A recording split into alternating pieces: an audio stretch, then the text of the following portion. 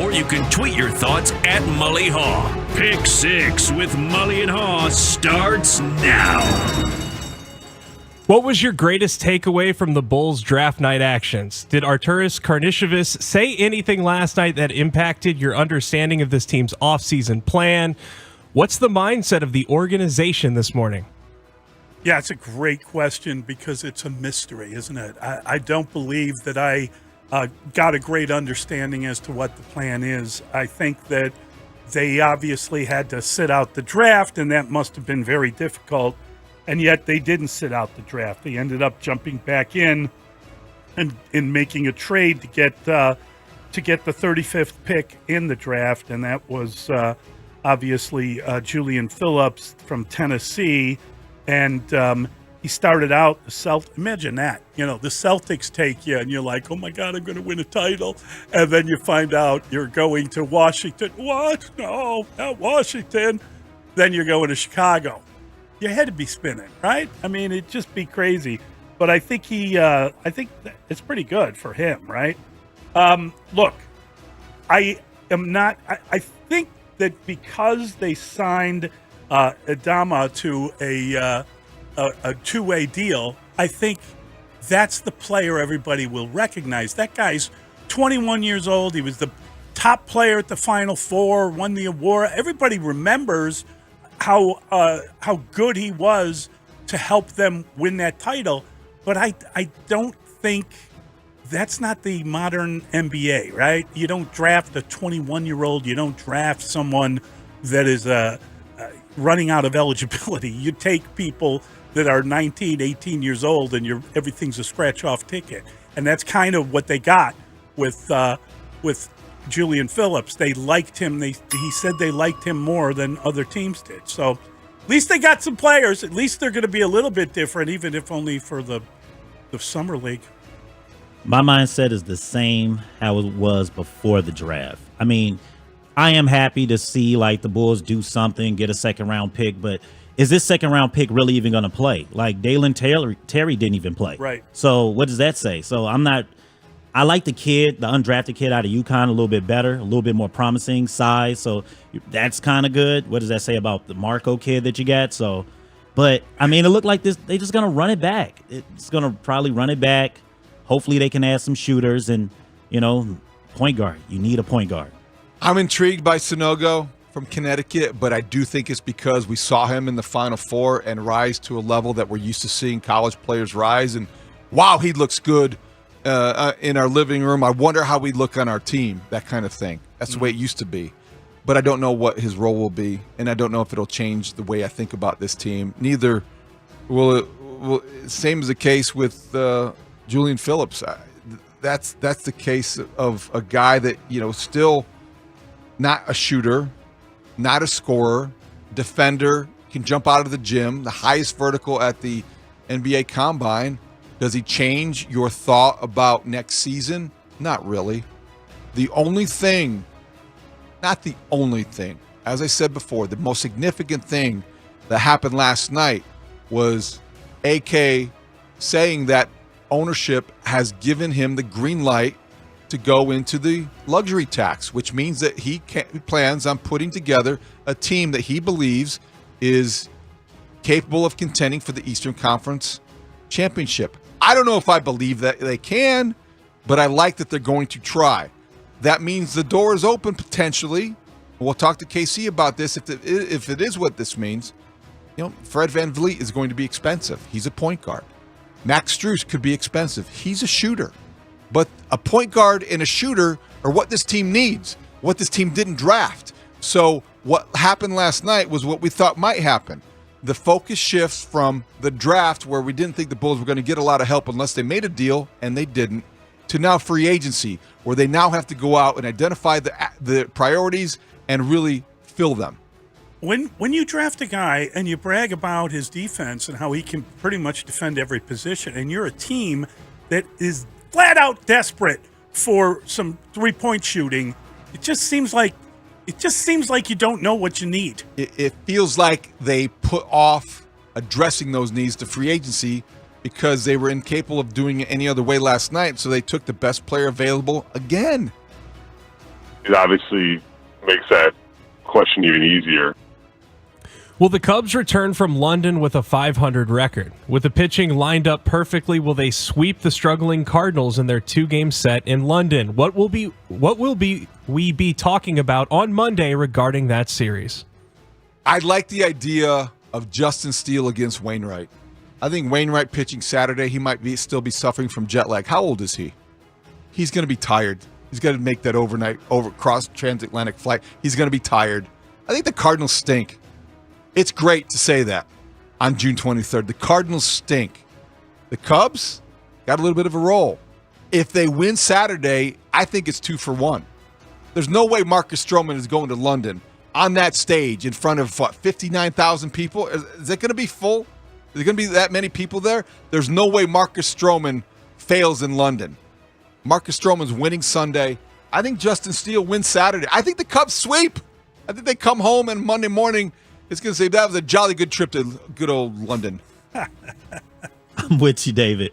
I got the Cubs sweeping. I mean, this is the best lineup that you want, the starting pitchers with Steele and Stroman. I think Stroman's still going to be phenomenal like he's been all season. Steele is getting back into form. And I think when we come back, we're going to be talking about how great the bullpen is great, just how great this pitching staff is coming for. And they're hitting better, too. Ever since Bellinger got back, they've been hitting better, too. So I got the Cubs sweeping this one. They will be 500 when we come back here on Monday.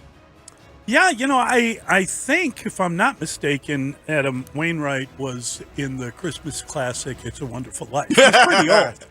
It seems like he's been around since Uncle Billy was falling over garbage cans. I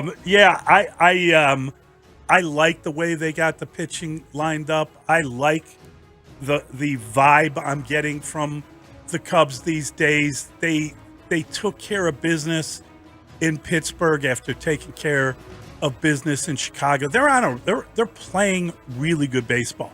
And the only thing that I'm a little concerned about is the freak show element of that stadium. If indeed the wind is coming down and the ball is traveling out, tunnel. That bothers me a little bit because the Cubs aren't designed to be hitting tons of home runs. Yeah, that's a good point because it's the only thing that really worries me about 10 home runs in 2 games last time they played baseball in this stadium would scare you a little bit. It would. And I mean, look, it's possible Nick Madrigal's going to hit a homer, right? Because if the wind is aiding.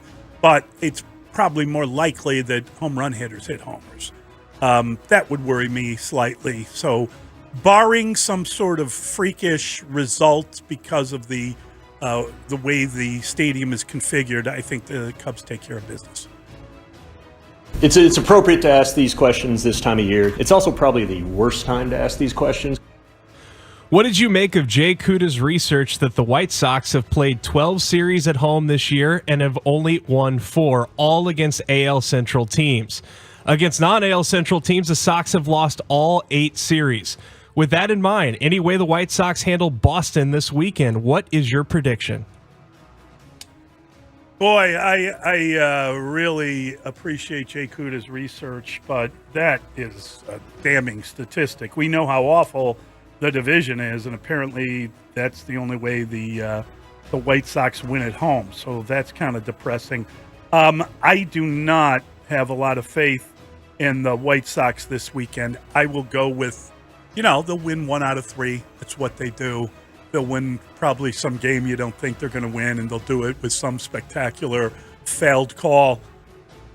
But no, I don't have a lot of faith in the White Sox winning a series against anybody, whether it's at home or on the road. They've got I know they're still in the division, and maybe because they're able to beat those terrible teams when they're playing them at home. But unfortunately, the schedule isn't overloaded with them. We have a balanced schedule, and that's going to damage the White Sox ultimately if they can't beat anyone when they're at home. The Sox make my head hurt. It's the same old story. Just every time we look at his stat, it's just so depressing. Even if they win this series, what does that do? What does that do? We're still so bad. We can't even get close to 500.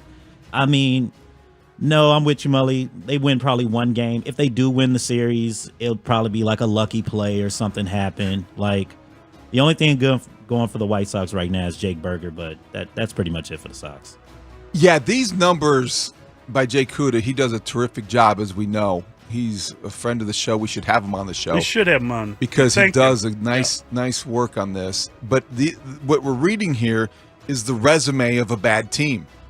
The White Sox are a bad team. They can fool themselves into thinking because they're in a bad division that they have a good chance of getting to the playoffs. Good luck with that. It's not happening. Or if it does happen, it's going to be one of the biggest stories in Major League Baseball, because to resurrect this season, it would take a miracle. I just don't see it happening. So, not a surprise. I think that maybe Lucas Giolito gets a victory tonight, but I don't have any faith in Lance Lynn coming back tomorrow. And whoever TBA is going to be on Sunday, is Tukey pitching? Is Tukey going to be there on Sunday for the White Sox? I don't know. They may have used Tukey too soon. Tukey too soon. Tukey too much. Tukey too long. What Tukey took too long? Well, traffic. That's why I didn't get there till 6 o'clock. But they should have started Tukey. Tukey should be used Tukey more can't be often. the answer to everything. It's just fun to say. They should start Tukey and then bring in Tukey when Tukey's done. Tukey needs to relieve Tukey? Yeah. That's too much Tukey. All right, so I think they probably lose Sunday. So I think, again, here come the Red Sox. Here come the White Sox. Prediction? Like Mr. T. Prediction? Pain. I love Tukey. Wow, that's a good question. Are you relieved to see Lance Lynn reinstated from the bereavement list, even if it costs Jimmy Lambert his roster spot, as he's now back in Charlotte? Lynn is on pace to pitch Saturday afternoon. How will he follow his last start when he matched the franchise record for Ks but lost anyway? I have no idea. We're not. I like to have an idea, but with Lance Lynn, how would you have ever guessed, after he looked like he was on the road to DFA world, he would strike out 16 and tie a White Sox franchise record? No idea what to expect, especially for a guy that hasn't been around the team. He comes back. He's a veteran. He's got experience and savvy. Those are his two best assets right now, experience and savvy, backed up by guile. I hope he has a good outing. I hope he goes out and gives them 5 strong. I hope he keeps the Red Sox at bay. But only because if he does that for a second consecutive time, it makes him more tradable. His best value to this team is as a trade asset, because he will have value as we get nearer the deadline, because somebody will convince themselves, if Lance Lynn continues to pitch, that he's the veteran they need to win them a big game.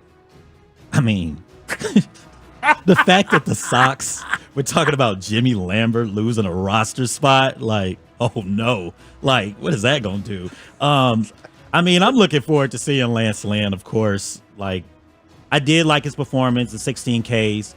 I just hope he can keep it going. I don't want him to take a step back. You want to see it keep it going. I don't really care if the Sox win or lose. If it adds to trade value overall, that's better. And you got to get rid of this guy. I'm sorry. He hasn't had a good year, and the Sox are not going nowhere. That's the only reason why. But Jimmy Lambert. I got to tell you, this question is dripping with sarcasm. It's like you can barely get through reading it, let alone answering it. I don't know why you would go that route, but it's one of us writing the questions, and I'm pretty sure it's you. Wait a second. And I don't appreciate that. This was making not fun me. of this team. Come on now. Was this me? I can't even remember. I was too yeah. engrossed by the draft. Yeah. Well, it was one of us. Okay. And it's dripping with sarcasm. Yeah, So well, clearly it's not me, given my sincerity. Exactly. Especially when it comes to the White Sox. You have no issues there.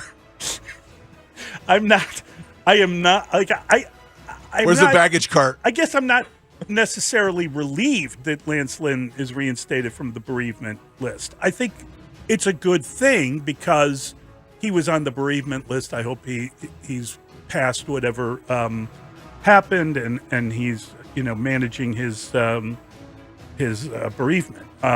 But I am very curious. I think they need pitching. I think they need somebody to do something. And I'm very curious to see how he follows that up. Did Lance Lynn learn something? Did he tried some different things? Or was that a flukish, whatever, 16 strikeouts, 17 strikeouts. I don't think it was flukish. I'm very curious to see if he's found something new, and I think we will learn that pretty quickly in that outing. He's been awful bad. I mean, he's been awful and bad, but he was very good in that game. And frankly, whether he is able to be as good as he was, whether he's throwing the kitchen sink, as they said during that broadcast, or the team just owes him one, guess what? They owe him one, because not getting the runs to support that pitching performance should be shameful for all of the players on the team. And maybe, just maybe, regardless of how many he strikes out, he gets some run support. What was the other part of that question? Our guy John Heyman wrote in the New York Post that the Yankees would be a good fit for Cody Bellinger because of his dad. Clay was a part of the Yankees title team in the 90s. Do you think the Cubs are going to be more likely to keep or trade Belly? Does his situation get overlooked in the Marcus Stroman preoccupation?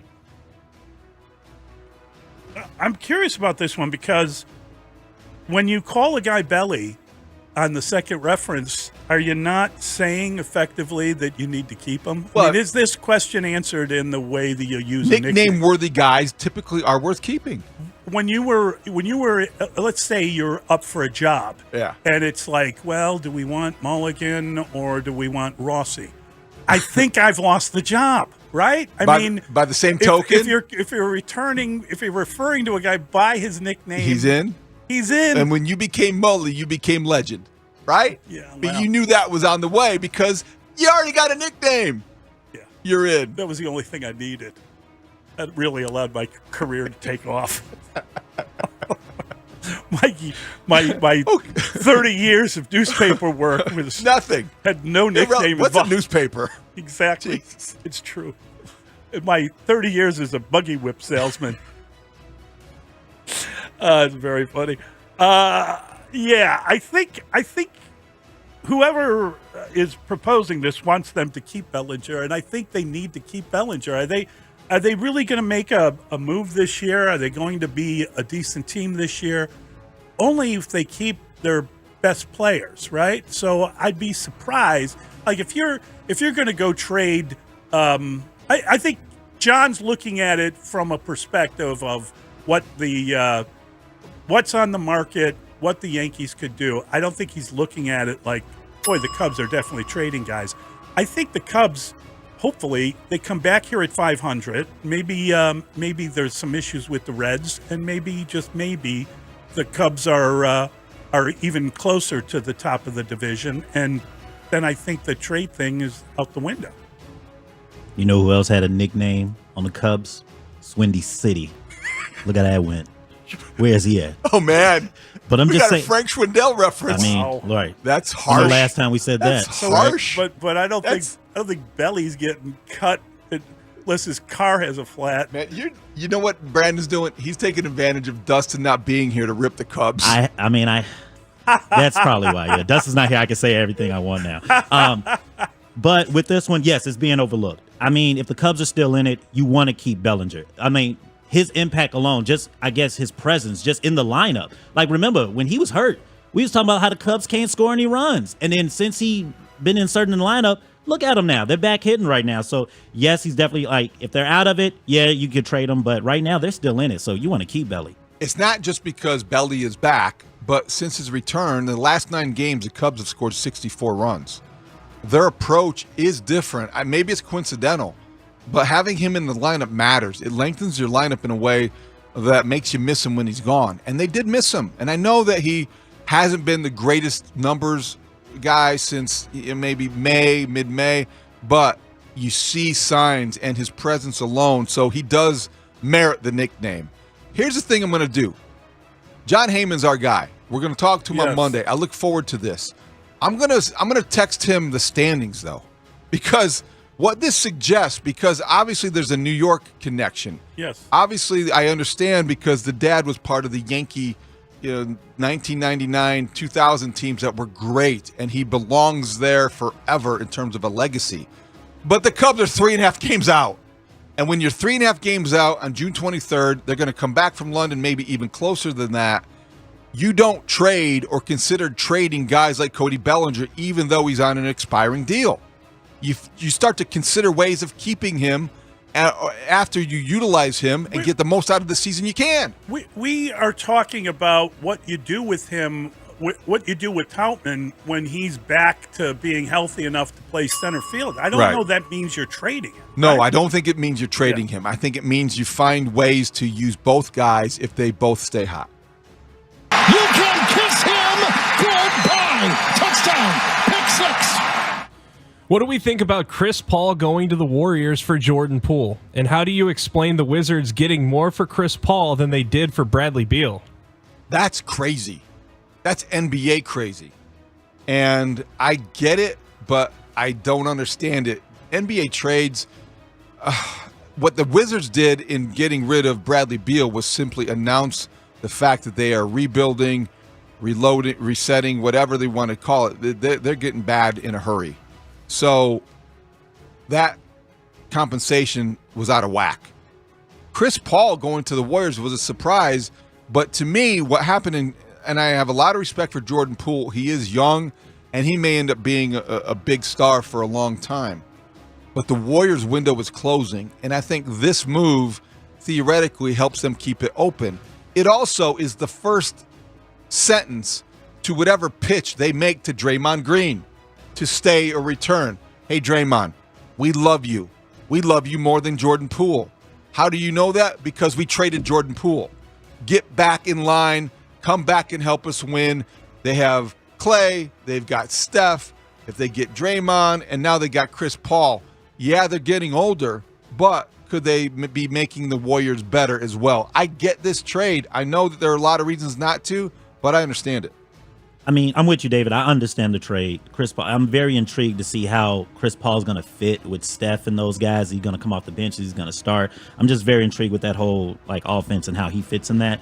But the Wizards are just shocking me right now. They don't want no players. They just want picks. They got a total of 10 picks for that Bradley Beal trade. A bunch of second rounders. And on top of that, they got more picks from the Bulls because they traded for that 35th pick. So it's the Wizards just want picks. But when it comes to Chris Paul, I mean, that kind of shocked me a little bit. I can't wait for the NBA season to start because I want to see how that happens. I got to tell you, I think there's more going on here. I mean, Jordan Poole and Draymond Green got into it. Draymond popped him in a practice.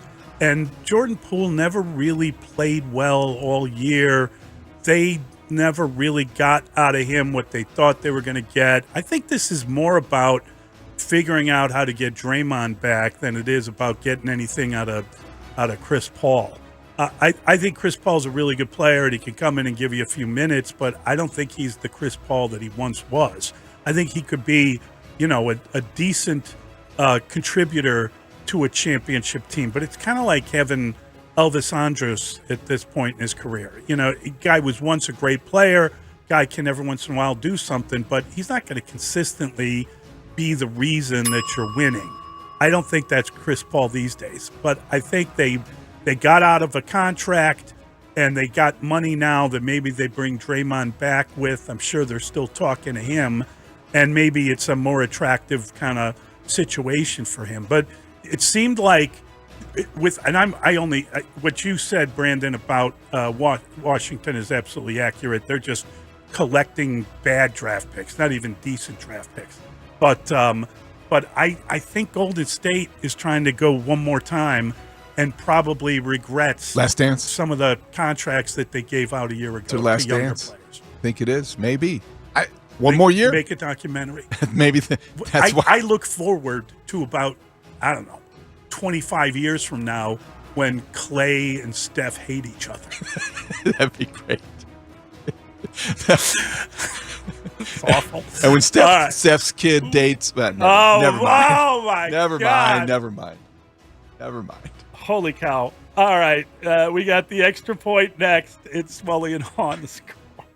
The Score is Chicago sports. Chicago sports is The Score. Thanks for keeping us the #1 and most listened to sports station in Chicago. Listen on your radio, laptop, mobile device through the Odyssey app, AUDACY, or tell your smart speaker to play.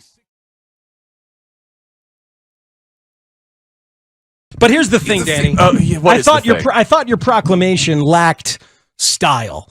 Thank you. I thought it lacked panache and pomp and circumstance, frankly. I should have thrown a party. You should have. One option I thought was like, you should have had a bell be like the town crier and wear like a robe, something like that to make a big deal. Like if I was doing a proclamation, there would be crumpets and there would be strumpets. Oh no, what do you And have there would here? be trumpets. Oh my God! Really, you gotta go. You gotta go all out, and you don't know how to do that sometimes. No, I don't. Right, guys? He's not big with like ceremony and like love this. and like props and stuff. Oh my God, we didn't like know if this you're was gonna coming. proclaim, you ready? God. You can do it again after. All right, yeah, sure. Ladies and gentlemen.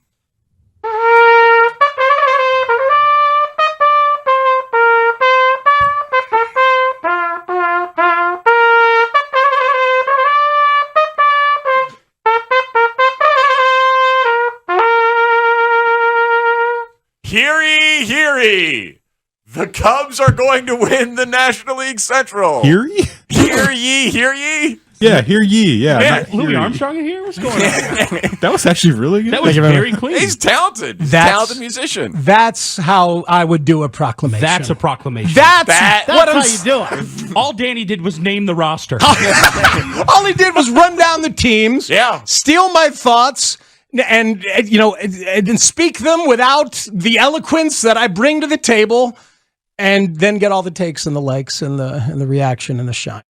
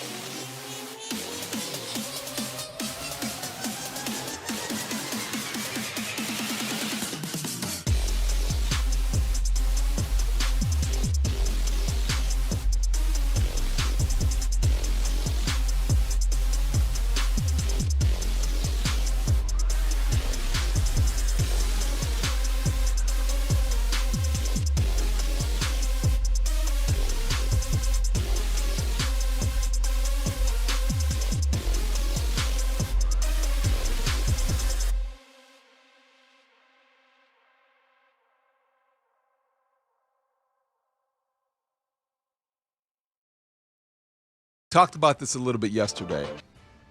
I don't think it's either baseball team's narrative because I think the Sox is pretty well established, and there's nothing incorrect or I think inaccurate about thinking that they are underachieving and dysfunctional. With the Cubs, sometimes we can overstate the significance of a winning streak, and we see sometimes things we want to see because I think it's inherent in a lot of Cub fans to be naturally or overly optimistic. Maybe a lot of fan bases are like that, but maybe the Cubs more so. But they have lost enough in recent memory, the last 2 seasons specifically, that I think there's a little bit of cynicism that maybe has crept in. The Blackhawks aren't going to be really relevant until the draft, and I think we have, those narratives are pretty predictable. Connor Bedard changes everything. The Bulls, we're talking about that today, kind of close. AK, kind of stuck in purgatory. That's a narrative that I think is also, it reinforces itself every single day, especially on nights like last night. So here we are with the Bears. To me, this is the narrative that I think is a little bit overblown. I have a ton of respect for what Justin Fields has done as a young quarterback. I'm excited about his potential and think his ceiling is high. I probably don't think it's as high as some people in this town, and I think that we tend to overstate exactly how far he has come, what he has accomplished, and where he might be headed.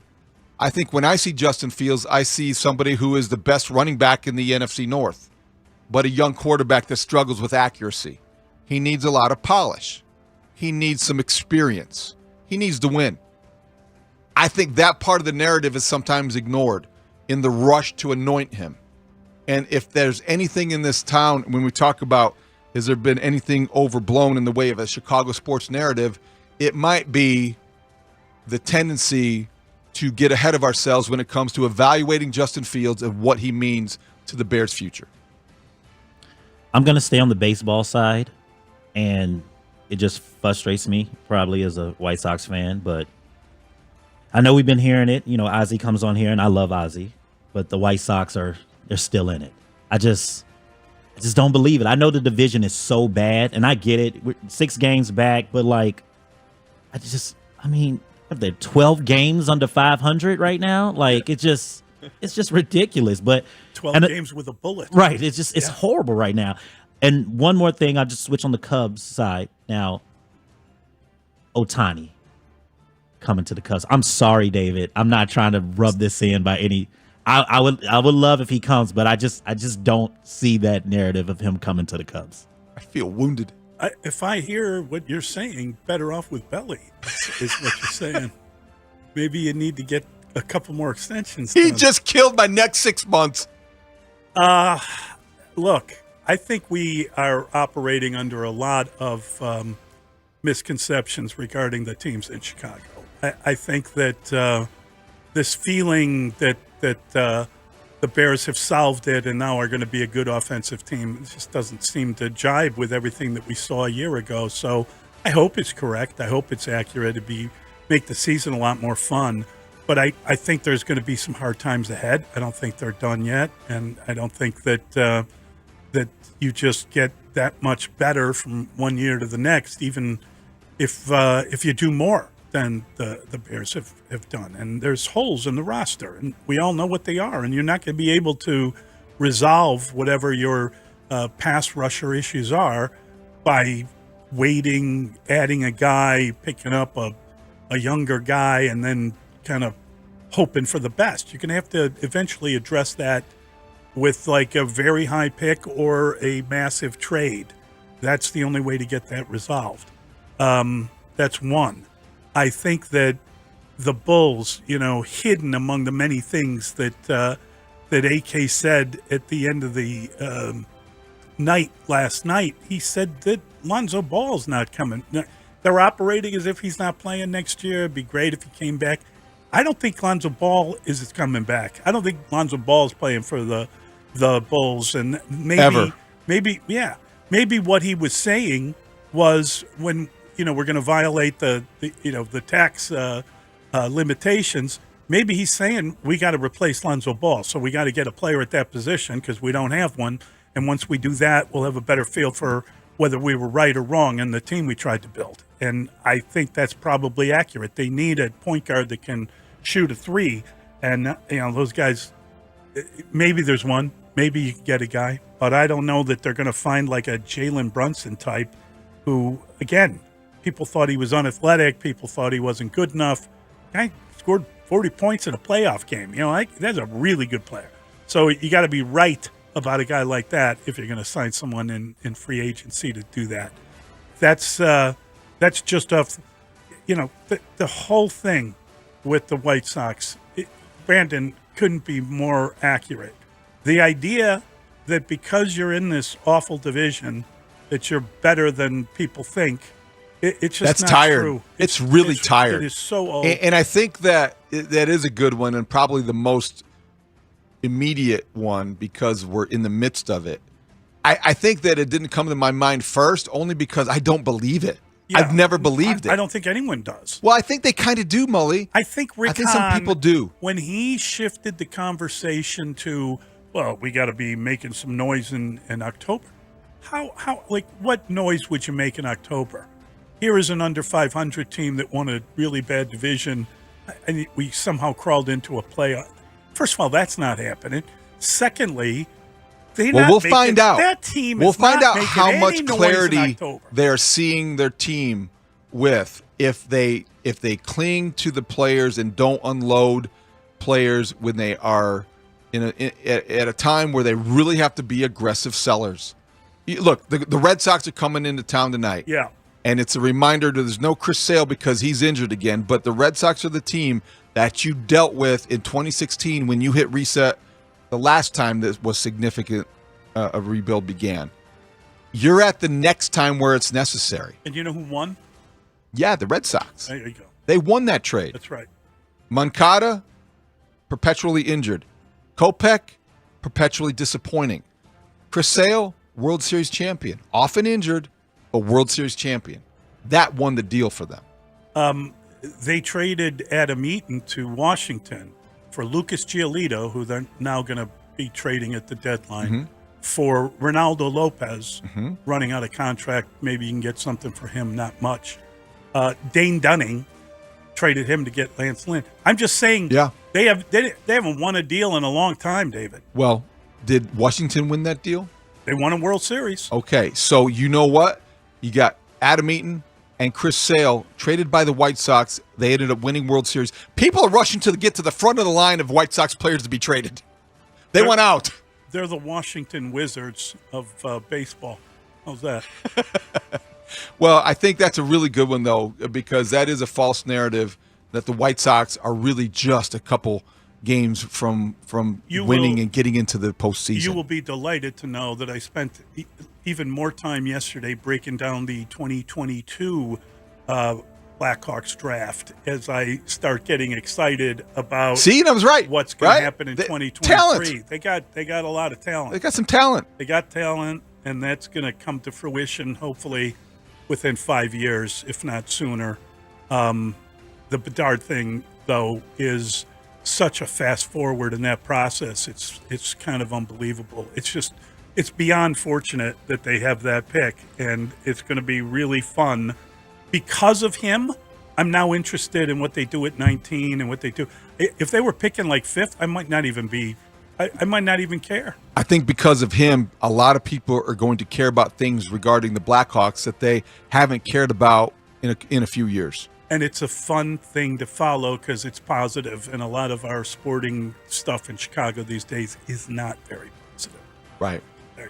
There you go. All right. There are a lot of false narratives in Chicago. We'll talk about it. 312-644-6767. Mully and Haugh on the score. Hey, Chicago, it's Dansby Swanson. You're listening to the Mully and Haugh Show, mornings 5:30 to 10. Swanson drives one in the air. It's got a chance. That ball is gone. Home run. Dansby Swanson. His first in a Cub uniform. On 670 The Score.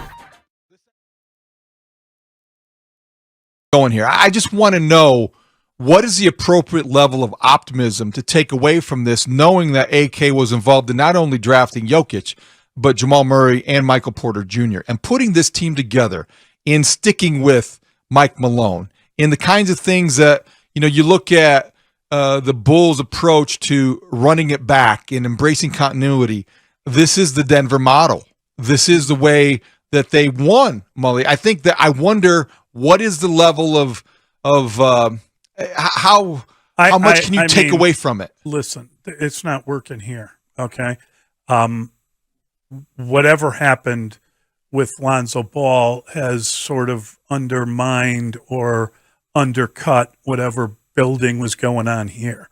And unfortunately, because we've never seen that team capable of staying together, now you got DeMar DeRozan aging out a little bit. I don't know. I don't know that I take that much away from Denver's That's a fair answer. I don't know if it's... And you know why? Because what's happened with this team is very reminiscent of what happened with the previous team. The previous time they tried to build a team, they never got everybody on the floor at the same time. Well, they were... So it's almost like a curse of the Bulls. An injury impeded the progress and killed all the dreams that they had. Yes. And it's interesting to look at, why did that happen in the Derrick Rose situation? Well, we don't need to revisit that. Why is this happening in the Lonzo Ball situation? It's repeating history, unfortunately. But you know what? And I know no two situations are alike, but it only just, I think, magnifies how special what the Nuggets have done, because they overcame their own catastrophic injury to a key part of their core. Jamal Murray came back from a very bad knee injury, and he's an NBA champion today. Continue to win while that, the Bulls kind of became 500.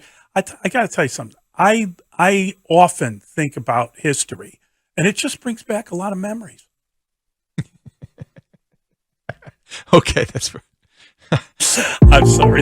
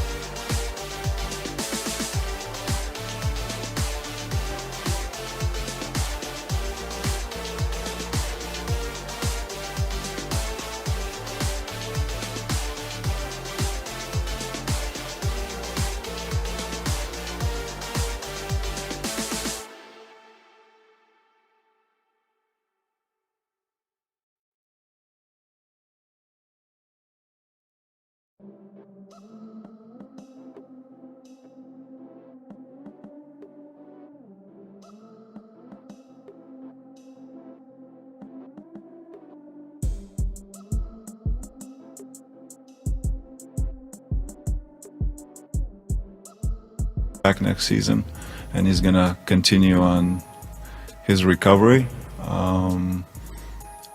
If he comes back, it would be great, but we're just gonna treat this off season and getting ready for the season that he's not gonna be back next season. Mully and Haugh, Chicago Sports Radio 670 The Score. That is Arturas Karnisovas talking about Lonzo Ball, and the update is not a very pleasant one. Lonzo, of course, just went through his third surgery in 14 months, and he will not be back next season. Confirmation of what everybody really knew, Yeah. right? Yeah. That's what we heard last night. The Bulls seem to be the last people to know or to want to admit it, yeah. that Lonzo Ball was not coming back. Now it's just a matter of will he ever play in the NBA again? And frankly, what the Bulls do as a result of him not really being available for the majority of his contract. They have a couple options. You talked about yesterday, I think you referenced the disabled player exception. Mm-hmm. That would give the Bulls a $10 million salary slot. I don't know if they're going that direction. He said they weren't. It sounded like, he not at this time, I suppose. Not at this time is, leaves him some wiggle room. Right. But, and also the wave and stretch idea where you can pay the remaining salary over twice the number of years remaining on the contract plus one, not at this time. So I think that there are some options available contractually, but the bottom line is if you're looking at next year's roster, you're somewhat relieved to know the Bulls aren't under any delusion that Lonzo Ball is going to help them. So you know what that means? You're moving on. They're moving on. They're moving on. Yeah, no question. From a roster perspective, from a philosophy perspective, there's nothing holding them back. The updates are going to be fewer and far between. And I think that now you think, what do they need and who fills that void? And I mean, they could very well go for that disability exception. They are going to meet, he said, as a group and make a decision. They weren't ready to announce that yesterday night, but they have to be reasonable and understanding of the situation they're in. And frankly, I don't know that they have much choice if they're going to go out. I mean, think about it. Are you going to go to your boss and say, hey, listen, there is this luxury tax, but you don't care, right? We can exceed that. Okay, we'll exceed it. Or do you go, hey, we can get $10 million back and maybe only exceed it by a smaller amount. What do you think? I like that option. And I think Michael Reinsdorf will as well. When you look at the possibilities of replacing Lonzo Ball, and you're not really replacing Lonzo Ball anymore, are you? You're looking for a point guard that's going to be impactful. I do wonder where I would love to see their list of priorities or maybe their dream scenarios, because I wonder what is number one. I wonder where Patrick Beverley is on the list or if he's on the list at all. Yeah. I would sense that he would be because he did fit very well and his chemistry issues they speak for themselves. He's going to be an impactful player. But that also, you're not going to overpay for that. No, that is the problem. If he wants $13 million a year, you can forget it. Yeah. It's bye-bye, go fix somebody else's locker room. I don't think that he's worth that, and he may not agree. Certainly you're going to ask for whatever you think you're worth. But I want to know, and we don't know, is he a priority? Is he somebody that is a backup plan? And if so, is he a backup plan's backup plan? Is he plan A, B, C, D, or E? Yeah, that is a fair question. And I don't think he's a backup plan for the Bulls. I'm not saying they won't bring him back, but I think they're looking for a starter at the point guard position, and that's what they need to get. And I think that when you admit that Lonzo Ball isn't coming back, I don't think their desire is to replace that player. Their desire is to replace that position. Yes. They've got to replace the position. They got to have someone that can help them in that way. And I think that the way that Pat Bev helps them is as sort of it's a different type of role, and it's not a starter role. And in the backcourt, AK also confirmed that, or revealed that they'll extend qualifying offers to Kobe White and Io. Yeah. So you'll have likely those two guys to contribute, but neither one of them, I think, are what we're describing, or I think hoping the Bulls Kobe pursue. can shoot a three. Oh, he can shoot a three, but yeah. he's not going to be your lead point guard. No, but I liked kind of if I'm choosing between those guys, I would like them to keep Kobe White.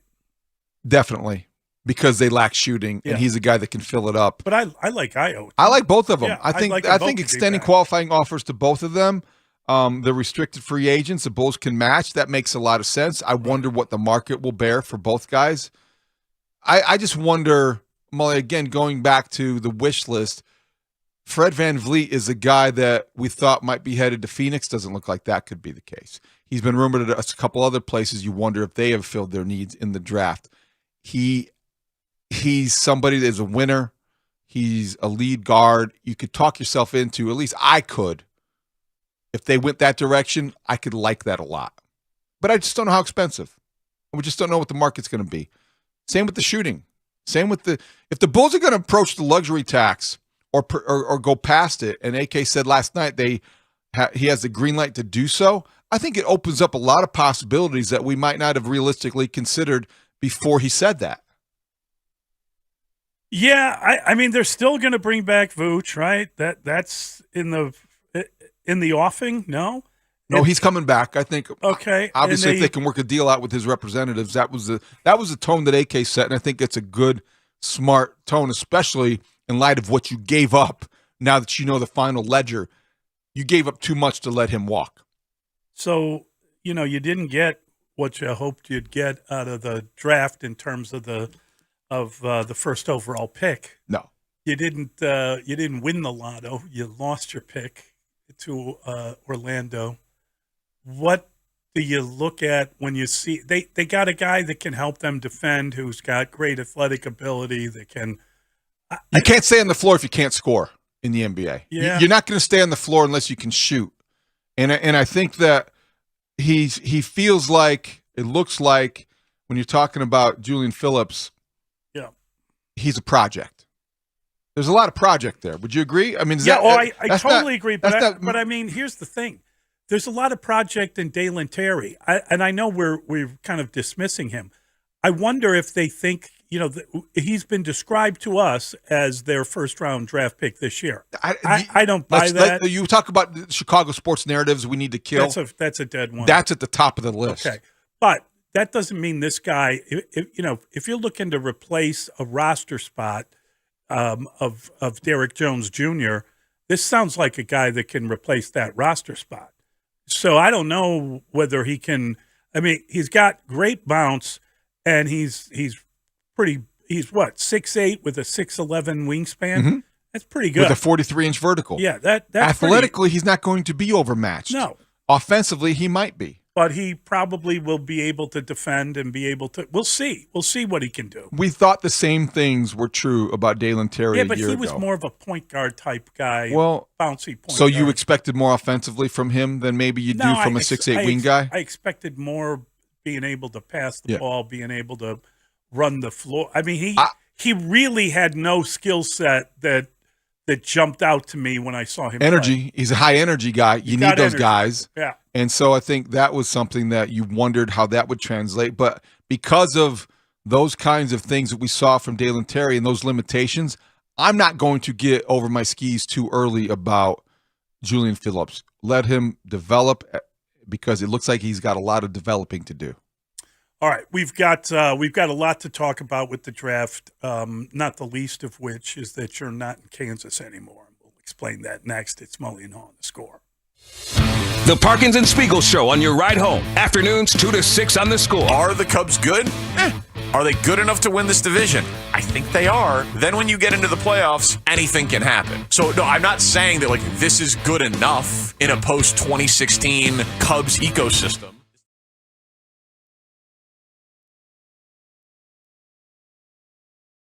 I'm listening to Danny Parkins, and they ended the show, Friday. You know how we all are. Last segment of the week, you're like, okay, we're just done here. And Tanny Chris Tannehill, obviously, setting Danny up for a nice, easy tribute at the end of the show with Meatloaf and Louis Anderson passing away. And Tanny set him up, and Danny might have missed. His name is Robert Paulson.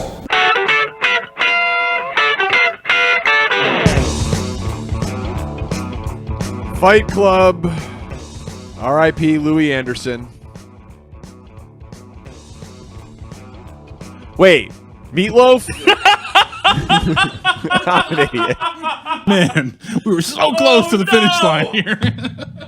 Oh, no. Both are appropriate. I was reading about Louis Anderson during the break. Fight Club. R.I.P. Louis.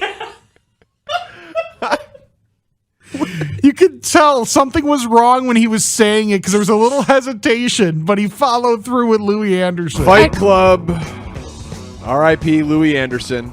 That was Fight Club, and Louis Anderson did die. So technically, he's still correct. Yes, they aren't independently incorrect. It just one has nothing to do with the other. So now we can just use R.I.P. Louis Anderson for everything. R.I.P. Louis Anderson. Yep, that's right. The we all accidentally RIP'd people. R.I.P. Louis Anderson. Wait. The best is he's so smooth. The end of it is pricelessly good. Fight Club. R.I.P. Louis Anderson. Wait. The pause, Wait. the pause between R.I.P. Louis Anderson and wait. You're like, hold on. Like you know Shane and Tanny lost it. Yeah, it's also the music underneath, the boogie woogie blues underneath. I don't know what I can't tell exactly what it is, but that sounds like some sort of Texas boogie Fight woogie. Club. R.I.P. Louis Anderson. Wait. He saw, yes. Okay, he's sitting here. He looked through the glass and he saw Shane absolutely explode, and Tanny do one of his like hands in the air, like whoa, and the lean back in the chair. That's exactly what he saw. He knew something went wrong. It's like when you see the phones all light up. Yep. And I know that I've misidentified something, but that is, oh my God, that's wonderful. Yeah, the wait is my favorite part. It's not even close. Oh, that's Paradise by the Dashboard Light? That is that part of it? I don't know that part of it. IDK. I guess I don't know the song that well. That's just so, the pause. Fight Club. R.I.P. Louis Anderson. Wait. The silence gets longer and longer the more you listen to it.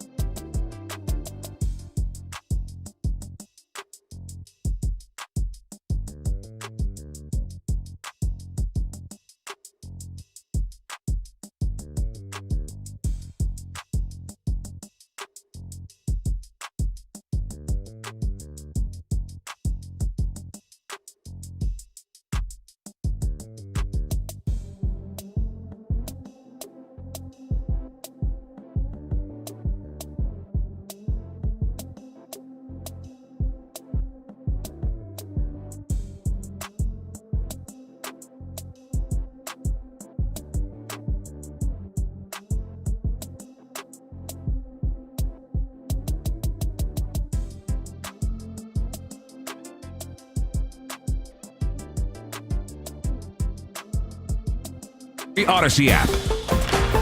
The Score! This hour is brought to you by Menards. Save big money at Menards. What did you like about Julian Phillips? Well, our group liked him. He's, ex-McDonald's, All-American, freshman, 19 years old, multi-positional defender. Athletes in the draft, 43-inch vertical, and, he can step in right now, probably can defend on our level, but he has a lot of things, obviously, to improve, but we're looking forward to. He's very young and he's very talented. Mully and Haugh, Chicago Sports Radio 6-7 to the Score. Yes, indeed. The Bulls did get a player out of the draft. They did make a trade. They did trade in and get the 35th overall pick, and that is Julian Phillips, and he is a guy that played well in the SEC, Tennessee product. From Texas. From Texas, but he's a perfect CPS pick. Julian Phillips. You got to love that. A little symmetry there. I don't know how he fits in. He's not a scorer. 8.3 points per game. 24 minutes. He can defend. 25 starts. Yeah, he can defend. But you have to play offense in order to earn the right to play defense. Well, you've got to stay on the court. There are guys in the league that are defensive specialists that can find a place for themselves. I just am surprised that they did not take someone who would score for them, right? I think if we look at the Bulls, we say who's taken a three. They've got the worst three-point shooting in the league, or who would be that guy in the draft? But see, I think what happens with Mully, and this may be oversimplifying it, but when you see how many young players were drafted in the first round and how this has become the trend, how many teenagers went off the board, a lot of times the guys we're talking about, seasoned three-point shooters, are guys who are, specialists, yes. Guys who are somewhat developed that over time, are more polished as shooters. What we saw last night, I think, throughout the first round, guys who are tremendous athletes but unfinished and unpolished players. Scratch-off tickets. Yeah. Guys that, you think, wow, look at the size of this athletically guy. Gifted, yes. But maybe technically they've got a long way to go. Learn the game. Yeah, mechanically as shooters, as scorers, whatever. Just the nuances of the pro game, the NBA game, they're going to come over time that people don't seem to have anymore. So they draft a lot of teenagers. That's why last night's draft, you saw so many parents on display who were there. It's changed over the years. Mm-hmm. These are guys whose names that, even first rounders, you're like, where did he come from? Well, there were a lot of guys. Where did he play? Yeah, I mean, starting with the third pick in the draft, first of all, Wembanyama is a guy that is on a short list of never played college basketball and were number one overall picks. There's right. Not a ton of guys like that. I mean, obviously LeBron is one and went right into the NBA, and there are different examples like that. But it's unusual to see a guy come from France, and they're coming. There are a lot of different dudes from France ended up getting taken. One of his teammates was taken fairly high.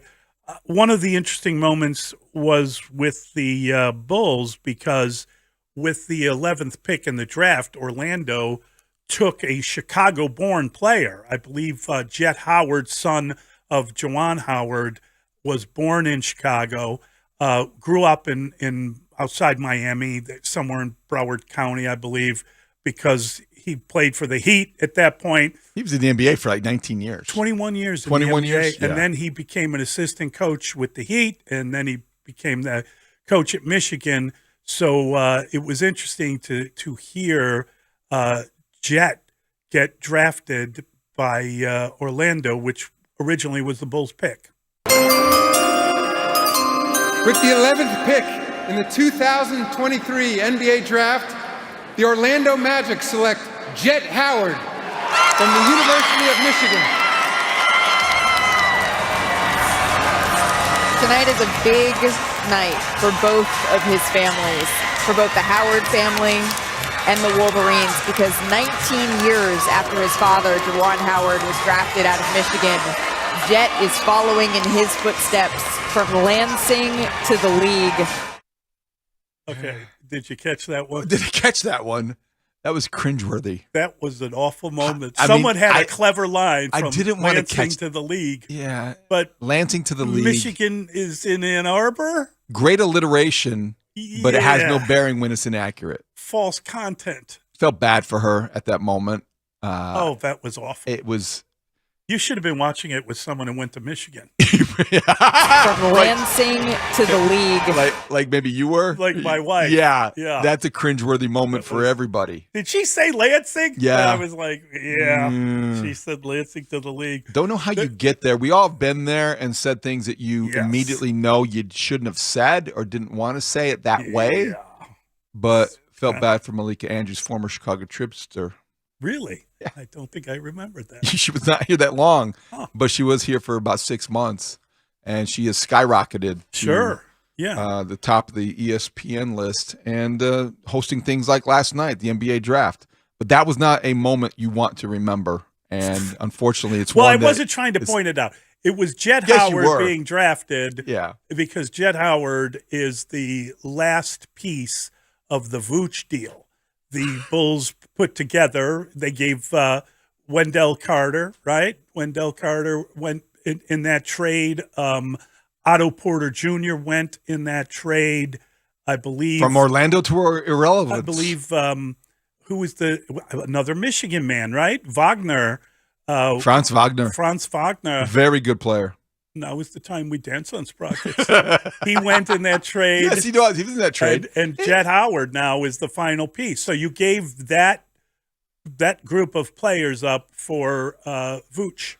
That's why it had significance to the Bulls, because now you can do the final accounting and you can compare, and you don't like the way it adds up. It's two guys from Lansing, I believe. Oh, no, Ann Arbor.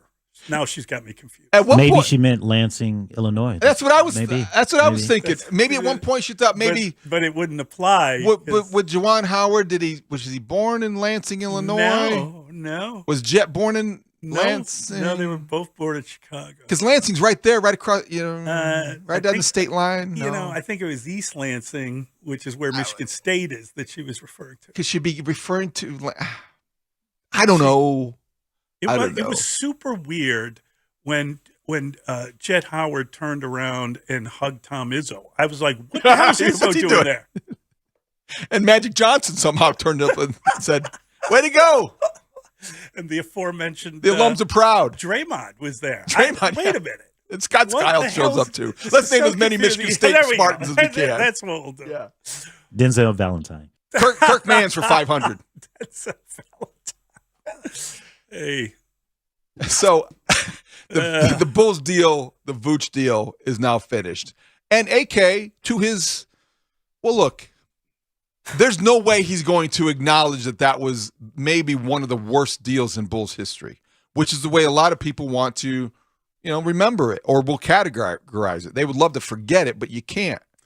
It wasn't a deal that the Bulls, you understood it when they happened, but it's not one that you look back and think, oh, yeah, we would do it again. No way.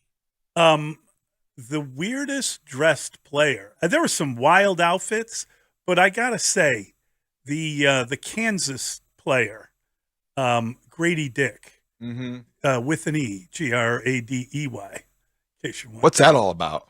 I think he was doing like a nod to the Wizard of Oz because he's from Kansas, so he based his suit jacket on Dorothy's slipper, right? Isn't that what it was? Do we have a little Grady Dick explaining himself?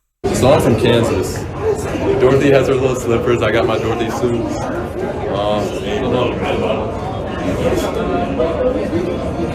And then we got the logo, new logo, GD. Around a neck. A little subtle though, a little subtle hands. Nothing subtle about that getup. That was like the most ridiculous, like bright red rhinestone looking suit I've ever seen. Mm-hmm. And it was so funny because people were going after him on Twitter. Like, it was really amusing. Someone said that he looked like a Moldavian rapper who was trying to look fashionable, and then someone responded like, what do you do for a living in that suit? And someone responded, figure skater. He looks like he was wearing an outfit he could at any point. I think he had puffy shoulders too, didn't he? It did look like he had a little puffy shoulders going there. Yeah. If you wear that, you deserve all of the Twitter abuse that you're about to take, because it's just you're asking to be critiqued. It was just so funny. No, it was like weird. So now he follows the yellow brick road all the way to Toronto? Is that where he's headed? The Raptors?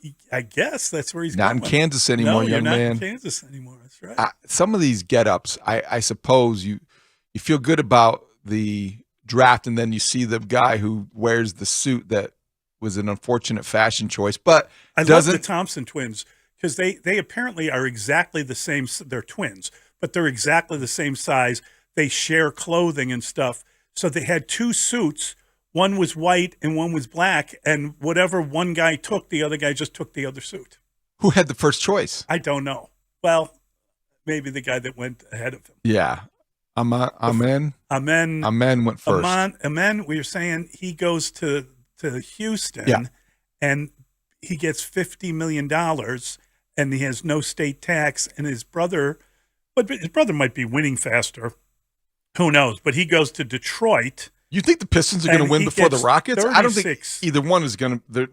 Neither one is in a hurry to the playoffs. I think the Pistons have a lot of pieces. A lot of talent. Yeah. Now they have the coach. Yes. Maybe they are. I'm taking them. Going to be a problem. And in that matchup, I'm taking. You think the Pistons are ahead of the Bulls? Yes or no? I'm taking the poorer brother. Okay. Do you think that the poorer brother will beat the Bulls to the playoffs? No, I think the Bulls will find a player in free agency that will improve their team and not get hurt. I think that after last night, holding on to Zach LaVine, holding on to DeMar DeRozan, feeling confident and sounding like they're going to re-sign Vooch, means that you just suggested that they're going to be aggressive in free agency. You better be. Now you got to follow through. It seems like AK knows something.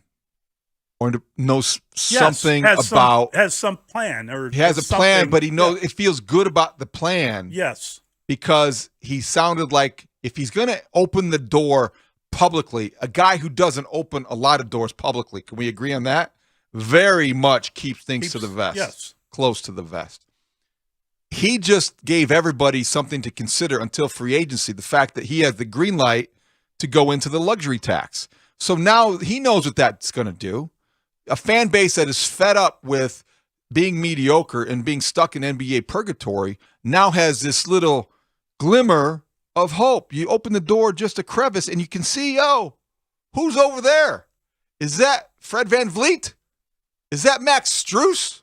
You and your Max Strus, you gotta take. Is that Bruce Brown? Okay, I'll get off my local thing. I mean, but you ruin your whole Max Strus ruins Fred VanVleet. Why? You keep connecting them. Okay, I'm connecting a point guard and a shooter. Yeah, you need a point guard and a shooter. No, I don't know that they have enough money for both. I think they need a point guard, and I think the point guard needs to be able to shoot. I'm with you there, but I don't know that Max Strus is one of these guys who's an extraordinary story. A guy that isn't even recruited to like a Division I college out of high school. And he ends up going to Lewis, transferring to DePaul, and he comes to the Bulls, and then he winds up in Miami, the culture, all that stuff. And he ends up being a starter and a contributor. But I mean, it's an amazing story. But I don't know that he's the answer for the Bulls. And I don't know they could get him and the other guy without going over the Maybe they don't get both guys, but I think that I accept all of the teasing that you want to level at me for. I do like the story. I do like the narrative. I do like the family. But it goes beyond that, Mully. this is a guy that is a proven I agree with you. contributor to a playoff team. He could help. So when I say Van Vliet and I mentioned Max Strus, I don't necessarily think that's pie in the sky to think that both guys would be coming to Chicago because they're both local guys with local connections in Rockford and Chicago and DePaul and all that stuff. But it could be either or. If you don't get Van Vliet, you got to get a shooter, and you're going to have to overpay. You got to get one or the other now that you've opened the door. I guess that's my overriding point, is that I'm not arguing that. I'm saying you need the position of point guard. I don't know who's going to run the point for you if you don't get a point guard. you've got to spend now to get that guy. Well, but Lonzo Ball's not coming through that I know. door. So is it going to be Patrick Beverly? Is it going to be Van Vliet? Is it going to be somebody else who is Larry Bird is not coming through that door. Oh, that would be something, wouldn't it? Somebody like that. Strus is going to end up on a good team and he's going to get paid well. Bruce Brown is the Nuggets' sixth man who is going to be in free agency because they drafted two guys last night that might be able to get into their rotation. They got the kid from Penn State. Did you see that? Mm-hmm. Now, see, why do the Nuggets keep doing things that just seem to make a lot of sense? They get Jalen Pickett in the second round, 32nd overall. Yep. And that, to me, is one of those guys that you feel like, and they got the kid from Gonzaga as well, Strother. They've got two guys that may not be great NBA players, but you could see in that system, surrounded by that talent, them playing a role, much like the Brown kid did last year for him. Certain teams remind you why they are as consistent as they are on nights like last night. I think Jalen Pickett is a good player, played great for Penn State. I'll be very curious to see what role he fills in Denver. I think they do a really good job, and I like the way they put that team together.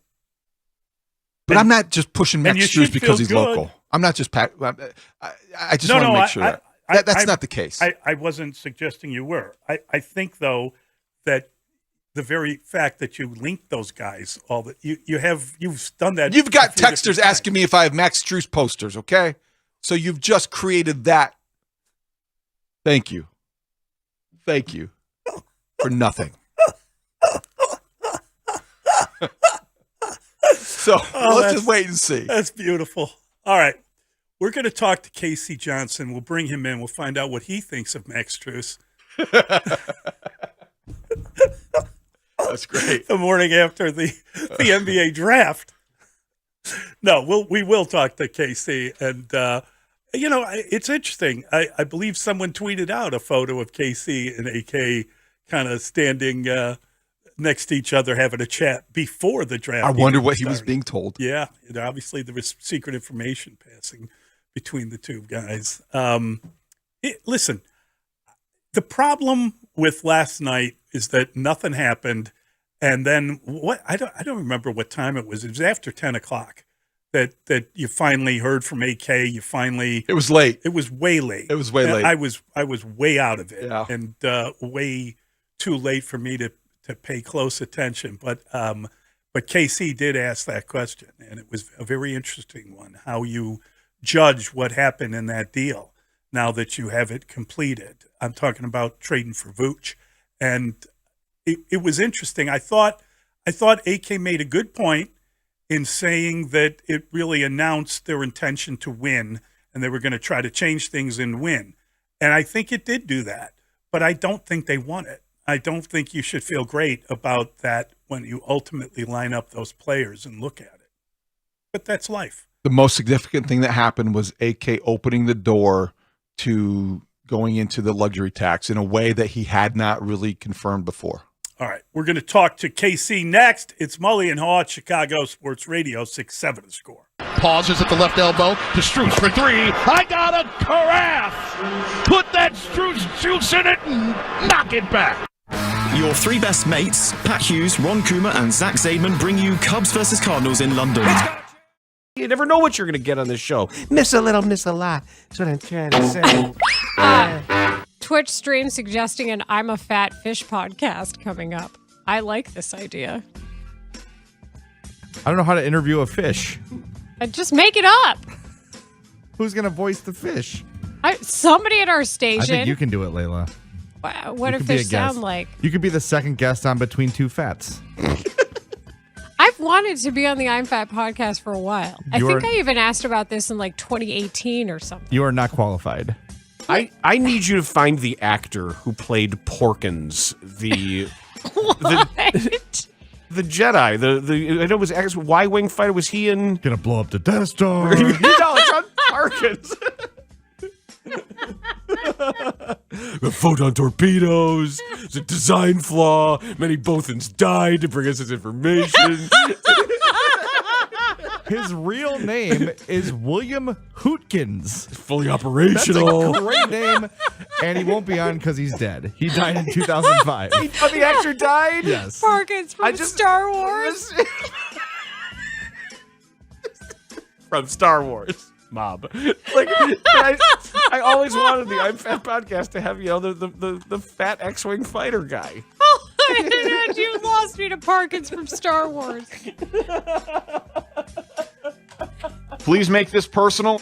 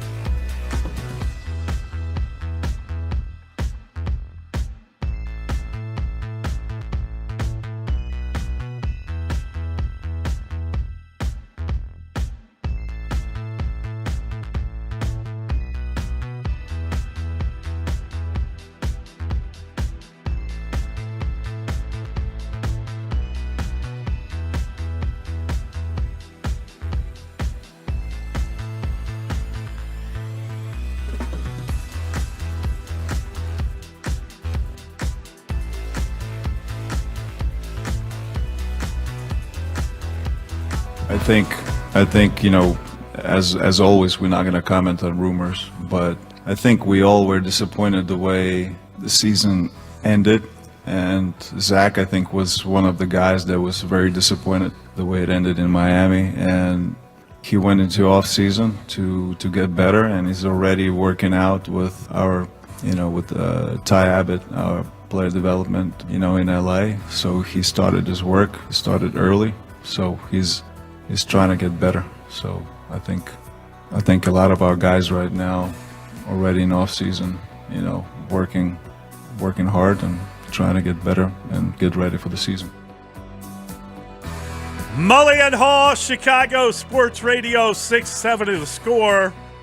He wasn't traded, so that's good news, right? Or I think it's good news. I think it's Okay. really good news. Making sure. We've got our friend Casey Johnson joining us now. Always a delight to talk to Casey. Joins us on the Busey Bank Score Hotline, building business, growing wealth since 1868. Casey, good morning. How are you? Well, guys. Are you in London? No. No, Is our connection bad? Do we sound tired? No. Just wondering. No, we're here. We're, what's the line? We're here in hell with the White Sox. We're not in London with the Cubs. Yeah. I like it. But you must be exhausted because you were up all night and nothing really happened until you finally, I don't know. What time was it when AK talked? I was half asleep, but I heard you asking some good questions. It just seemed like everything finally happened, but it happened way after the fact. Yeah, I actually commented to someone last night that I felt like the draft took longer than usual. They talked, I think, 11:30 to midnight, and I rolled out of the Advocate Center about 2 in.m. So it was a long night, but I thought AK and Mark were good last night. I enjoyed having them both up there on the dais speaking to us, and obviously they're high on Julian Phillips in the second round, and a flyer on an athletic 19-year-old wing who's got some work to do to develop the shooter. So obviously people are already comping him to Dale and Terry, but no, it was a long night, but there was quite a bit of headlines coming out of the Advocate Center last night. Casey, thanks for getting up because I know it was a short night, but it was a big one, I feel like, for the Bulls, not necessarily because of the drafting of Julian Phillips, but I think, as you pointed out on NBCSportsChicago.com, Arturas Karnisovas was, I think, for the first time, very open about the fact that he has a green light to enter the luxury tax territory, as you point out. And I think that, to me, was almost something that outweighed a draft pick for a rotational guy who might or might not play as a rookie. What does that mean in the big picture, do you think, for the Bulls? To me, that was the most significant. That or them officially getting out in front of Lonzo and saying he's out for the season. That, to me, were the two biggest headlines of the night. And we can get into Lonzo in a second. It is funny. I mean, he did leave himself some wiggle room, some open to interpretation stuff, by saying, for a competitive team, a top 4, top 6 team. I mean, this is a team that finished 10th last year, but the follow-up was pretty direct. Do you feel you have the green light from ownership to enter the luxury tax? Point blank. And the answer was one word. It was yes. And that's a significant departure, as we all know. This franchise has only paid the luxury tax once in history. They were on target to do so in 2013-14 when Derrick Rose suffered the meniscus injury to end his season, and they traded an all-star, Luol Deng, just to get out of the luxury tax. So that's historically how this franchise has, approached the luxury tax. But if you just start doing the math, he's talked about wanting to sign Vucevic. He's talked about wanting to resign Kobe White. He's talked about wanting to resign Ayo Dosunmu and confirmed that he's going to extend a $5.2 million qualifying offer to Ayo Dosunmu just to make him a restricted free agent. You bring that back, those three guys, you're near the tax line even without using any salary cap exceptions to improve the team. So it's almost inevitable that they're going to enter the luxury tax if they want to do those things. And what I would say is that Arturas and Mark certainly expressed a confidence about achieving what the goals they want to achieve in free agency. It was just you had to be there to kind of feel it, but you guys know how free agency works. I mean, a lot of back channels have already been worked. Obviously, the Bulls got dinged on that with Lonzo a couple of years ago, and allegedly it's getting more stringent, disallowing that stuff. But that stuff still happens. So I'm not saying deals are done, but the Bulls have a sense of what they want to accomplish, and I sense quite a bit of a confidence that they're going to be able to accomplish what they want to accomplish in free agency. I got to tell you, Casey, I kind of connected those two things. I want you to go on about Lonzo Ball, but I don't know that you have to do that if Ball's available to you. But the fact that he is, and then he was interesting in the way he talked about what you do about his contract. But it was interesting that he flat out admitted they don't expect him back next year. So that made me think like, they got to get a point guard. They know they got to get that position. You can't, I don't know that you can replace the player, but you got to replace that position. And that's kind of my takeaway was the tax thing was related to the fact that they're not going to have Ball. I think you are absolutely spot on. Now, this is completely an interpretation like yours, Mully. This is not reporting. But here's my sense. They can go to ownership and go, look, we've got $20 million of dead cap space sitting on our books. We have to go into the tax. Now, he was directly asked, are they going to apply for a disabled player exception, which would give them a $10 million exception because if Lonzo Ball's out for the season. But Lonzo's money is still on the books for the luxury tax purposes. So these are all the reasons why I think you're spot on, and I think they are connected. And I do think the last thing I'll say about the luxury tax, I know it's a little bit boring because it's minutia for some fans, but you can go into the luxury tax at the start of the season. The penalty is not assessed unless you're in it at the end of the season. So they certainly could go into it initially at the start of the season, and then if things go south, they can try to get their way out of it. So that all this is fluid, but it was still a significant comment to make a headline out of. It's not minutia if they use it to pursue players that make an impact. And I wonder if you could help us understand what exactly it might mean. Does it just mean, as you've described, they're able to afford to pay the players who are already here and we've seen before, or does it mean they're going to be more aggressive with the free agent market to address needs like point guard and shooter? Yeah, it could mean a lot of things. I mean, it could mean that they do want to re-sign, like I said, Vooch, White, and Dosunmu, which would put them almost at the $165 million luxury tax line right there, just using, pretty mild projections for salaries for those guys. I'm obviously you're guessing at what do you think they're going to come in at, so maybe it's going to be a little bit higher or lower. But, if you got Vooch at $19, $20 million a year, you got Kobe at 12 to 14 million a year, and you've got Io at 4 to 5 million a year. This is all assuming Andre Drummond opts in, which is undetermined. But they're close to the $165 million tax line, like right there. So what it means is, yes, then you got to go out and get a shooter. You got a $12 million mid-level exception. You can split that between players, but are you going to use that all? Are you going to apply for the disabled player exception for Lonzo, which would add another $10 million of exception you can use to sign a player? So that's the way I read it, that they feel like they can be really aggressive in addressing all their needs and achieving all their goals in free agency. How that's allocated, what number they come in at, how many of Vooch, White, and Dosunmu they actually re-sign, all that's to be determined. But my read is that they're going to be not hamstrung by anything they want to do. Brandon Fryer sent us a photo this morning of Dalen Terry interviewing Victor Wembanyama in New York. And I got to tell you, I just slapped myself in the forehead and I thought, wasn't he interviewing everybody in France? Do you think Victor thinks he's a media guy or knows he's a player? Is he a player? When you think about him, he's kind of the first round draft pick they never had. So maybe this counts as a guy they got in the first round. But the problem is that he's like the guy they drafted, Julian Phillips. He's not a shooter. He's not a guy. I mean, I guess I'm just wondering, they got defenders maybe, but don't they need shooters? What was it about Julian Phillips? I know he's got a 6'11", wingspan, whatever.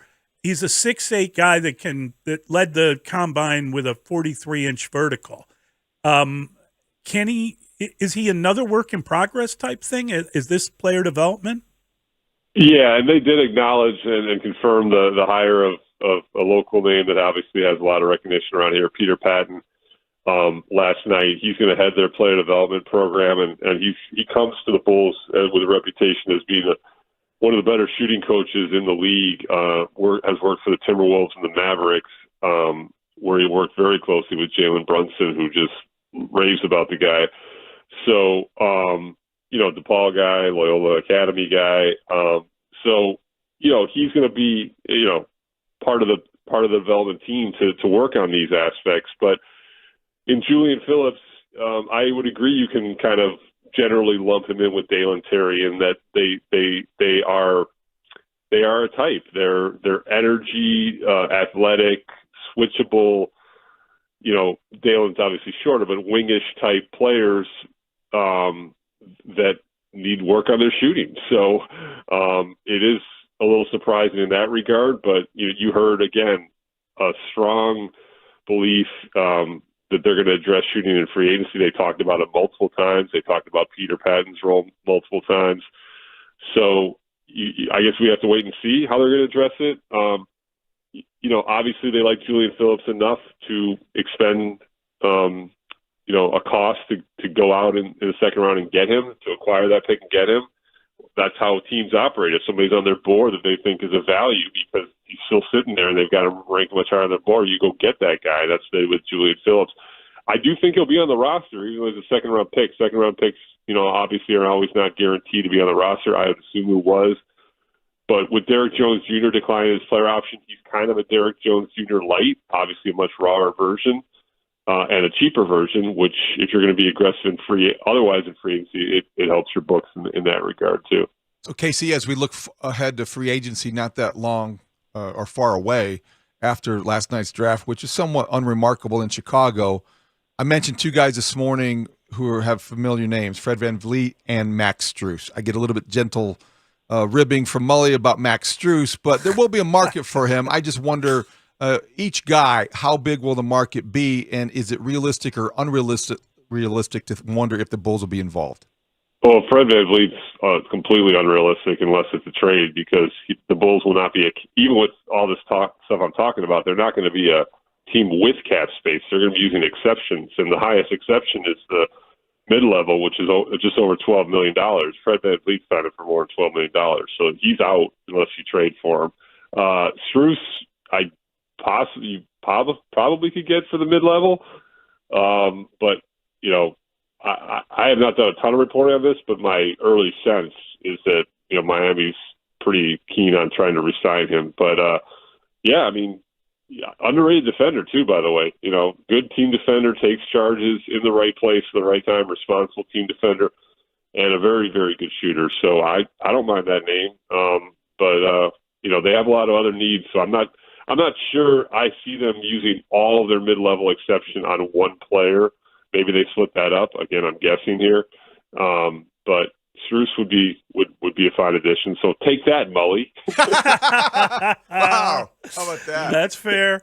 So Adama Sanogo, I know him. I've seen him play. I believe he's a grown-arse man, if I'm not mistaken. He's 21 years old. He's a guy that had a fantastic Final Four, most outstanding player. He's a guy that, lacks height but has tons of size. What is that? Just rolling the bones on a guy that had a great tournament and maybe some people have heard of? Yeah, two-way contract, I believe, was reported by Woj, and that is a change in the new collective bargaining agreement. You're allowed 3 two-way contract players.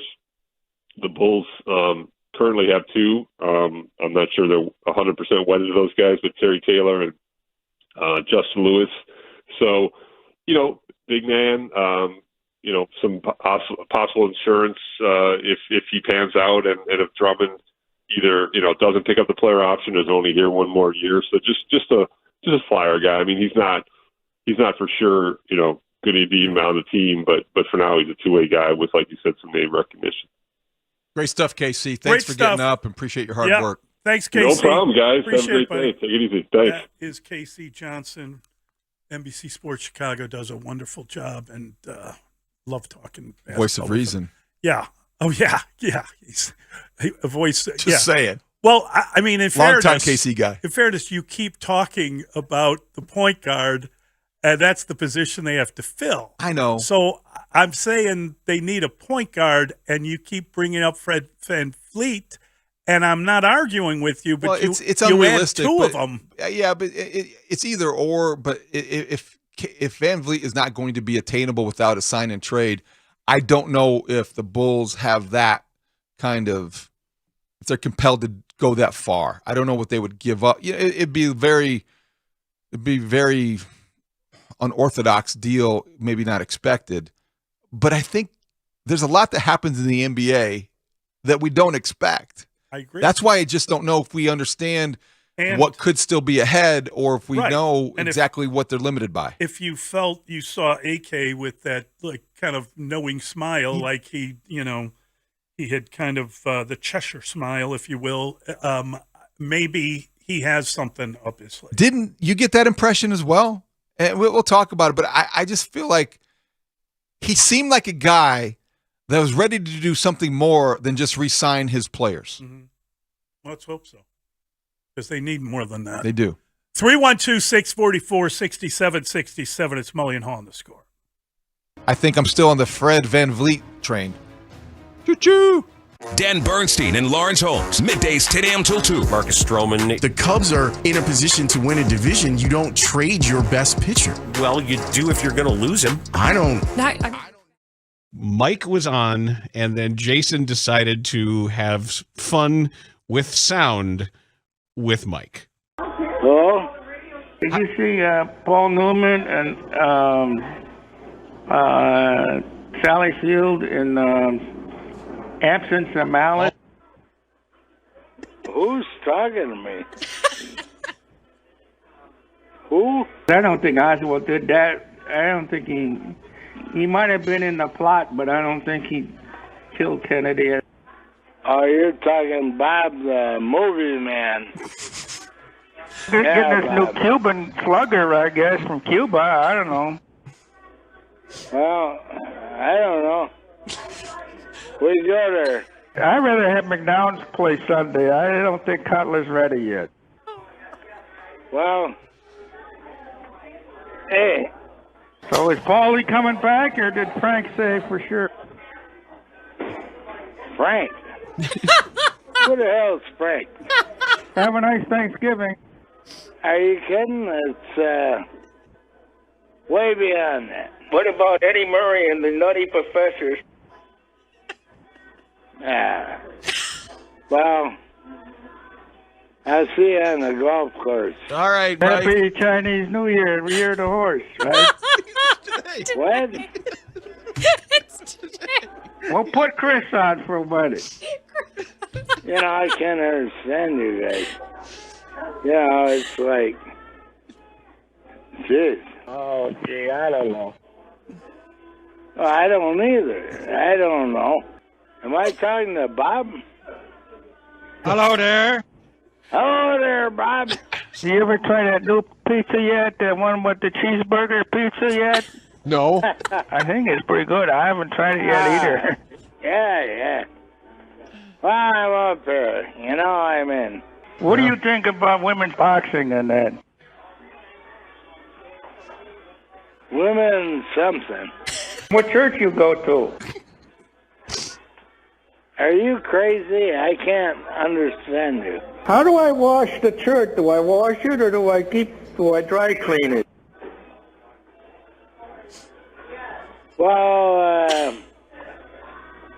I think you should throw them away and just buy new stuff. That's what I do. Pull the line drive. He was up in the air, and he pulled it from Jungle Jim. What's wrong with my balls? Huh? What's wrong with my balls? Look at that free shield. You know, I'm telling you, me and my brother were at Comiskey when they gave the Nellie Fox night. I don't know if any of you remember. I think he needs psychiatric help. And they brought in a sailboat and everything. You remember that? When's Derek going to be ready for the playoffs? Who? Have a great day, Mike. All right.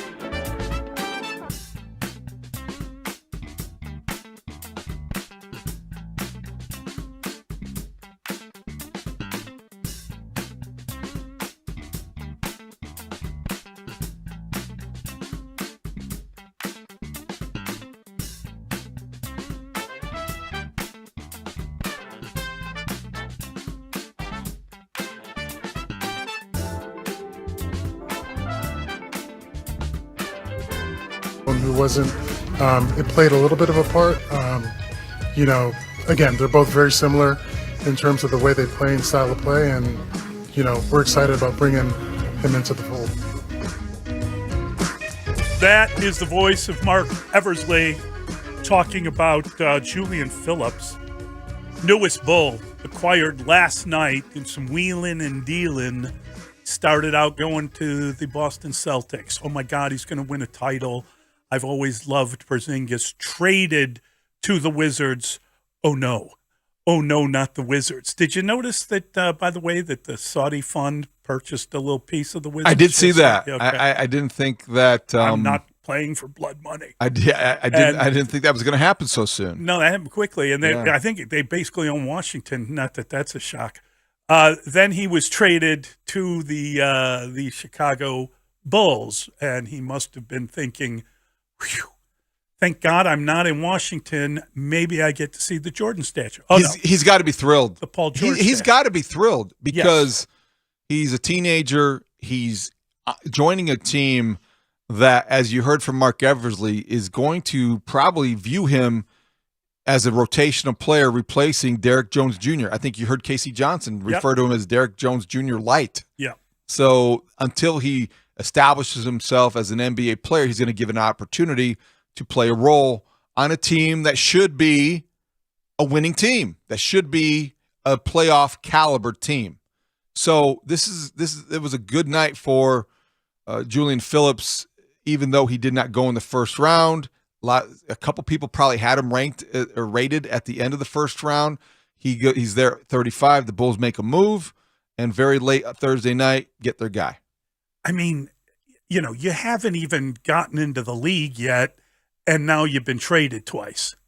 It's pretty wild. But I think that's almost, isn't that happening It's a more than compliment ever? in a It's way. a compliment Sure. But also, you saw that happening throughout the first round. It was hard to follow because it was on somebody's making a pick on behalf of the team they just traded for. We would know about the trade from Woj, and then we would see the commissioner say the name. It's like, what's going on here? So it was definitely on brand for the draft because there were a lot of picks traded and dealt. Alex, can you call Dustin and tell him we need to talk to Peter Patton? I'd like to have him on. Alex filling for Dustin's not here. He bailed out. I think he went to London. Is he in London? Is he secretly right now on a flight? He's in Mitch's luggage. Is he? Boy, is Mitch going to be do you have any carry on? Yeah. Just this gentleman here. Can he fit up there? Because he doesn't try to fit in the overhead compartment. Oh, Totally. He probably could. He'd do that in a heartbeat after being on that soda diet. But I thought he didn't sleep on planes. No, he'd be wide awake. Oh, no, he does sleep on planes. I'm the one who doesn't sleep. You're the one who doesn't. Yeah, he could. And I couldn't be in your overhead, mercifully. No, you could not. Yeah. But you would be able to balance very well on a plane if there were turbulence because you have a weird toe. I don't have weird toes. I've got the balanced toe.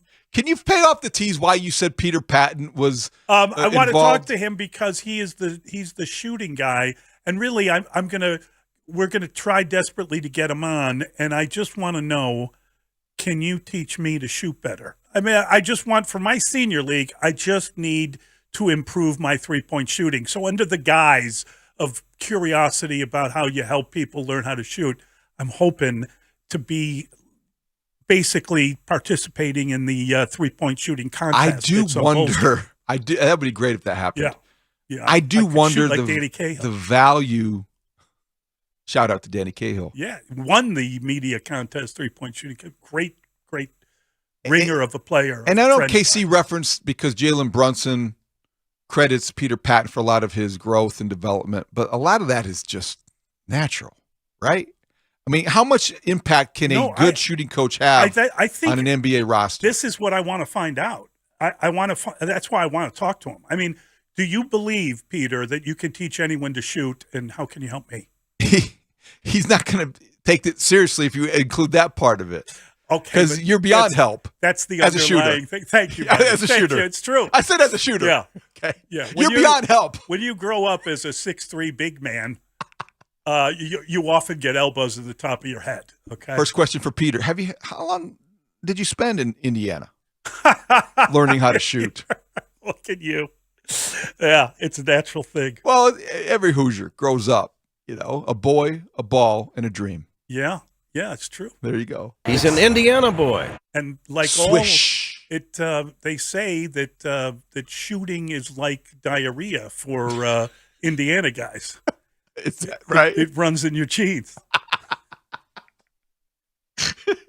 I apologize. Thank you. All right, we're going to head out to jolly old London. Coombe. And we're going to bring in the Coombe dog. Ron Coomer joins us next. Mully and Haugh on the score. This is Chicago's #1 and most listened to sports station. We're live from Chicago, talking Chicago sports. Listen on your radio or through the Odyssey app. AUDACY. We are 670 The Score. Always live on the free Odyssey app.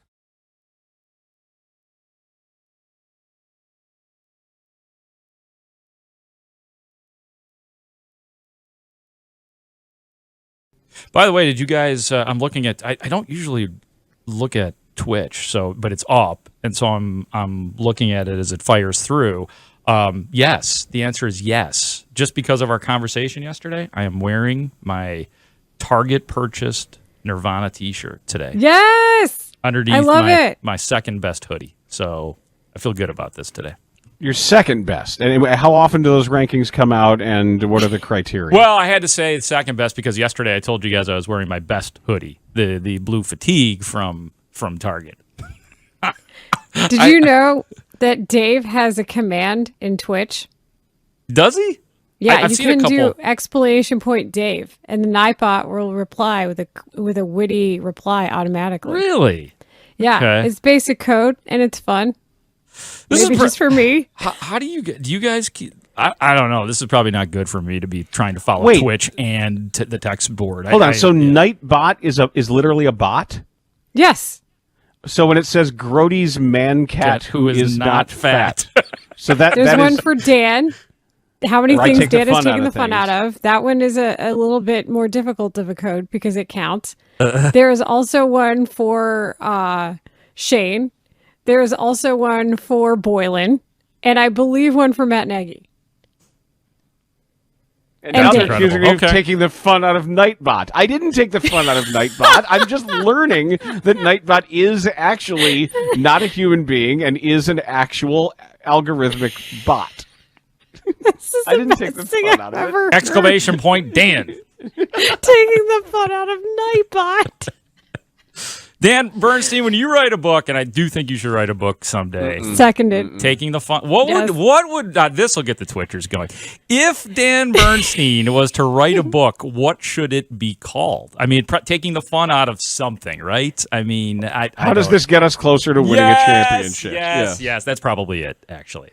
That's probably it. And I'll then you're track like, those throughout, narrator, they were really far away from winning a championship. Right. It didn't.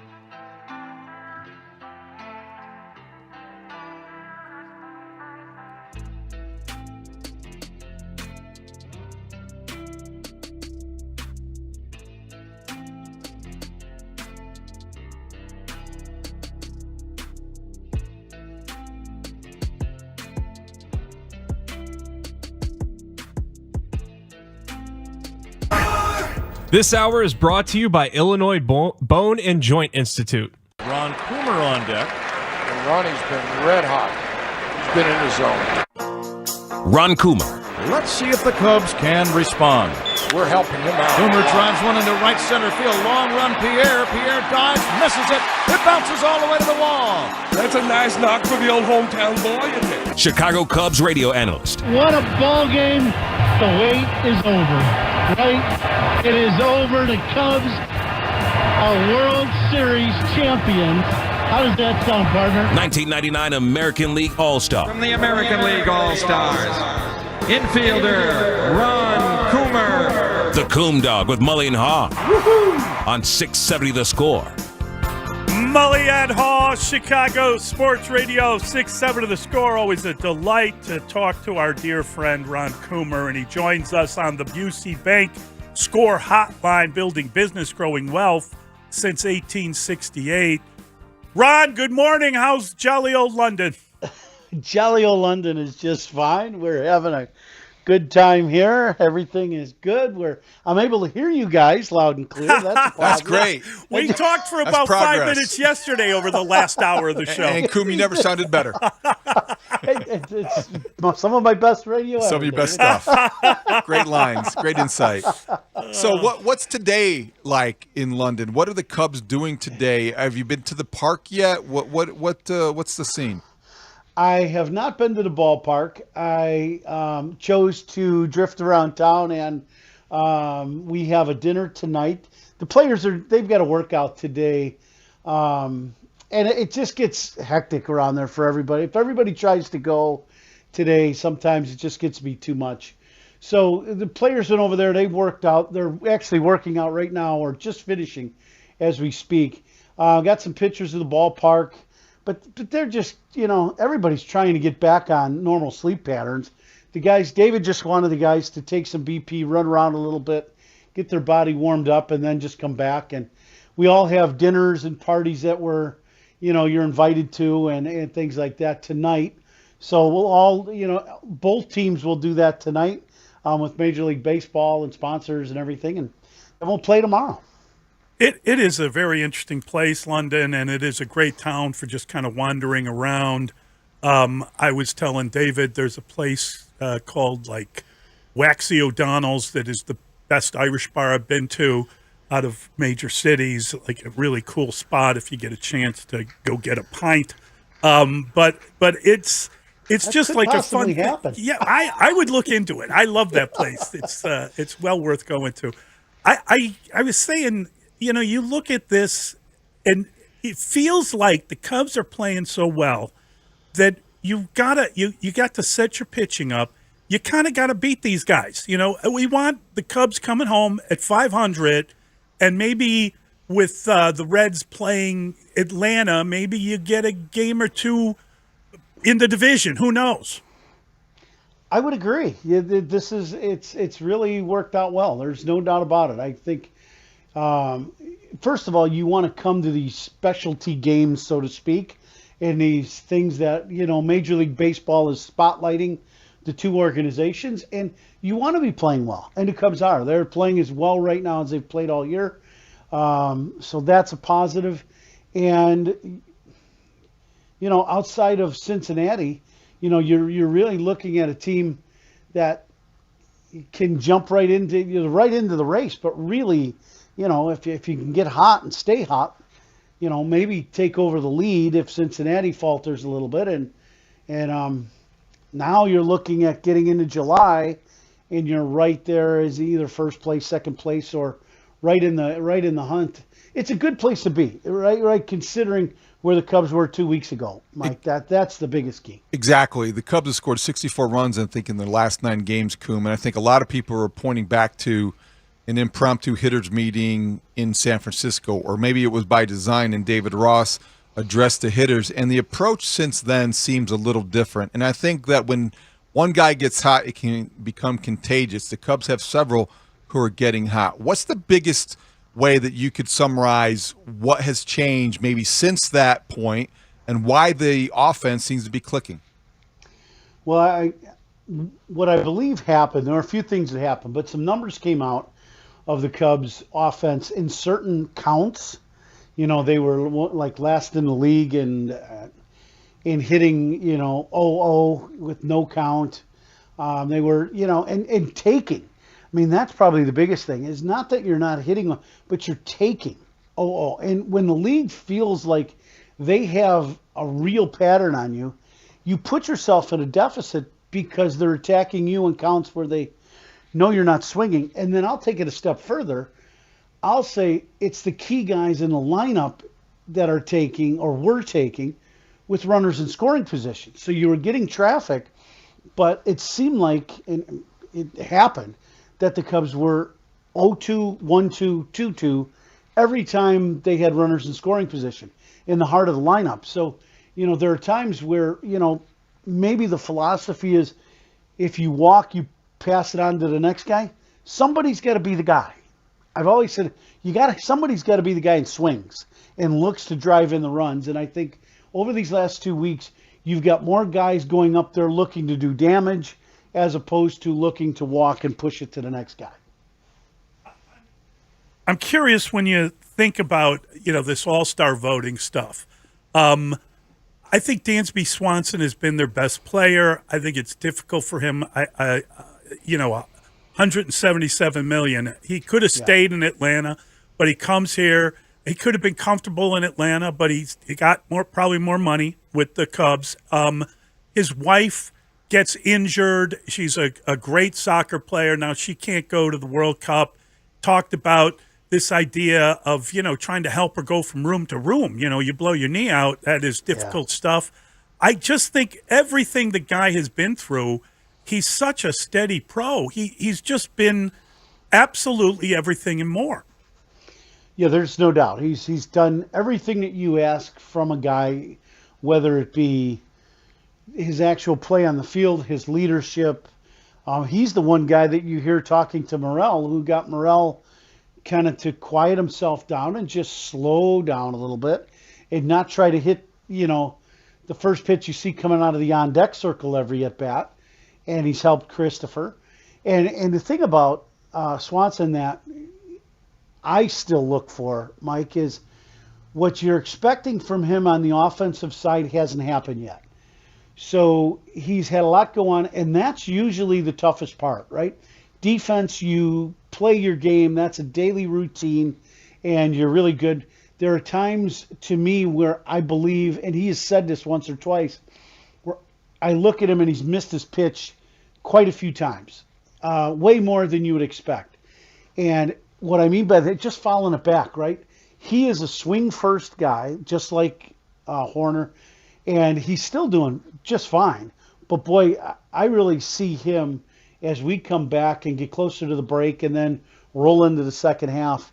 I expect him to heat up and be one of those guys that can help really carry the team. I really do. He's had a lot go on, as you've pointed out, and now it's kind of baseball, right? He's not dealing with a lot of that other stuff. He's used to the city. Everything's fine.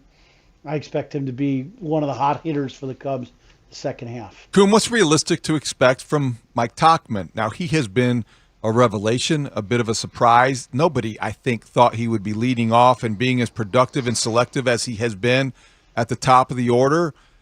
You don't know what you have and how long it could last, but what do you think about Tauchman in terms of being a guy that is going to continue to contribute at this level?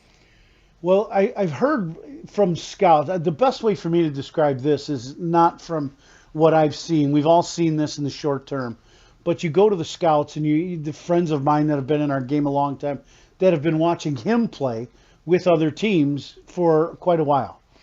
And they said for Tauchman, they've always put him in as the player that we're seeing right now.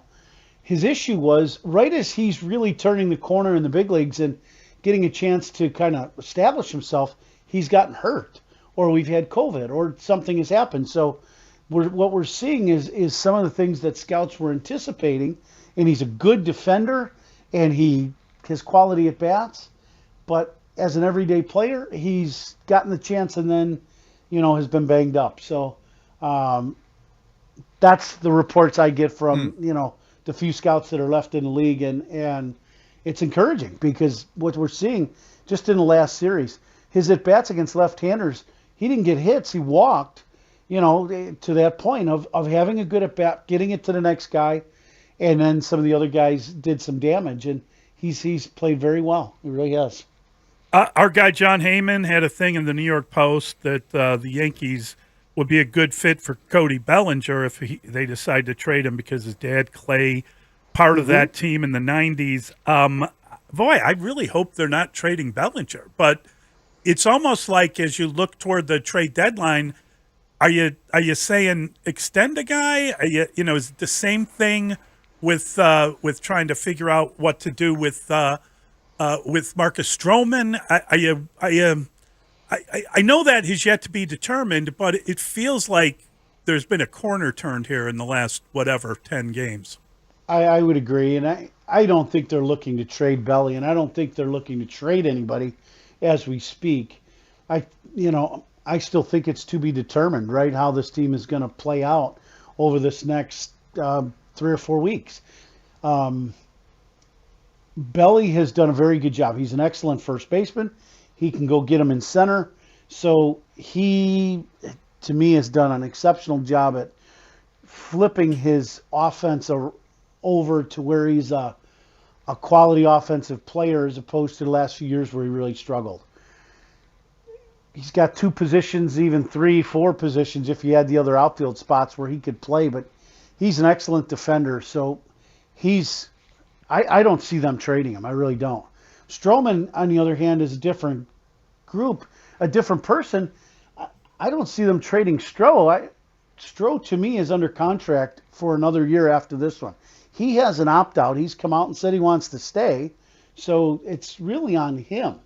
And then at the end of the year, do you look to extend him farther? Is that what you do? But as of right now, the opt-out and all that is on him, not on the Cubs. I think, he has stated he wants to stay in Chicago, so I don't know where you go if you're the Chicago Cubs in season with that right now. I'm going to guess that probably just sits for a while, and you see where you're at. Well, Coom, yesterday was a lot of fun because you guys were at the Cubs pub, and you had a big crowd, it looked like, and Tom Ricketts was there. We had an opportunity to talk to him after we talked to you, and it always makes me think of because the questions are obvious when you have a team that's won 10 out of 12. When you're here on June 23rd, a month before the trade deadline, and you had this story about, I think you've told it on the air, about you talked to Tom Ricketts at the beginning of the season and said if the Cubs are in it, he's going to spend, and they're going to be aggressive. They're going to get what they need. Do you just feel more reinforced in that idea now after seeing what's been going on and hearing what Tom had to say when asked that directly? Yeah, I do. I believe Tom wants to win. I really do. I've never felt like he didn't want to win. I think there were other things that happened with this group that the Cubs had when they made the trades, and they didn't like what they were seeing, so they regrouped on this with the organization, right? So that was one thing. I think they're trying to build to win, right? Now, whether they get all the pieces in place or not is to be determined. And do you unload some of those if you're not playing well at the trade deadline? That doesn't mean you're not trying to win. That means this year you're doing what's smart and you would unload. I don't think they're in that position, though, right now, David. They're in a position where they're just a few games out of first place, and you're looking to add as of today. Now, you've got a month and a week or a month and 2 weeks before the deadline, so there's a lot of baseball to be played by then. But, as of right now, I feel, and I've always felt this way, Tom Ricketts has bought this organization and brought a World Series championship. He wants to win. I think he loves the October baseball idea, and that's his goal. I really believe that. Conversations with Coomer is sponsored by EOC Audio, Chicagoland's leader in audio, video, networking, and home automation, EOCaudio.com. And, we had an interesting conversation with David Ortiz about clutch hitting and, what is clutch? And he was obviously a great clutch player. And I saw a statistic on the Marquee Network the other day that Nico Horner has the highest, I think the 5th highest batting order with runners in scoring position since 2019 at 331. Yeah. And I thought, wow, like that. Now, isn't that the definition of kind of clutch hitting? Do you believe, as a clutch player himself back in the day, especially against the White Sox? Thanks a lot, Ron. Do you believe in the clutch thing? And do you believe Nico is clutch? Yes and yes, I do. I think certain players have that knack. I think David definitely had it. David was my teammate, locker mate with Minnesota. I thought he had it as a young player. And then I thought Terry Francona, let the genie out of the bottle, so to speak, and said, you just go ahead and hit, and we'll just play around you, and you just swing the bat and cut him loose and let him be who he was, and it was genius. And David was a great hitter, not even a good hitter, but a great hitter with runners in scoring position and with the game on the line. there's some guys that they go to home plate, Mike, and they're looking to hit. There are other guys that are going to home plate and they're not looking to hit. They're looking to have an at-bat. And if that at-bat, maybe their first thought is to get on base and to walk. Nico is definitely not that guy. He is a guy looking to swing the bat. And the other thing about Nico that makes him so good with runners in scoring position, which is just about everybody that does well hitting with runners in scoring position and driving in runs, is you use the other side of the field. You have to be able to hit the ball the other way and use the other side of the diamond with runners in scoring position. If you don't, you have big holes in your swing and you're vulnerable to certain pitches. And the league knows that and they pitch to that. Right now, Nico's not vulnerable. And they spin him away and he shoots the ball the other way. They come inside and he'll dump one into left or drive one to left.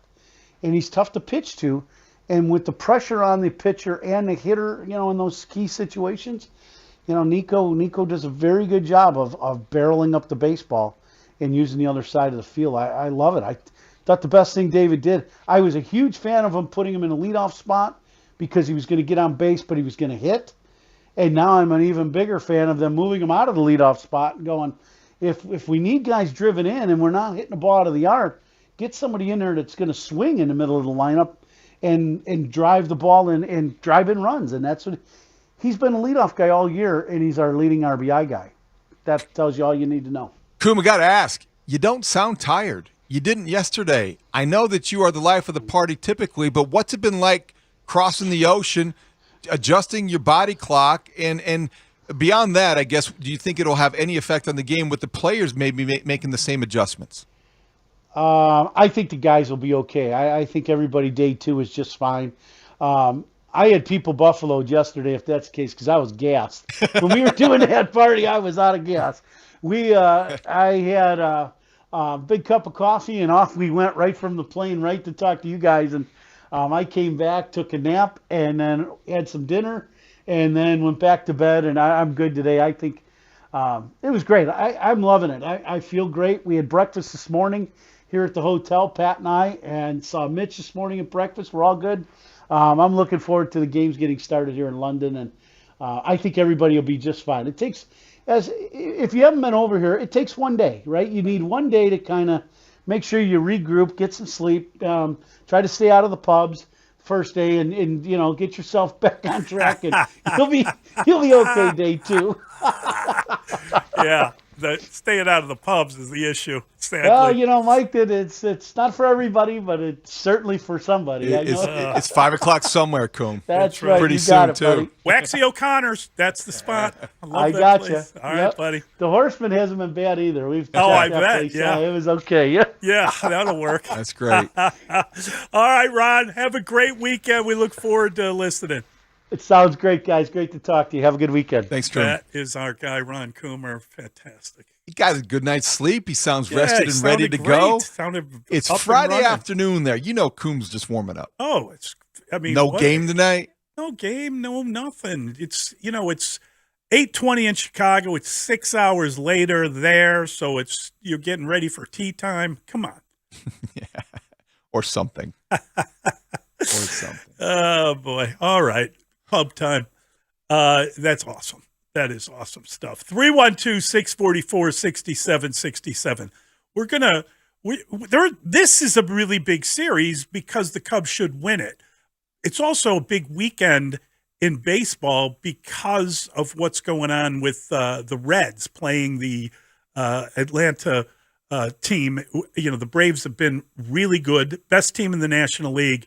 I'm going to ask you when we come back if you believe this is a showdown of sorts, that this Braves against Reds could be a potential playoff matchup. That's kind of depressing to think of. It really is. Yeah. Yeah, but we'll talk about it. It's Mully and Haugh at Chicago Sports Radio 6-7 of The Score. Premier voice of the White Sox and one of the top voices in baseball, Steve Stone, talks Sox 3 times a week on The Score. Coming up today at 3 with Parkins and Spiegel. They've got to score more runs. Maybe draw a walk or two. When you don't walk a lot. Friday is like the end of the work week, kind of a day that you just feel better than the majority of other days. So we like to get a little spicy around lunchtime on Fridays, and we order pizza. So we call this Pizza Friday. It's the end of the work week kind of thing. You know, you're just feeling some pizza. You have it on a Friday.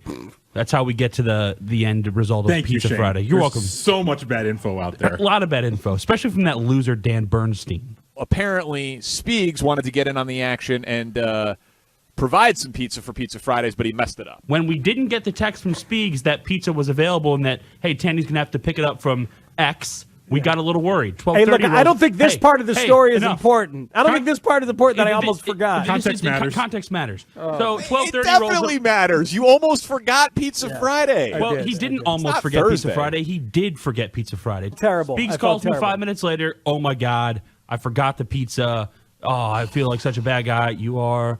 Hang on to those feelings about feeling terrible. Yeah, by the way. Can I get the pizza there? Sure, you get the pizza there. What kind of stuff do you guys like again? Oh, well, Lynn and Chris Wake up at XRT, they'll usually do bacon and giardiniera. And then, what do you guys want? Tanny yells from the background. Just sausage. Because the indecisiveness. Yeah, Shane's not screaming. Saying, yeah, he just wants sausage. That's all he wants. Okay, now, and then I go back. Hold on. I go back to the email and I see spinach and giardiniera is what Lynn said, so I made sure I got them spinach and giardiniera. I don't care about them. And then I got you guys a large pizza with sausage on it. Yeah, okay. And it's been delivered from Paisano's, a wonderful pie. Oh, it is. Just sausage? Yeah, Paisano's is awesome. Wonderful pizza. There is sausage on the whole thing, and as requested. What else that wasn't requested, you hack?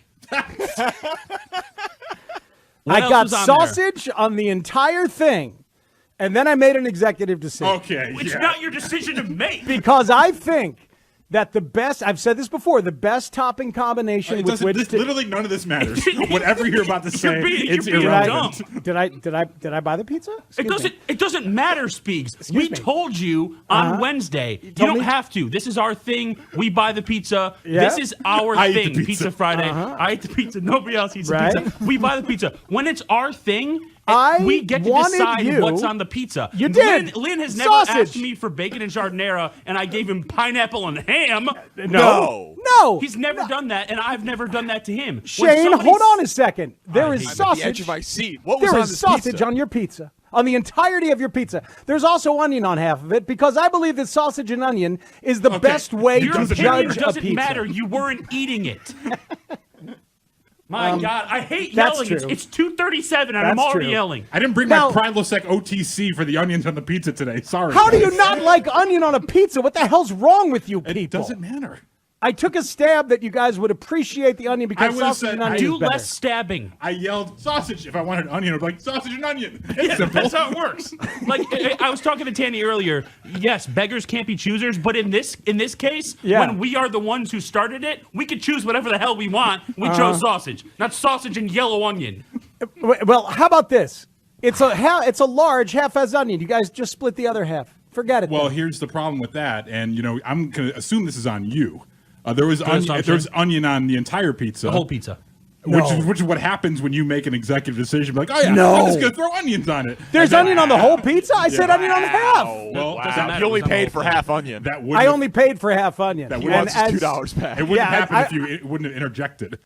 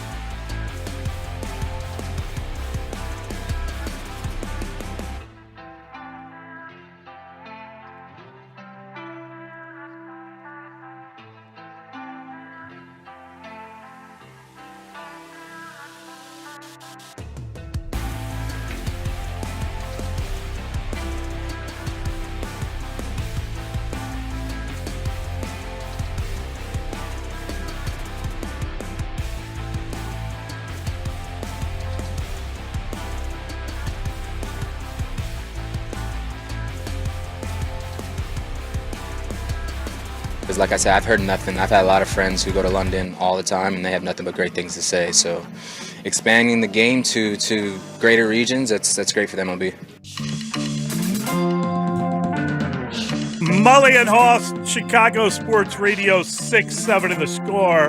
And don't forget, this weekend the Cubs are in London. They take on the Cardinals in London. Saturday's coverage begins at 11:35, and Sunday morning's coverage begins at 8:35. Wow, it's early. The only local broadcasts of the 2023 MLB London Series are on the score and the Xfinity Cubs radio network. Also, did you know you can hear Cubs games on your smart speaker? Just tell your device to play 670 the score. Yeah, and start it Saturday morning at 9 o'clock inside the clubhouse, an expanded edition, 9 to 11:30. Oh, wow. We're building a bridge to Cubs coverage here on the score. Bruce is back.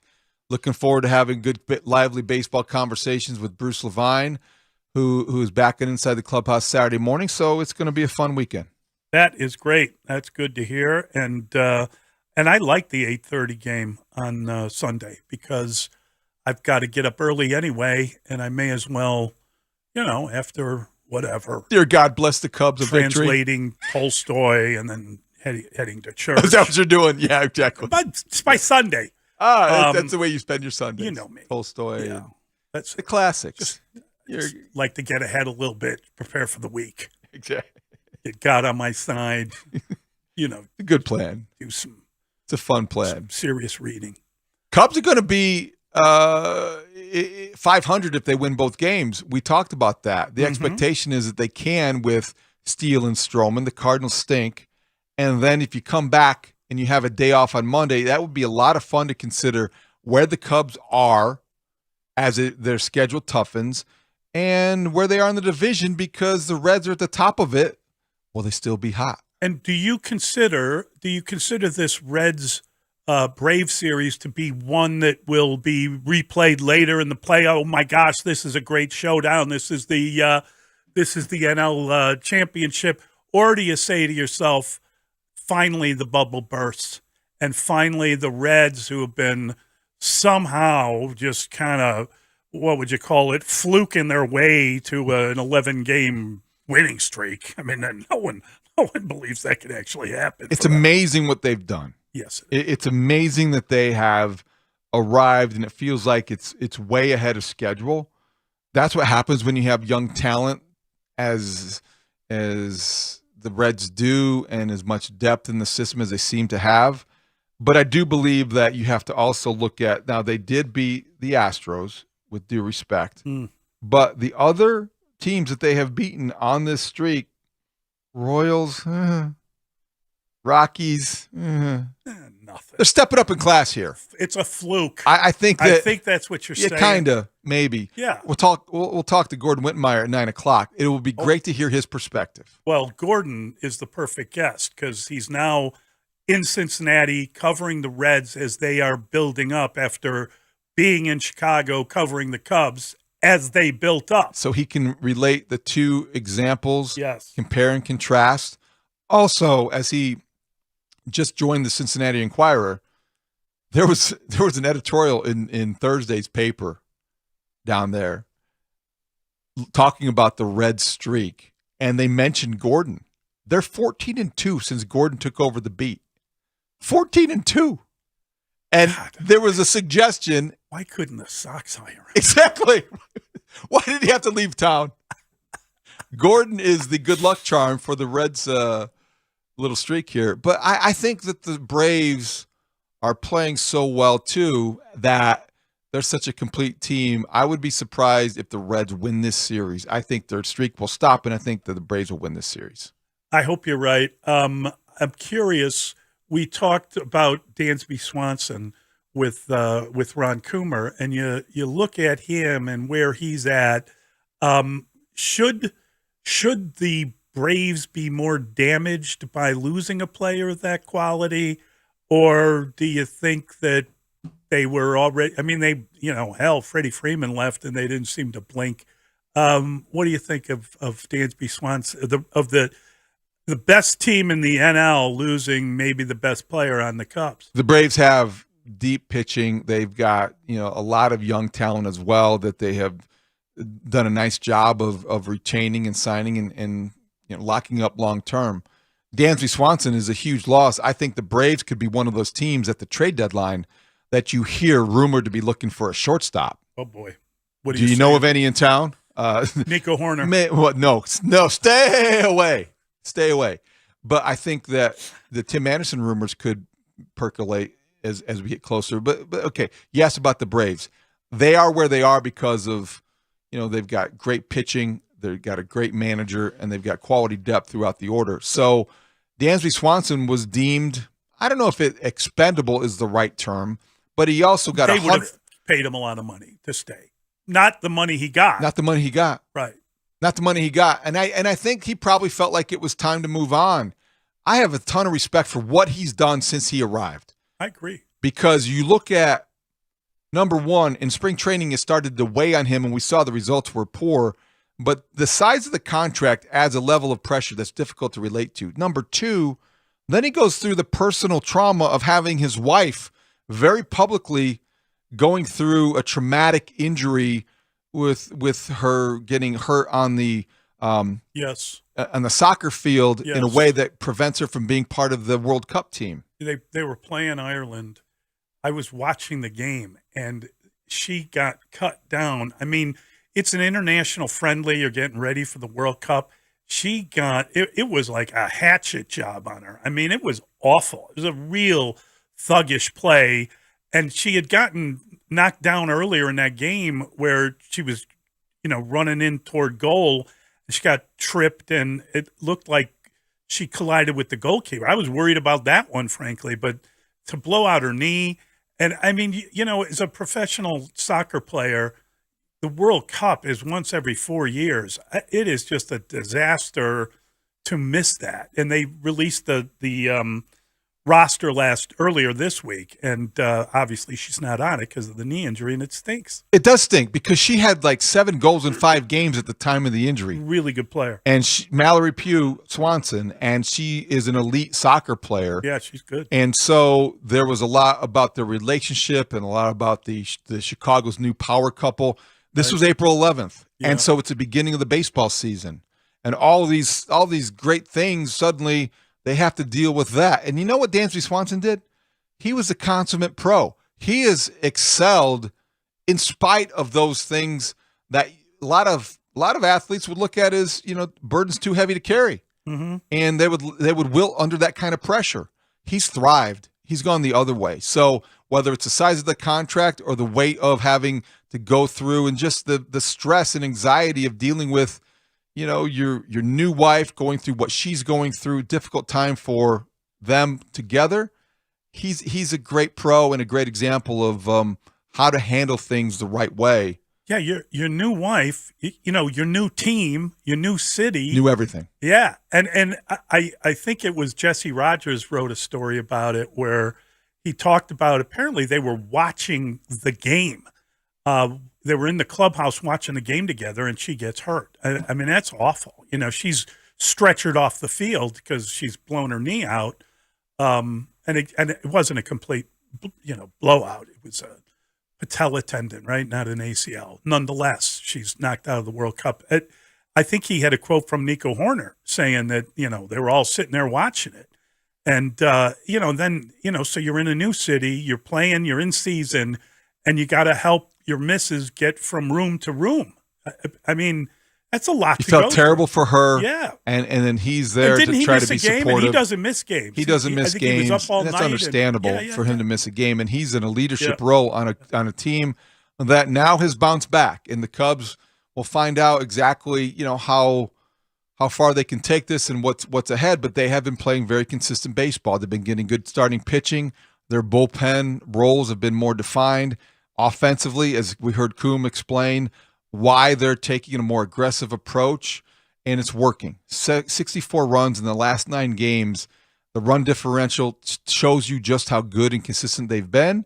They got a chance to beat their rival in London and make an impression that way, and growing the game and all the things that come with being, for MLB, that's great. I think the Cubs look at this as an opportunity to keep the Cardinals buried in the division. Yeah, I think that's all that really matters, frankly. I think the nice trip, growing the game, I don't know how much you can grow the game. I don't either. I agree. I'm glad you said that because I'm sorry. It sounds like a great slogan, and we'll talk about and hear the great rhetoric, but I think we both know enough Brits in our lives or have been there enough to understand baseball's a hard sell. It's not in Great Britain.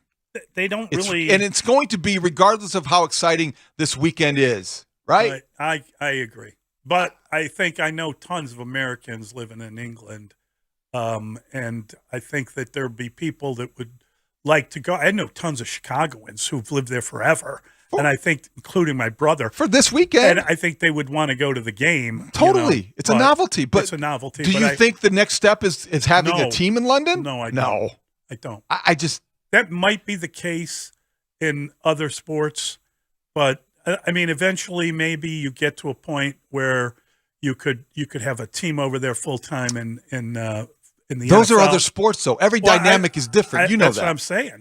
But I think that given the connections with the Jacksonville Jaguars in particular, that would make sense. But and I know this is going to sound idiotic, but the whole flying thing, we've never figured that out, kind of. You know what I mean? It takes as long now as it did in the 1960s to fly to Europe. We're not using like the curve of the earth to like shoot somebody up and then come back down. You would have to improve flight time if you wanted to play. I can't imagine how you would play a baseball season where you had teams flying over to a team in London.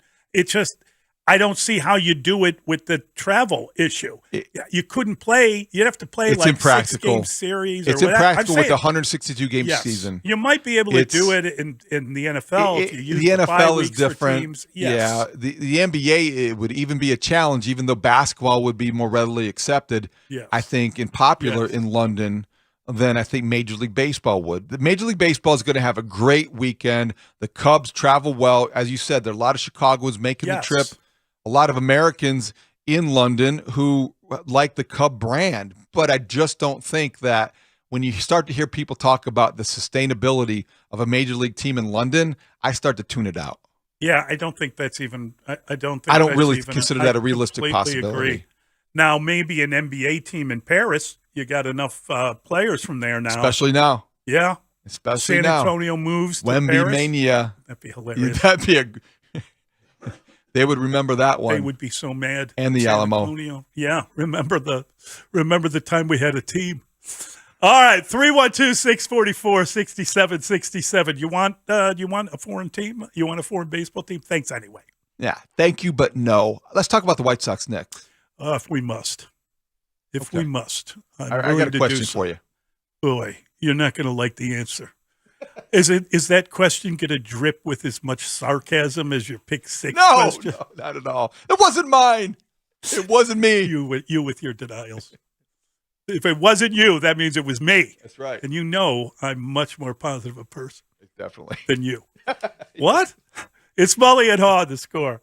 We are Chicago's #1 and most listened to sports station. We're live from Chicago, talking Chicago sports. Listen on your radio, your laptop, your mobile device through the Odyssey app, AUDACY, or tell your smart speaker to play 670 The Score. Stoney, 25 years ago today, 1976, you wore shorts for the first time. White Sox wore shorts in 76. So 8-8-88, as you mentioned, first night game, 8-8-76, White Sox in shorts. Which one is more important in baseball history, you think? Oh, I think quite obviously the lights. I didn't wear the shorts. I was injured with the Cubs at that point. So that was a rotator cuff injury in 76, and I was headed to become the first free agent ever to leave the Chicago Cubs. That was the first free agent class. That was the winter of 76. That had the stars of Reggie Jackson and Don Baylor and Bobby Grich. It had a lot of stars in that first class. I was a reluctant free agent, but that's when I went back from the Cubs to the White Sox and became a member of the Southside Hitmen in the 77 season. But wait, there's more. I'm an idiot. My bad. There is pictures of you in the shorts though out there. No. There couldn't be. I might have gone to the beach that day. No, I don't have any. I never wore the shorts. Oh, God, it's so good. Because, do I have that right? No. No, I didn't have that right. But there are pictures of you in the shorts, and he goes, no. You were Viskurgen. He was Al Michaels. Yeah, this is why I can't really hammer somebody who gets something horrifically wrong in an interview. Spiegs is hiding under the desk. Spiegs told Steve Stone that he wore shorts. There is pictures of you in the shorts, though. No. Do I have that right? No. All right, so I'm your first contestant. You are the first contestant. Do I have that right? No. Thanks. You're welcome. It's good teammateship. So here's my... Oh, come on. This is what this show does. What picture do you have of Steve Stone in a uniform wearing shorts if it never happened? Yeah, he's not wearing shorts. That was the problem. He's wearing baseball pants, but they only go to the knee. He's got the high socks, and my brain tricked me. I was looking for confirmation that Steve Stone indeed wore the shorts. So for my Google image search, I saw something that looked enough like shorts for my brain to go, yep, he wore them. Was this photo like those optical illusion photos in the mall back in the day where you could stare at it for hours and see different things? Is it a blue dress? Is it a yellow dress? There's no way to know. Can we play it again? Because texters are pointing out another understated thing. Did you have 1976 as being 25 years ago? Yes. Okay, that would be 45 years ago. Yeah, that's true. Okay, well let's just hear it again. Stoney, 25 years ago today, 1976, you wore shorts for the first time. White Sox wore shorts in 76. So 8/8/88, as you mentioned, first night game. Oh, man. And so you were so humiliated by it, you texted Steve Stone last night? I texted Stoney, yeah. God, you are in your own head. I forgot about the Billy Hamilton, Brian Goodwin thing 2 seconds after it happened. But here's the thing. I texted him to thank him because... That's not true, Danny. It's definitely not true. I was wearing a jersey at the ball game. I'm lying right now to cover up my insecurities. I've got really thick skin. Yeah, no, you're right. You're right. I just told a lie. I just told a huge lie. That's true. That is very true. Right, we all get up in our own heads about certain things. Of course. You know what I would have texted Brian Goodwin if I had his number. So I texted Stoney to thank him because if you hear, he saves my ass. He turns it into a good moment because he tells a story about leaving the Cubs as a free agent. So he turns it into mildly compelling radio as opposed he's a to pro. the complete cluster bleep that it could have been and embarrassing me any further. He left that for my partner to do the next day. Oh, it's so good. The thrust of the question, even if the premise was correct, was, what's more important, you wearing shorts or whites? Yeah, exactly. I miss a lot on Hit and Run. I should be tuned in more regularly. This show is great. Hey, man, I'm solo, just flying. I like it. Trying to land the plane every couple of minutes. That's really enjoyable.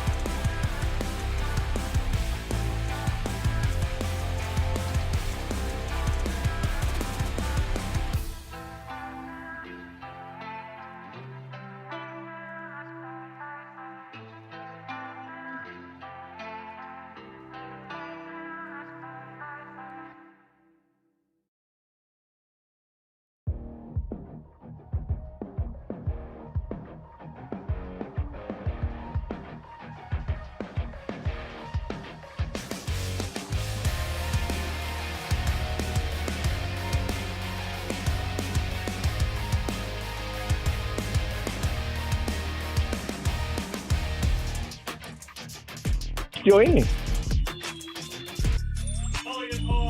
Mully and Haugh, Chicago Sports Radio 6-7 of the Score. We talked to Ozzy earlier in the week, and he let us know they're still in the division. Now, that's because no one's winning in the division. That's all it is. The Sox are, 12 games under right now? So after they lose the series to Boston, they'll be 13. Their low water mark, I believe, is 14. And they're two games away from that. Yeah. You're a bad team in a terrible division, period. The Red Sox come into town. Yes. 39 and 37. Last place in the AL East would be in first place in the AL Central. Yeah. That says everything. It's pretty funny when you see like the MLB standings, the East is atop the Central, and you can just manipulate it so it looks like you're going, from Tampa to the Royals, and it's like it's a perfect line down. It's really bad. It's really bad. So the Red Sox come to town. Yes. And they do so without Chris Sale. The wrong Sox. The Bo Sox. The Bo Sox. And the Chris Sale on the injured list again for the Bo Sox. He's not pitched a game since May 5th. He's 5-2 when he went down. And he was 4.58 ERA in 2023. 11 games started. He's now been diagnosed with, wait for it, a stress reaction in his left scapula. Ooh. Not good if you're a left-handed pitcher, especially a guy who throws, with the velocity that Chris Sale needs to be successful. He's been injured often since he signed the guaranteed deal, and I don't think maybe people in Boston might be tired of it, but they also will feel like it's justifiable because he helped them win a World Series. Right. They won. Take yourself back to 2016. Yes. It's December, and Rick Hahn is in charge. He's a general manager, and you've presided over a baseball franchise that always has been historically, at that point in time, we're going to convince ourselves that we're in it. We're going to make moves for veterans. We're going to never rebuild and always reload and kind of think that we can do it, and you don't.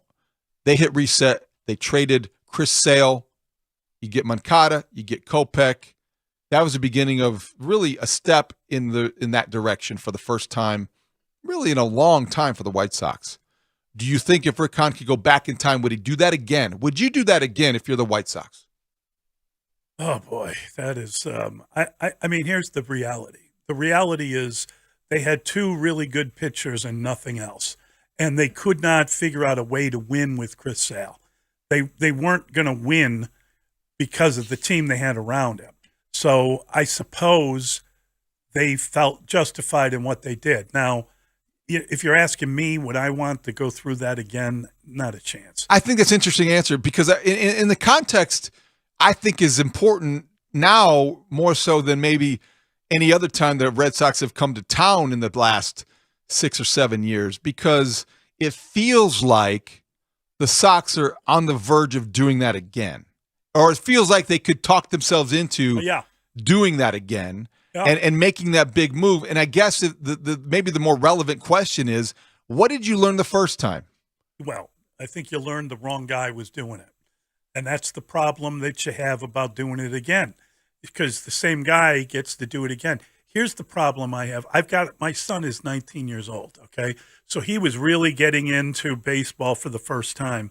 And they like trampled on the fan element of him, because when you're that age and you're going out to games and you're getting to see your team, and you really have a good feeling about whatever you like. And unfortunately, it was just you waited year after year after year, and even when they got better, it didn't last. And then the changes are made, and was it this year or last year they were supposed to win the World Series, and they're nowhere near it. And it's just... It was when they hired Tony. It's so depressing. It was 2021, But I I'm believe. saying, they felt like they had that kind of a team. Now he spent his childhood following a bad baseball team. Well, yeah, I think... think... That's what it amounts to. Well, because the narrative surrounding the White Sox is so negative. And I think the vibe is so negative. You did not ruin his life. That makes me feel You did bad. not ruin his life. You don't... Ruined it. No, you can't take that kind of parental guilt on. Even though it comes naturally for you. I live with it. I know you do. Listen, just so you know, as an Irish Catholic, I feel awful about everything all the time. but maybe nothing more so than having sentenced my poor child to this awful reality. Should have made him a Cub fan. Oh, my God, what a mistake. Should have made him a Cub fan. But at the time... Should have helped him be a Cub fan. If you really were time- looking out for the best interest of your son, knowing the torture that awaited him, you should have made him a Cub fan. At the time, it felt like, oh, my God, I can't damn the kid to follow in the Cubs. They had not yet won. Oh, you okay, understand? that's right. He's 19. So it's a long, at least he was alive for a World Series with the White. All three of my kids were alive. I mean, they're just like, fair enough. They're little lumps that don't have any kind of understanding of anything. Lumps. They're just little, I think John was like a year and Mary was a baby. My gosh. They're Irish twins, and Caitlin might have been 2. I've got a great photo of all of them wearing, socks gear. But those were the days. My wife put like a little pink thing in Mary's hair because she's like she's a baby. Like she's not, you couldn't tell what that kid is, right? You'd kind of signal it by whatever. She just didn't want to have a bunch of kids in black and white and not know what they were. She's a girl and she's all girl. Don't get me wrong. I'm just saying it's at the time, my kids had no understanding of what happened. And I would tell them, you were alive for a side. They didn't know. They were alive. It was 2005, very long time ago. Thank you. 2016 seems like a very long time ago. Yes. I'm just saying that. And you think that I should have made them Cub fans because I anticipated? Yeah, I think you should have had a better that's not sense of that. I think the Sox had just won as the World a parent, Series. I think you should always be one step ahead. That's all I'm saying. Yeah. My son doesn't like baseball. See? You did it. I did it. You achieved it. It's boring. You made him a hockey. He's a hockey guy. That's right. That's good. All right, we're going to bring in Gordon Whitmire, our guy, and we'll talk to him. He's now with the Cincinnati Enquirer. We'll talk to him about what it's like to watch a young team become a champion, and he's been through that already. And we'll ask him if there's any kind of remnant of that as he sees these Reds put together 11 straight. Gordon, the one thing that has changed the fortunes of the Cincinnati Reds. More than Joey Votto. That's right. Votto Schmato, as we say. Mully and Haugh, Chicago Sports Radio, 6-7 The Score. What happens when two shows meet? Score transition. First at 10 a.m., Mully and Haugh meet Bernstein and Holmes. But what they have is they're teaching guys, as you say, to throw so hard so that guy comes in the 5th or the 6th and he throws hard, and it's your starters aren't necessarily the best guys anymore. Like the strategy has changed. I don't think it's the best for the fans. I'll tell you that much. Like the game has changed in a way that makes it not as entertaining, but there's got to be some things that you see that make some strategic sense at this point. Not anything I see up there. I think that's just ridiculous, and it's increasing injuries, and it's not maximizing on your best guys. And you guys, and just listening to what you just said, you're being dominated by the fake technology again. You think that all these guys throw 10 miles an hour faster than we did back in the day? Just watch the videos. Watch videos of guys back in our day who were the hard-throwing guys compared to now. They are measuring fastballs and balls right out of the hand now, okay? The Jugs gun and the ray gun back in the day measured it as it crossed home plate. Uh-huh. So there ain't no difference. These guys, I've been there. I've been with these guys that they say are throwing 100 and sitting there watching them going, that ain't no different than anything I saw, hitting against guys in spring training. This is not, but they're just trying to pump it up like they're doing such a great job. And you look at this. It's fake technology like everything else in the world. Here's the next thing that I laugh about, and I actually have talked to a lot of the old umpires and a lot of the new umpires about this stuff too, about them wanting to do the technological robot umpire stuff too. And I'm like, okay, I understand that, but if you've actually seen the Atlantic League funny posts that people made about strikes being called at balls that are like 3 feet outside and this and that, and when, watch the news today. Oh, they're telling us all about more, watch out because Russia's going to get into our technology and try to mess with our stuff. Wait a minute. They can get into our technology from Russia. Well, you don't think that the front office can get into the technology that's running the strike zone at the home stadium. Oh, this is fun. I had never thought of that. I had never considered this either, that like another front office would override the hack robot the umps. umpire. Yeah. That's a good point. And it wouldn't be every pitch. It would be, okay, bases loaded. We got to get this pitch right here. Strike, go quick. That's the kind of stuff that I know would happen. Somebody's going to do it now. You just gave them the idea, Jack. So thank you for that. They think they don't have the idea? Come on. That's metrics and that's technology. Do you have a smartphone? It's ruining our kids' lives. It's ruining our sports. It's ruining our countries all around the world. It's crazy. Do you have a smartphone? I'm on it right now, dude. So I'm sure that hey, maybe Putin's listening to us. You never know. It's not that interesting. I mean, it's good, but it's not that.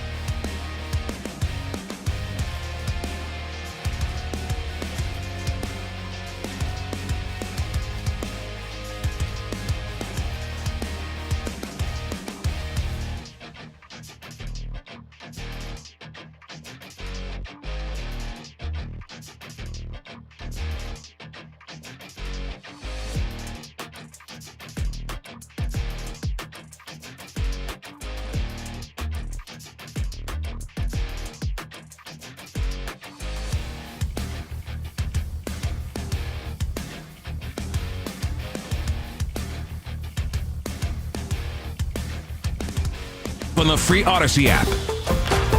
The Score! This hour is brought to you by Golf Mill Chevrolet. To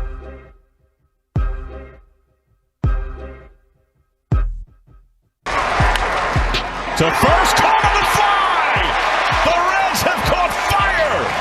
They sweep the Rockies, and the Cincinnati Reds are riding their longest win streak in 66 years!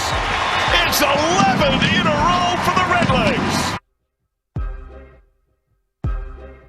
Mully and Haugh, Chicago Sports Radio 6-7 of the Score. Yeah, the Reds are becoming a problem. No doubt about that. 11 in a row. And we are delighted to welcome in our old friend Gordon Whitmire. He joins us on the Busey Bank Score Hotline, building business, growing wealth since 1868.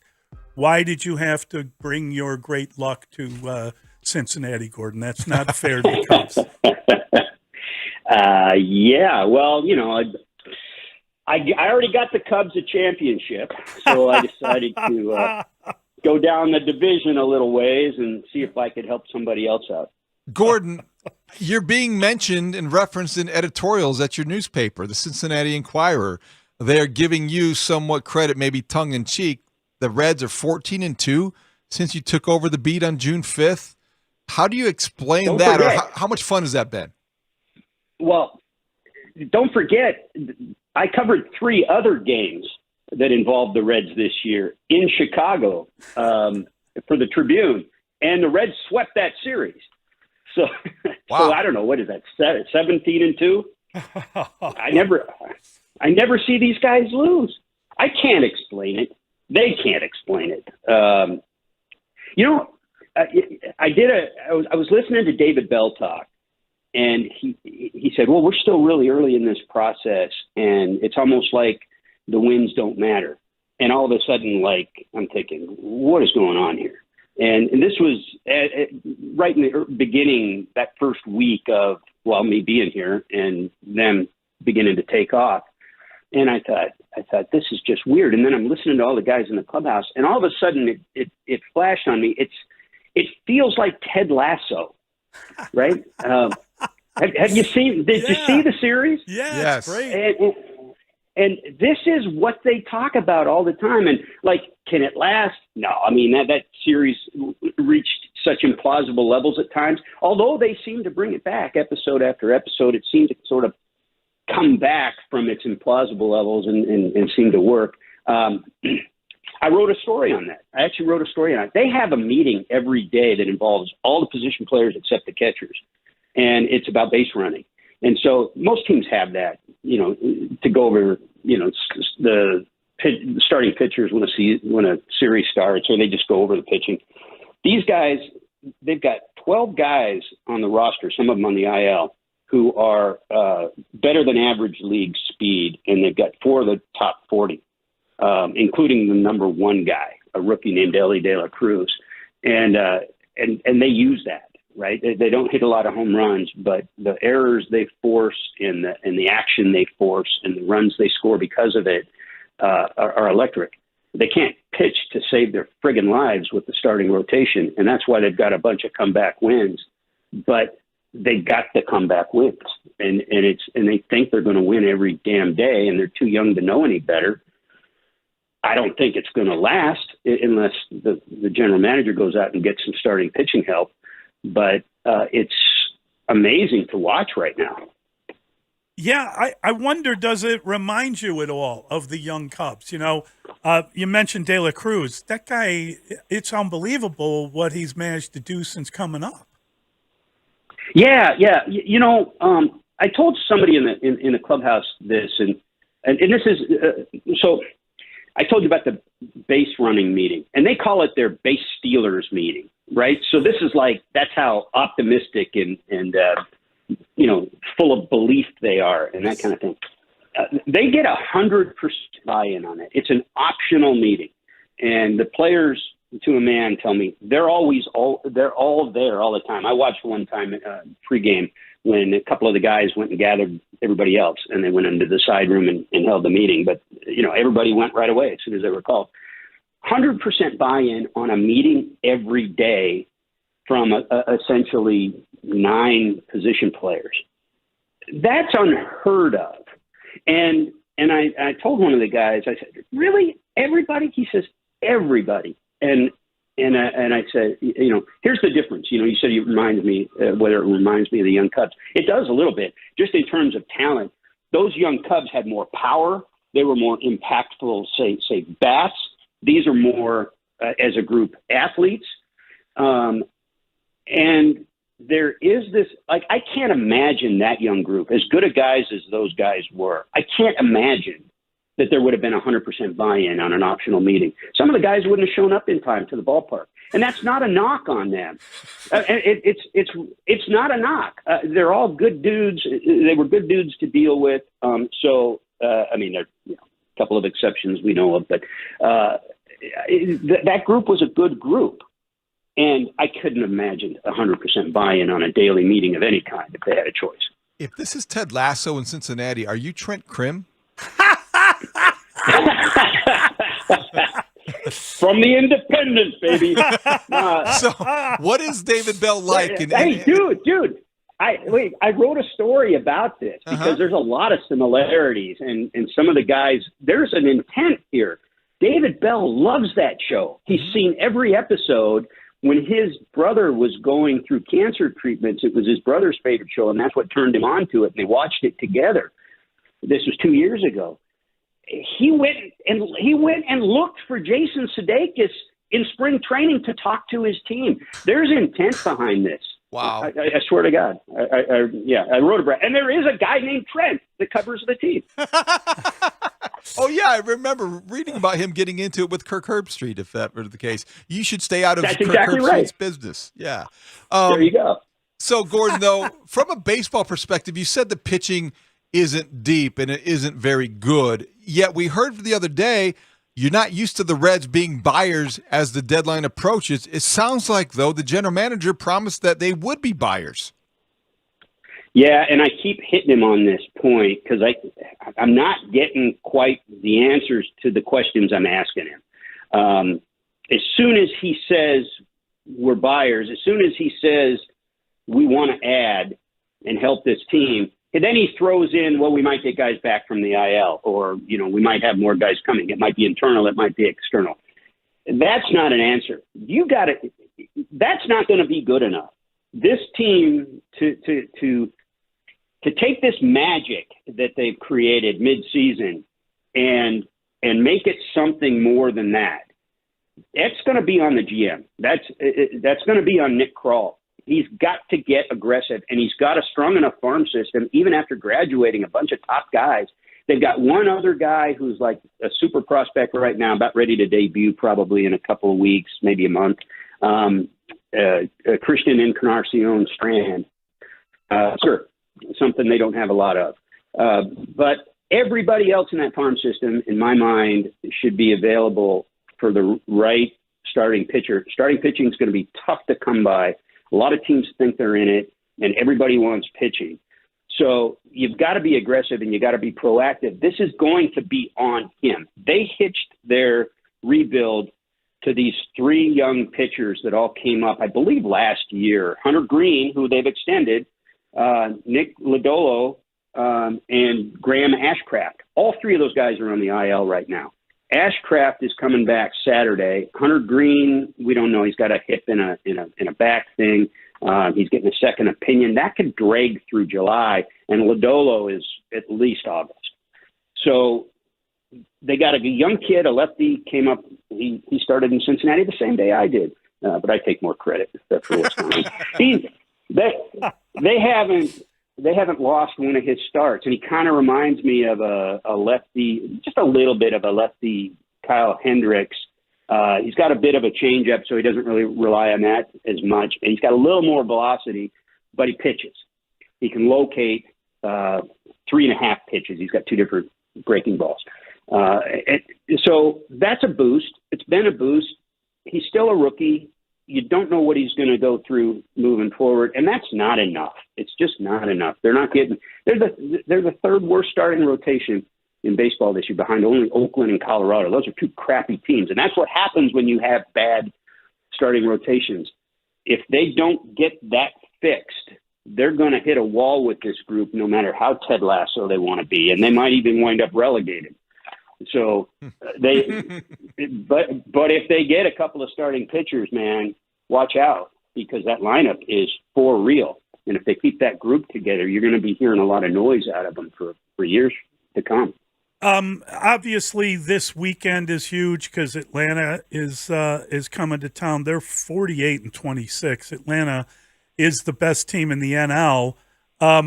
Is this? Do you consider this sort of a measuring stick of where this team is at? In other words, despite the 11-game winning streak, is there concern that it's been a nice run, but it's not sustainable? Atlanta's going to come in and show you how to play winning baseball? Or do you think future playoff matchup, these teams are heading at each other one way or another? No, I think, look, you make a great point. In this 11-game winning streak, 3 of the 4 teams they faced were last-place teams. And they barely won a couple of those games. But they did go into Houston and sweep the Astros on the road. That took some doing, and that included a 10-3 win that was the most runs the Astros have allowed this year. So did the Astros have their ace in that series? No. But that said something. I mean, that's a sweep. That's hard to sweep anybody. And they went and swept the Astros. So that was a test. Again, this stretch that's coming up. I can't imagine this streak is going to survive the weekend with the Braves in town. Right behind it, they've got the Orioles on the road, and that's a really good young team. I believe they still have the second best record in the American League. And then you've got the Padres behind that, who have underachieved this year but have a ton of talent. That's a dangerous team. And so this stretch right now of the next 3 series will be very telling, I think. And it also has the chance to. Those are all good lineups. I mean, a lot of superstars in that mix with those 3 teams. That's got a chance to really expose their weakness with that rotation.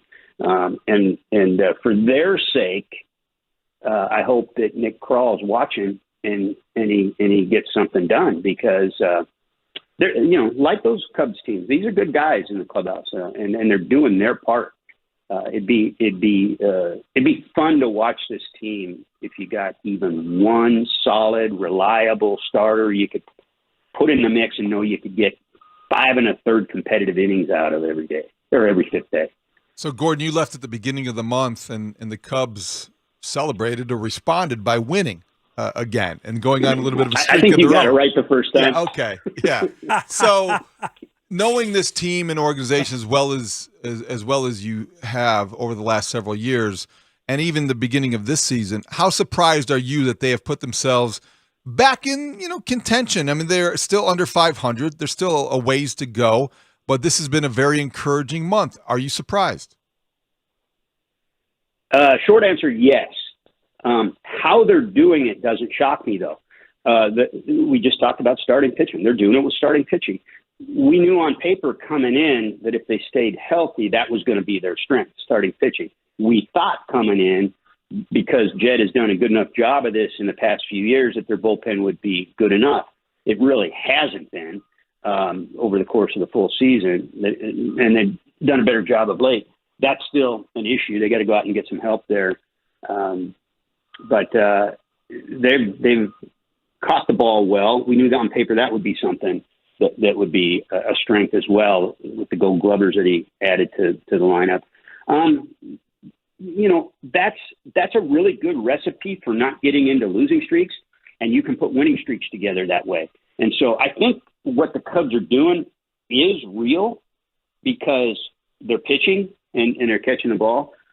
It'll be, whether they can hold leads the rest of the season and score enough runs the rest of the season is going to be the thing. And so far, so good. They're in better position than the Reds, I think, to go out and get some help, because they're going to be willing to do it. They're probably going to be more aggressive.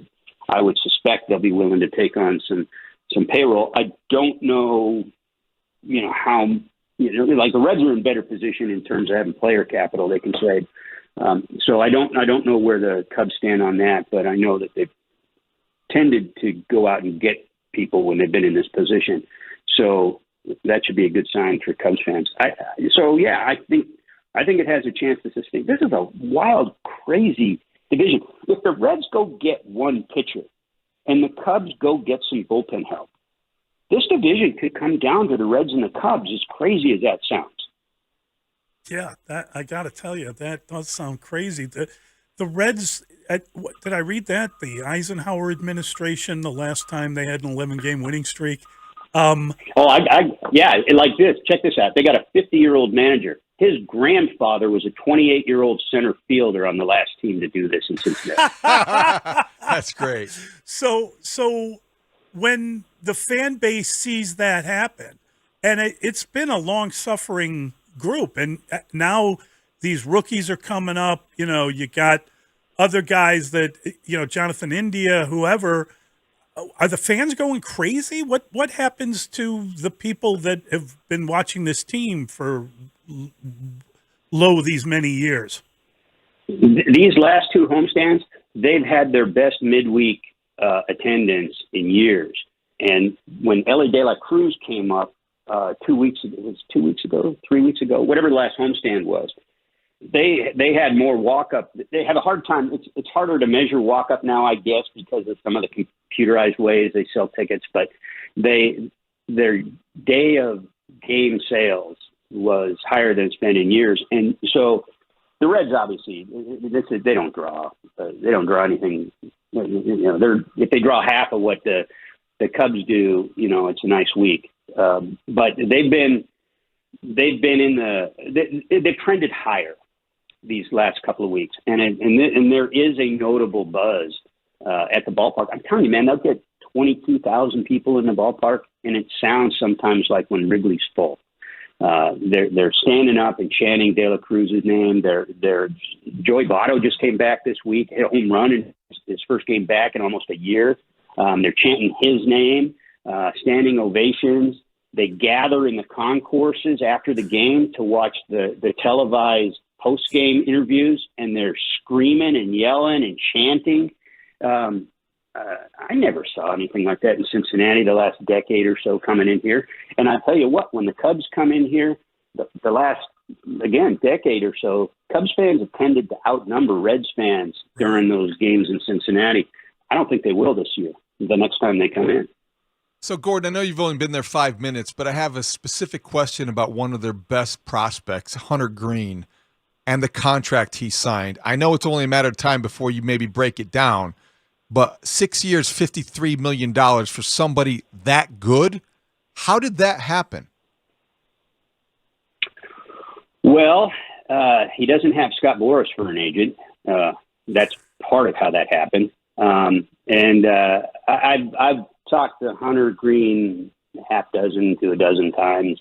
I haven't really gotten into it with him on the contract.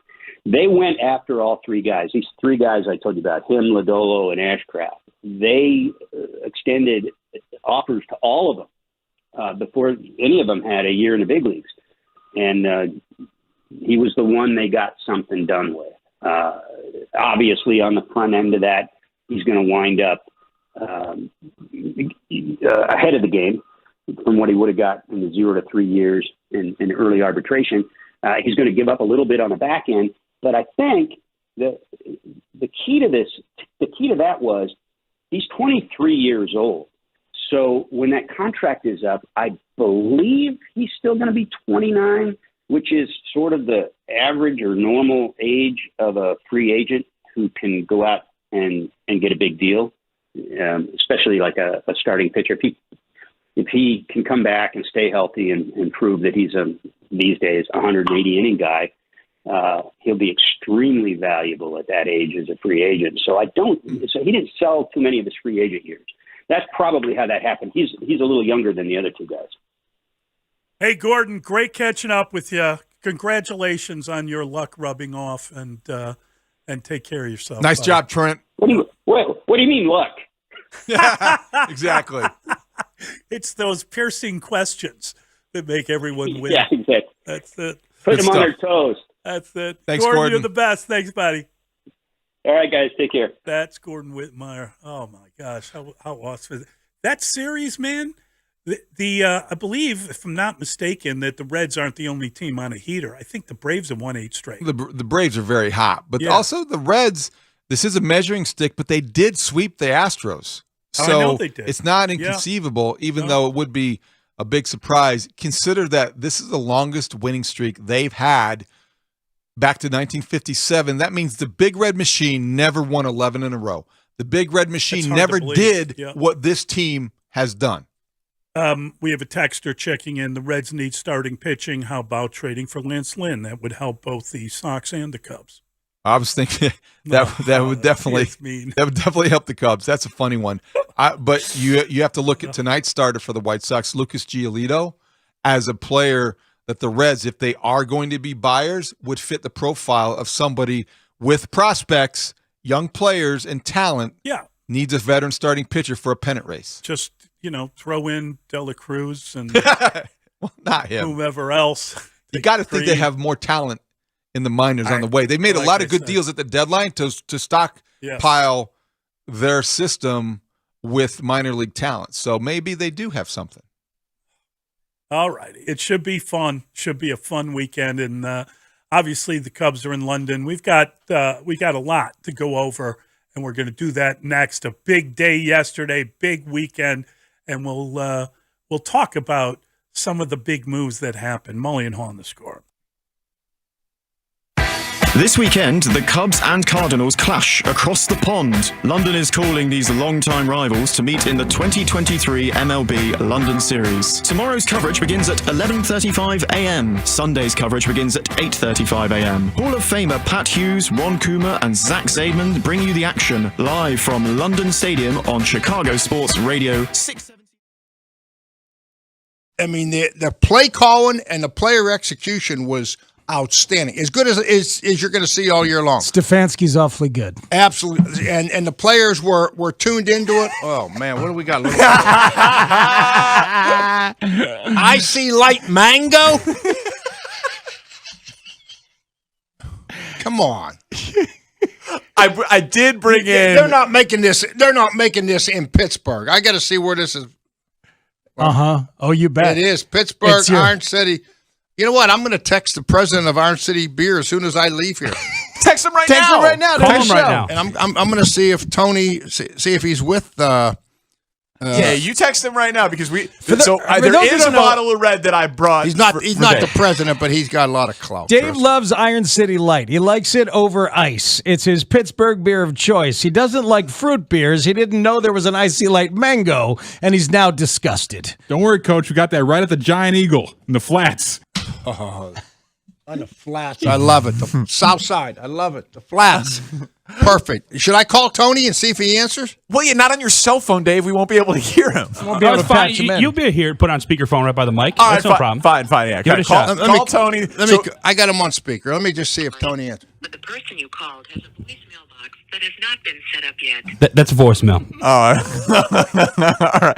So, Dave, I'm going to text him and see if he gets back, and then I'll get him to call me. all right, good, because you're appalled by this, right? This is an Iron City Light with fruit in it, and you like it straight up over ice. Yes, absolutely. All right, Go ahead. Keep talking. I can text and talk. Can you? Yeah.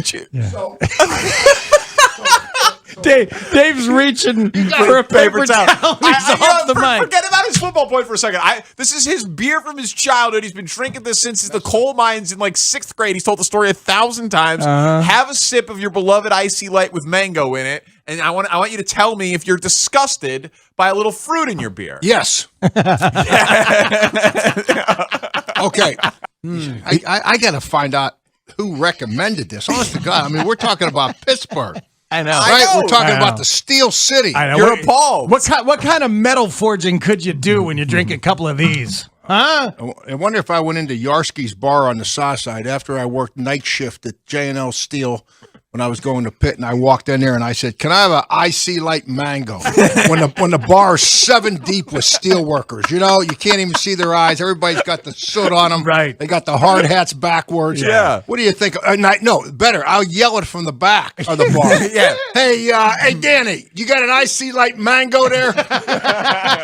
Yeah. You're not coming out alive. Right. There's no way. Your ass is kicked 3 times before the front door. And fired. And fired. Yeah, you can't go back to those mills ever again. Why would you want to? Mango?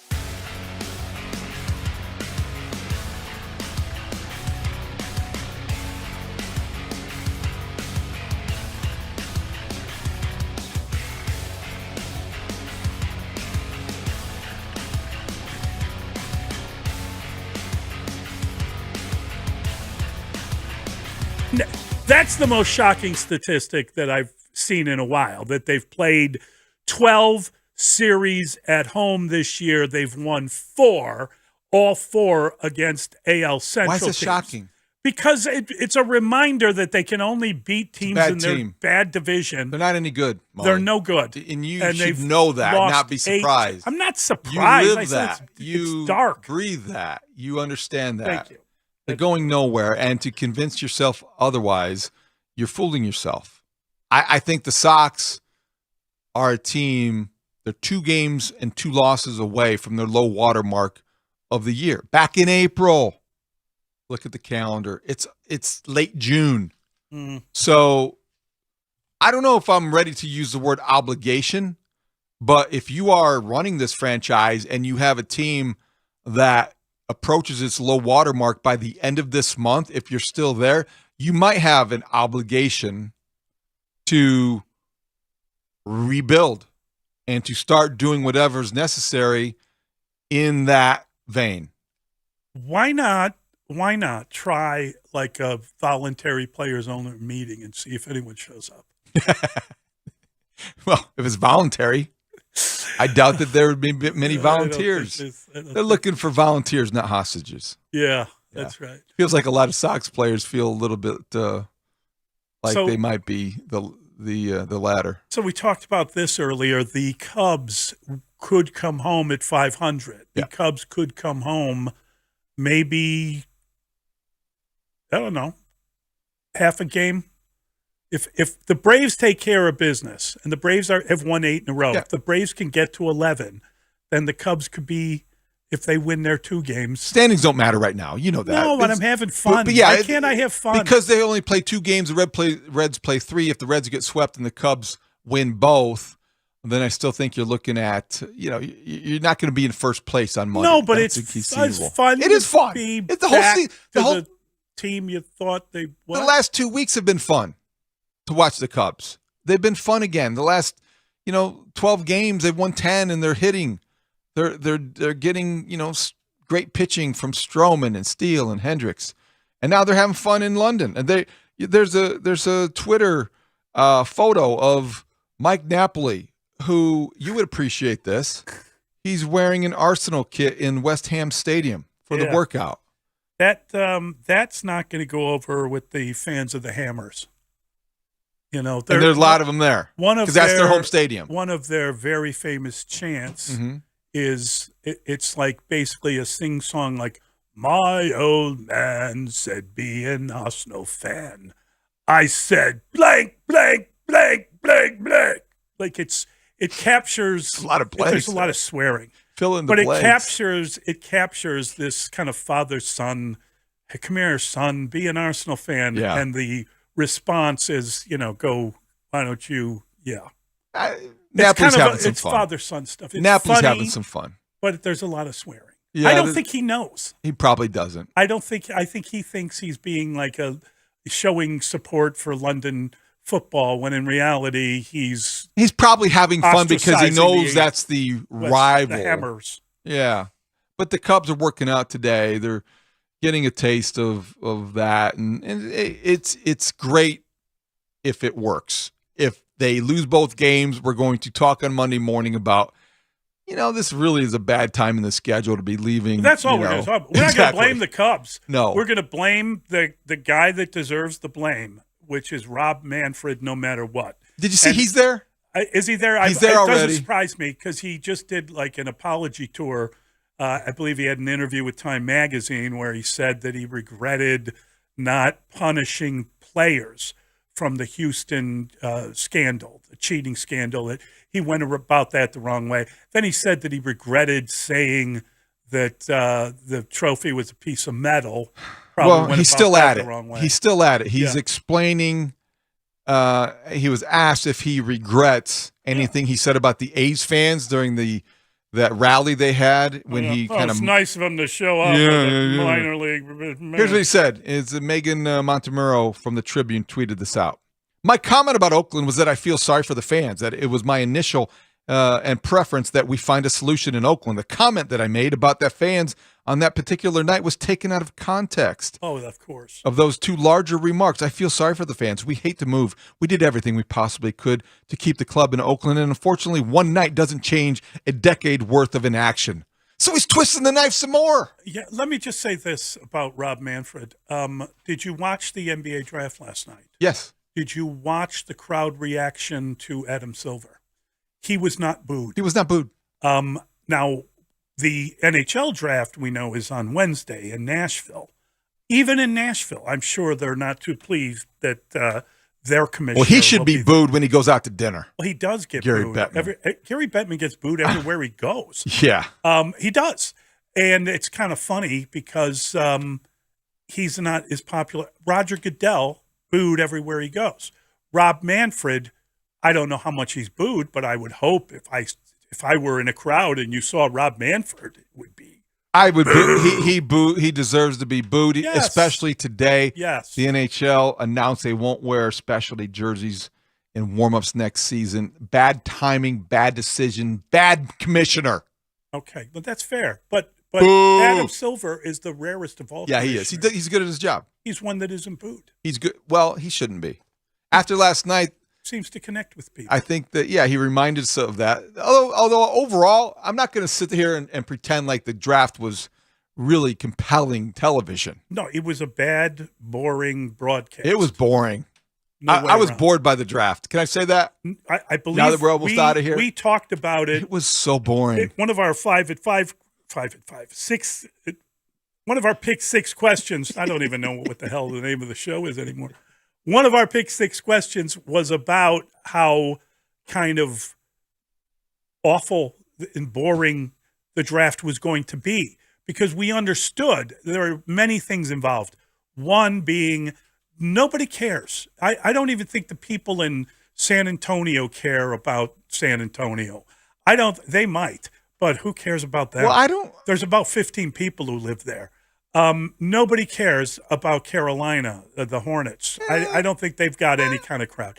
Nobody lives in Portland. I just think it's empty. I think there's no one from in the Pacific Chicago Northwest. perspective, it was boring because the Bulls didn't have a pick. Those are teams without fan bases. I know, it's not like the Lakers and the but- Knicks and the Bulls all had picks. And I'm not turning my nose down at anyone. I'm just saying that's not compelling stuff.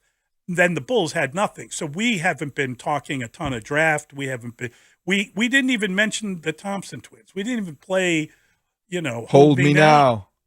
Oh yeah, Hold Me Now. That's a good song from the 80s. That's Gotta right. love that. By the Thompson twins. But I don't want to misrepresent though, because Wembanyama is a spectacle. He is. No one's seen him play. He is a prodigy. No one he has is watched him great. play. I love that. Now I'm just saying, after that pick and seeing how he behaved and handled the interviews, he's a treat. Maybe, but then it was boring. But he ruined the whole weekend by going to that Yankees game and throwing out the first No, pitch. he did not. He ruined it. He did not ruin anything. Ruined it He all. did not ruin anything. His reputation is. All I'm saying is that after the first pick, and then you see, Brandon Miller, I don't have a lot of time for him. I like Scoot Henderson, but after that, after you get to the fourth pick, I wasn't as into the whole twin story as you might have thought, and as much as you were. Oh, here we go. They came out like this. Wouldn't that have been awesome? It would have been awesome. Good beat. Yeah. The Thompson I twins. don't even know if the Thompson twins had another hit. I don't even. Were they a remember. one-hit wonder? I don't know. Kind of like Milli Vanilli? No, I think they probably had a few hits. Till I'm just Tuesday? saying nothing comes to mind. Who else comes to mind when you talk about one-hit wonders? Modern English. Okay. That is the all-time one-hit wonder. No. Yes. Till Tuesday. No. Voice is Modern Scary. English. What was the name of that song? That one song? That one song by them was like a really big hit, and they did nothing else. Anybody? No. Modern English. Modern Maybe English. the one that What text. was the name of the song? I melt with you. Huh? I melt with you. I melt with you. I melt with you. How about Yeah. that? I'll stop the world and melt with you. That was a huge hit, and then nothing. Dexy's Midnight Runners. Oh, come on, Eileen. I know. That's right. It's a great song. My oldest sister's name is Eileen, so I remember that one. We would play it all the time, but I don't remember another hit by them. They were an Irish band. Don't be mean to the Irish. I'm not being mean to the Irish. You're Irish yourself. How about other one-hit wonders. Men with hats. Men without hats. Men without Men with hats might have had a good with one, them, too. Without them. Yeah, with them, without no them. damn The good. safety dance. Vanilla Ice. Vanilla Ice. Yes. And that wasn't even his song, right? Didn't he take some other song? But wait, if he only had one hit, Brandon Fryer, what is he doing back at Guaranteed Rate Field in August? Isn't he there with like more people though? It's just he's not doing a whole concert by himself. It's just one song. We have a texter. Texter jumps in and says, "Chumbawamba, tub thumping." That's a very good one-hit wonder. Yes, good one. Very well played. How about Aha? Yes, Take on Me. Yes, Take Me On, whatever. Weren't they from like that Swedish hit machine stuff that brought us ABBA? I don't know. No, don't even. ABBA has tons You of big can't hits. disparage ABBA. You can't put ABBA and Aha but they, in the same ABBA sentence. They won that Euro song competition. Did you know that? That's where I think Waterloo came from. And then I think I know what you're talking if about. I'm not mistaken, my wife's a huge ABBA fan. Oh, so is my So wife. I know the whole Yes. story behind Yeah. them. I've seen the movie 3 times, so I think. So they were in that Euro song contest, which is hysterical. But if I'm not mistaken, they won that. I didn't That's know how that. they first got into sort of. I got another one for you. mainstream music. It's what I hum to myself every time I'm walking into the studio because I'm such a upbeat, good mood at 5 a.m. Walking on Sunshine, Katrina and the Waves. Oh, sure, that's a good one. Yeah, it's a good one, That's isn't a good it? stuff. I like an upbeat song. I don't mind it. I'm not like some guy walking around listening to Latin chants or something. I don't know why you portray me that way. With your back to the altar. Yes. Old school Latin Mass. And I haven't even mentioned any country songs yet because I don't want to invoke or disparage country music in any way. All the country songs are one-hit wonders. Because They're not really. No one has ever really heard it, and then they hear one of them, and it's like, that's almost No, crossover. they're not. That so misrepresents That's country totally music. the truth. No, it's not. Well, Johnny Cash had a good one. Johnny Cash. I'm making fun of country music. Why are you making fun of country music? Because it would annoy the hell out of you. That's all. Just I did have a fun. good friend of mine who had a country music question for me yesterday after hearing the song I Wish Grandpa's Never Died, saying that it was the dumbest song ever. And I had to push back a little bit. Really? Yeah. I don't even know that song. That's a non-hit wonder. We're getting all sorts of good suggestions now. Cutting Crew, I Just Died in Your Arms Tonight. One-hit wonder, Nick Madrigal. You watch. He's going to have 2 hits tomorrow. So mean. He's going to have 2 hits tomorrow. So mean. Nicky 2 hits. You wait. That's so mean. We got off track. All right. Yeah. We've got to bring in Dan and Lawrence. Serious we get a stuff. chance to Serious talk stuff. to them. Yeah. We didn't get a chance yesterday because of our London broadcast, but we will discuss the draft with them. I can't wait to find out how happy Dan is with everything that was done. How much you want to bet that Dan is going to be miserable? About what specifically?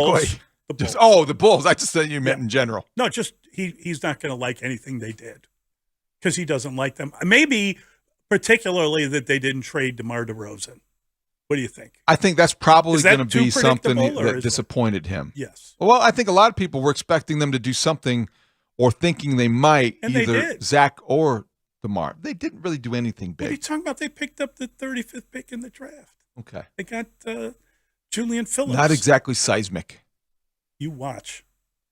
They're going to be good now. I can't wait to see what Dalen Terry does with the audio he collected. I don't think from there's been a Victor player Wembanyama. in a Bulls uniform in the last 5 years that you have picked on more than Dalen Terry. I have not picked on him ever. I said I thought he was a great interviewer. I don't know why you get And mad assistant about mascot. it. He was the T-shirt gun guy. Yeah, he's the T-shirt gun guy. All right, that's fair. We'll bring in Lawrence and Dan next. Mully and Haugh, the score. Coming up on Parkins and Spiegel this afternoon, the Bulls make a pick. We'll talk about Julian Phillips and the direction of the team. Steve Stone joins us to talk White Sox, Parkins and Spiegel this afternoon, 2 to 6 on 670 The Score. Danny Parkins, Matt Spiegel, afternoons 2 to 6 on Chicago. This was Lou Piniella talking about Steve Stone after, I don't know what he said, but something that Steve Stone said on the score. Here's Sweet Lou. We've got a lot of people here that haven't managed and won any games in the big leagues, but they know everything. Steve Stone, he's got enough problems doing what he does with the White Sox.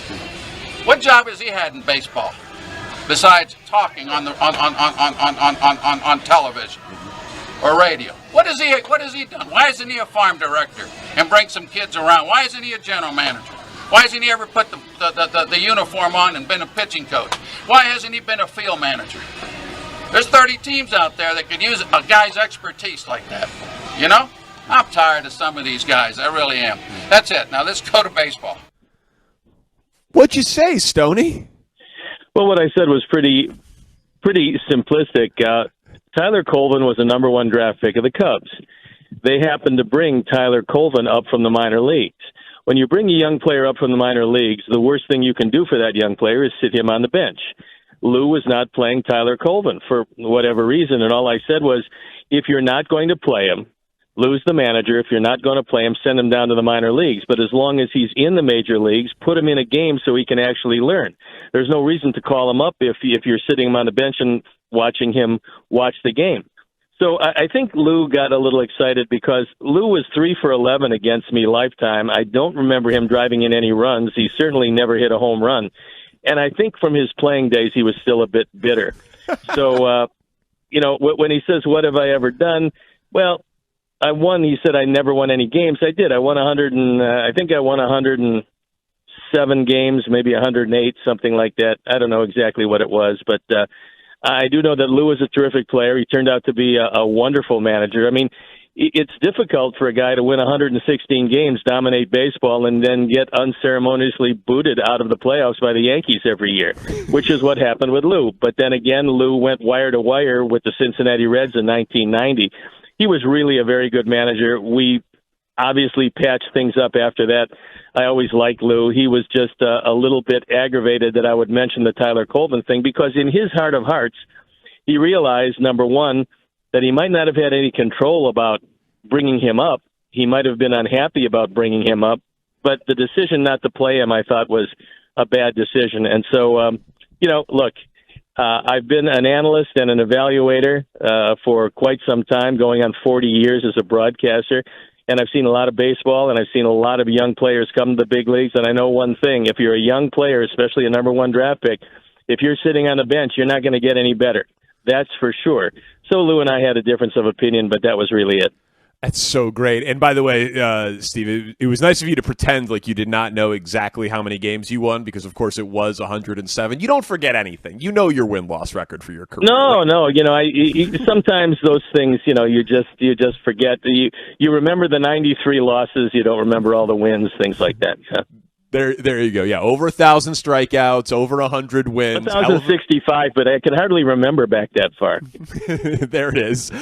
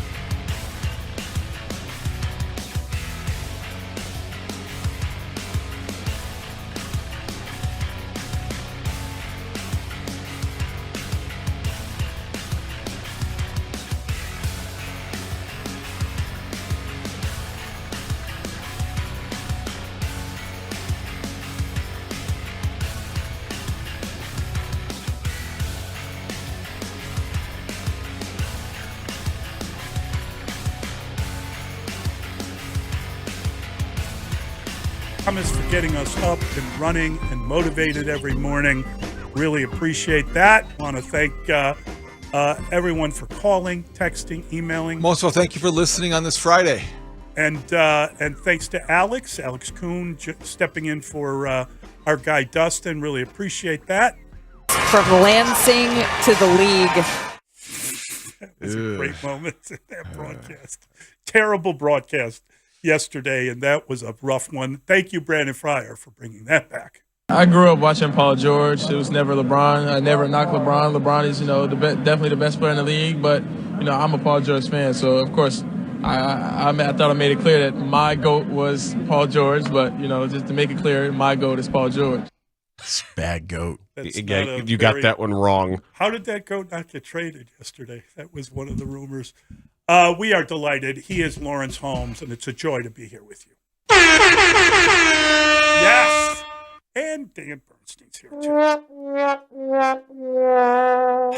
What's up, guys? Guys, so, that was a very important moment to see Jet Howard get drafted because it closes the books on what the Bulls managed to do in that trade. And then to hear, I think it was Malika Andrews who said that it was important for his family because his dad is his college coach, all the Wolverines, and he's heading from Lansing to the league.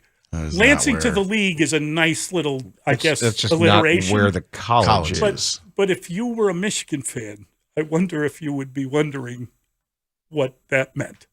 Yeah, the broadcast was rough. The broadcast was rough. It wasn't good. It was rough on a lot of different levels. Yes. This wasn't very compelling. No.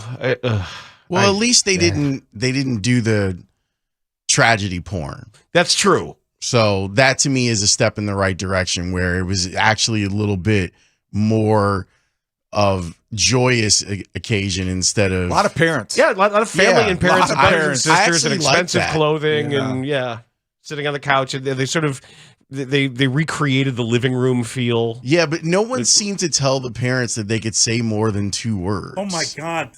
There was a couple of times where they gave someone a microphone and told him to hold it up for his wife, and the guy never spoke. Thank you. It was a couple of times where you're just kind of like, wow, you can't throw a single question to a guy? It was kind of rough. And then it was late because by the time the Bulls got around to doing what they did and AK talked, it was like KC said he walked out of the Advocate Center at 2 a.m. Long night. That a lot of us who've covered drafts. Worth it. Yeah, the Berto. There's some long nights at the Berto Center, but we always looked forward to it because there was always Lou Malnati's. It was, and then it kept coming. And it was always you sit there and eat pizza all night, and then you wait for Jerry to descend from his room and tell us all the bad players he drafted were good, and then you'd say, Jerry, they're bad, right? No, they're not. They're good. They're better than you think. I don't think so, Jerry. You'd be wrong. So.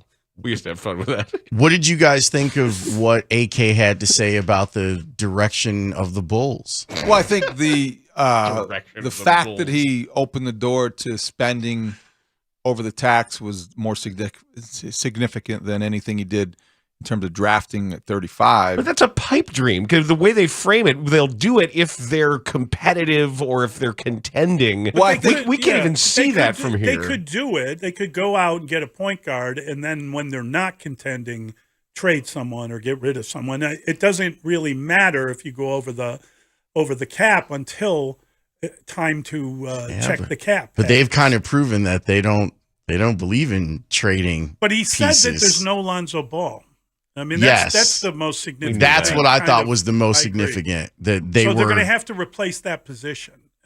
But I think they kind of knew that all along. Well, I think we all admitted it. Yeah, but there's a difference between them knowing it and then saying it on the record. Yes, knowing that you have to allocate funds to replace the position. Yes, instead of kind of using that as a crutch like they did a majority of last year. Well, if Lonzo were here, well, he's not, and he's not going to be. So you need to find point guard help.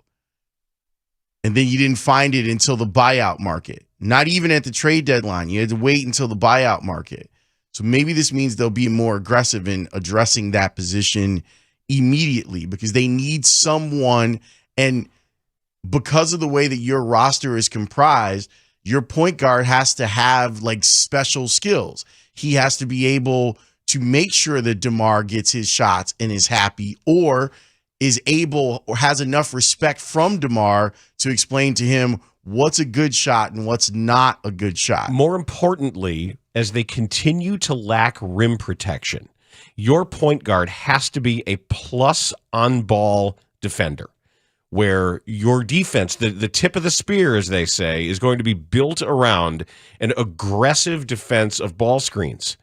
And without that guy covering for you back there, you have to be a long, reliable, disciplined defender. And those guys who are doing all the things you ask are few and far between, are expensive, super hard expensive. to find, hard to develop. Did you see that Dalen Terry was at the draft? And there is a photo of him interviewing. He interviewed Victor Wembanyama. Oh, and I meant to say, why we did. I don't know, because that's what Dalen Terry does. We didn't have transition yesterday. Yes, I liked the interchange that you guys had yesterday, talking about the after drafting Wembanyama, when should you win a title? Right. And I think you, David, you said 5 years. Yes. And you said if you just looked at supposedly generational player X, you draft that guy, yeah, you should be contending for a title in 5 years. What I liked about it was the subtext of your conversation. Mully, I don't think you trust or like Wembanyama as much as other people do. I like him. I just worry about the body shape. And I worry about the injuries that happen sometimes. The Ralph Sampson comp. That's I see. I heard that. I see. You were having sort of different conversations because it's not just some neutral example, but if it's generational player X, that's different. I heard a lot of, and I think reasonable scouting skepticism in your assessment. Well, I mean, I don't wish ill upon him. I think he's a super nice guy, and I love the story and everything else. He seems to have the right answers too about how his body works. Is unique, and he has to work his body the way. But I don't think you're wrong. I hope I'm not right, but I have seen a lot of guys. I mean, who was the guy last year? Chet Holmgren. That guy couldn't hold up for 15 minutes. You knew that. I haven't watched Wembanyama enough, other than highlights, to be able to know how his game would fit into the league. Well, that was the only reason why when we had the question yesterday about who will have a more impact on his respective league, Bedard or Wembanyama. It's only Bedard because of the health issue. I mean, you just can't project somebody that big at 7'4" not to have something get in the way. There's almost like more reason for concern because of his body type. And maybe he'll be Kevin Durant, but Kevin Durant's run into problems, but it's been after he's already had a Hall of Fame career. Absolutely. And won a championship after he was ring chasing. But I just don't know. Yeah, all things being equal, if he stays healthy, they should be in a position to win a title in 5 years in San Antonio. I mean, it's how long did it take, Jordan? 7 years? It's a 5-man game. One player can be more dominant than a hockey player can. It is a guy that should be able to help you defensively as well as on the offensive end. So, I mean, you would think but again, the only thing that you can't read is how he holds up in the league. And it's, again, look at how guys like that have held up in the league. I will say, though, like with the Chet Holmgren comp, I never heard Chet Holmgren talking about taking care of his body. No. I kind of always heard him kind of just working on skill. And it seems like whether it's Victor or his team, like they have a really smart plan. Now, best laid plans, right? It could still end up in disaster because those body types don't seem to work if you're asking them to play 82 games a season. But at least I feel like he's walking in with the right idea, that it's not about him putting on bulk. It's about him saying, I want to be flexible. He's a guard. It's sleep. What's hilarious is that all the people that kind of genuflect to Kobe, it's like they stopped listening to Kobe. It was like Mamba mentality is the only thing that he came up with. Towards the end of Kobe's career, he was out here talking about sleep and how wrong he was. At the beginning of his career, it's like, well, I'm getting 4 to 5 hours a night, and then I'm getting up and I'm going to the gym at 3 a.m. And then towards the end of his career, he was saying, 8 hours of sleep is actually what you need to be an effective player. The league stopped with the 10 a.m. workouts after a 10 o'clock game. In the old days, you'd go to shoot around, you'd get ready for the game in the morning because you wanted guys up and not out running around, and then you would have the rest of the day, right, to nap and get ready for the game. And they kind of turned that around. They changed that. Well, also don't forget how Jordan screwed everything up because he made the whole swashbuckling lifestyle be like this sort of Hollywood thing. Like, oh, look at Michael. He's playing 36 holes of golf. He never slept. Never. No. He's playing 5 hands of blackjack until 4 a.m. Never, ever. And all night. It romanticized it. All day. Like, he would literally get up at the crack of dawn and start golfing. It was incredible. Yeah, smoking cigars and boozing, and then he would have a steak. And he'd have steak and potatoes at 4 o'clock. Every day. Steak and potatoes sounds great. He did. He did have his own personal trainer, and he did not like to work out with the guys because he at that point wasn't able to beat everybody in the workout. You know what I'm saying? So that's where he got what's his name? Tim Grover. And Grover was his personal trainer, and he was smart to do that, but he didn't want to be working out with everybody. It's different. Yeah, the thing about Wembanyama is there's a difference between, for guys that size, the catastrophic, unpredictable injuries of the bad landing, rip an ankle, rip a knee, rip a hip, and then like the Rick Smits or Sean Bradley or Sam Bowie, where you have the chronic. Well, that's the one thing you can't project either. Well, maybe they've been better about that. Maybe what they're talking about, I don't know if what they've prepared about plantar fasciitis or some of the big guy or athletic big guy foot problems. That maybe they're better about staving off some of that. Just get better shoes than what Joakim Noah had, and then you're probably in a and Lonzo Ball. What do you guys have today? A little bit of everything. We got to break down some of what AK said. I'm just trying to figure out what the Bulls are selling us. What's your pitch? Why am I interested? What's going to have me excited about this year's team? Because I haven't heard it yet from them. I don't know what we're talking about here. Zach Zaidman is going to join us from London to preview the weekend Cubs series. Joe Strowski will set the Wagertainment weekend at 11:25. We have high noon. We have Joe Cowley's Bulls thoughts at noon. We've got some White Sox stuff. We're gonna put the NHL on blast for a cowardly decision that they made that is absolutely shameful. And Jim Margulis of Sox Machine at 1 o'clock. Have a great show. Thanks, guys. Broadcasting live from the Hyundai Studios, presented by your local Hyundai dealers. This is Chicago's #1 and most listened to sports station. 670 The Score is Chicago Sports. Chicago Sports is The Score. WSCR Chicago. WBMX HD2 Chicago. Always live on the free Odyssey app. The Score! Geico presents Daily Affirmations. Repeat after me. Well, let's continue the psychological profiling with this. I feel like as the season has gone on, I hear even more emotional investment, kind of by the day, from you, like on home run calls. And I realize you didn't have the freedom necessarily to just kind of let yourself go as a national guy. I don't know how much of that has been conscious or whatever, but it's been fun to hear you super excited and into it when something amazing legitimately happens, like a grand slam last night. Do you feel yourself emotionally invested in a different way? Danny, I'm not going to ask Matt. Danny, am I allowed to call your partner names?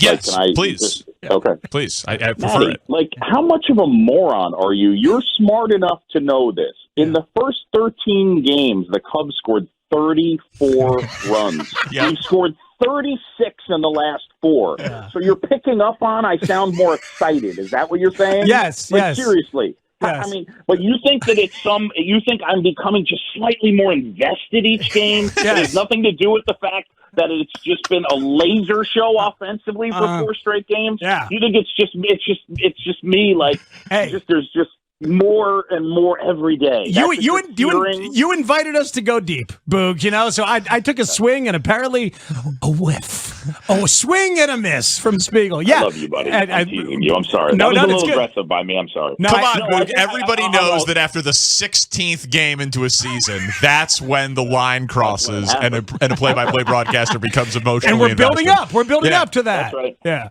Sorry I yelled at you, Maddie. That was just way No, over. not Don't at all. apologize. No, the apology is what's pissing me off. Yeah, frankly. exactly. You could have turned it up a notch, frankly. Moron was a little soft, if I'm going to be honest. It was a really dumb question. Sorry. You know what, Maddie? You're better than that. How's that? There we go. God, there's nothing worse. It's established a certain vibe, a certain foot on my throat every time we talk to Boog. So terrible. I'm a terrible person. No, it's not true. It's perfect. False.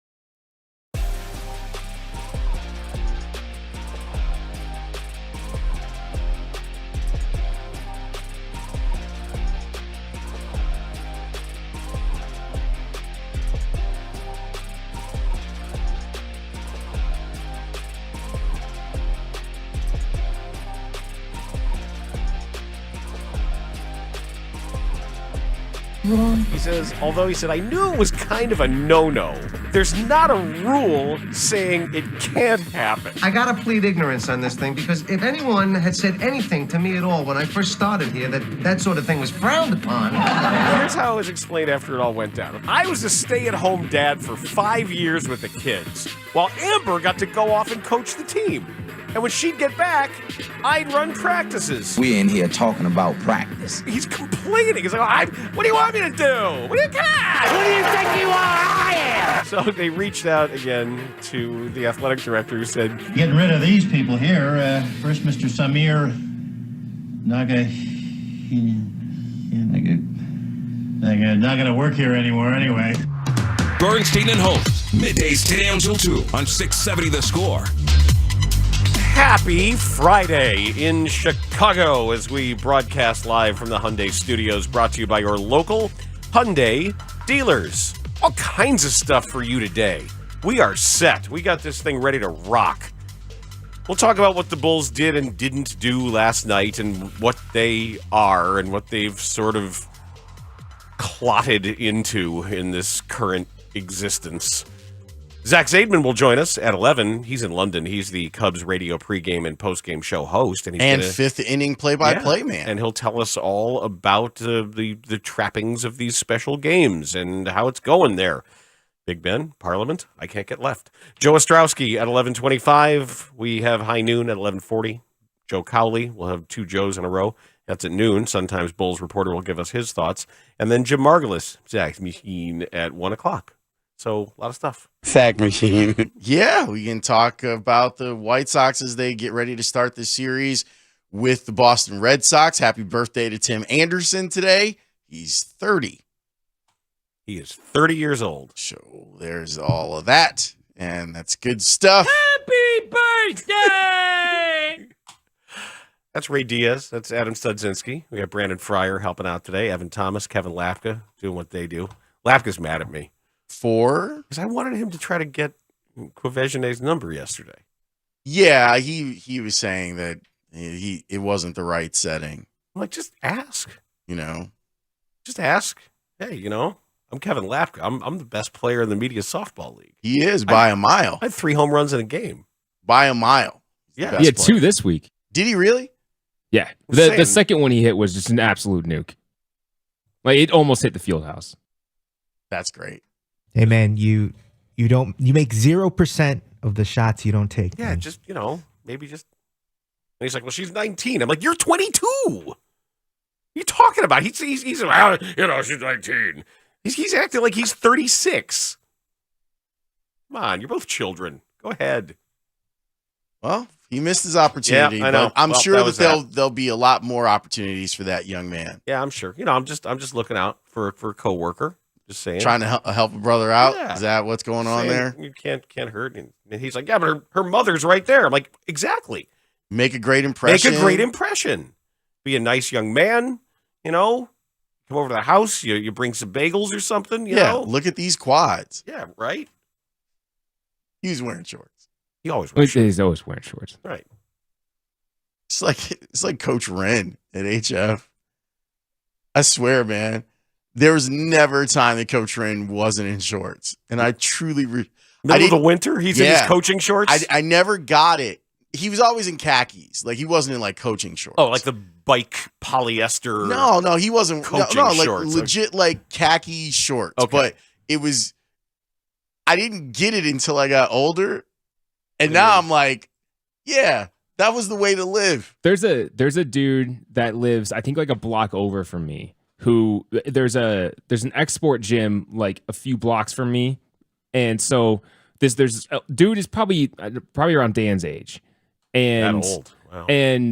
But every time he's walking to the gym, he's always wearing the same stuff. He's got his shorts and he's got his his whatever shoes on, and he's maybe got a hoodie on depending on the weather, but he's always wearing shorts. He's always got his weight belt, and I've always wanted to see him lifting because I have this like image in my head of him being just like superhero level strong, because you can tell he's just like stacked. He's this older dude that's been lifting for probably like 30 years, and it's just throwing weight around in the gym. And I've built this story up in my head, and I've never really talked to him because I don't want to break the illusion. I just like the idea of like it made sense. He, for the most part, Coach Wren wasn't leaving his classroom, and when he was leaving his classroom, he was going to go put on a jacket or whatever, if there was football practice, and I totally get it, and I'm like, that's the way you should live. Well, eventually, when, as Barry Rosner said, when you reach the age of, say, 72. Then you don't have to wear any pants. Shorts is just sort of biding your time between having to wear pants and not having to wear pants. And then so Coach Wren wins a state championship at HF in 95. He ends up leaving. Where does he go? He goes out to Arizona, wins 3 state championships out there. Wow. And now where does he live? Las Vegas. He figured it out.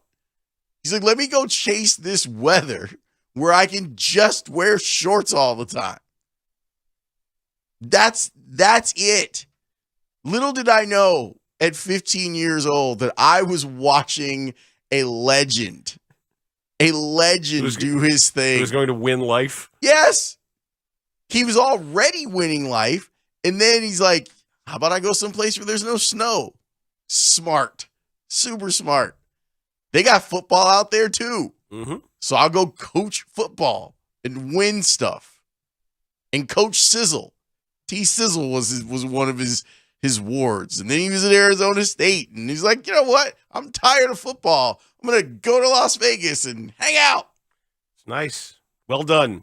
We're hanging out today because we had an exciting draft night last night. I thought for the most part, with some very notable exceptions, the young men were dressed very well yesterday. Yeah, I like what they're doing, putting themselves out there and having friends design stuff for them and having auditions for personal tailors and haberdashers. Well, I mean, you have to, when you're that tall, you're going to have personal tailors. I thought that Big Vic looked really good yesterday. Not a surprise, though. The French fashion, so I'm not surprised that the 2 French guys looked really great when they stepped onto the stage. And then it's just like, what type of hair are people rocking? And how big is the hair going to get? And are they going to give you a hat that's going to fit on top of your giant hair? We're still doing the hat.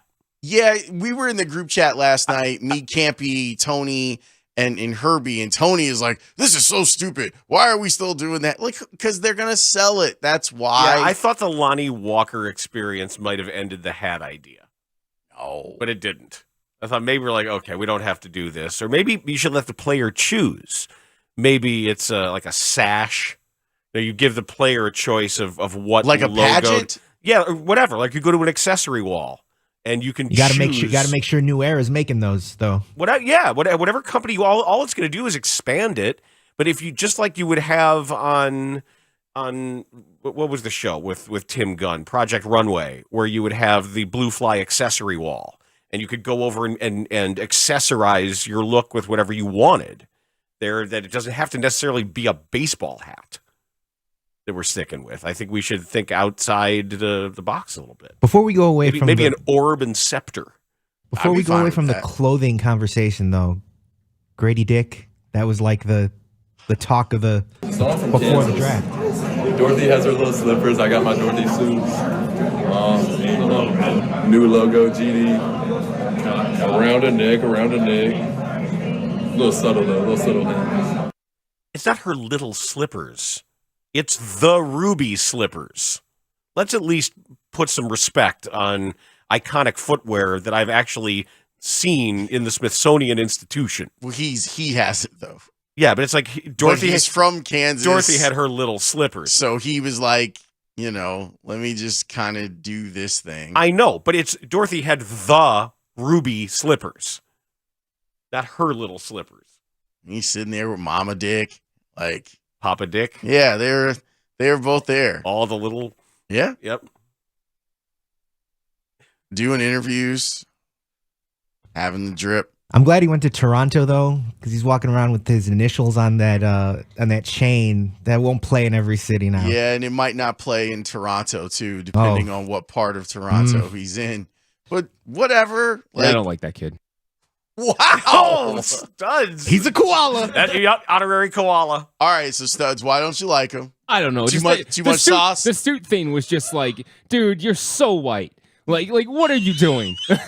Why can't he be white and have some flavor? Because he's from Kansas, and it just the whole thing just bugged me. Maybe it was what Dan was getting at with like the slipper things. Like, dude, you have no idea what you're talking about.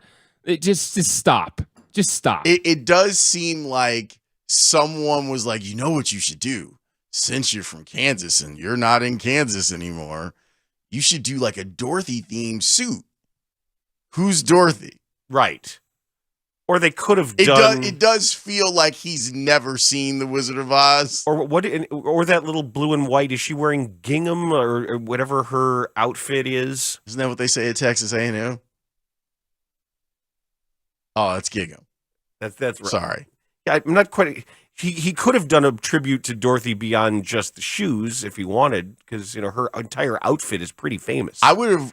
Well, I guess he kind of did do also an homage to Dorothy Spornak of Golden Girls, because he was rocking shoulder pads, right? So you got both the Dorothys in there. Lawrence, did you see in our group chat last weekend? I sent a picture. There is a Golden Girls pop-up restaurant. It's a thing. Let me tell you something. The fact that you know a last name of one of the Golden... Do you know all the full names of the Golden Girls characters? Blanche Devereaux, Rose Nyland.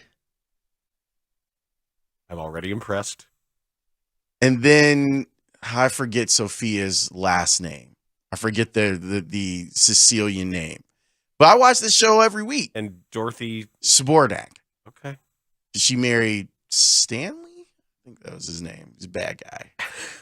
Okay. But of course, I'm impressed. That show was so far ahead that if you watch it now, you'll be like, what? I know, and most of them are younger than I am now. Yes, no. The only one that would be younger than you, because I think that she was the youngest when they started was Rue McClanahan, and I think she was 52 when they started. Okay. So you're still all right. Now you are a lot older than Fred G. Sanford. Red Fox was only 49 when Sanford and Son started. Is that right? Yes.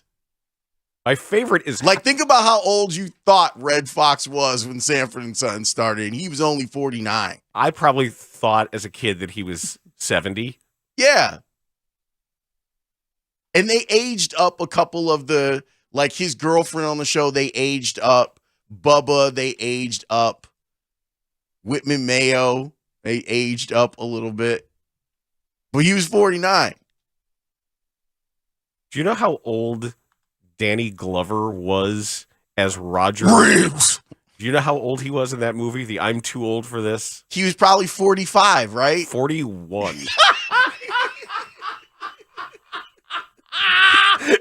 Riggs. I'm too old for this. Like, he was 41. Well, he was too old for it. By then, he had been a cop for 20 years. Murtaugh. He was definitely too old for all that nonsense that Riggs was out here doing. So I get it. I think it's hilarious. Yeah, I'm too old. I'm a day from retirement. You're 41. He had been on the force for 20 years. He didn't go to like police school or anything. He started when he was 19. Or yes. Something. Okay. That's what a lot of people do. All right. Okay. And he was too old for this nonsense. It might have been. I'm not saying he wasn't, but that is a grizzled 41, man. I like the comment on Twitch. Danny Glover's has been 70 for the last 50 years. It's true. Yeah, Wilford Brimley. That's the whole Cocoon thing. Where Wilford Brimley was like 26 in Cocoon. He wasn't 26, but I think he was 50. I think he was less. Was he 49?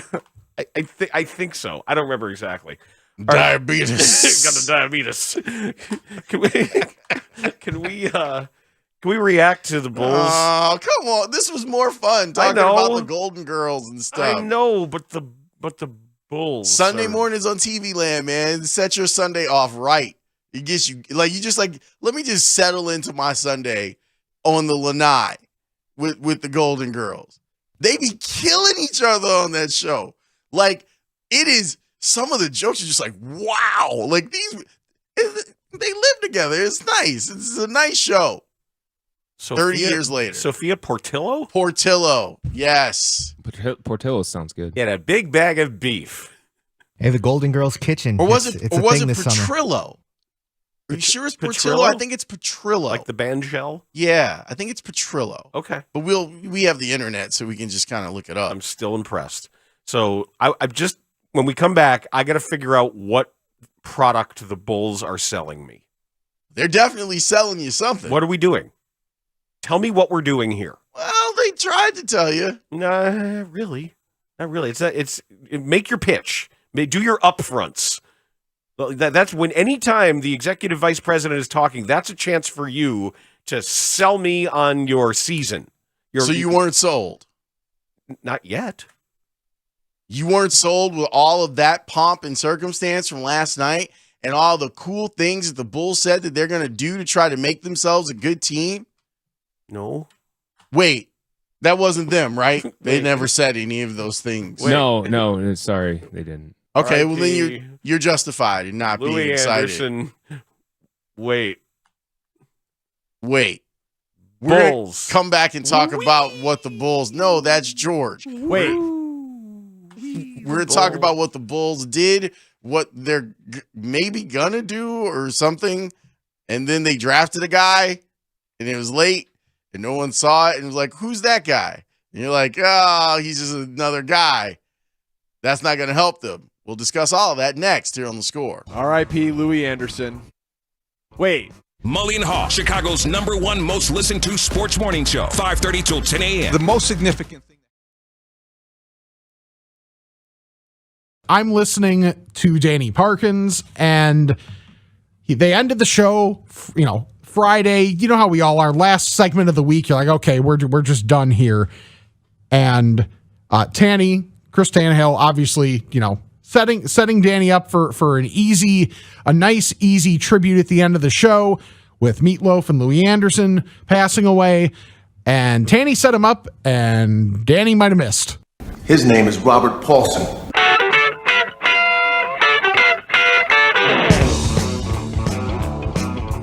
Fight Club. R.I.P. Louis Anderson. Wait, Meatloaf? I'm an idiot. Man, we were so close to the finish line here. Oh, no. Both are appropriate. I was reading about Louis Anderson during the break.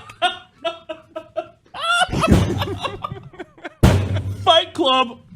R.I.P. Louis. You could tell something was wrong when he was saying it because there was a little hesitation, but he followed through with Louis Anderson. Fight Club. R.I.P. Louis Anderson. That was Fight Club, and Louis Anderson did die. So technically, he's still correct. Yes, they aren't independently incorrect. It just one has nothing to do with the other. So now we can just use R.I.P. Louis Anderson for everything. R.I.P. Louis Anderson. Yep, that's right. The We all Packers accidentally lost. RIP'd people. R.I.P. Louis Anderson. Wait. The best is he's so smooth. The end of it is pricelessly good. Fight Club. R.I.P. Louis Anderson. Wait. The pause, Wait. the pause between R.I.P. Louis Anderson and wait. You're like, hold on. Like you know Shane and Tanny lost it. Yeah, it's also the music underneath, the boogie woogie blues underneath. I don't know what I can't tell exactly what it is, but that sounds like some sort of Texas boogie Fight woogie. Club. R.I.P. Louis Anderson. Wait. He saw, yes. He's sitting here. He looked through the glass and he saw Shane absolutely explode, and Tanny do one of his like hands in the air, like whoa, and the lean back in the chair. That's exactly what he saw. He knew something went wrong. It's like when you see the phones all light up. Yep. And I know that I've misidentified something, but that is, oh my God, that's wonderful. Yeah, the wait is my favorite part. It's not even close. Oh, that's Paradise by the Dashboard Light? That is that part of it? I don't know that part of it. I do, Kay. I guess I don't know the song that well. That's just so, the pause. Fight Club. R.I.P. Louis Anderson. Wait. The silence gets longer and longer the more you listen to it.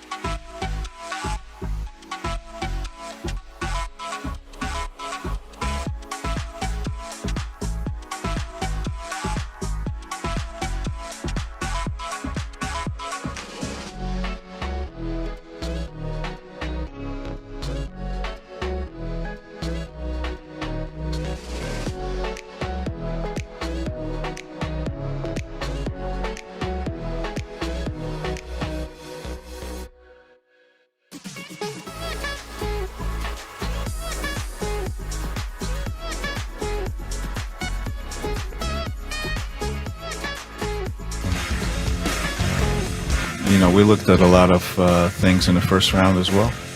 It just came out that, we had a good transaction in the second round, and we got a very good player, so we're pretty happy with that. One thing I don't like hearing from my sports executives are the opportunities that they did or didn't have. Well, we could have done this in the first round. We had all these talks. We had all these talks and all these possibilities. The market decides when something gets done. That is your data point for valuation when a trade is consummated. And what's obvious is the Bulls think their players are better than the market thinks they are. Mm-hmm. That's what's obvious. Is if you weren't able to find a deal for DeMar DeRozan because you weren't getting enough, that means he's not worth what you think he's worth. If you're not getting proper value in return in your mind for Zach LaVine after multiple conversations, that's the market telling you he's not worth what you think he's worth. So then you go back and you lick your wounds and you say, well, I guess this is what we got. And we know, you know it, I know it. We've been watching this team. We've known what they've needed, what they haven't had, and now they're pivoting to three-point shooting. How exactly are you going to do that? And what are you compromising to do that? What are you selling us that's different? Why should we believe now, where there's still not enough three-point shooting and still no rim protection? It's all the same. Where's it going? How do you envision this going somewhere better or somewhere else? What is this? And after last night, and after all that, and after everybody staying until 2 a.m, I have no idea. Well, if they're overvaluing their players in the market, what makes you think they're not overvaluing their players in-house? Same thing. Exactly. That's my point. My point is the market is sending you all of these signals to tell you that you're overvaluing them when you're not getting what you want in return when you make them available. Right. But that, to me, spells out what their plan is. As it stands right now, things could change when free agency starts. But as it stands right now, this Bulls collective is telling you that they think that the guys that they have are good enough. To do what? To do what? To be competitive. For what? For the play-in again? Well, we did get a definition of what competitive means to ownership. Competitive to ownership means between the 4th and the 6th. Like, are you a top 6 team in the East? That's the threshold from which they would entertain going above the luxury tax, because in their minds, that's what competitive means. I look at their roster as it stands right now and go, you're a team that's going to be fighting for the play-in. Right. And that, to me, doesn't count as competitive. Their counter argument is going to be something like, well, look at what the Heat did. You're not the Heat. You're not the Heat. You don't run your program like the Heat. You don't maximize your players like the Heat. And how do I know that? Because one of those players was on your team, and he ended up starting for the Heat in a finals. He was already here, and you weren't able to maximize him. And he's going to get paid a lot of money as a free agent this summer. They think that what they have is good enough, Dan. Like they think that for whatever reason, and some of it is stuff that we've seen with other teams, but for whatever reason, they think, well, now we know that Lonzo isn't going to be here, and we can start focusing in on all of the other things that we can go find an actual point guard. Look at Zach LaVine and the way that he played, and he bounced back from his injury. He played like a top 20 player in the league. We like Vooch. We're going to, even though we didn't try and trade to get more assets for Vooch. You're going to sign him through age 37 now? And we're allowing him to go through free agency, which seems kind of silly, and because you could end up with nothing. And we got all of the information on that trade last night. We know what it is now. Otto Porter, Wendell Carter, Franz Wagner, and Jet Howard for Vooch and Al-Farouq Aminu. Mm-hmm. That's the deal. That's what the Bulls got. Then, when they had a chance to maybe move Vooch at the trade deadline, they didn't. And they're going to let this thing play out into free agency. It's them being in love with their decisions. I like Vooch and Zach as a two-man game. I think that could be a lot of fun. I think that's the building block for your offense. But it doesn't work because you also have DeMar. And DeMar has his needs as a player, and they're in conflict with the other two guys. That's all I wanted to do and it's all I want them to do is somehow free us from the restrictor plate that is DeMar DeRozan. With everything that he does and everything that he doesn't do in his game, suffocating you. Right, but they still like him too. And I get that, and I understand it because they don't have someone that can do what DeMar does in in-game situations. Then you that's part of overvaluing Zach LaVine then. If you paid Zach LaVine a max contract and he can't do end-game situations, then you screwed up. Probably. You did something wrong. Well, we paid him a max. Well, do you want the ball in his hands at the end of a game? Oh, no. Great. And they've done nothing to shake us of the fundamental truth of the Bulls. They're mediocre to bad. They're old. They're capped. And they can't shoot. They can't shoot.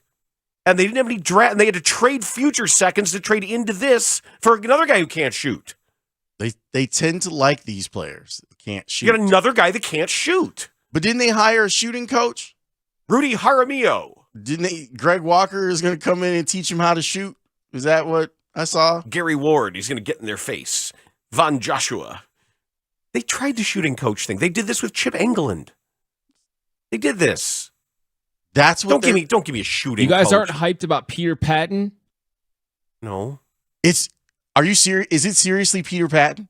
Like from DePaul, Peter Patton? Yes. Get out of here. Yeah. You guys want to hear Mark Eversley talk Now about I'm excited.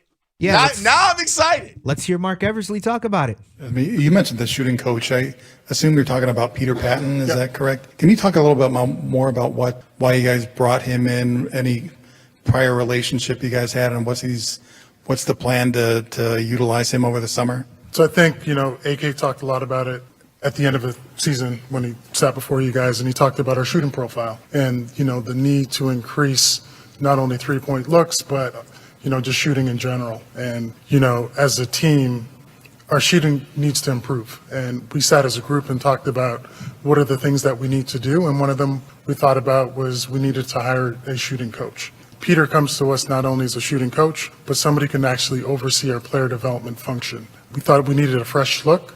We thought we needed to look at a different approach, and he brings a wealth of experience to that position. So we're excited about having him here in our building, working with our coaching staff, working with our players, and we feel like he can help the overall look and feel of how we play the game and shoot the ball. Peter Patton was one of my classmates. He buried the lead. He didn't just say shooting coach. He said oversee player development. Oversee our player development operation? Guess who Peter Patton trained with, Dan? I think he's a disciple of Chip Engelland. Isn't correct. He? Yeah.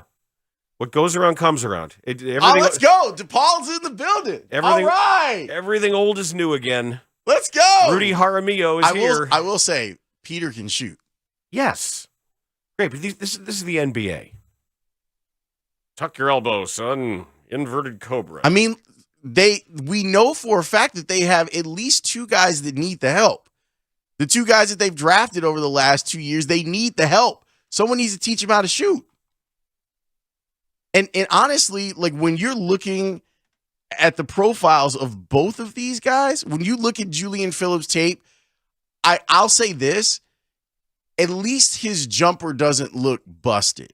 He wasn't an effective shooter for Tennessee, but I could see, like, that might be a guy that you can get more than 24% from behind the arc. But that was 24% behind the collegiate arc. Yeah, he didn't shoot a lot. But between him and Dalen Terry, that's a lot of work that Peter Patton's got to do. Peter Patton's going to come in here and fix him. He's gonna coach him up real good, and all of a sudden there'll be 3-point field goals that is falling all over. Hilarious, isn't it? Hilarious. Because when you think about success in basketball, you think DePaul. You do. It feels very White Soxy, the whole thing to me. We're going to bring in the hitting coach. We're not going to make any changes, but the hitting coach is going to change it all, baby. You're going to bring in good players? No. No. Players? Come on. No, the players are fine. Oh, it's just they haven't been coached well enough. Shoot better. We're going to double down on our belief in our shooting coach and bring in another guy that can't shoot. Oh, in the basket. I've been doing it all wrong. Thanks, coach. You know, Peter had a season where he shot 54% from behind the arc. Yes, he was a really good shooter. I remember him as a DePaul player in the mid-90s. Yep. Yes, he could shoot. Hey, finally, the Bulls are getting wise, bringing some DePaul people up in there. Maybe they'll re-sign Max Strus. Too late. Can't afford him. Maybe you can get him for the mid-level. They literally can't afford Max Strus. Get him for the mid-level. Mid-level my ass. That's exactly what his agent's saying right now. No doubt.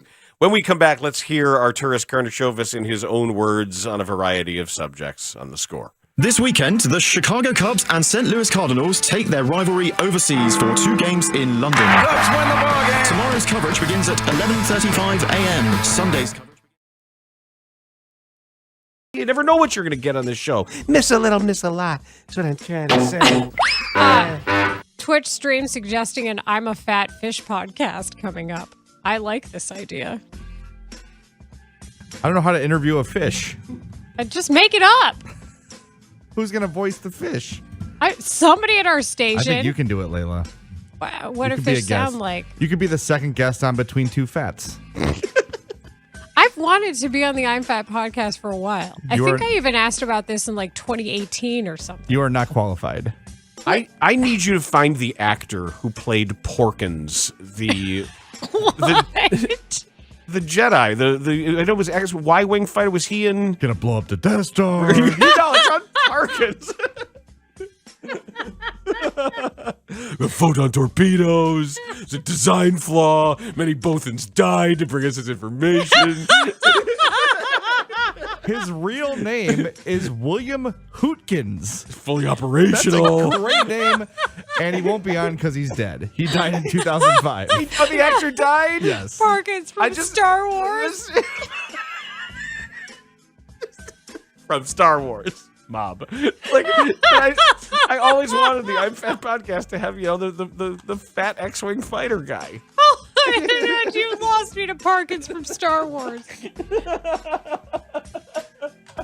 Please make this personal.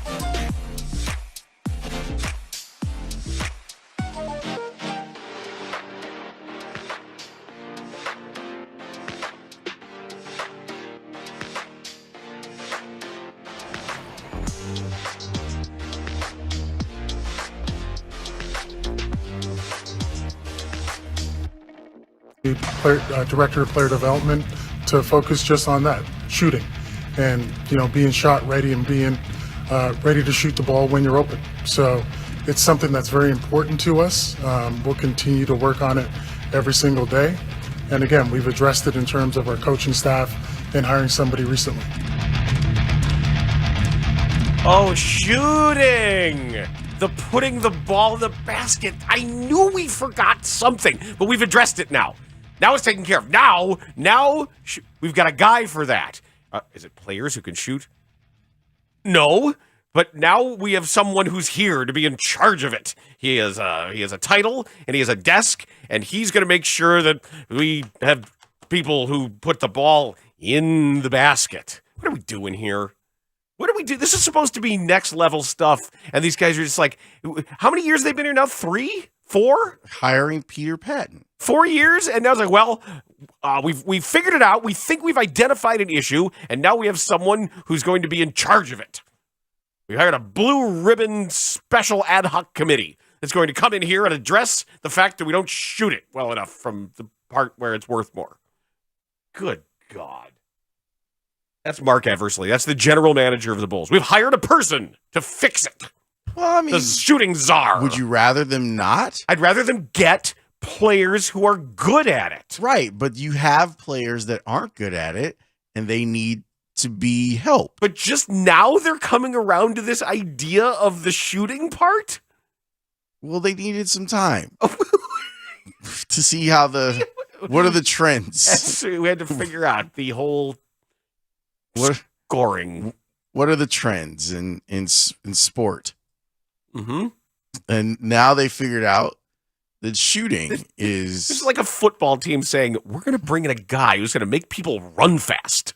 Because that's what we've identified. I know it's been a few years, but our proprietary information and our special algorithms tell us speed. Well, is of the essence. They have those guys on NFL staff. Yeah, like Don Beebe's going to come in there and sure speed train everybody. Look, if you have a guy who can't shoot, he needs to have someone help him shoot. Shoot it better. You're shooting it wrong. Stop shooting it wrong. Oh, this sounds like the bowling coach discussion yesterday. Yes, shoot it right.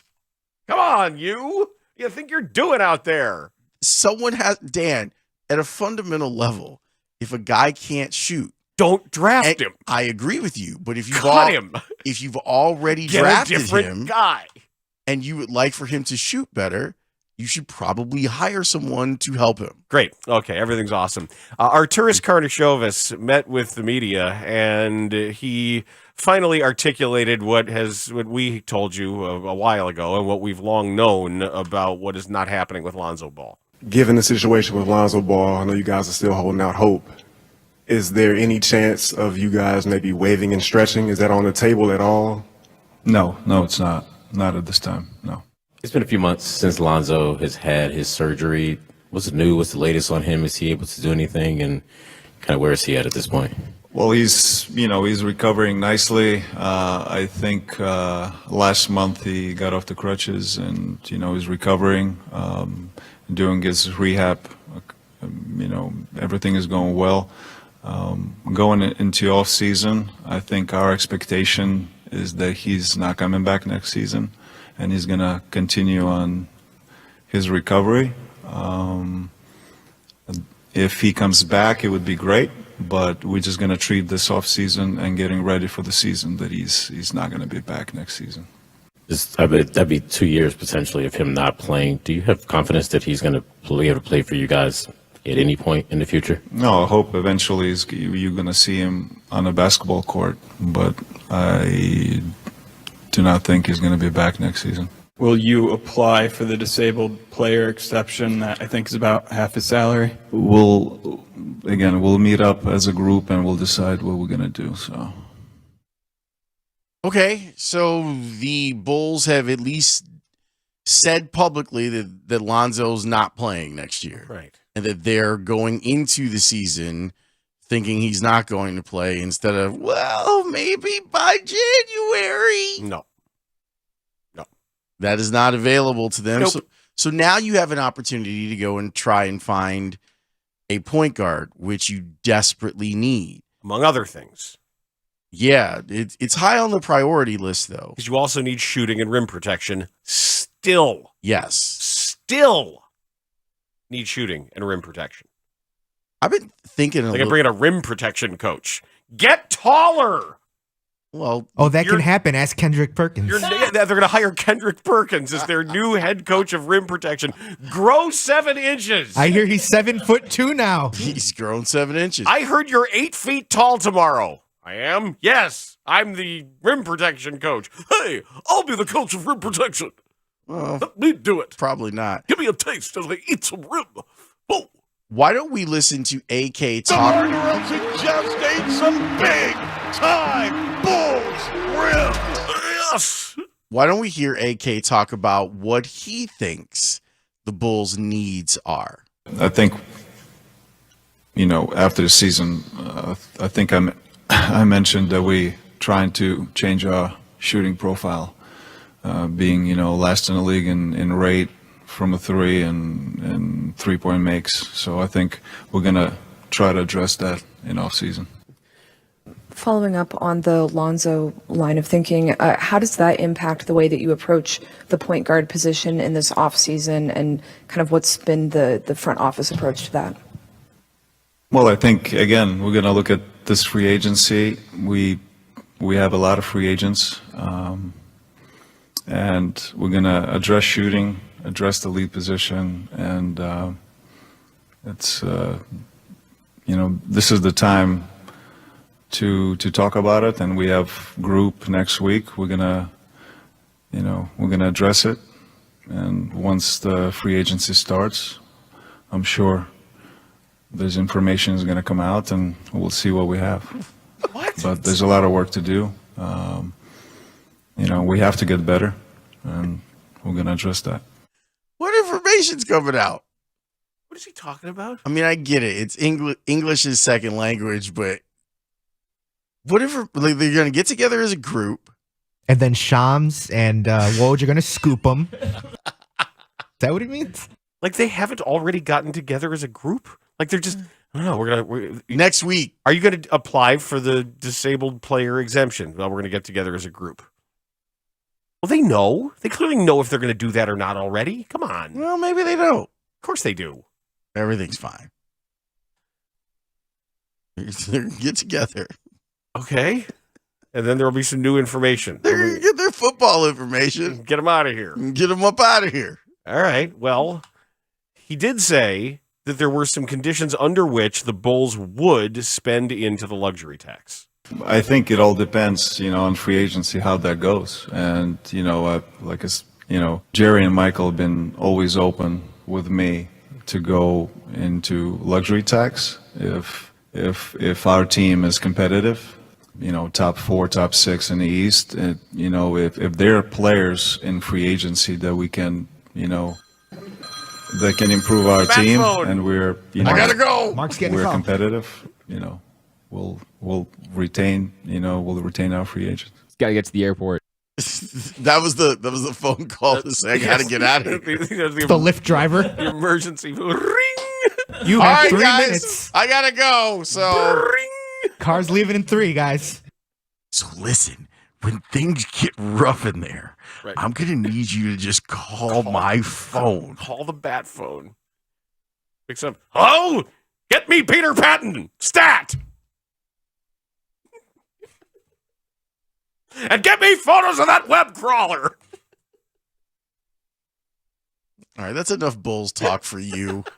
We're going to take a break. When we come back, we're going to go to London because our guy, Zach Zabin, is going to preview what the Cubs and the Cardinals are going to do.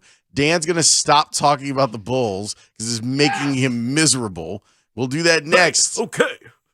And he's also not going to be Chuck either. In Beantown. No, Chowder. we're going to London. Oh, London. Some eel pie and some rim. Back after this on The Score. Premier voice of the White Sox and one of the top voices in baseball, Steve Stone, talks Sox 3 times a week on The Score. Coming up today at 3 with Parkins and Spiegel. They've got to score more runs. Maybe draw a walk or two. When you don't walk a lot, you need a lot of home runs. And sometimes you get 4 home runs and don't win the ball game because they're solo home runs because nobody walks ahead of them. Friday is like the end of the work week, kind of a day that you just feel better than the majority of other days. So we like to get a little spicy around lunchtime on Fridays, and we order pizza. So we call this Pizza Friday. It's the end of the work week kind of thing. You know, you're just feeling some pizza. You have it on a Friday. That's how we get to the end result of Pizza Shane. Friday. You're There's welcome. So much bad info out there. A lot of bad info, especially from that loser Dan Bernstein. Apparently, Spiegs wanted to get in on the action and provide some pizza for Pizza Fridays, but he messed it up. When we didn't get the text from Spiegs that pizza was available and that, hey, Tandy's going to have to pick it up from X, we got a little worried. Hey, look, I don't think this part of the story is important. I don't think this part is important that I almost forgot. Context matters. Context matters. So 12:30 It definitely matters. You almost forgot Pizza Friday. Well, he didn't almost forget Pizza Friday. He did forget Pizza Friday. Terrible. Spiegs I calls felt me 5 minutes later. Oh, my God. I forgot the pizza. Oh, I feel like such a bad guy. You are. Can I Hang get on it to there? those feelings about feeling terrible. Yeah. By the way. Can I You're get the gonna pizza need there? those. Sure, you get the pizza there. What kind of stuff do you guys like again? Oh, well, Lynn and Chris Wake up at XRT, they'll usually do bacon and jardinera. And then, what do you guys want? Tanny yells from the background. I'm sausage. Because the indecisiveness. Yeah, Shane's he's not screaming. saying Yeah, he just wants sausage. That's all he wants. Okay, now, and then I go back. Hold on. I go back to the email and I see spinach and jardinera is what Lynn said. So I made sure I got them spinach and jardinera. I don't care about them. And then I got you guys a large pizza with sausage on it. Yeah, okay. And it's been delivered from Paisano's, a wonderful pie. Oh, just sausage? Yeah, Paisano's is Paisano's is awesome. wonderful Yeah. pizza. There is sausage on the whole thing, And as requested. And what else that wasn't requested, you hack? I What else got was on sausage on the entire thing.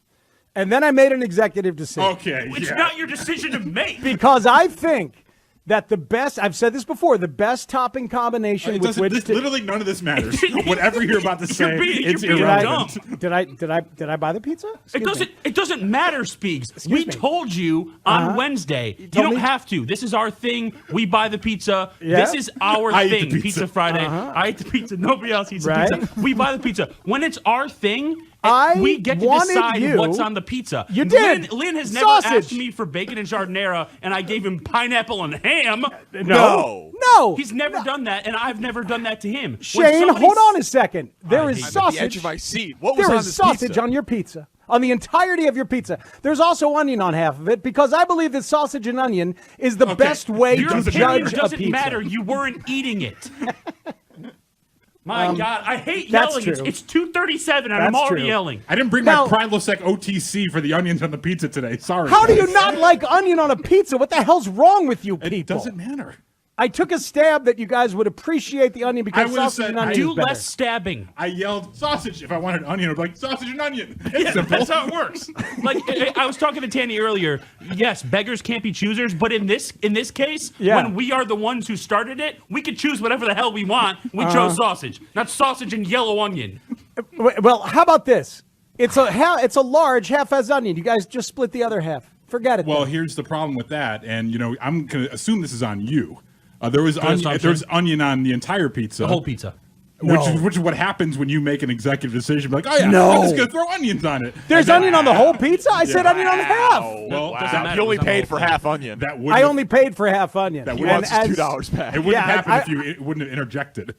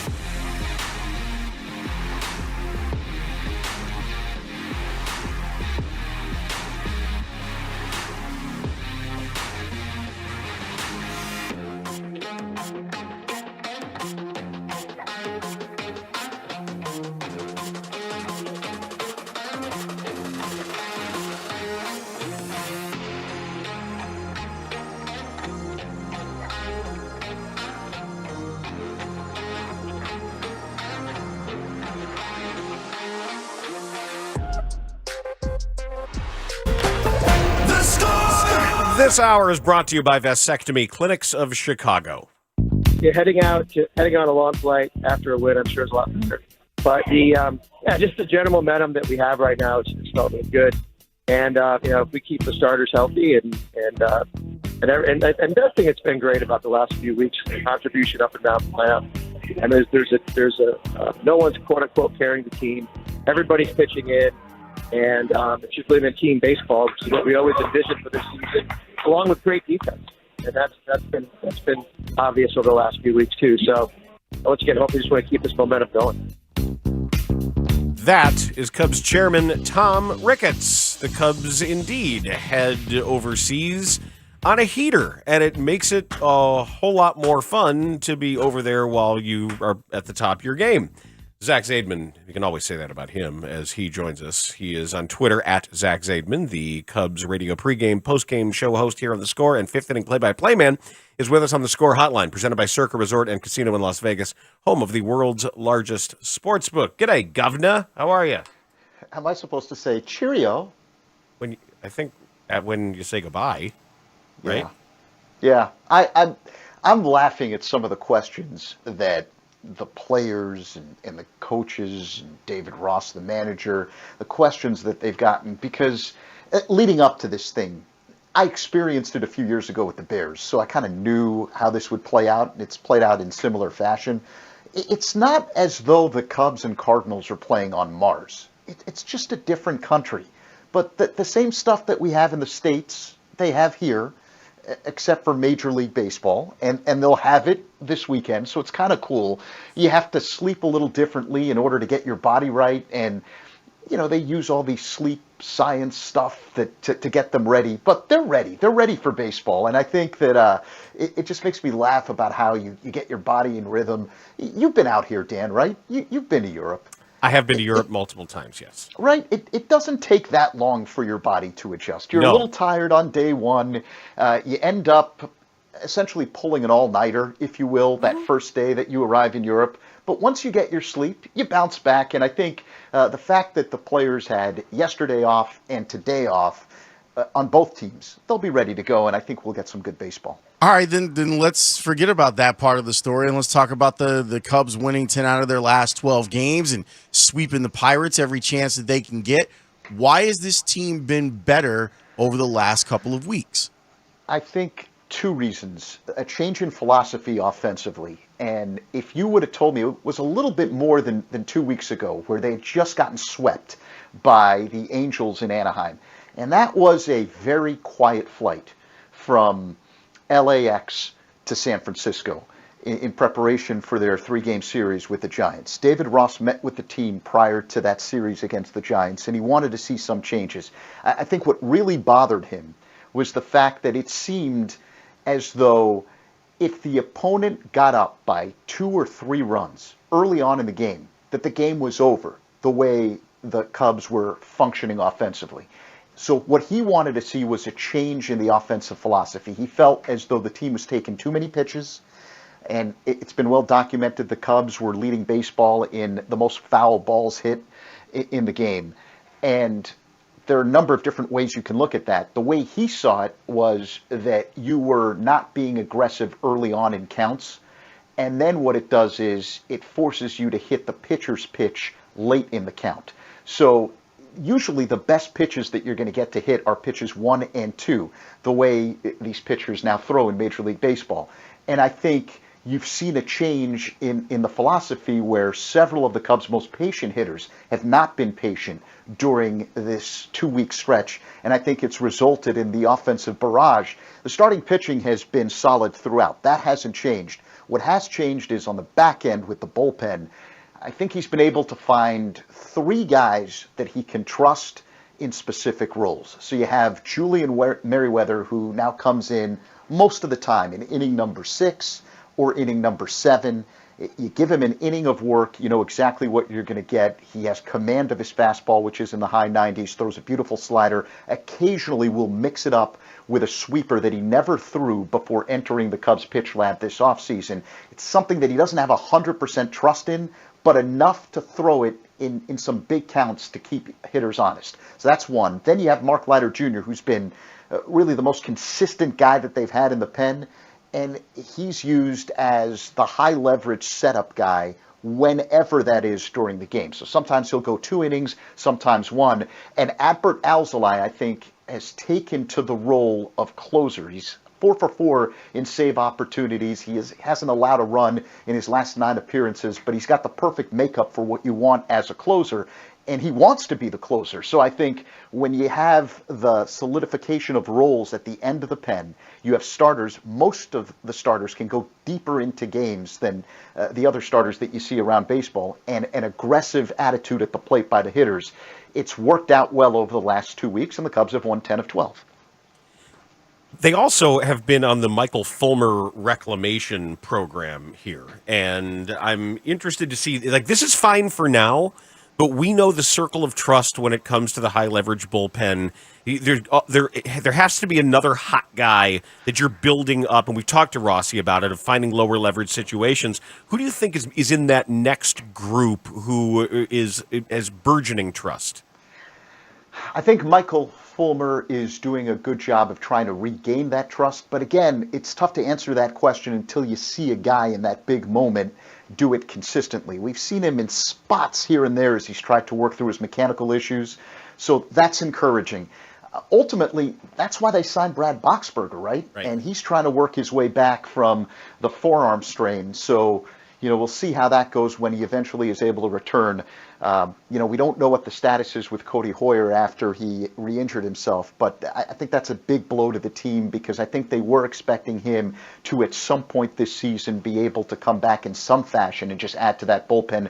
And now it doesn't look like that's going to happen, although we don't know, again, any kind of official word on status. And then the other thing, I guess the best way to answer the question is, eventually it may have to come from outside the organization, but we're not at a point in the season where teams have begun trading away those valuable assets. I think once we get closer to the end of July, you'll see that happen, and then there'll be a run on relievers. And it was interesting, you played the clip from Tom Ricketts on Mully and Haugh yesterday, when he was talking to the fans at the Cubs pub yesterday, which was packed, and that was an unbelievable experience. But when he was talking to them, there was a fan that asked Ricketts in the Q&A session that we did about whether or not the Cubs are buyers or sellers. And he said, right now, we would be buyers. Again, to be determined, because let's see where this team is at the tail end of July when you're forced to make moves. But I do think that's encouraging, because if they continue to play well,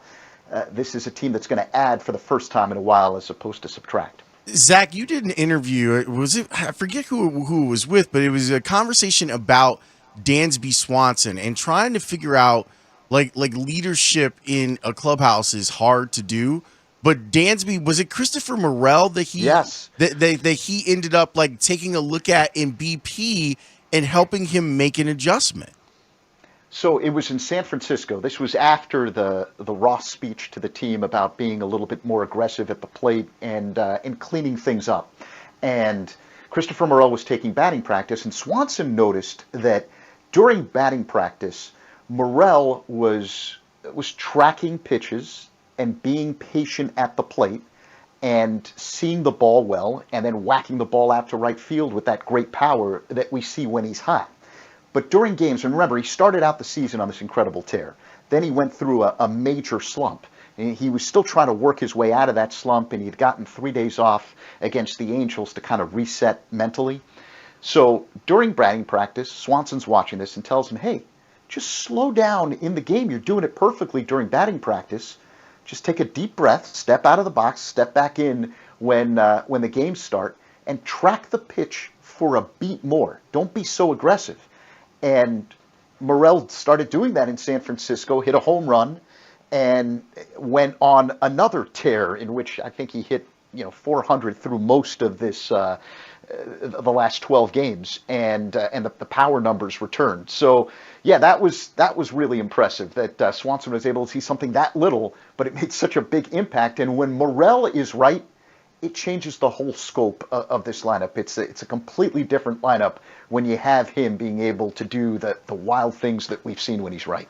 I am told that across from your current London hotel is Tom Cruise and the cast of the latest Mission Impossible movie. Is that true? Yes. I've not seen Tom Cruise, but I've been told he's here at the hotel. I did see. Is he going to the game? I haven't seen him, so I haven't been able to ask. I don't know. I saw Senator Claire McCaskill here. Okay. For what it's worth. That's the only famous person that I've seen with my own two eyes. I'm sure I saw a lot of famous British people. I just can't identify them. Well, Boris Johnson needs work. He might just be wandering around somewhere. And I know the Cubs traveling party has, Jake Arrieta is part of it now? Billy Williams, Fergie, right? Yeah, there are a lot of Cub ambassadors on the trip. Fergie's here, Rhino's here, Sut's here, Jake Arrieta's here. It's the entire Cub family. I'm sure the Cardinals have done the same thing, but it's been really cool to see the entire Cub family come here from an international standpoint. It's a very big family, and I think the thing that's been stunning to me is how well the Cubs have traveled. I cannot begin to explain how many Cubs are in London for this series. Usually, and you know what it's like, anytime it's a Cardinal series at Wrigley, if you walk downtown in Chicago, you see a lot of red, right? There are a lot of people that come up from St. Louis and make a weekend of it and all that kind of stuff. Oh, I see them walking by my house from the Addison Blue Line, like the long walk of these Cardinal fans who they might have walked all the way from St. Louis for all I know. Maybe, but I don't see as many of them here. And I've been out and about seeing everything I possibly can because why not? It's on the company. But there are a lot more Cub fans here than Cardinal fans, and it's cool. It reminds me of when the Bears were here a few years ago, and there was an entire Bear fan takeover of London. I think it's safe to say our teams travel well. Do you have a sense from just talking to or watching locals on whether or not they're really interested? Because I get the idea is to grow the game. And sure, there are a ton of expats that are going to come out and watch the game, but are people there interested in this? I don't want to say that the people that I talk to in the touristy areas, it's just like if you go to the touristy areas of Chicago, I don't think you get a real indication of what our city is like. Do you know what I mean? Sure. So I don't think it's fair in the brief conversations that I've had with locals from that standpoint. But I do think, and I'm going back to the World Baseball Classic on this. Great Britain had a team, and they did kind of well at certain points, and it was such a popular event that I think from that standpoint, it's important to have this series on a yearly basis here, and I think it'll only continue to grow. We have gotten some questions, when you're walking around, who's playing, where's the game, that kind of stuff. So I think when we get to the stadium tomorrow and it's packed with fans, I'll have a better answer for you in terms of what the locals think of this. But I do think you have two of the most popular teams in Major League Baseball, just like you did last time with the Yankees and Red Sox. That helps grow the game because there's a lot of interest locally. Those fans come over here, and then people start to wonder, hey, what's going on here? Why is this such a big event? And that's how you begin to grow the game. I thought it was hilarious the way you started our conversation when you compared it to your experience with the Bears and saying, look, the questions are ridiculous because, they have the same things we have. It's just a different city, and they call some things. What are the questions that have been bothering you? No, it's the stuff, are you going to be able to rest guys? Are you worried about how this is going to impact your bullpen? Well, I think if anything, you've had the luxury of being able to play around a little bit. Starters are getting some rest. I think both the Cubs and Cardinals should come out a little bit stronger heading into this series because they've been able to realign some things in the pen. I think it probably helped them in the previous series when the Cubs were in Pittsburgh. I think it helped them because you didn't have to worry about overextending guys in the pen because you knew you'd have a couple of days off. The real concern, I think, actually comes on the back end of this series, because anyone who's been to Europe on vacation for a week, 2 weeks, whatever, when you come back, there's a lag that occurs, and it takes a few days to get back into it. Well, you have the travel day right after the game, and then you get Monday off, but you're going to be arriving in the wee hours Monday morning Chicago time, and then boom, you've got a game Tuesday, you've got a game Wednesday, and if you start to look at the game times the rest of the way from the point that the Cubs come back from this London series through the All-Star break. Look at the game times and how they're just wild. There are a couple of night games followed by day games, night games, and you keep alternating day and night. And the Cubs have a schedule, unlike most teams, where you're playing essentially two different kinds of schedules. You're playing mostly night games on the road, then you come home and you're playing mostly day games. No other team in baseball has to deal with that. That's where I think it impacts you, and you're not going to get another day off until the All-Star break following that off day on Monday. So on that side of it, I definitely do think it may impact you. But, you know, the slow May that the Cubs had has not allowed them an opportunity to ease up here. This is a huge stretch for the Cubs. I know that old saying, you know, it's a marathon and not a sprint when it comes to Major League Baseball. It's not true when it comes to this Cubs team, especially in light of what we've seen the last couple of years. The trading deadline, you have to establish whether or not you're in or out by the trading deadline. And if you're in, you know this team has the resources to add. If you're out, they're not going to add to this team. If anything, you're going to see the opposite happen. So it is crucial for this team to be in contention by the end of July if you want to see something happen this year. Zach, enjoy yourself. Thank you for this. I'm going to try. Thanks. That's Zach Zaidman. The Cubs taking on the Cardinals in London. Tomorrow's coverage begins at 11:35. Sunday morning's coverage begins at 8:35. The only local broadcasts of the 2023 MLB London Series are on The Score and the Xfinity Cubs radio network. Plus, did you know you can hear Cubs games on your smart speaker? Just tell your device, play 670 The Score. Ready to talk some wagertainment? Hell yes. Good, because Joe Ostrowski is going to talk to us about, I'm guessing, the draft. I was looking at some of the numbers on the draft. The first three picks, everyone knew who they were going to be and where they were going to go. I am curious on what the betting market may have gotten wrong.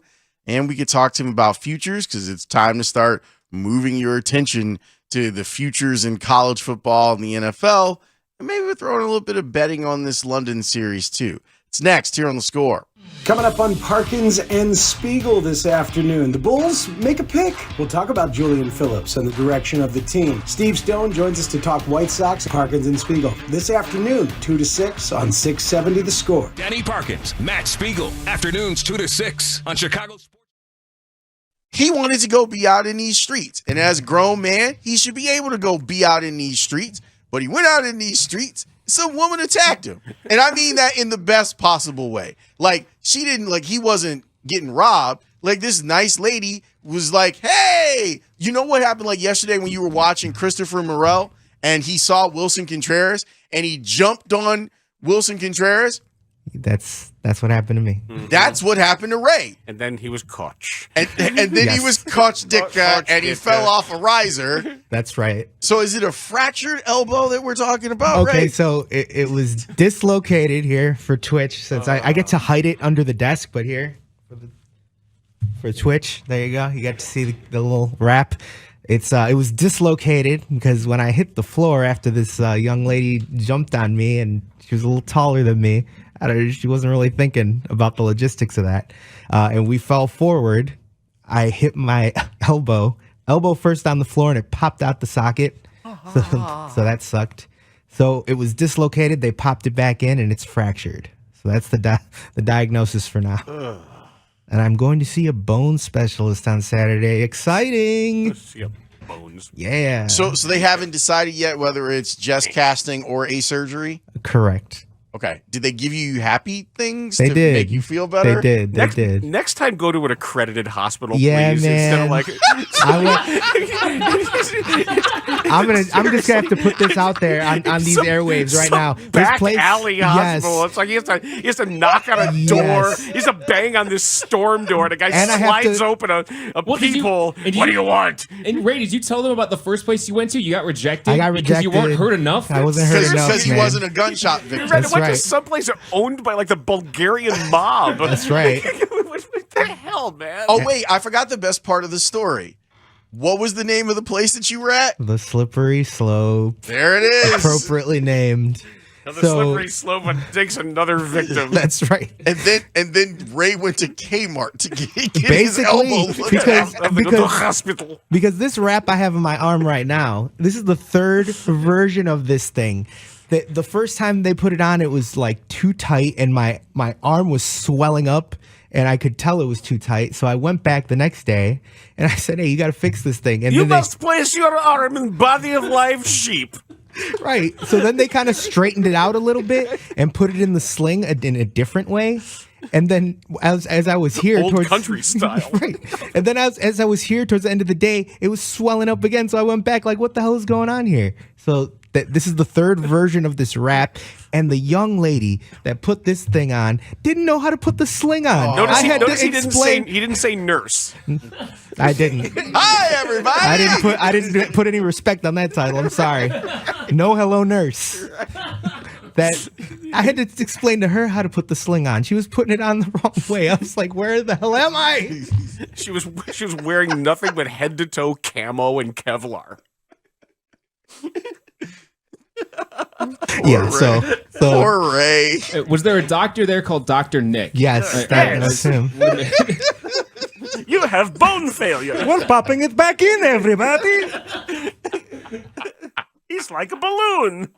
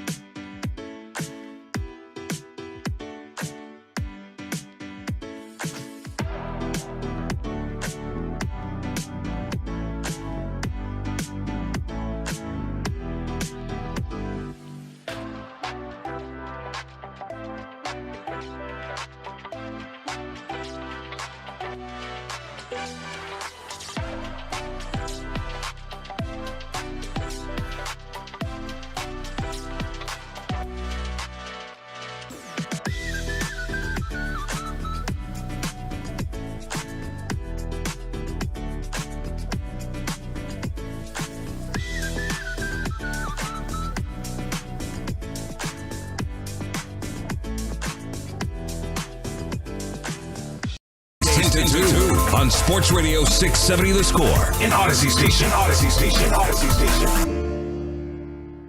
I have a daily sports betting show. We couldn't live without Joe Ostrowski. Oh, yeah, he's got a lot of Herbert Hoover in him. I got to tell you that much.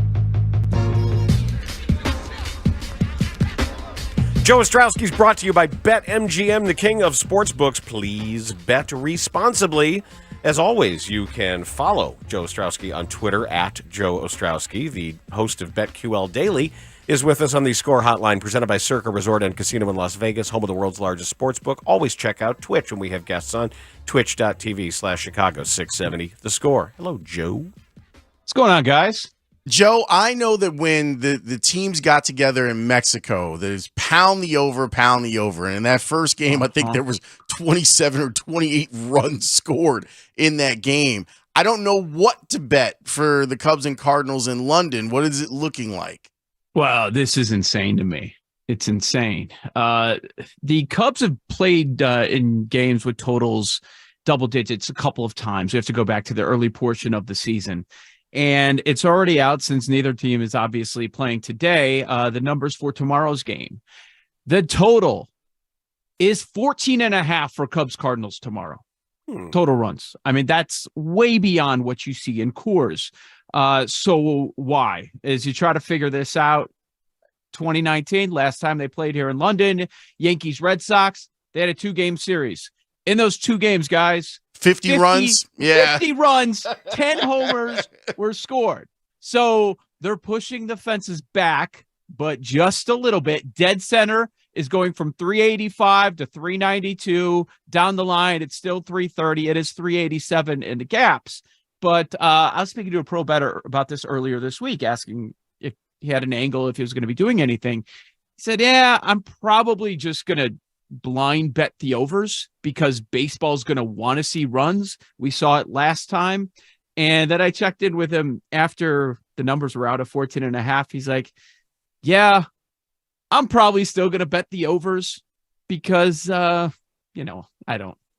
just saying what they're talking about in the betting community, that they're expecting juice baseballs like in Mexico City. Right. Like right. Field of Isn't that what Dreams baseball's gonna game. want? Right. And out come the slippery balls. Yep.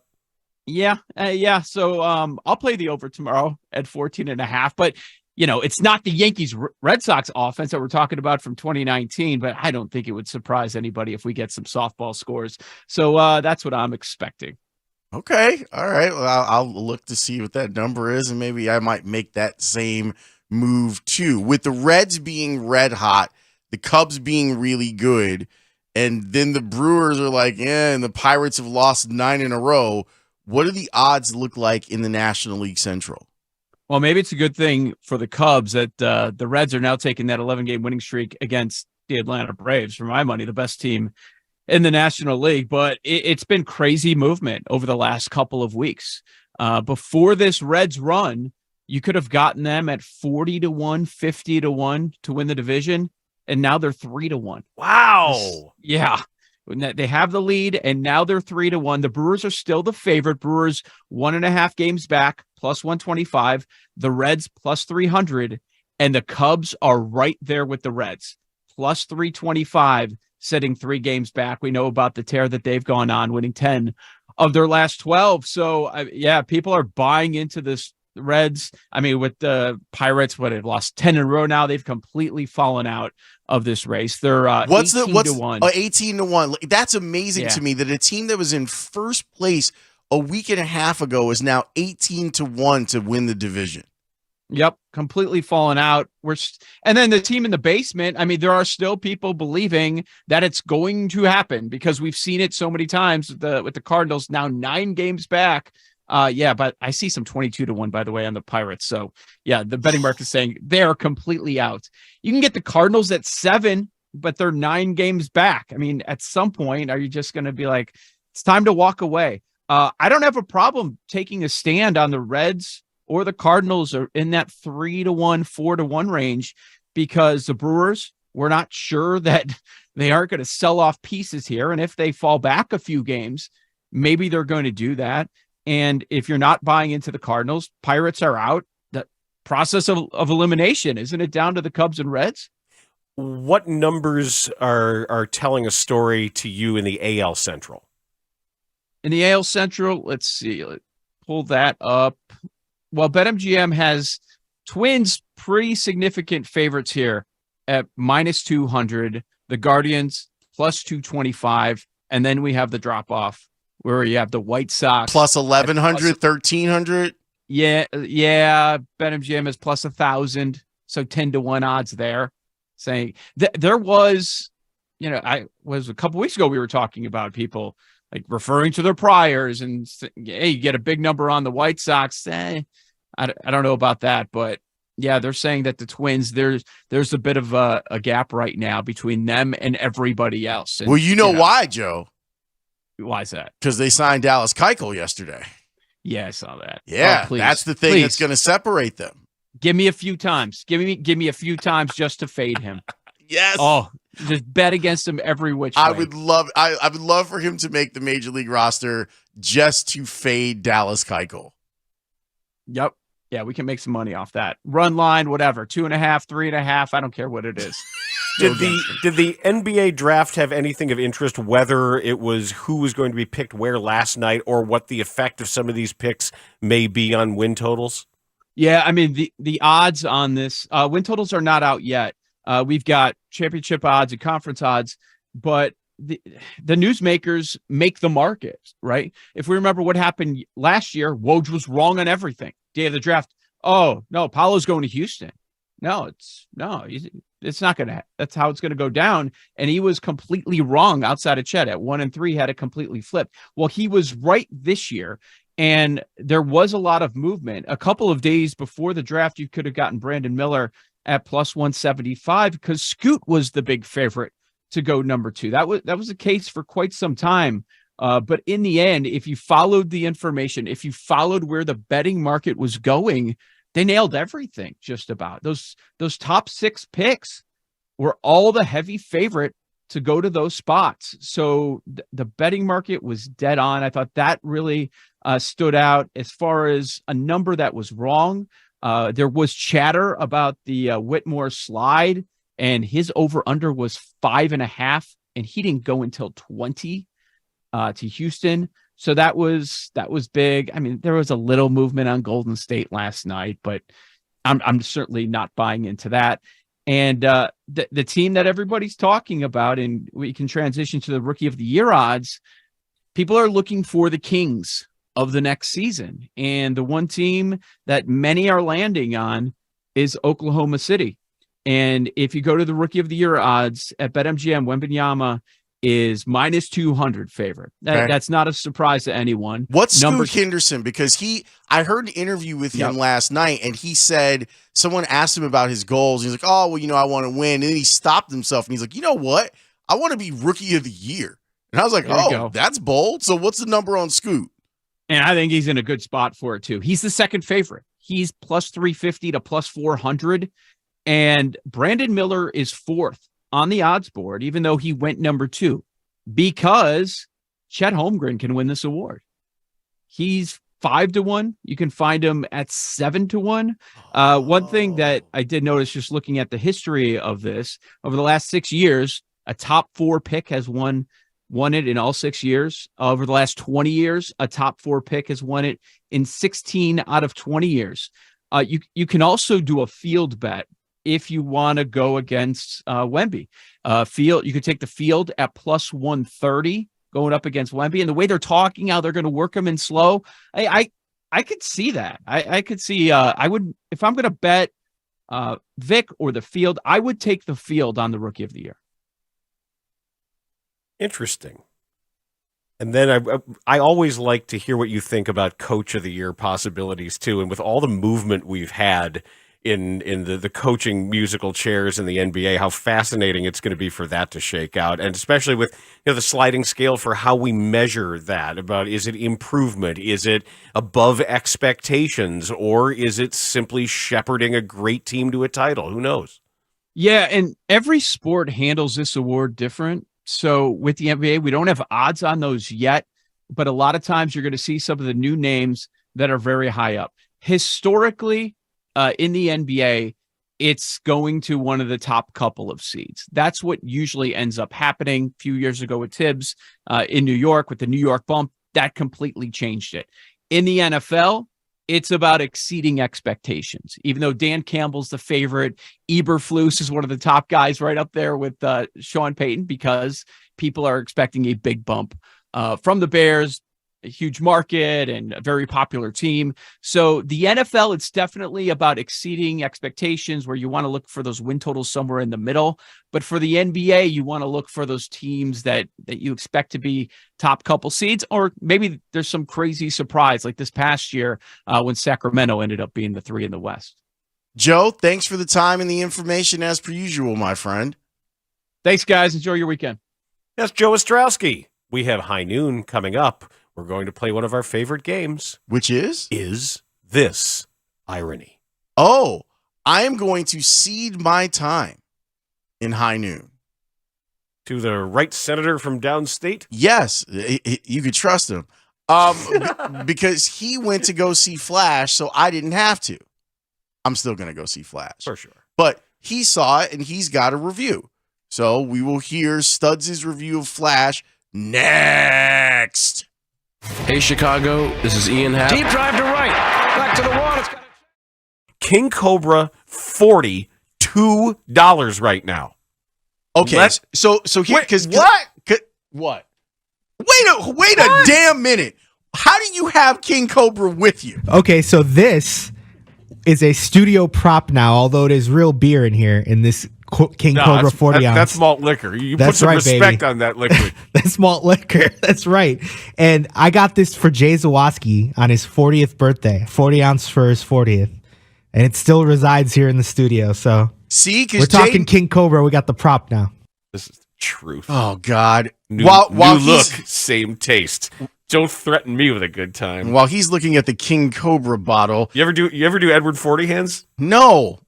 You don't know that? You want to talk about dumb white guy? Sorry. See, double him. See?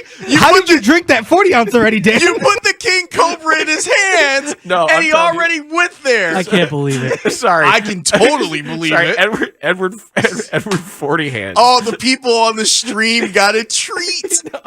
So what you do is this is total stupid white person stuff. 40 of your choice. You get one in either hand. Roll a duct tape.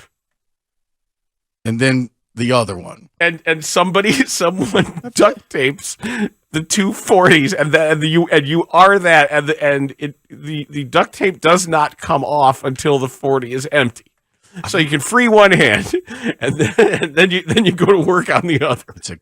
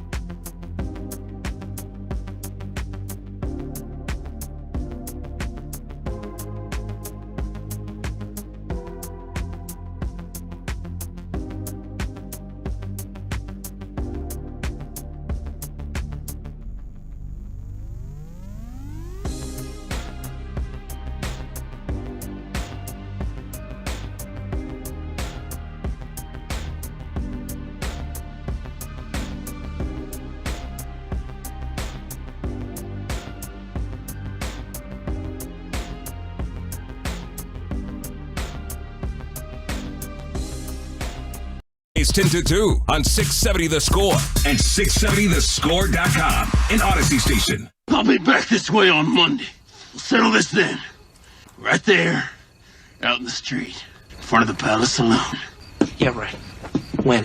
High noon? Time for High Noon, and we began the show just kind of lamenting the fact that the Bulls are selling us the same lame stuff. But they hired a shooting coach. He's going to develop everything. They got a guy. Peter Patton, baby. They've got a magic man. Deep Paul. They've got a special shaman who's going to come in here and make everybody good at shooting. D-E-M-O-N-S. Rudy Jaramillo is back in the form of Peter Patton. He will make them all good at shooting, even though they're bad at shooting. He was good at shooting. And the Bulls admit that Lonzo Ball's not playing this year or probably ever. You think I can get like a session? Can I get a session with a Peter Patton? You don't have that kind of money. You're going to have to get in line because on the morning show today, Mully was also saying that he wants to get lessons. Yeah, but you know, Mully can't shoot like I can shoot. We heard from Arturas Karnichovis, who didn't really say anything. I give you buckets right now. I give Mully buckets. Zach Zaidman joined us from London, and Joe Ostrowski gave us gambling I tips. can't even move anymore on a basketball. I played basketball 3 weeks ago, and I've been in a knee brace for 3 weeks. You damn right you have.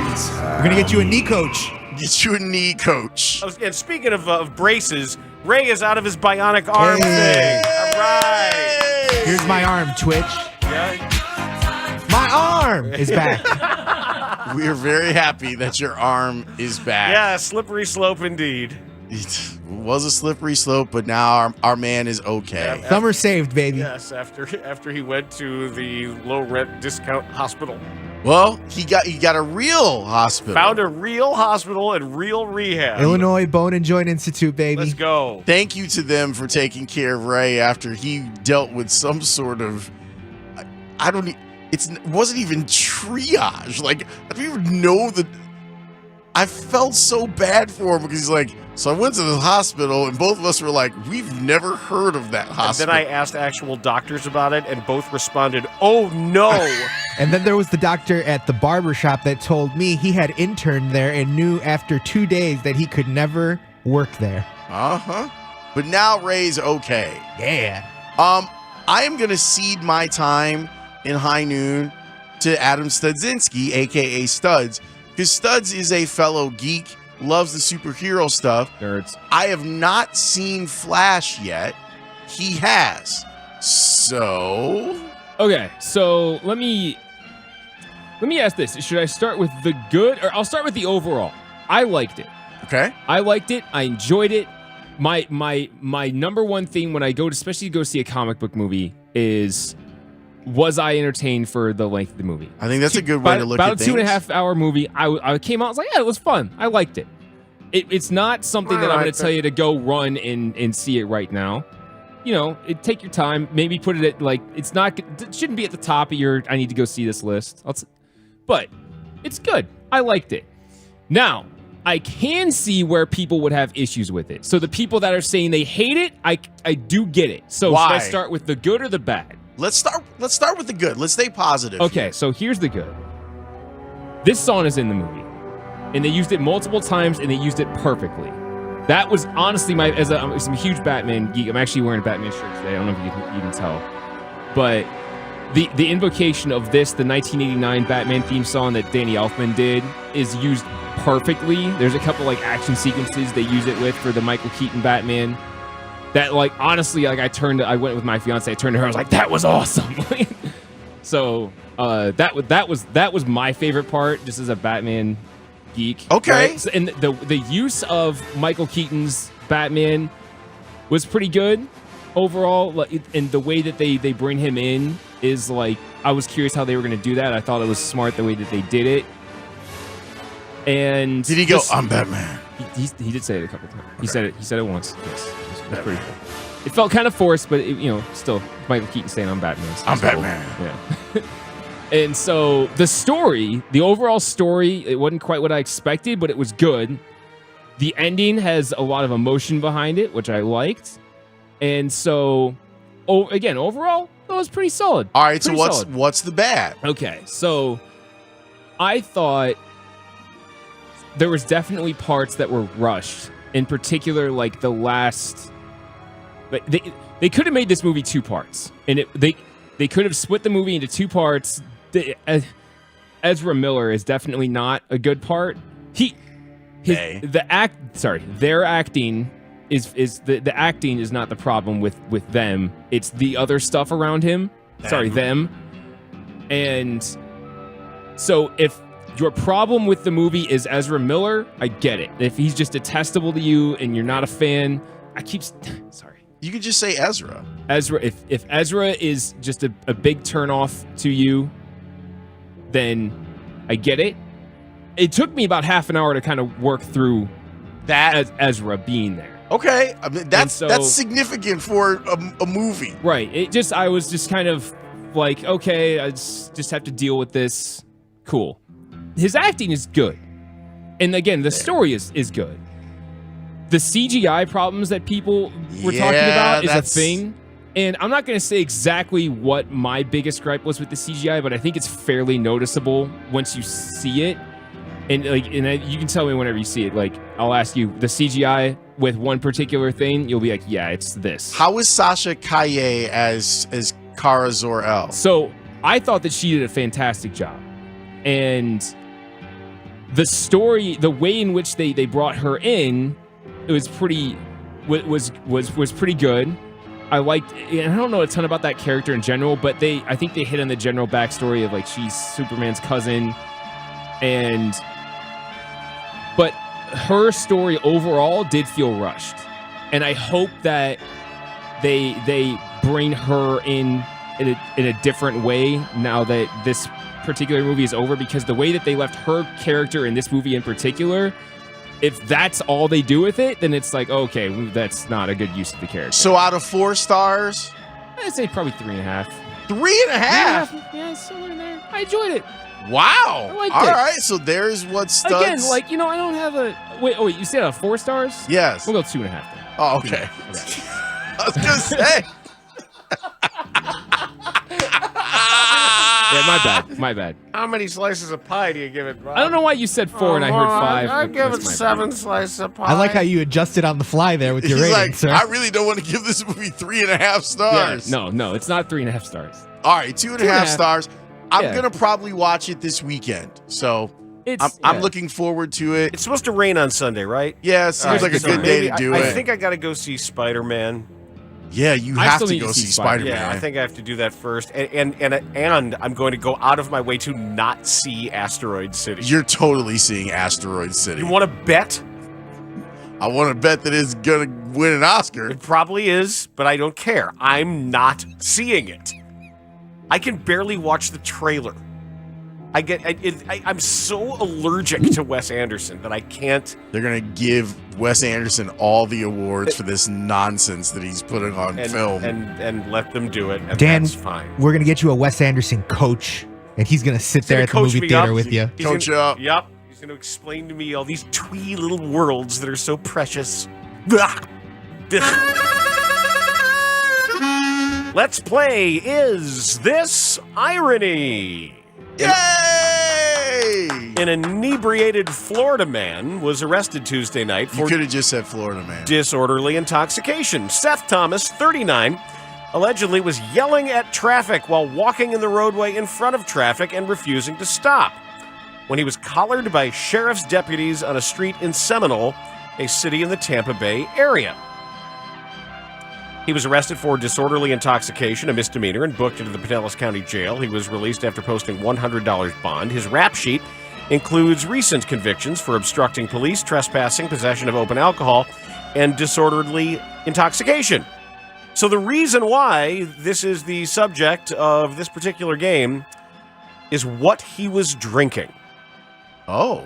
He was drinking a locally brewed Double India Pale Ale from a relatively well-known brew pub there, Cigar City Brewing. It is 8.5% alcohol. That's a lot of alcohol. The name of the beer? Asteroid City. Florida Man. There it is. He was actually drinking Florida Man beer. And they have some cheeky fun with the description. Cigar City Brewing says the ale is brewed with a nearly criminal amount of hops and a moderate bitterness that just about matches Florida Man's general disposition. So this was the beverage of choice for Seth Thomas when arrested again for disorderly intoxication in Florida. I drank a beer. I drank another beer. 3 beers. 4 beers. Oh no. 5 beers. Oh no. 6 beers. 7 beers. 8 beers. 9 beers. And a Bloody Mary. So I ask you, is this irony? Florida Man goes yes. full Florida Man in large part because he was drinking a beer making fun of drunken Florida Man. Yes, I am going to rule that this is irony. I would agree. Went. It is also went. Whatever is necessary today. Our motto's win, and that is whatever is necessary today. Today. That is High Noon. We do it every day around this time. If you're a basketball fan, we've got a treat for you. Mr. Handsome himself, Joe Cowley, is going to jump on these airwaves and explain to us why there should be a storming of the castle when it comes to your Chicago Bulls. It's next here on The Score. We are Chicago's #1 and most listened to sports station. We're live from Chicago, talking Chicago sports. Listen on your radio, your laptop, your mobile device through the right path to what? And the stated goal of this season has moved again. It started out when he sat down with media before the season. It was improve on last year's performance, and that meant win a playoff series. And then it crept, and it crept, and it crept, and it kept on creeping on until it ended up, well, the play-in is kind of like the playoffs, and we got into that. Did I hear the goal was to be a tough out? Like they're going to hang a banner? The 22-23 Chicago Bulls, the first game of the 23-24 season. They're going to stand there and they're going to pull that imaginary rope, and up's going to go that banner. And it's going to say, tough out. My ass. It should say, my ass. Now that's a banner. That would be fun. You reminded me of when the Capitals, before they eventually broke through and won, had a President's Trophy banner that they raised one year.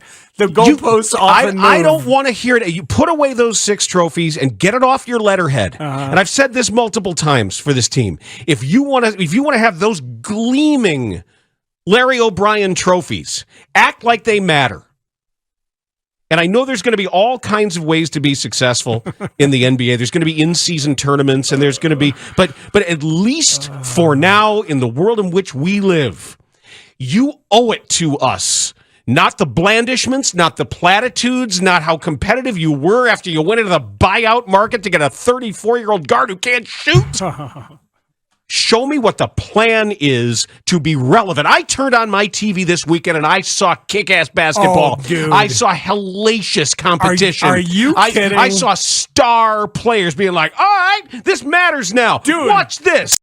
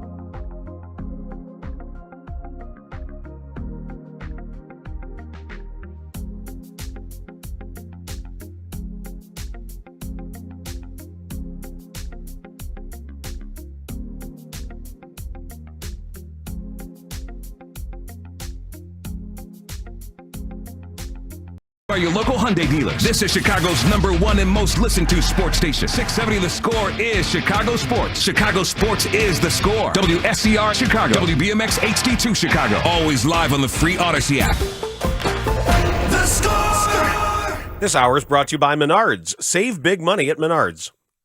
For fans who might look at the situation and be disappointed that you stood pat at the deadline and that you didn't make a big trade, leading into the, involving draft night. What's your message to that segment of the fan base? Well, I think we made a move in the draft.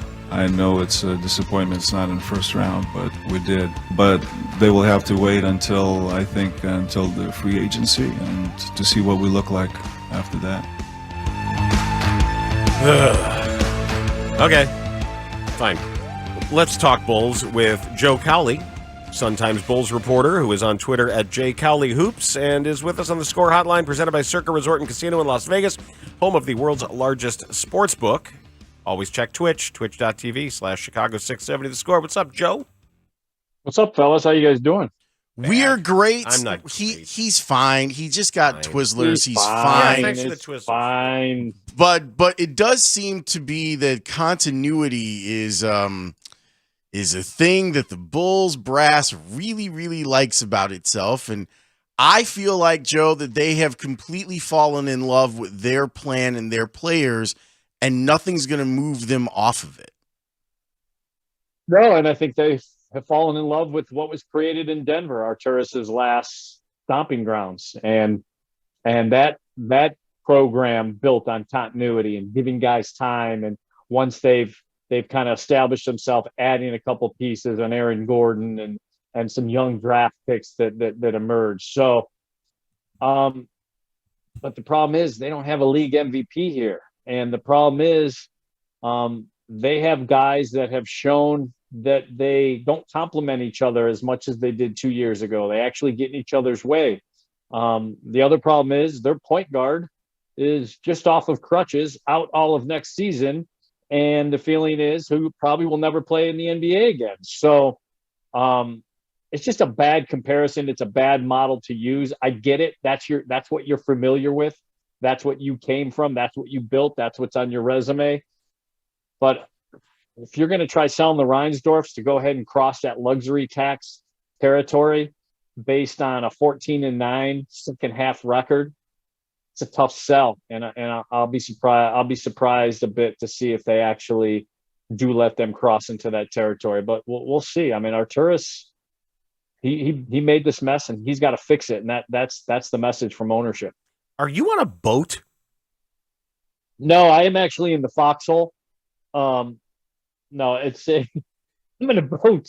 No, it's a bed that is coming down that is eventually going to be my office. Okay. But it obviously is not down yet. All right, this looks like one of the camera shots on Wicked Tuna. I am in a submarine. Is that good? I think that's good, right? Nope, it's not good. He built it himself. He doesn't need it myself. Yep. I got my PS5 controller to operate it. All is well. How can the Bulls get themselves some help at the point guard position? Well, I mean, they need Kobe White to make that big jump. I don't think Patrick Beverley's in the plans, not at his $13 million. I think that the key is going to be Kobe White and what they saw from him the second half of the season, especially in the decision-making department, which, the stats don't really show kind of what the eye test did. I thought he made some big strides in two ways. I thought he was more controlled with his dribble and his strength with the dribble, and then obviously his decision-making. So I think he's going to be 1A. They obviously are going to keep checking on and see where Io is. He took a step back. I think the rest of the league kind of figured him out, and now he has to play chess and go ahead and figure out his next move to counter their move. But, yeah, I think it's going to be in-house unless there's something unforeseen.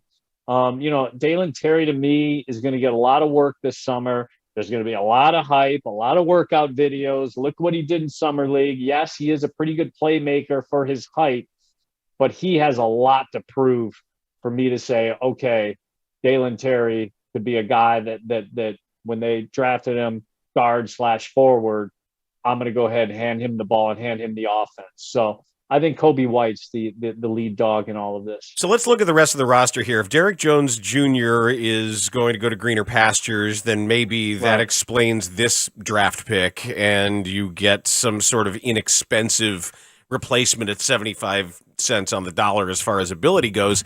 But if Andre Drummond doesn't come back, is there rim protection somewhere that they've needed? We're going into the third year of need here, an actual defensive-minded rim roller, screen setter, lob guy who they can get at a reasonable price. Well, I mean, I think keep an eye on Mo Bamba. I mean, this is a guy that's wanted to come to the Bulls for the last couple of years. I don't know if it was something that just was ingrained in him growing up, that's what he saw across the pond, and that's what he fell in love with. But this is a guy that wants to be a Bull. So keep an eye on him. Again, I don't know if they are firmly built in this idea that we have to have rim protection if we are as disruptive on the wings and in the backcourt as we feel we can be.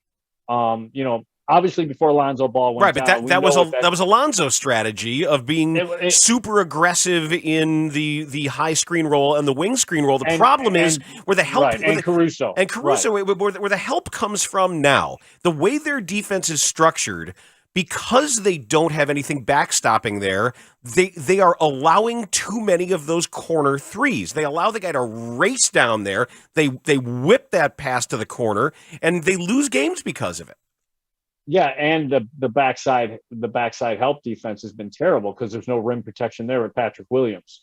So if your backside breaks down when Vooch is out, whether it's he's playing a drop out of a screen and roll, although according to them they don't play drop, but whatever he's doing on that strong side, the backside problems were just as big an issue, and that falls on Patrick Williams.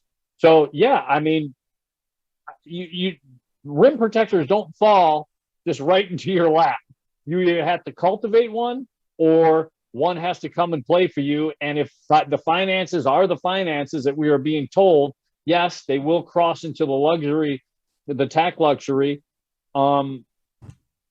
That's different then. Then you can go out and actually try and buy one. But I don't see one on the horizon. I just think they feel like, let's just do our defense this way and be disruptive in the backcourt, and then just hope for, and the other thing too, they are stuck on this idea that where they finish defensively, Vooch has to be a good defensive player because they were a top 10 defensive rated team.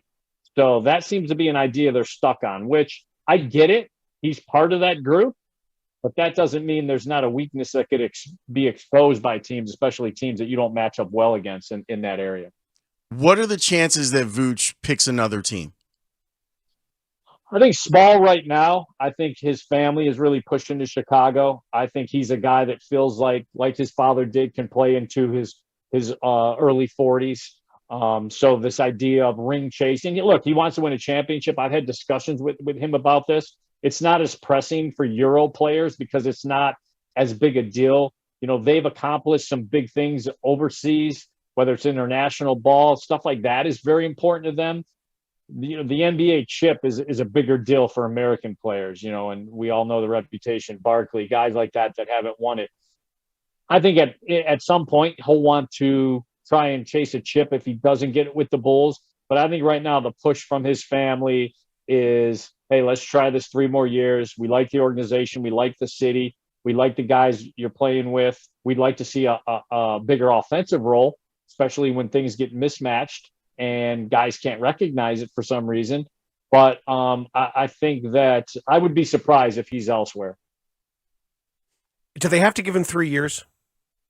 I mean, right now it's 3 years total, but I think that's the debate. Is it 2 years our option, 2 years your option? So I think that's kind of where they're at with this is how is this going to end? We know what this year and next year are going to look like, but when that new CBA comes on, are we prepared for that CBA and that second apron and that first apron? You already see teams doing their due diligence on it. I mean, Golden State's kind of getting poked around for some of the moves they made. How do you bring in a 55-year-old CP3 and let a guy like Jordan Poole go besides the punch and all that other stuff? Well, CP3's contract comes off next year for a high tax team. And I think that's the unknown in the NBA is exactly what is this going to look like and how do you build your team under this new CBA? And I think there's teams that are smart and are preparing for it. And then there's teams that might not be preparing for it. So I'm anxious to see. I think it's going to be 2 with an option. I just want to see whose option it's going to be. Okay.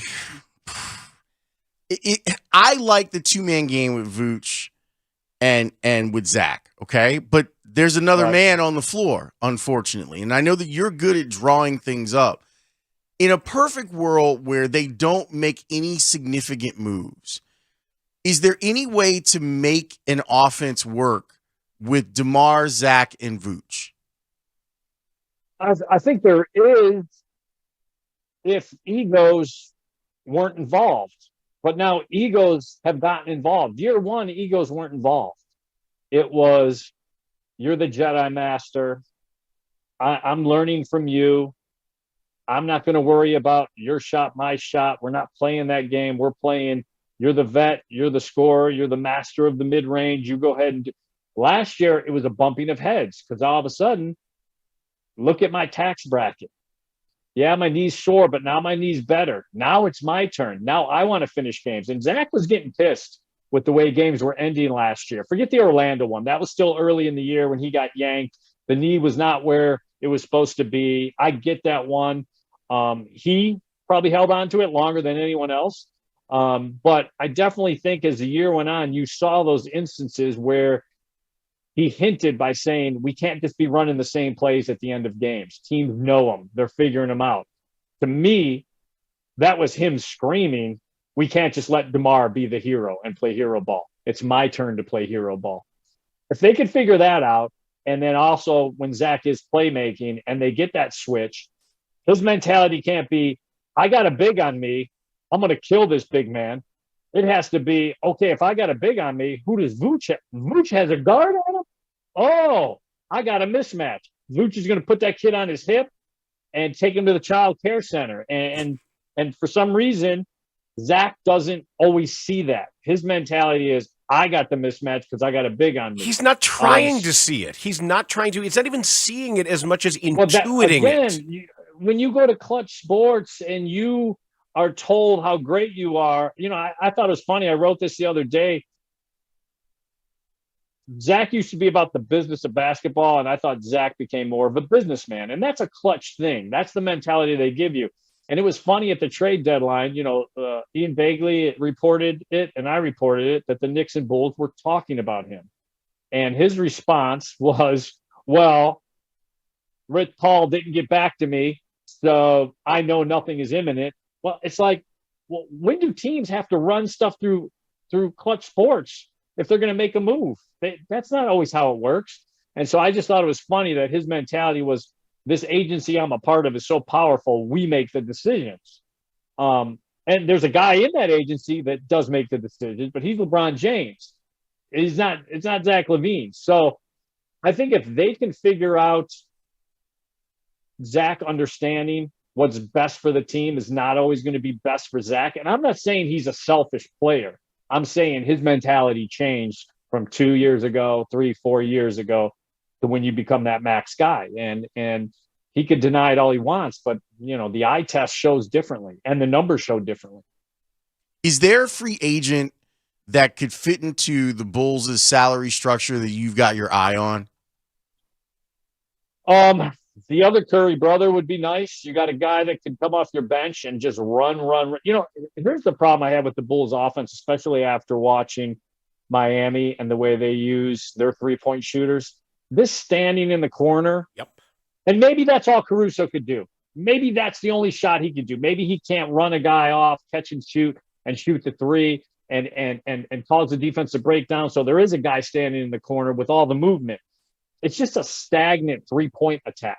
And that's on Billy. Billy's got to figure out something to get. I'd like to see Zach in more action and more running around where there's dribble handoffs and you have to chase him. And then what does that lead to in that chase? Does that lead to him attacking the rim, or can he pull up on you because you can't chase him quick enough? And so I would like to see more of that. When you watch Miami, just watch how they run Strus and Vincent. They just run them around and around. And in the middle, you got Jimmy just playing, am I attacking you and drawing fouls, or am I going to be facilitator?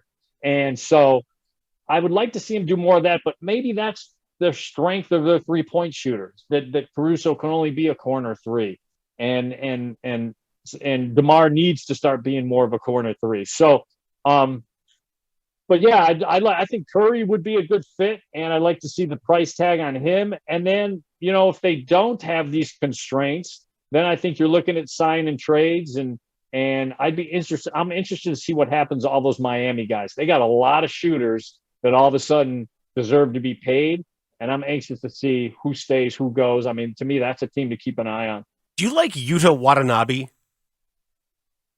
Yeah, yeah, but how's that happening? Mid-level? Okay, but how have they used the mid-level lately? Bad. I mean, so I'm just putting names out there. It's just another guy who gives them catch and shoot and gives them high energy and some length. Some length and plays really hard. Yeah, and again, we're going to be fed the same stuff of Zach's really working on his weakness. We hired a new shooting coach. We've got these guys that are, you know, and the thing that's scary, they really feel like Dalen Terry can take a big jump, and maybe he could. He's going to have to. A big jump. Joe, you saw him pregame working out against the assistant coaches. I saw it too.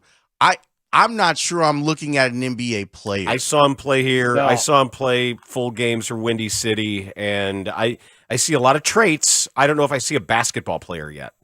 I talked to Billy Donovan about Dalen Terry's shot, and I said it's almost like Joakim's until it gets to this point where Joakim would totally spin it and turn it into a frisbee, but it has that kind of, the guide hand comes off the side, and so I talked to Billy about it, and I'm like, do you need to fix that? And he said, I mean, it's definitely something we're going to look at this offseason and trying to repair. He goes, surprisingly, though, he actually does, as funky as it is, it actually does go straight at the hoop. It doesn't do that Joakim spin. But the distance, the short, long, short, a lot of them are long. And so the inconsistency. So I'm anxious to see what they do with his shot. And then Julian Phillips is another guy. I will say this, and this comes from the Bible of Tom Thibodeau. Tibbs always thought if you're a good free throw shooter, no matter what your numbers were in college from 3-point range, you can be turned into a good 3-point shooter. There's just something with, and he's 82%, 83% from the free throw line, but he was, mid to low 20s from 3-point range. So I'm anxious to see if there is some kind of correlation there where they could fix something and make him something more than just a guy off the bench who's athletic, high energy, and, he can't shoot threes, and then, you struggle offensively. So, but yeah, I mean, they have to do something. I just don't know if they're going to have the finances that AK thinks he has, or that he thinks the Reinsdorfs are going to give him. That's going to be the big question. If it's cut off and they say, no, this team's not ready to compete, you may just be re-signing Vooch, Kobe, and Ayo has to walk. There's your team. And it has to be built. Guys have to develop inside because that's all you can afford. Okay, go Bears. All right. Yeah, sounds great. Overall, Go Bears. Overall, Joe, what do you think of Wembanyama, and are you concerned that his body will not be able to match his skill for a long time? I mean, that's kind of, to me, a wait and see, because, I think it's easy to look at Chet Holmgren and say, well, we all knew that was going to break down. But I don't know if that's fair, because this guy was playing with grown men in France. He was competing. He was playing, I think he played 60-some games.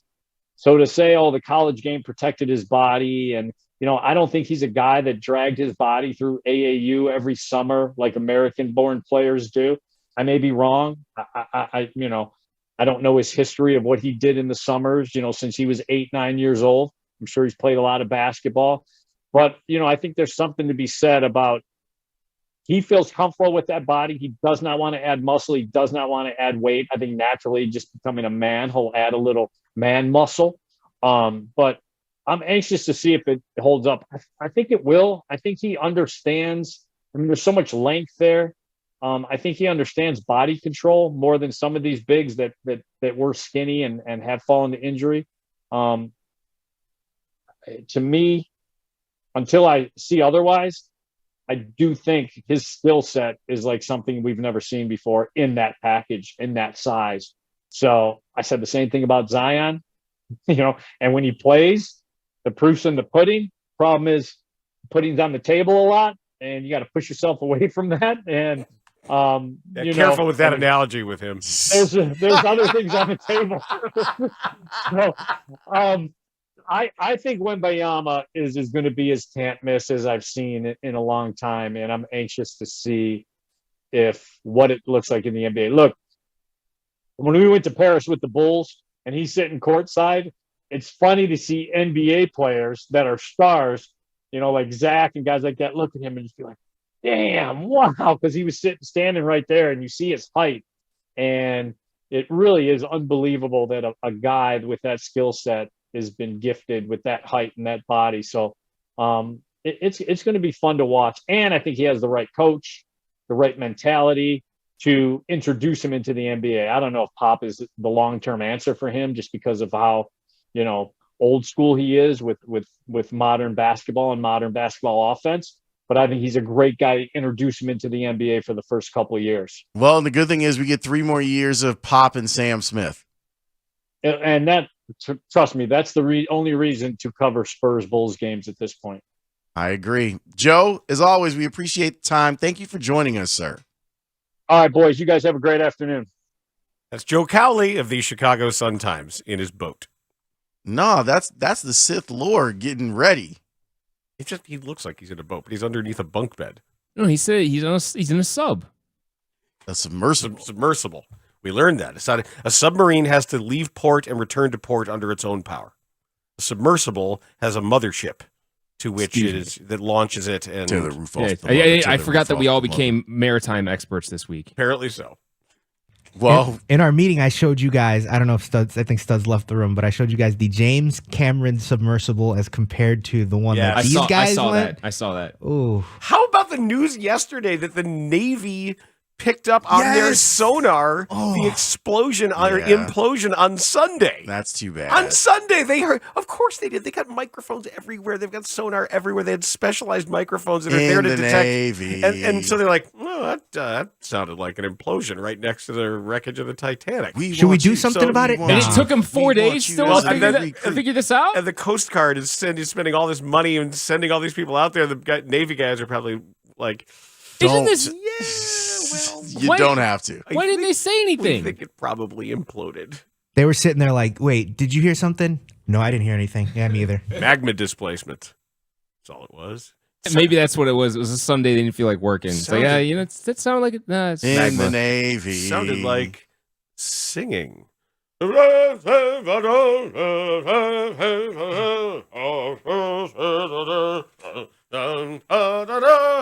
don't know the lyrics in Russian. Sail the 7 seas in the Navy. You can put your mind at ease, right? In the Navy. There's something in the Navy. See, it's all in the song. Put your mind at ease. Don't worry about that noise. Right. There's also some other subtext. There's a ton of subtext. In the Navy, if you know what we mean in the Navy. Especially submarines. Like that other song we sang about the YMCA, Wink in the Navy. Get yourself clean and get a good meal. It sounds pretty great. Mm-hmm. You really think about it. Like, get yourself clean. I like being clean. Yep. Get yourself a good meal and do whatever you feel. Do whatever you feel. In the Navy. That's the other song. Right. But it's kind of... You can't do whatever you feel in the Navy. It's kind of the same song, just with a different tune. But the Navy knew. They're like, oh, there it goes. There's that thing. What was that? Oh, those idiots in that homemade sub. Should we tell the Coast Guard? Nah. Let them have their fun. Let them have their fun. CNN needs something to do for the next 72 hours. They're probably like, oh, well. They probably had bets. It's like, who had Sunday? Who had Sunday for the implosion of the homemade sub? Larry. Oh, damn it. Larry had it. All right, here you go. Stupid. Yeah, Larry gets the $110. They'll put in, roll from a wad of cash, they throw it across the room. Here you go. I knew it. I knew it. Knew it would happen like this. Speaking of accidents, we need to follow up on what happened over at 35th and Shields. Because I don't know if you had heard the story of the man who got hit and ended up inside the sunroof, but it's pretty terrifying. And he's taking it extremely well. So we're going to talk about that and whether the White Sox need to make any changes. Them and Omek can get together and maybe make a change that will make that less likely. We'll discuss that next here on The Score. Your three best mates, Pat Hughes, Ron Coomer, and Zach Zaidman, bring you Cubs versus Cardinals in London. It's got a chance!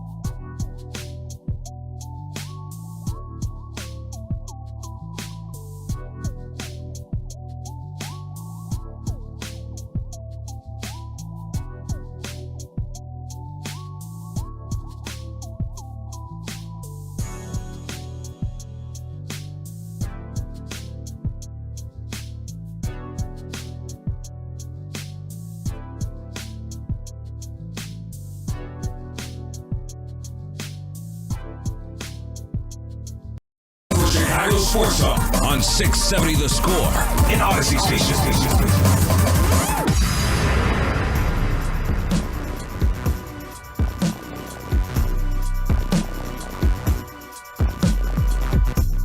So yesterday, I was like going around Twitter and looking at different stories, and I kind of got my fill of, hey, the Bulls aren't doing anything. Look at this. The Bulls aren't doing anything.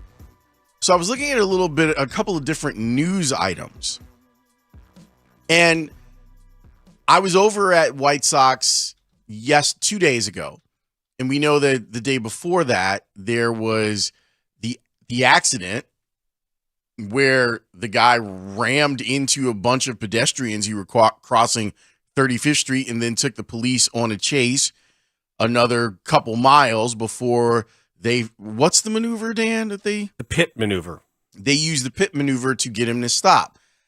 I've been fascinated by the part of the story where one person got hit, got flipped upside down, and ended up in the sunroof of the car and went along for this ride. This is thanks to our brothers and sisters over at WBBM News Radio 780 and 105.9 FM. This is Mike Krauser's report on that guy. Charles Jancy of Evanston says it was surreal. He ended up inside the car as the driver sped away. He can't recall everything, but says when he was hit, he must have slid up the windshield and then fell upside down into the open sunroof. I know that one person asked me a couple of times if I was okay, and then I heard some talk between them of, something, about the cops chasing him and blah, blah, blah. But yeah, I basically was in the car. Once we were on the Dan Ryan state, I think it was mostly state police, kind of more or less surrounded the car, and they did some maneuver to basically make the guy crash and stop. And were you upside down in the car the entire time? I was upside down in the car the whole time, yes. He has 7 cracked ribs, a dislocated thumb, some minor fractures to the spine, and he says he's feeling okay. Mike Krauser, 105.9 WBBM. So that's the part that, I was amazed by, is that this guy has a really good sense of humor and life. Because he's been joking about how, he can't wait to head back over to the Sox game and that it's not a big deal and he'll be okay. No, sir, it is a huge deal. And you have 7 cracked ribs. There's something wrong with your spine, and you have a dislocated thumb. 20-year-old Condelarius Garcia was the driver. He's never been issued a driver's license. This is the 3rd time he's been caught driving without a license. So in the Sun-Times version of the story, one of the things that was said was apparently the other people in the car were begging him to stop.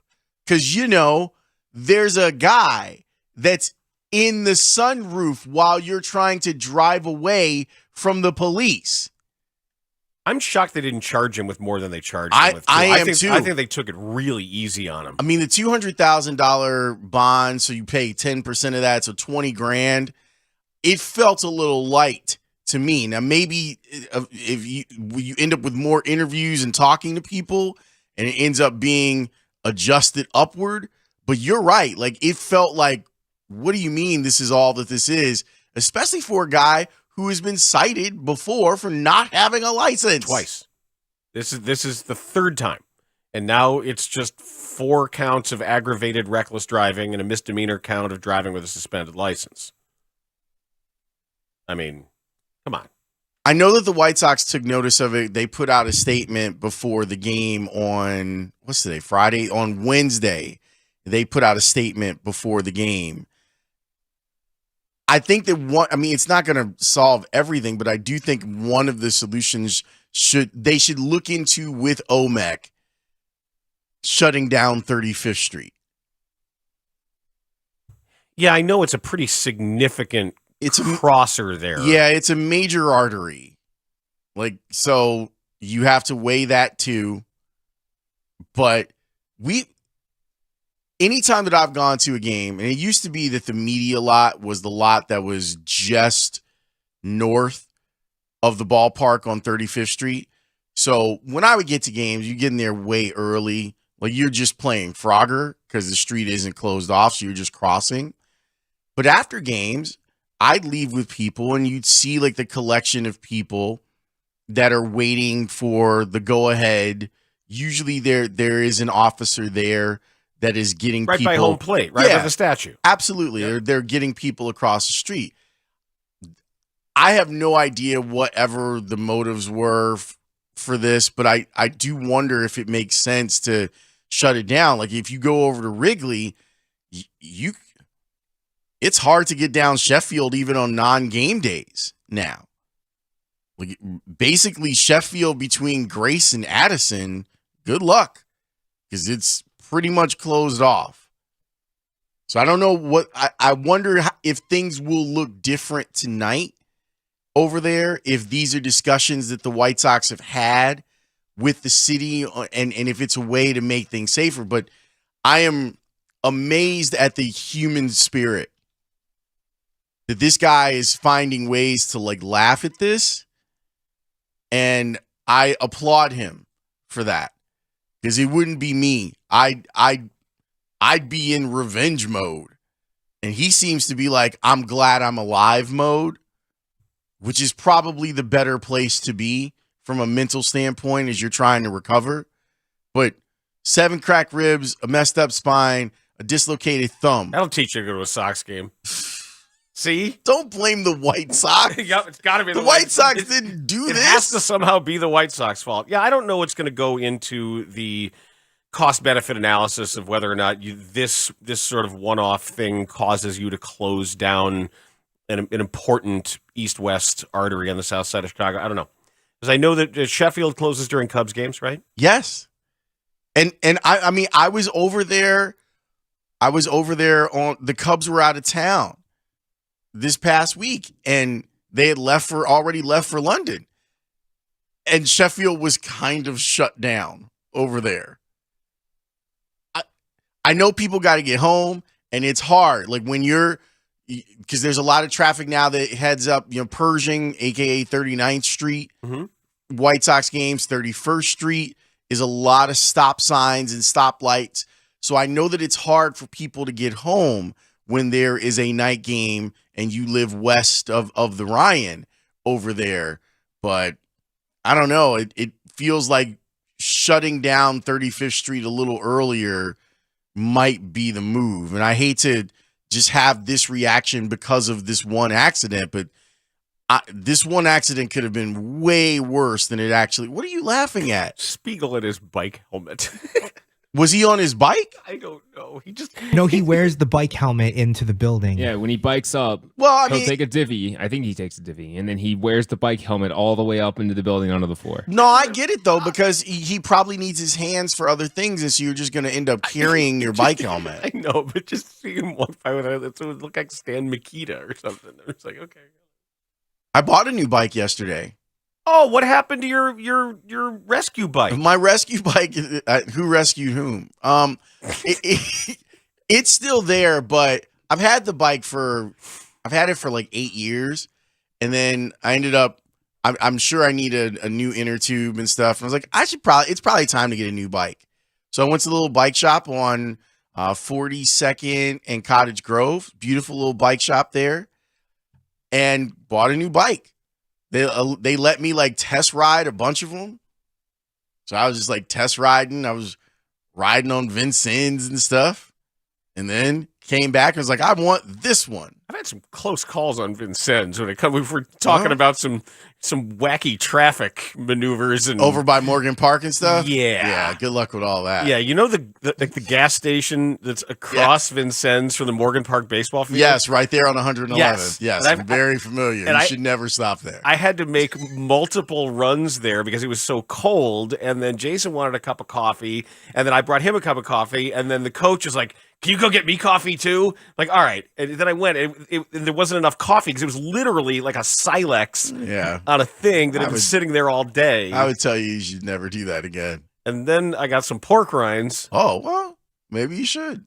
So it was fine, but there were people in there, that tiny little place. Yeah. There were like 8 people in there. Yes, there were. And one guy had lottery tickets out the wazoo. Of course. And we're just standing there, scratch. And then everybody else was like in the long line for candy. But it seemed like a convivial group. Yeah. I would tell you next time, go a little further west to get your gas. Why? Because it seemed like an interesting cross-section of people. I'm sure it was. I think for you, yes, the choice might be better. Everybody was very nice. If you go a little further west. People were very maybe like a mile west. Like I was walking. Yeah, that's probably another reason why you should go back over there. Why? I didn't have any problems. Okay, good. I'm It was glad. fine. I got my pork rinds. I got a couple of cups They of must have coffee. thought you was 5-0. I got it. Oh, you think? Yeah. Not the way I was dressed. Nah, they're like, there's undercover 12 right there. There he is. There he is buying Slim Jims and pork rinds. Because the police station is on the Yes, other side I know of Morgan Park. Right, it's right there. Yeah. So that's what happened. well, they thought I was They checking him out. They thought you was Popo. I'd be bad at that. Well, They yeah, should but know that. yeah, don't do that again. But yes, we'll see what the White Sox do. But I have a new bike. I think I'm gonna go do a big ride tomorrow. I think like a 15 miler tomorrow.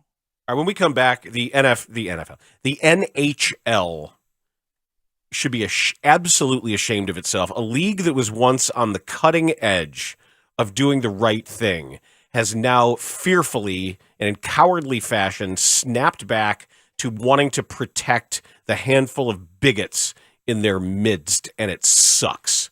That's next on The Score.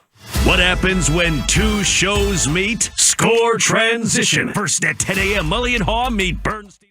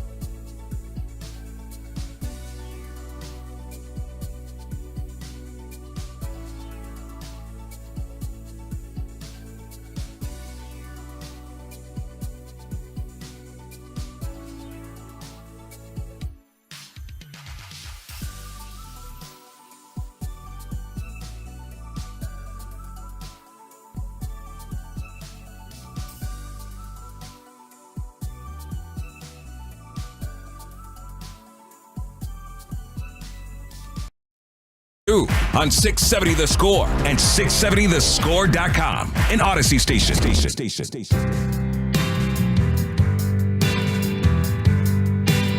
There was a time when the National Hockey League was absolutely on the vanguard of inclusion.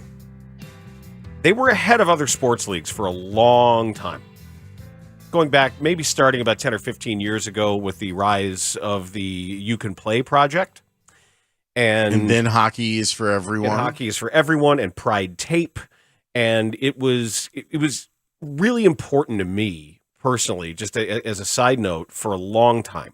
And if you've been listening to me for, you've known and you've seen me on social media for years here, one of our son's most influential hockey coaches in youth hockey, coached him for 3 seasons of his formative years and really helped him in his sort of transition to full-time goaltending, and it's just been unbelievably supportive, along with a lot of his friends who came up through the McFetridge River Dogs program, which is just great for him.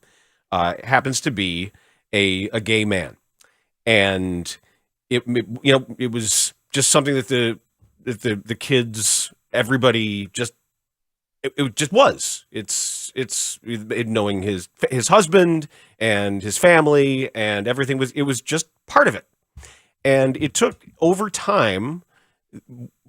Unfortunately, the kids learned that not everybody thought it was okay.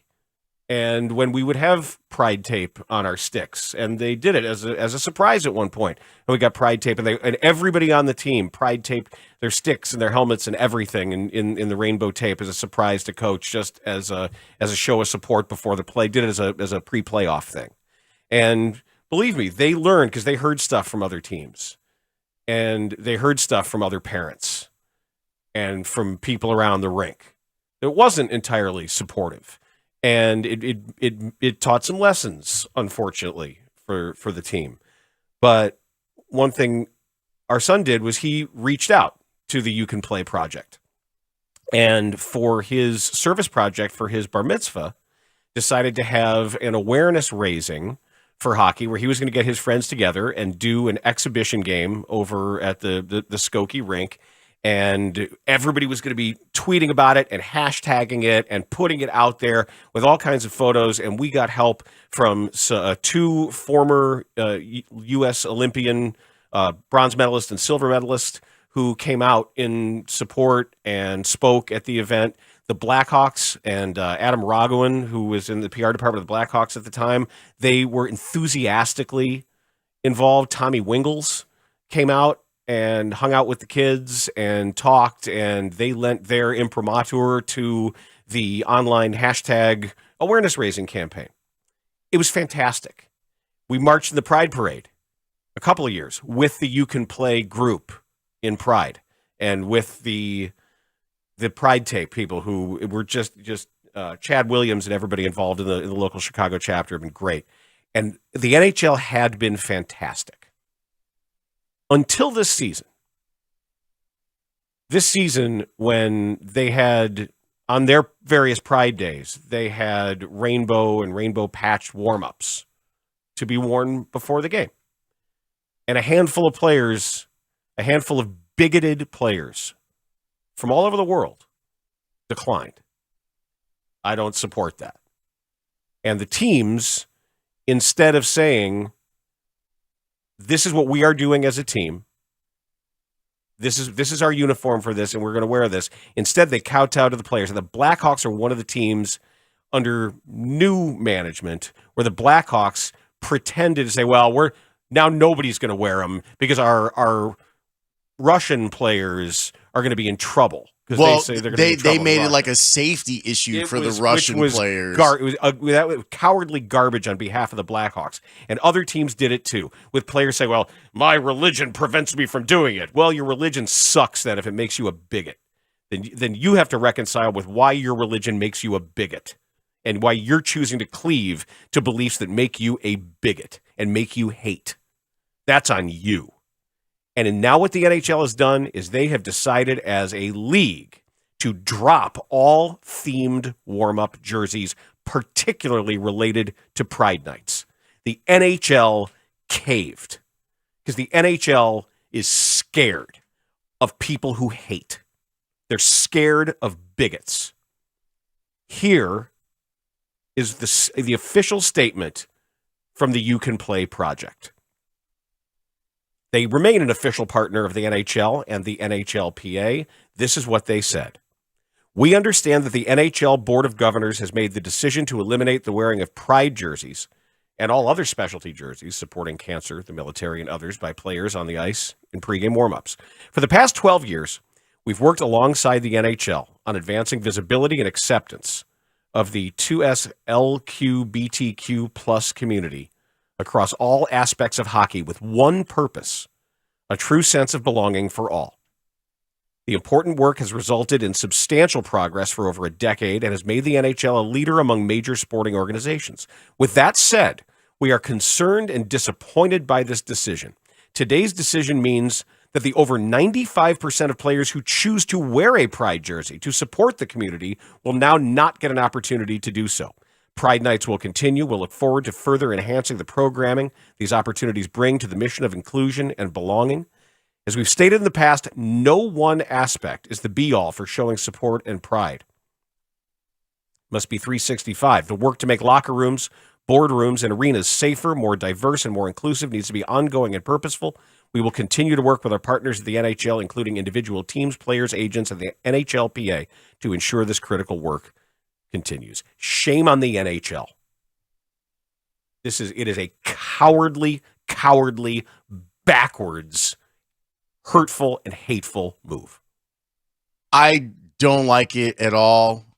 I'll just offer up this as a possible explanation for why this was happening in en masse. Is maybe they're saying, you see how stupid this is?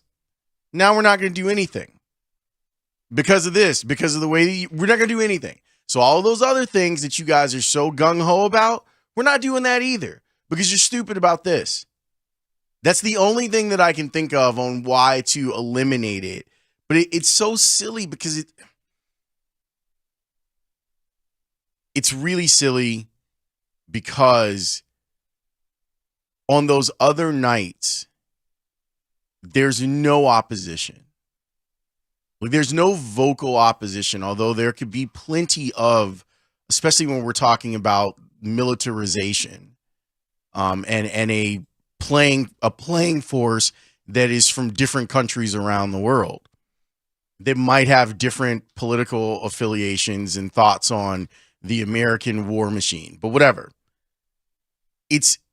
You're right about how hockey seemed like it was a leader in this. I would say that they were behind the WNBA, but of the male sports, it seemed like hockey was doing the most to try to get it. And most of the players were like, "Oh, okay, sure, that seems like an okay thing to do."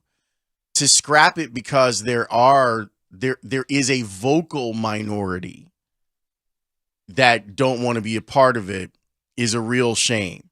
And pushing supporters of the LGBTQIA community, like pushing those people figuratively into the closet by not allowing them. Everyone's going to have to do it, I guess, on their own. And I hope that the players that feel really strongly about it, I hope that they do take the opportunity to make themselves visible at pride parades or at functions that will allow them to continue to do the work outside of what the organization is. And if you want more information on the You Can Play project, you should check them out because they're good people doing terrific, important work. Yeah.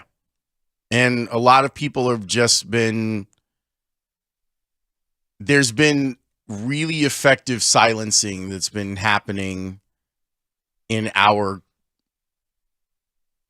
republic lately. It's been really effective to, well, I've got this Bible, right? And you clearly stopped in the first half of it. and not the second. So it's really too bad. And I do hope that the players that want to continue being advocates and allies, I hope they find really constructive ways to do it.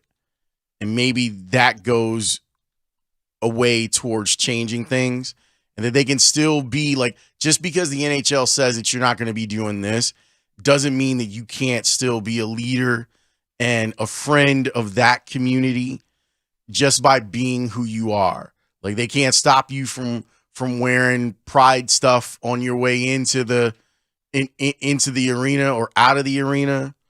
There's always a video camera rolling in when guys are coming into the arena. There are ways to go about this if you feel strongly, and I hope that there's enough players in the NHL that feel comfortable enough doing that. Next up, White Sox talk with Jim Margulis of Sox Machine on The Score. This is the official radio home of the Chicago Cubs. Swing and a miss. Strike three, and the Cubs win the ball game. Listen to every game here on Sports Radio 670 The Score. Broadcasting live from the Hyundai Studios. Presented to you in part by your local Hyundai dealers. WSCR Chicago. You guys have talked about this on the show many times in the last couple of months. And I can confirm that not many people have this piece of baseball memorabilia that you guys have talked about a lot here and there over the last couple of months. There was a certain giveaway in Oakland. Come on! Yes! No way! I emailed the Oakland A's PR department and asked, do you guys happen to have any extra Tony Kemp poster day giveaways? And sure enough, a month later, they mailed it in. Get out of here. Let's go. Put that thing up. We're putting it right here, right up there. Yeah. Here is the official Tony Kemp poster day giveaway poster for everyone watching on Twitch. Holy crap. It is the official That's it. Tony Kemp poster that you guys have been marveling at. Yes. And was promoted right behind home plate when the Cubs were playing in Oakland back in April. I love this. And it's emblematic. Really, and Tony Kemp is a terrific guy, a former Cub. Yeah. And a good player, good guy, adorable family. But the fact that that's the giveaway is emblematic of what is going to be remembered as one of the worst teams in baseball history. There you go. Now Our it's guy, official. Tony Kemp. Yep. Right here for you. Now all we need is the next goal is to get him at some point in studio to sign it. Also, make sure you go to twitch.tv/Chicago670 The Score, because what Connor O'Donnell is doing is a split screen, sometimes with Dan, sometimes with, well, it has to only be Dan, but it's split screen with Dan and the Tony Kemp poster instead of Lawrence. There it is. Yeah. I think the Tony Kemp poster should always be on the screen on Twitch. It should just be always up there. I think that it should be like the Florio head. That's it. Yes, exactly. Where it's our screensaver? Yeah, it should be bouncing up and around, and people be like, oh, when it almost makes it to the corner, and then it doesn't quite make it to the corner. That's what it should be.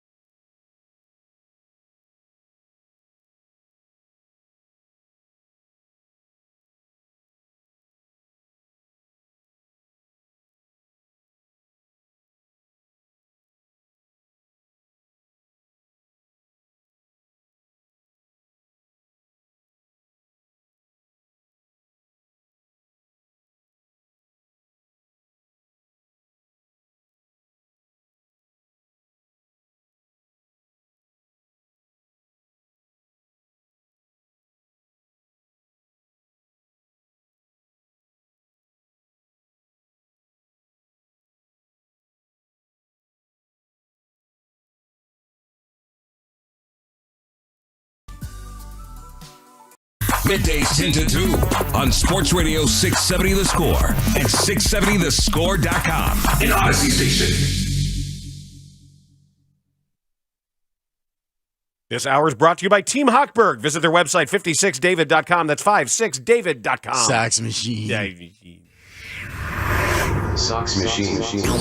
Jim Margulis, co-host of the Sox Machine podcast. I think the big picture guy, the guy that, you want to say, like, we can DFA Lance Lynn. That guy isn't quite around. And Lynn, I think, watching his starts, really struggles against lefties. Like, that's becoming an unsolvable problem for him. The internet's longest running White Sox podcast. That period of time where the White Sox were spending over $50 million on the bullpen makes me think there was some mismanagement. And I think the Kimbrel trade bailed him out a little bit. Managing editor of SoxMachine.com. Rick Hahn often manages the team like he's going to be the one cleaning up the mess 8 years from now. If they do sign that Marcus Semien deal, if they do sign that Manny Machado contract, like other GMs would say, I'm going to go for glory and at least have a ring to show for it. Jim Margulis with Bernstein and Holmes on 670 The Score. We want machine.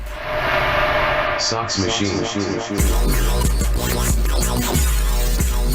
Our White Sox fandom got to breathe a little bit yesterday, which was nice, and we hadn't talked about them yet in the show, which is nice. But we always love talking to Jim Margulis of Sox Machine. That's his Twitter handle. He's at Sox Machine, and he's with us on the Score Hotline, brought to you by Circa Resort and Casino in Las Vegas, home of the world's largest sports book, and twitch.tv/Chicago670 Score. Jim, what's up, man? How are you? Can I use that as a tout quote? If you have one person to talk White Sox with, make it him. Yeah, right? Absolutely, you can. Put it as a blurb on your book.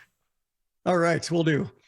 So let's start here, because while it looks like the White Sox are making progress, to me the progress is very slow. If their season high below 500 is 14, and they're now sitting at 12, that means that a month and a half later, they've really only gained 2 games. But when you look in the standings, you go, oh, it's 6.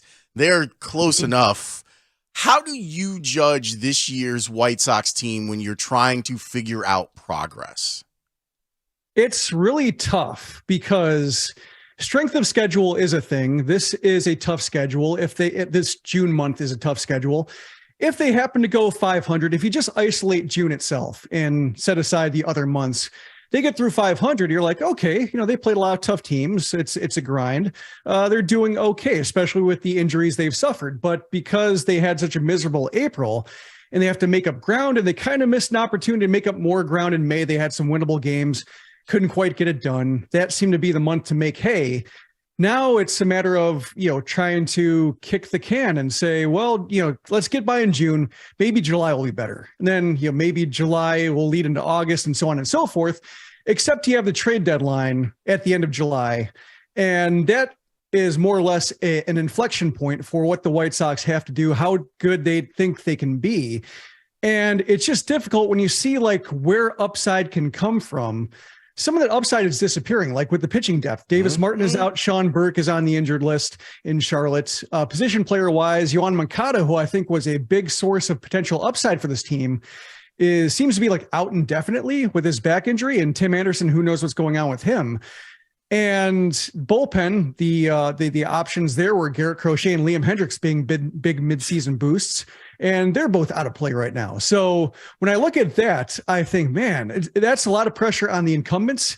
It kind of reminds me a little bit of like that game Kerplunk where you take out straws and the last person to remove the straw without sending the whole thing crashing down wins. Like Davis Martin's a straw. Garrett Crochet is a straw. And they're just removing all these pieces around the core and hoping it doesn't collapse. And these incumbents have to step up. The guys who are actually in the field have to do it. And, it's been a while since they all have at one time. I couldn't figure out exactly how Pedro Grifol was trying to explain his reasoning behind removing Michael Kopech when he did. Did you understand it the way he talked about the length in the bullpen and the off day, and he's been throwing a lot? I mean, this is a major league, relatively young major league starting pitcher who apparently needs extra rest. To me, it seemed like, his innings were getting tougher, 2 high stress innings in a row. And I think it was more along the lines of managing to not throw good money after bad, especially since Touki Toussaint was fresh in the bullpen to throw multiple innings. Jimmy Lambert was fresh to theoretically throw multiple innings, although he only lasted one because he was off his game. I think in a situation where there isn't the off day, where Toussaint isn't a brand new pitcher just here and hasn't thrown in a while, that maybe they would have pushed him one more inning. But I think there were some specific luxuries that date afforded that others didn't, to where they just thought, well, it's no point in trying to chase one more good inning out of a guy who's clearly struggling. May as well just try to save those bullets for the next time around and hope that maybe there is some benefit of giving him a little bit of rest, or at least not taxing him as much as they possibly could have. And given like how hard Grifol has worked his starters, or at least like how he hasn't been somebody with a quick hook, like he tends to let his starters go 90 to 100 pitches, no matter how well they're doing. In this case, like letting him, leave one inning earlier than he might have, I think is okay in that regard. When it comes to the back end of the bullpen without Liam Hendriks in it, what makes the most sense to you on how it should be deployed? I think Kendall Graveman is the easy closer, just because like he's not a typical closer with high 90s fastball and a wipeout slider. He tends to allow a lot of contact, but that contact finds gloves, doesn't tend to get smoked. So he has experience doing it, has experience negotiating base runners and not letting the moment get to him. So I think you start there. Joe Kelly, it's hard to know, since he was so good, whether this recent stretch is just regression, because he's not that good. He's not like not walking anybody in 12 outings and basically being perfect good. So like, there is a little bit of regression there. Middleton's had a little bit of a bump, but he's been good. Lopez, I think, is somebody who's only special when he's 99 to 100 with his fastball, when he's 97, 96, 98. Seems like those pop-ups and routine fly balls he gets are now either leaving the yard or smoked to the gap. One hoppers the wall.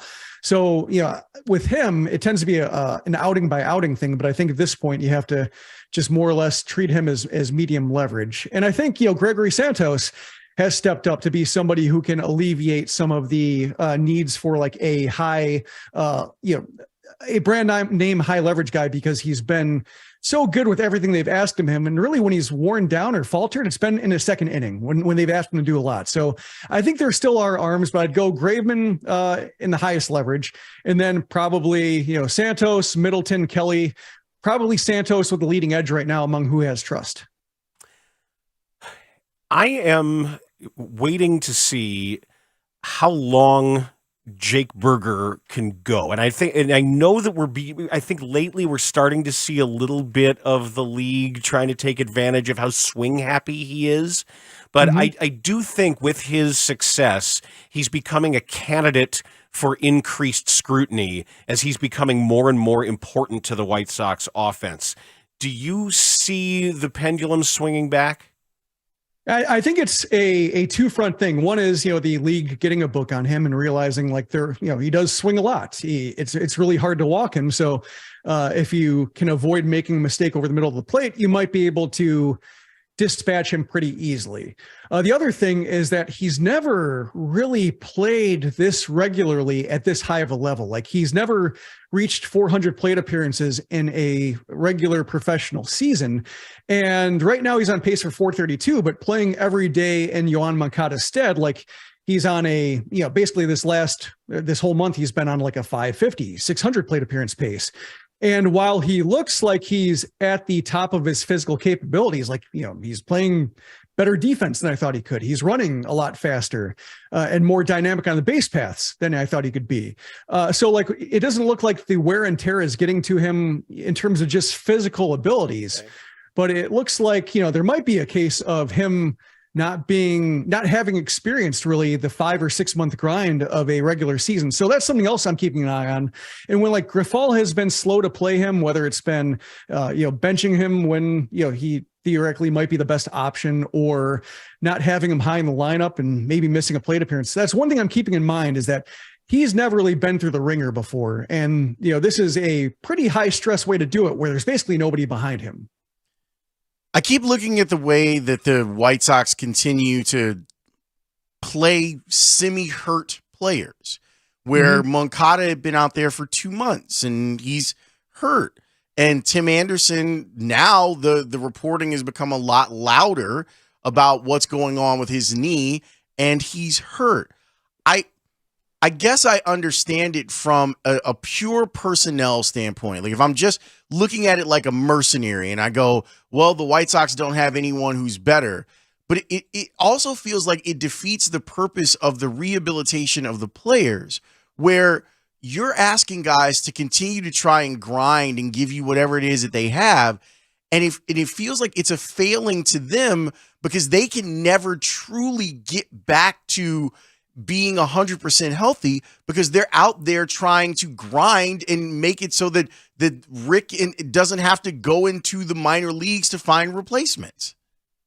That's, I think, the biggest disappointment to me in the transition from Tony La Russa to Pedro Grifol is I thought that seemed to me the easiest thing to correct was how many players are playing hurt, how many players were, like just visibly injured. Luis Robert letting go of the bat with the wrong hand. Larry Garcia tumbling in the batter's box. Yasmani Grandal dropping to one knee after swings. Like those were, visibly hurt and injured players who are just gutting through it for no apparent benefit. And I could see with La Russa there and with there maybe being some kind of tangled chain of command where he goes straight to Reinsdorf and Hahn doesn't like talking to him, that it be a case of just lack of communication and La Russa being maybe unapproachable players or something like that. This is all speculation for me, but just I could piece together a structure after the fact of like how this could have gone so wrong. But Grifol, renowned communicator, they really stressed that when he came in, is just, how he keeps open lines with everybody and how he'll, both wear people out, but also be a shoulder if somebody needs some support in terms of like gutting through professional troubles. Like he was supposed to be somebody who opens up these lines for both players in the training room and also the front office and work together. And we've seen more of the same. Like you've said, like Yoan Moncada, we've talked about it here, just talking about like how it's easy to tell if he has his bat speed back. If he's rolling over to the right side, it's not there. If he's pulling the ball in the air and he's doing the thing with his helmet where he stabilizes it after the contact because it's that much torque going into swing, good sign. And we haven't seen that. We've just seen rollover after rollover or pop-ups to the left side. And it was easy to see when he went on the injury list the first time that, he's not quite back yet. And then he came back and was doing it again, except for longer. And you had Jake Berger there. You have some infielders you can roll through. Romy Gonzalez briefly got hots before his shoulder flared up again, but you have options. And I think, the Zach Remillard game where he went 3 for 3 and drew a walk and had, the game tying hit in the 9th and the go ahead in the 11th. That was a case where it very clearly illustrated a replacement level to me. Replacing Tim Anderson, who's been, whether he's been hurt or just distracted or just, frustrated, what have you, like he's been below replacement level. So the idea of replacement level is like, might try somebody else. That somebody might not be good, but can't hurt. And sure enough, like you get immediate benefits from trying somebody else who's fully functional.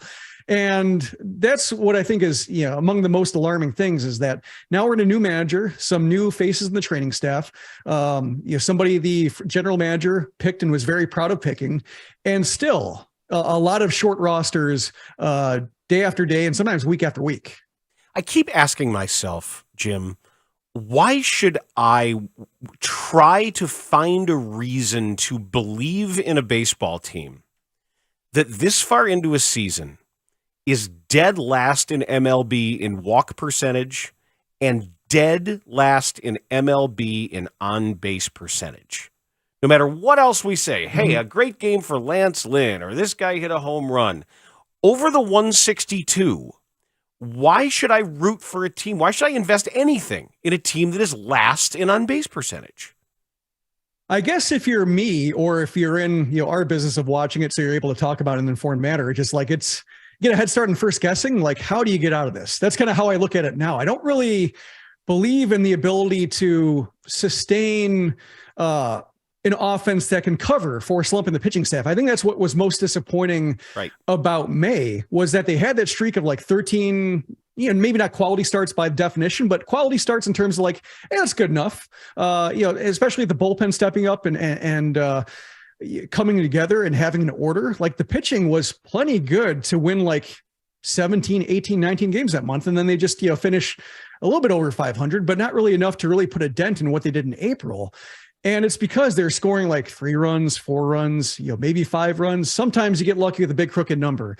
but there wasn't that steady pressure. And I think the Rangers series is an example of just what it looks like when you have steady pressure, when you have guys who can draw walks, when you have guys who you can hit for extra bases, if not put the ball over the fence. And when you see an offense like that, it does just show you what the White Sox are missing and have been missing by not being able to deal themselves out of some dead ends and get rid of some samey players or try to exchange them for somebody who might fit the roster better, even if they're imperfect themselves. And I think this trade deadline is going to be fascinating because one, maybe we don't think Rick Hahn or Kenny Williams should be the ones in charge of it, but what are they going to do? Is there any chance of there being a shakeup in the front office to allow some fresh eyes to come in and say, like, this isn't working. Here's why you guys walk too much. I think they tried to do that with Pedro Grifol from a managerial perspective, saying, like, here's a guy who identified everything we did wrong, but they still didn't actually affect the roster, in terms of like the ruts they run into because of just the personnel they have. Mm-hmm. So it really seems like they could use somebody like that. They're so excited about hearing what Grifol had to say. What they really need is somebody at the front office level to say, here's where you went wrong. Here's where, here's why you keep not drawing walks or being, bottom 5. Here's why the defense is lagging. Like, here are some ways that you can deal yourselves out of it, even if you have to take a step back. Like, I'm thinking like, it's not really necessary to tear this team down, but maybe like a Cleveland Guardian style retrenching where they, traded Francisco Lindor and had to take a step back, and they weren't contending for 1 year, but they allowed everything else to build up.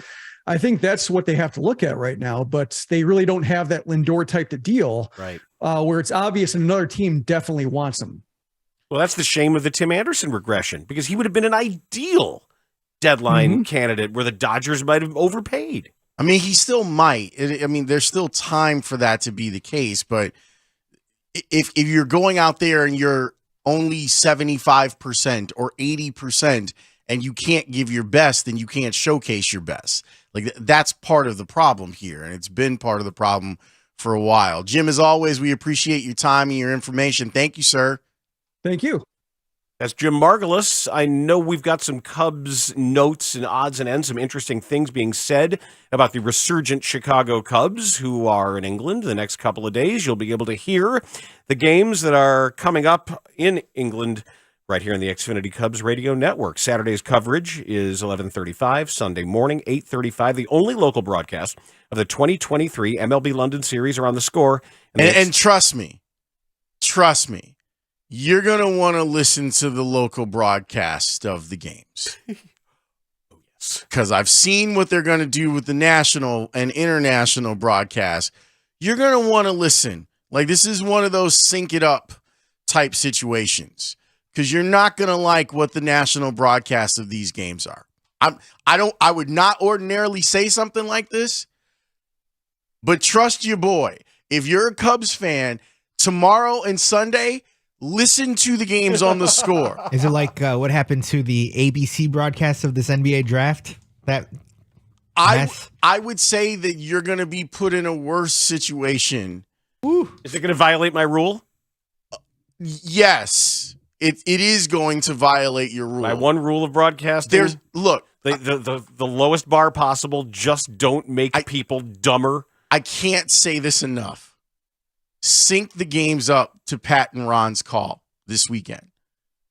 That's just do that instead. We'll all be happier. We'll all be smarter, and we'll all have a much better time if you listen to the games on the Score in the Cubs Xfinity radio network. Hey, Cubs fans, this is Kyle Hendricks. Swing and a miss, strike 3. Hendricks has gone 6 innings. The Giants.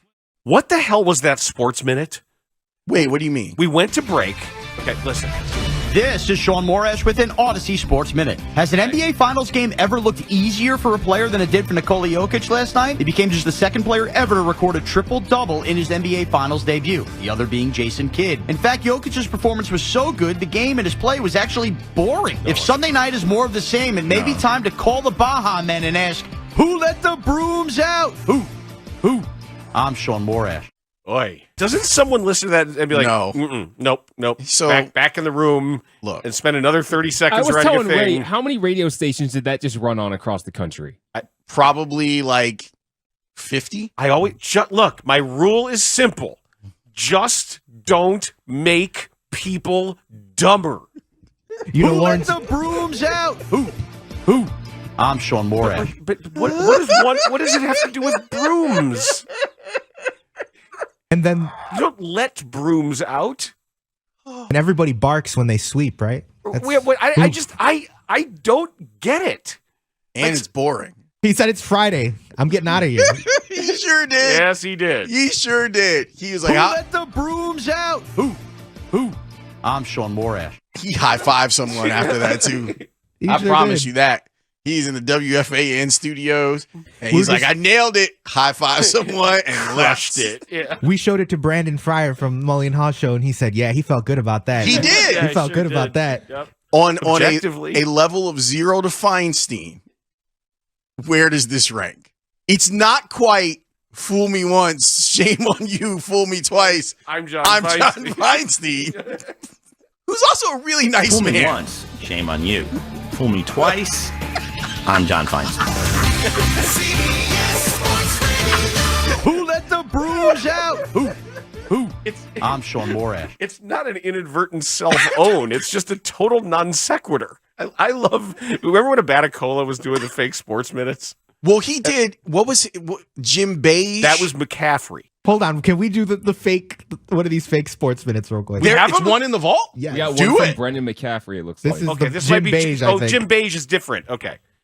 Titletown tingles tonight as a trophy traverses the tundra back to Green Bay and its rightful owners, the Packers. 13 years before, a man named Brett, with an arm like a jet, brought home the bacon in Dairyland. But now the Packers win by Aaron out the football.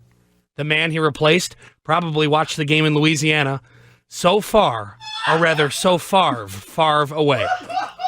I could see Joe Montana, John Elway, or Tom Brady asking Mr. Rogers, "Won't you be my neighbor?" with a championship and Super Bowl MVP. Rogers' passes burst out of his hand in Dallas with the precision of an assassin. They tore through the Steelers' secondary like a bullet through a president's cranial cavity. Only we didn't need the Zapruder film to realize that this was no conspiracy. Rodgers took inspiration this week from a former Packers quarterback, but it's probably not the one you're all thinking about. No, Rodgers went back a few decades to a star, a Bart that didn't have a cow in Super Bowl I. 45 years of Super Bowl history wrapped up in 2 quarterbacks. The story comes full circle. Aaron Rodgers, the new leader of the pack. Scoreboard update. It's too good. It was too Who good. let the brooms out?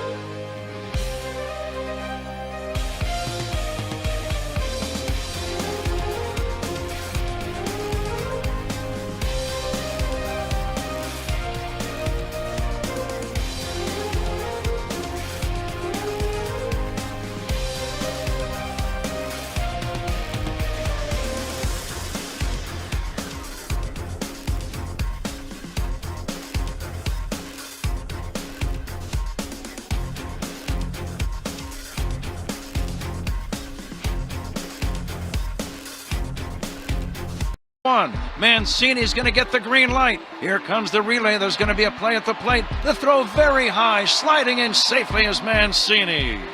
2-run double Ian Happ. Cubs lead 5-1. Watch our boy work. He's also mic'd up on the broadcast, by the way. I'm just telling you.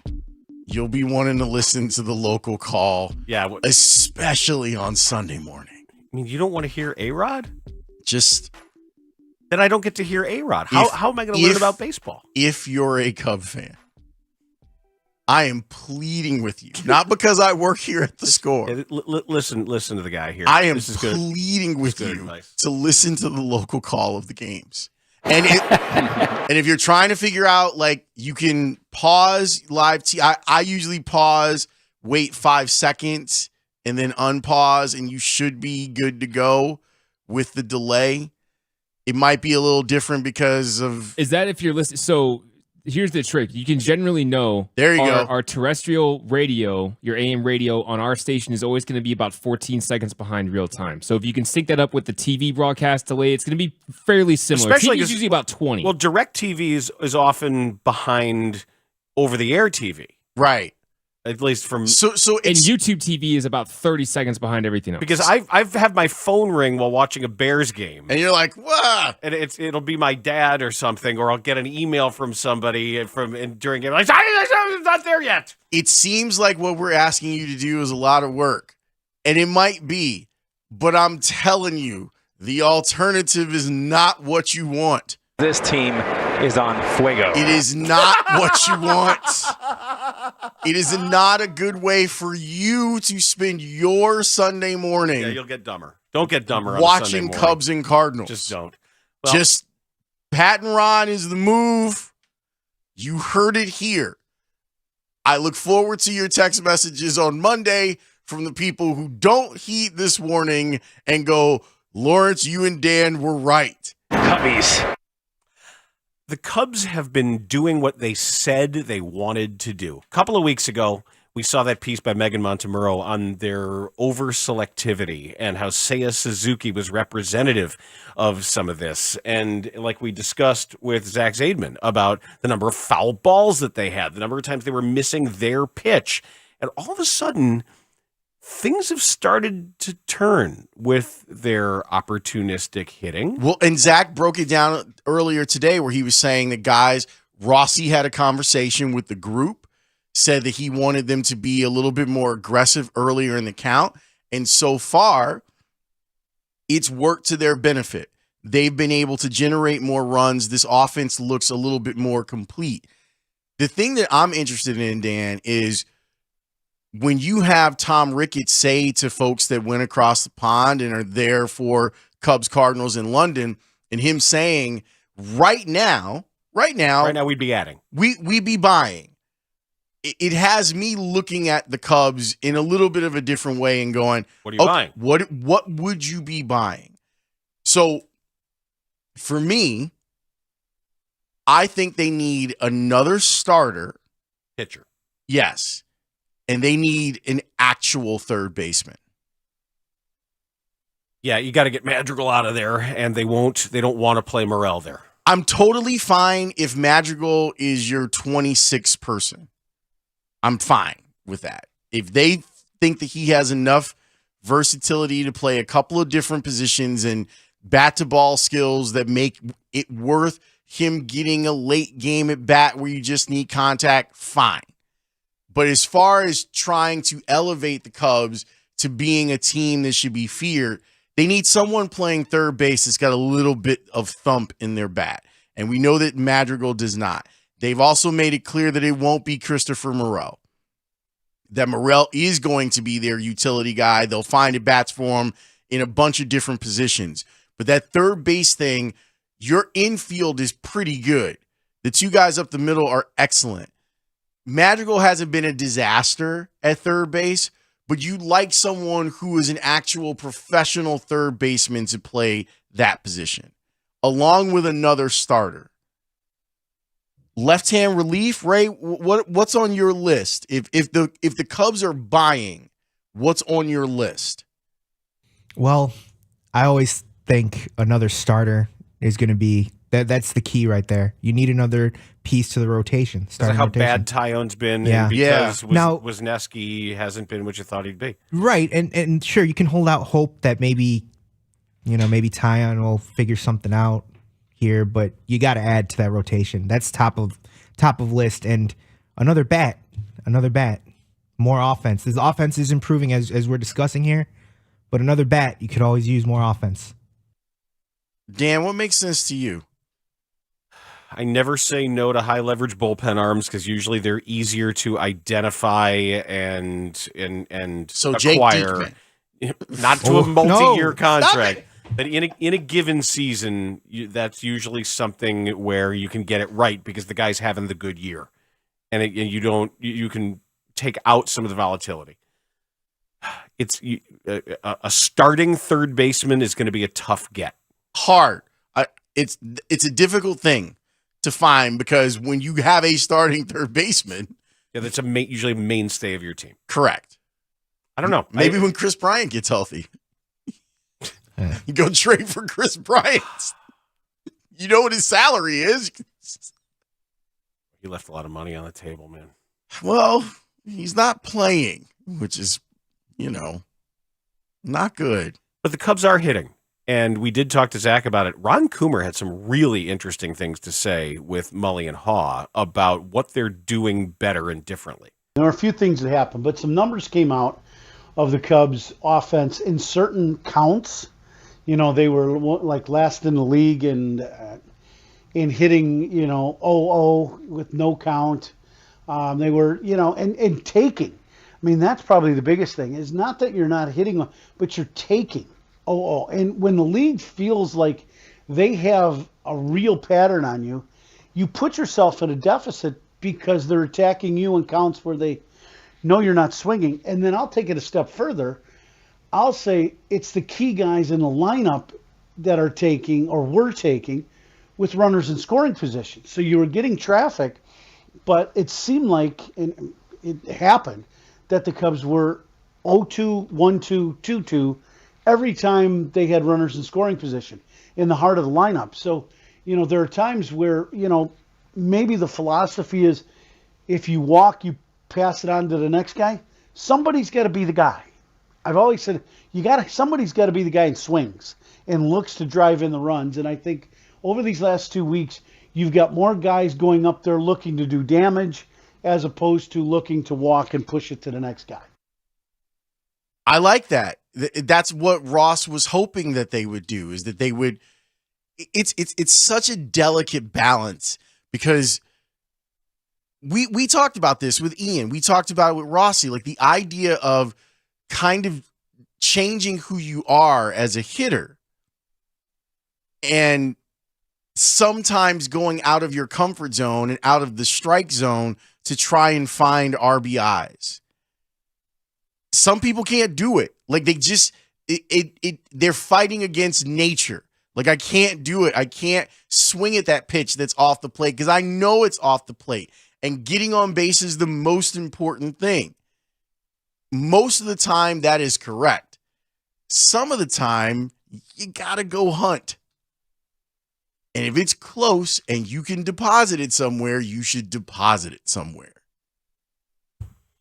Good luck identifying a third baseman, though. I'm just thinking off the top of my head about how often those guys, like remind me when the Cubs made the deal for Aramis Ramirez. I'm trying to remember exactly what the specifics were because they acquired. Wasn't Randall Simon part of that deal too? I'm trying to remember who they got. Did they get Lofton at the same time? Because the 708 Moncada to Cubs. No. Stop. No. Well, You think he'd be healthier if he were on the Cubs? Well, what? Maybe. What? He might be healthier.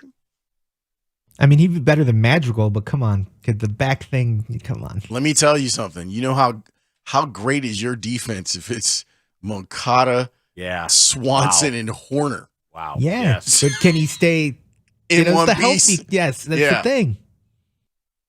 He was acquired, traded by the Pirates with Kenny Lofton and cash for a player to be named later, Matt Bruback and Jose Hernandez. My guy! The player to be named later, I believe, Bobby Hill. Bobby Hill, yes. It ended up being Bobby Hill. Bobby Hill. It was, wow, Lofton and Aramis for Matt Bruback, Jose Hernandez, and Bobby Hill for probably the best hitting third baseman you've ever had? Didn't know Bobby Hill played baseball. Yeah, I thought he just hung out in the alley with his dad. Wow. A hell of a deal, Jim. That was Jim Hendry? Ain't it, Bobby? Was it? Yeah, that was Hendry. Jim, he wasn't over the barrel on that one. No. Why did I think Randall Simon was part of that deal? Randall Simon was a Pirate, right? Yar, before they got him? Now I'm like, was Randall Simon ever a Cub? Yes, Randall Simon was a Cub. And they got him from the Pirates, right? All right, give me a second here. Let's go, Dr. Computer. In 2003, he was traded by the Pirates to the Cubs for Ray Sadler. Oh. Who the hell are you? So it was separate trades. Correct. Got it. Okay. All right. I'm glad that I remember that Randall Simon was a Pirate and a Cub. Yep. And his career most similar batter was Ryan Garco. My guy! If you needed to know that. And his 10th most similar was Ross Glode. What did he do? He glowed. He glowed. When we come back, we've got a draft story from Charles Barkley that I had never heard. Take Parkins and Spiegel with you anywhere you go on the free Odyssey.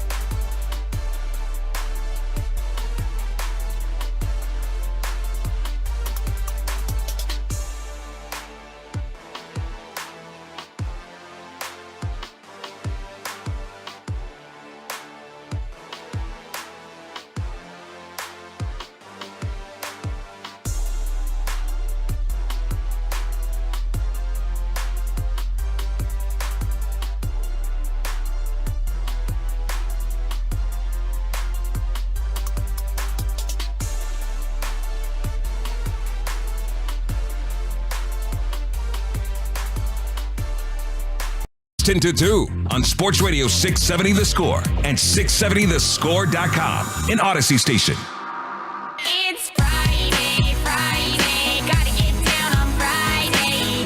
Everybody's looking forward to the weekend. Another great day to get down on a Friday indeed here. We've had a hell of a run. There's no more complaining about the weather. We've had a lot of time to do it. This is not one of those times with this run of San Diego, San Francisco, with the cool breeze again coming in off the lake later tonight. Right, That's cool same breeze. Hey, cool breeze. That's I don't know your name. That's right, Jerome. Yeah, take a break. Get off there. I don't like the way you're working the phones. Phone. But it's just been amazing. So enjoy it and do what I'm going to do tomorrow and get out and play a little bit of golf. I think I'm gonna bring out the Stealth 2 tomorrow. All right. Break it out, see how it goes. And the reason I bring it out is because my dad is like, hey, I got to get some swings in with that. I gotta check that out. And Jason's like, hey, when we go to the range, can I hit a few of those? So let your dad swing the club and then don't let Jason. They're already circling me. Like, it may not be the right shaft for you. Yeah, I bet. Jason's like, yeah, I think this might be, I don't know. I don't know this is how you're going to fit your swing. So if you don't like it, can I have it? Wow. I mean, he's making no bones about it. Like he's already, and even if you don't like it, can I have it? Like, you just got a driver. I know. And then my dad's like, I really want to kind of check that out because maybe if you don't like it, you can let me swing it a few times. Like, you guys, I got to give Mr. Bernstein one of those. They don't even pretend. No, I think he has to have his. He's got a very specific because he's got to get custom. He's only 5'4", so he's got to have everything just right. I don't know if he does the cut down or not. Okay, but he's very particular about his. Well, they both are because they're both fastidious little golf weasels. They're both better than I am, but that's fine. So I feel like that might count for a team name. What, fastidious golf weasels? You know what I mean? Like, we gotta put that's a new. They're in the league, right? I think fastidious the fastidious golf weasels are in. Oh, and they have like the Titleist hat. It's a big day. We need to figure out how to spell fastidious. We have our first expansion team. Yeah, it's the fastidious golf weasels. The league is growing, boys. The league is growing. There we go. We have a team. Hey, wait, before we do this Barkley thing, caller 6 to the contest line, 312-540-0670, wins a $150 gift card to Second City Prime Steak and Seafood. Woo! Offering the top 2% of prime beef in the world for mouthwatering steaks and seafood. Visit secondcityprime.com. Here is Charles Barkley telling a story about how he tried to eat his way out of getting drafted by the Sixers. Can you tell us a little bit about what you were doing on draft day and whether or not you knew you were going to get selected where you did? So I was about 300 pounds in college. That's a big basketball player. Sixers had brought me in for a visit, and the owner says, hey, everybody's concerned about your weight. I think I had like 6 weeks before the draft. He says, once you stop back here the day before the draft, before we went to New York, we want you to weigh 285. So I get down to about 285, and then my agent says to me, they have a hard cap in the NBA, so if you get drafted by the Sixers, you're going to have to play your first year for $75,000. I didn't leave college for $75,000. I could have got that much in college. He says, what do you want to do? So we went on an eating binge. No way. I stop in Philly. I weigh 298. I leave, and I'm thinking like, woo, we dodged a bullet. And if you go back and look at that tape, there's this look on my face when they said, with the 5th overall pick in the draft, the Philadelphia 76ers select Charles Barkley out of Auburn. I got this look on my face like, what the So that's from the Kelsey Brothers, The Heights podcast, which is terrific. I'd love to know what he binged on to try to put weight on. That's a good question. As I've heard the story before about some actors who have done it, like I think Matt Damon, I forgot which role it was. He said cheese fries. Cheese fries. Mm-hmm. Cheese fries was his thing. You know what you can binge out on next? Parkins and Spiegel. You damn right. And a bunch of rim. And the Bugle Boy is next. Mully and Haugh, Chicago's #1 most listened to sports morning show, 5:30 till 10 a.m. David Ortiz. When David Ross was your teammate with the Red Sox. Then I talked to Mike Talkman, who I was excited to talk to Mike. Well, JD, I think you nicknamed him the Palatine Pounder. Yeah, why not? Yeah, well, that's exciting. So then you talk to Mike Talkman, Gotta the tell Palatine you, Pounder. On the way into the interview, I'm thinking, man, I'm so psyched for this. Yeah. Palatine's own. I wonder if he was a scorehead. I wonder if he likes the Pounder. Interesting career. You got a lot of things to talk about with him. Yeah, man. Yeah, okay. Some time in New York with the Yankees. Does he think of Topgolf? Exactly. Where should the Bears go? You know, who's your favorite score host and why isn't it me? Just like all kinds of stuff. I was Quarter draft. super excited. I got Southport round 1. Nice job. Yep. Nice value. Then I made the decision to lead with the Pounder. Okay? I would have done the same. Right. Get the man's thought. He's got a nickname. You got to warm him up first, Speaks. Everyone knows that. You got to just a little bit of, rubbing around. Break the ice. Yeah, like loosen him up first. Loosen him up. Also, my guy Sean Sears is like, hustling the thing about an open because we weren't sure we were going to get him. I was like, oh, yeah, we got the Palatine Pounder. It's perfect. Man, you never go in first with the Pounder. Oh, so you played it for him? Did he hear it?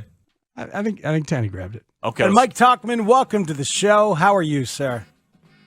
Doing well. Thanks for having me. You got it. Are you okay with the Palatine Pounder? Have you heard that? Are you all right with that as a possible nickname? That's from Jim DeShays. I don't know. I don't know about that one. But, I know. I mean, I don't know. You're not necessarily a pounder as a hitter, but it's alliteration, right? What I didn't know is if other people in Palatine would be okay with you being the official pounder of Palatine. Like there's probably somebody else who might. Yeah. There's probably someone else that's heard that one before. It's not bad though. Not bad. Dude, that is not your fault. He hated it. That is not your fault. You don't think so? He did not come to play. No. At one point, I asked him what it was like playing in Japan last year. He played in Korea last year. Wait. Can we just re-air this entire thing at 5 o'clock?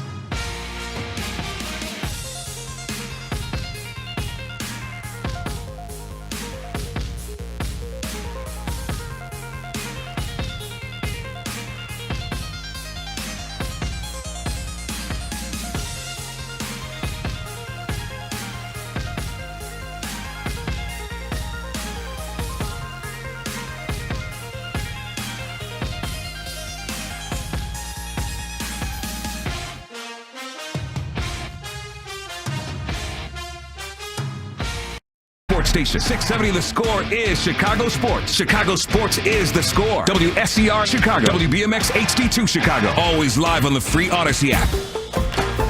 The Score! Dale and Terry just going to be doing the Spider-Man meme in the locker room next year. Yeah, well, we got our Bulls talk in. That was fun. No, it wasn't. No, it wasn't. But it'll be fun once again. We're recording the Organizations Win Championships podcast this afternoon, and we'll have a full breakdown of whatever the hell they're trying to tell us of what they're doing and why, I guess. Thanks to Zach Zaidman, Joe Ostrowski, Joe Cowley, and Jim Margulis. Thanks to Ray Diaz and Adam Studzinski, Brandon Fryer, and to Kevin Lapka and Evan Thomas for another terrific week of programming. And they are here. He doesn't have his trumpet with him today. We don't know that. It was a surprise yesterday. Not to them. No, we knew. Oh, yeah, we knew. I had to come in and put it under the desk. I hid the prop so it wouldn't get in the way during the pre-show. Don't say anything. It's a secret. And he's walking. Fine, I'll tell you guys. I was dying to talk about it. Of course, I was so excited. Of course, you don't get a chance to work to break out the trumpet chops too much in sports radio. Not a ton of crossover for those skills. I thought you should have played more. I thought it was really good, Speaks. Oh, thank you so much. I don't know a lot of songs. I used to know a lot of songs, and then I can read music, so maybe there'll be something. Shane already made a request for me to learn something else. I wanted Timmy Trumpet and Blaster Jacks. Yeah, right? That's sensible. Well, my request is I think that you should do it at the beginning of training camp. Anything for ceremony. Training camp hasn't begun. How about when I salute baseball in the spring? Interesting. Your last day of hit and run. And the beginning of the bear season. Or which is the same day as the last day of hit and run. Usually it's before that. Yeah. Or you could do you know hit and run usually ends before. Do you know the raising of the flag, lowering of the flag? That's all bugle stuff. It's all harmonic series stuff. Right. But like you could have a ceremonial raising the flag. You could do taps at the end of the show. I could, but you could do taps, reveille to start. These are all ideas. But yes, you're right. Anthony Herron plays the trombone. I think the score horn section needs to happen. Danny Parkins. So we can call him Slide from now on? I think so. Danny Parkins used to play the clarinet. And the saxophone. And the saxophone. Wait a minute. Yeah. Wasn't there a story about you not playing the saxophone? That's the best. I love that story. But I mean, I could tell that story. Make Come on, it's music so happen. So if you played, from recorder, they were like, you got to choose an instrument. I was like, well, what's the most similar thing to recorder? They're like, clarinet. I was like, all right, I'll play clarinet. And I never liked it. I hated all of it. But then I guess I was good enough at recorder where like the top 8 or 10 of us got promoted to saxophone, but I was absolutely, if it was 8, I was 8th. If it was 10, I was 10th. Like practice squad? Yeah, but so I barely made the cut to saxophone. They didn't want to cut him, though, because another orchestra surely would have picked him up. We're going to bring you back heavier on the practice squad. And then keep developing you. It was getting more complicated, and there was more things, and I was feeling more pressure, and I was never practicing, and it was time for the big concert. And I just went up on the stage with my other 8 saxophonists, and I just moved my fingers. And I was 100% silent throughout the entirety of the concert. And at the end, my parents were like, "You did great." Oh. And I was like, "Thank you." Oh, you took it. Of course. Oh, yeah. Of course. But did you ever, Danny Parkins? No, but did you ever admit it to them? Did you ever? Well, my mom listened to that episode of the show. Yeah, like I wasn't she wasn't like paying for lessons. It was just like music class in school, like for the requirement for the elective or whatever. Oh, your parents didn't make you choose an instrument? No, it was the school. The second you could opt out of it, I opted out of it. See, my parents had a rule: had to play a sport, had to play an instrument. Right. It was either or. And you play guitar, right? Yes, not well. And I never really took lessons, but I did learn enough that I knew all the chords and I could still play all the chords. You like talking music theory. And I don't know it, though. I know, but that doesn't keep you from talking it. No, but I really don't. Which really is the same for everything else. I would love to the score. I would love to understand it better. I understand. I don't understand it that well. It's hard. Ruben is learning. Ruben knows stuff on the piano that is miles ahead of anything I've ever known.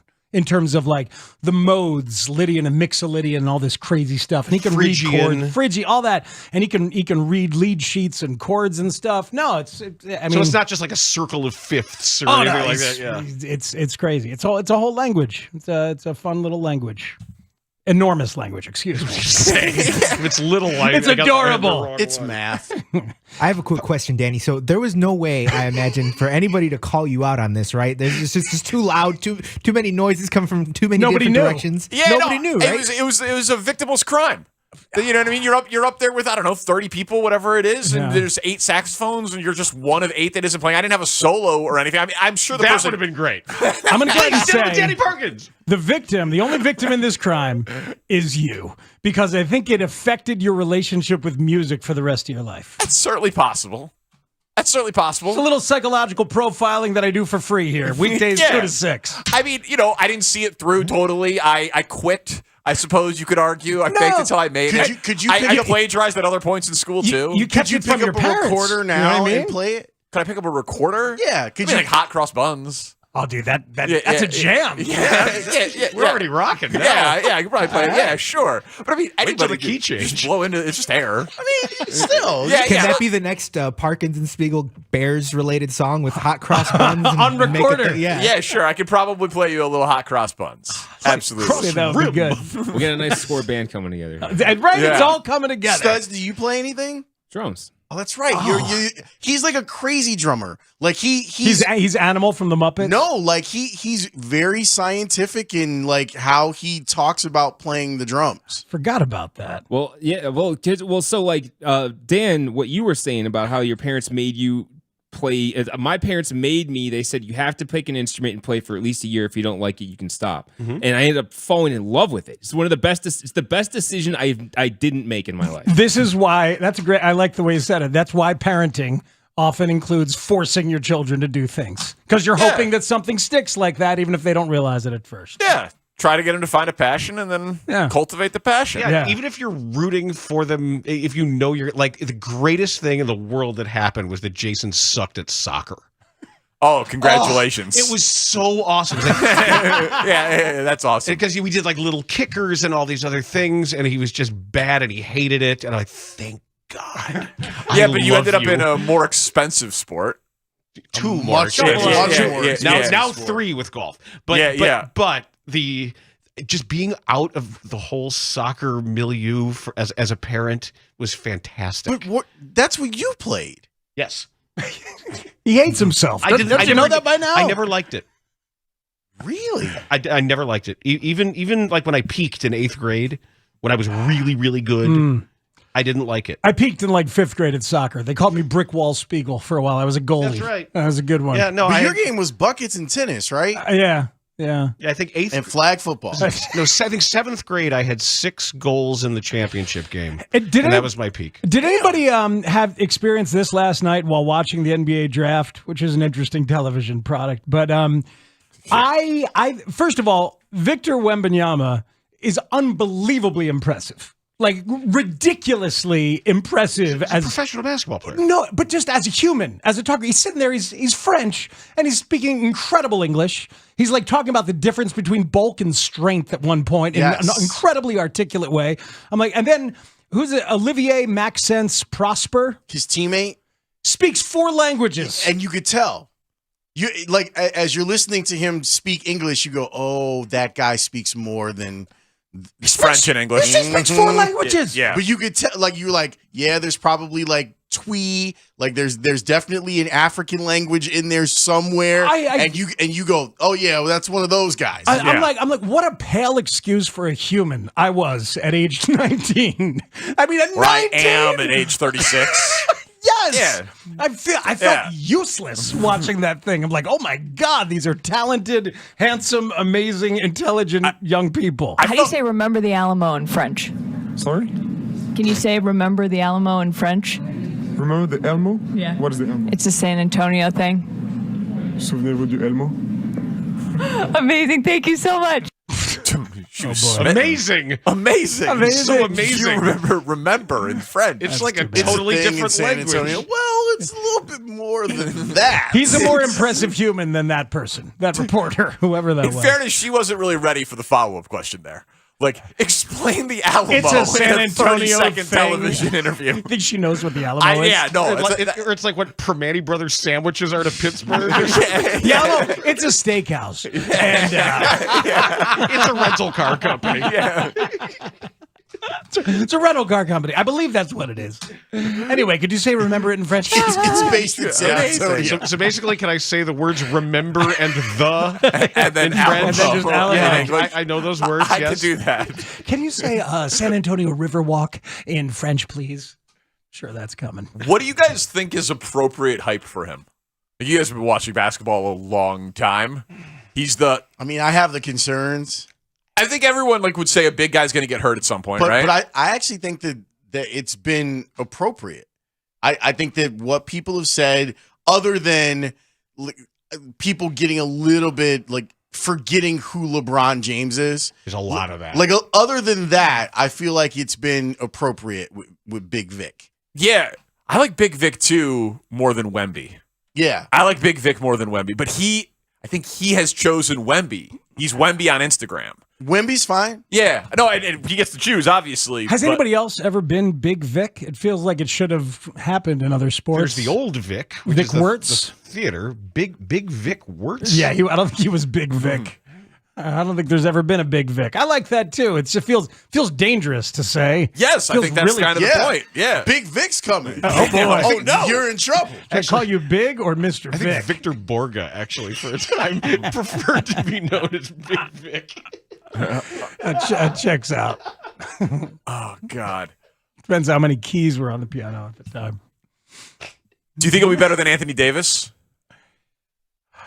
I have a hard time picturing the 7'5" frame doing the things on the perimeter that he's expected to do. And I know that's kind of the whole thing. Mm-hmm. Anthony Davis, to me, is the best prospect since LeBron, until this. Because he was the best two-way player in college. I think it will be difficult for him to be better than Anthony Davis. And I know that we have a jaundiced eye when it comes to talking about Anthony Davis, but he's really incredible. Oh, he's remarkable. He's remarkable. Because I can't think of a college player in my lifetime who is the best offensive and defensive player other than him. I'm sure there is one, but since I've been watching college basketball, he was the best offensive and defensive player, was the clear-cut number one pick, won a national championship as a freshman, and has, when healthy, been amazing in the league. If Vic has Anthony Davis's, if he's on that trajectory, then San Antonio's in great shape. But I think that it would be... People are expecting more than that, though. Right. I think that people would be disappointed. Because you're allowing yourself to dream. If he was a double-double every night. And a first-team All-NBA defensive player. Yeah, my comp for hype and body type and the whole change the idea of the game is Ralph Sampson. Okay, interesting. I keep thinking about Ralph Sampson too, but he didn't have the perimeter skills. Yes, he did. Did he? He's a great passer, an unbelievable passer. I mean, even when he was 37 and playing for us in the CBA, he was a point guard. So, but that's part of I never felt like he got the most out of what he could have been, just because it was awkward to be 7'4" and trying to do those things. Correct, and because of the way the game was played then. What was expected of him? So was the game played differently enough now that a guy could do this? Because I do feel like, and it feels a little crazy to say, he's a little too tall for his own good. But that's how people felt about Durant. And I know that we're taking a jump from 6'11" to 7'4". Well, Durant is now 7 feet, isn't he? 6'11", 7 feet. Yeah. And Garnett was close to 7 feet and had perimeter skills. Yeah, but not as smooth as when I watch. Giannis brings the ball up the court. But also clunky, though. And powerful. He's more power than grace. Wembanyama is so smooth and takes fadeaway step back threes from 25 feet. It's unbelievable. I think that Durant is as close as I can get to a comp for him. And And he's made it work in the modern game. He's made it work. And just like when you would watch Kevin Durant, like even at the free throw line, and he does the hitch thing, you realize like his wingspan is 10 miles long. And you go, how do you stop that? Mm-hmm. But how in the world do you stop that? But then make Durant a rim protector. That's what it is. Yes. You know what I mean? He does. There are rotations. Durant is a good rim protector. But he did it in Golden State out of necessity a lot. Yes, but it's Durant is not. He is known for being the best, like, pure scorer of his generation. No one would say that he is a top 20 defensive player in the league. Yeah, this guy looks like he could average 5 blocks a game. Well, we'll see if he can do both. If he'll have the energy to do both. If the way the floor will be spaced with him on defense And how offense. teams will try to take advantage of him. What types of things will you do? What will happen when you end up in a pick and roll situation with Nikola Jokic and he just leans on you? Yeah. Boy, that'd be fun. I don't know. We're going to see that. He just leans. Here, We're going to see that next year. This is the New York Times, June 26th, 1983 pre-draft article. Oh, I have that up here too. And you one-hand found that on your phone? Jack That's pretty impressive McKinney, for a man of your age. Jack McKinney, the Pacers coach, he has it bookmarked. He said, "We'll follow with the announcement after the Houston Rockets select Ralph Sampson, the Indiana Pacers select Steve Stepanovich. Those were the big two." And they talked to Marty Blake. He said there is Sampson, and then there is the rest of the draft. He's in a class by himself. There are no supers, as he would refer to after him. Said Sampson is the type of player to build around. He will make everyone else grow around him. And it didn't really work out that way. The best years he had in terms of team success were next to Hakeem, right? In the Twin Tower years in Houston? Yes, I think he won Rookie of the Year. Did he not? I don't know. But the game has changed, so I'll grant that. Obviously, Texture says Karl Anthony Towns does the game Wemby could do. If he's strong. Karl Anthony Towns, I'm furious. He's a great offensive player. If he's Karl Anthony Towns, I'm furious if I'm San Antonio. Yeah. Also, everybody, of course, mentioning the possibility of hearing announcers all over the country say Big Vic energy. Yes. That Big Vic energy. Well, that was Ralph Sampson was Rookie of the Year for whatever it's worth. That was the Daily Kansan. Is that the name of the paper, Danny? Yeah. They had paper. a picture of Grady Dick in the middle, and on top of it, it said big, and on the bottom of it, it said energy. That's good. That's well done. That's really well done. That's good. It's good. That jacket, on the other hand. and the shirt. There was a jacket and a shoes. shirt. There's a whole combo going on. Yeah, I just didn't like what he said. He said Dorothy had her little slippers. No, she had the ruby slippers. They were little though compared to his feet. But you shouldn't be. If you're paying homage to them, you can't also simultaneously be dismissive of them. They're in the Smithsonian. Okay, but that's your entire look. I think you're bringing that sensibility to it. You're bringing the diminutive. Little doesn't necessarily mean She had her little slippers, but I've got this big jacket. They were little. It's just factually speaking. They were. I've seen them. They're in the Smithsonian, but they are the ruby slippers that you are recapitulating in your look. The funniest picture of him last night was him next to Bill Self, who he was just wearing. He looked like he was wearing like an Old Navy sweatshirt. like he looked like he was dressed like Bernstein. And then there's Grady Dick like all flared out. Wow. And it was like, yeah, that's the life of a college coach. Like, you got to relate to all of these 17-year-old kids and have them think you're cool. See, the next fashion, next year, somebody is going to dress like Bernstein. And it's going to have the free T-shirt and the cargo shorts on. Yes. Why not? That's it. That's like, who did your look? Who inspired you? I don't know. Some weirdo in Chicago. Oh my God! And so you know what I was reading about today was David Kahn. Anybody know the name David Kahn? Neo's Kahn. afternoons over at WLS. The Timberwolves GM. Look at you. Look at my boy Danny Parkins. David Kahn. Ricky Rubio and Johnny Flynn over Steph Curry. In 2009, he took 2 point guards at 5 and 6 in the draft. And then Steph Curry went 7 to Golden State. I remember, so I covered that Johnny Flynn Syracuse team, and Carmelo was on the Nuggets, and he brought the Nuggets back to do a preseason game at the Carrier Dome when Shaq was on the Suns. So it was Shaq and Melo and a couple of NBA players, NBA stars. And I'm standing next to Johnny Flynn. It's closer than I am to Spiegel. We're standing there courtside watching these guys do their warm-ups and dunk and put on a show for the crowd. And I go, hey, man, you really think you can play with these guys next year? Because he was short. Johnny Flynn? Yeah, and he got so pissed and kind of talked me off and MF'd me and walked away. And I knew him. We cover the basketball. That's great. I wasn't really trying. It was like, look at this. hey man, these guys are huge. You're the best player on Syracuse. I've covered you your whole time here. We're cool. I'm not trying to be an ass, but I guess I kind of was. And he got so pissed, walked away, and then I felt very validated because he was so fast, but he couldn't finish at the rim. He couldn't. He couldn't hang with those Steph guys. Curry was picked after You were him. rooting against that poor guy. I really wasn't. I love Johnny Flynn. Guy played 67 minutes out of 70 in the 6 overtime game. Oh, that's awesome. Legend. So Chris Ballard wrote a great piece about David Kahn in Sports Illustrated this week. David Kahn is the president of Paris Basketball. He's working on he was friendly with Wembanyama, and he's working on making France a basketball hotbed, which a lot of people think it can be. But some of the stories in this piece are incredible.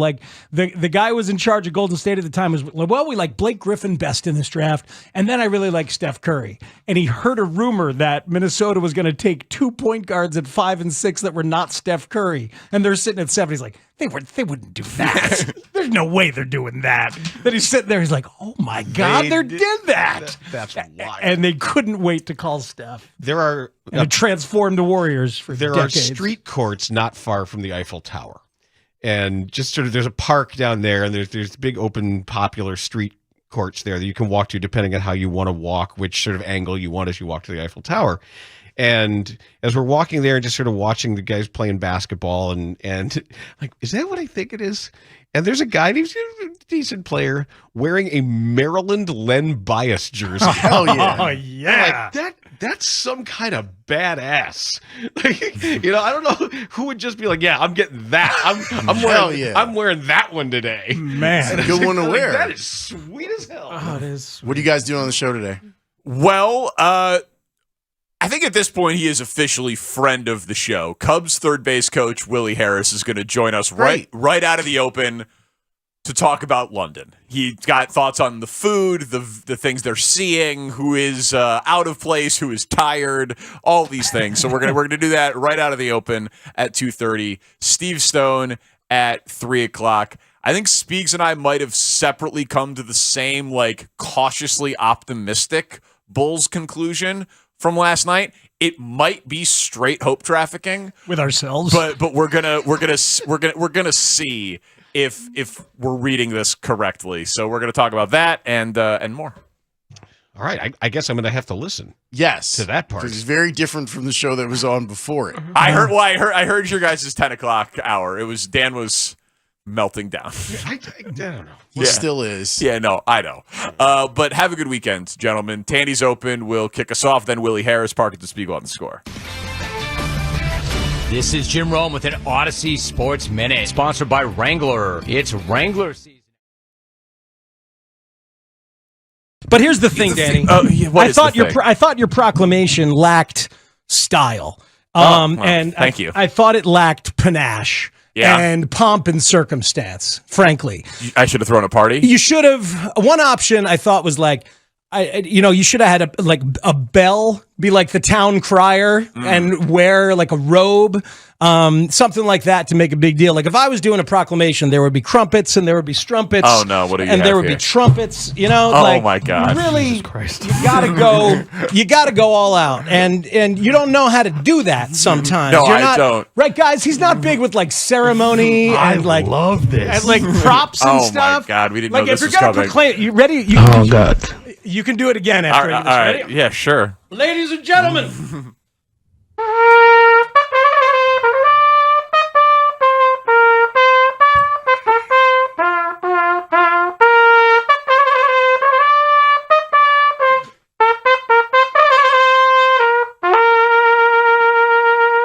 Hear ye, hear ye.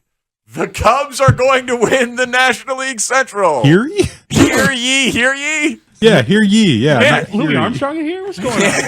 That was actually really good. That was very clean. He's talented. He's a That's- talented musician. That's how I would do a proclamation. That's a proclamation. That's what I'm how you do it. All Danny did was name the roster. All he did was run down the teams, steal my thoughts, and speak them without the eloquence that I bring to the table, and then get all the takes and the likes and the reaction and the shine.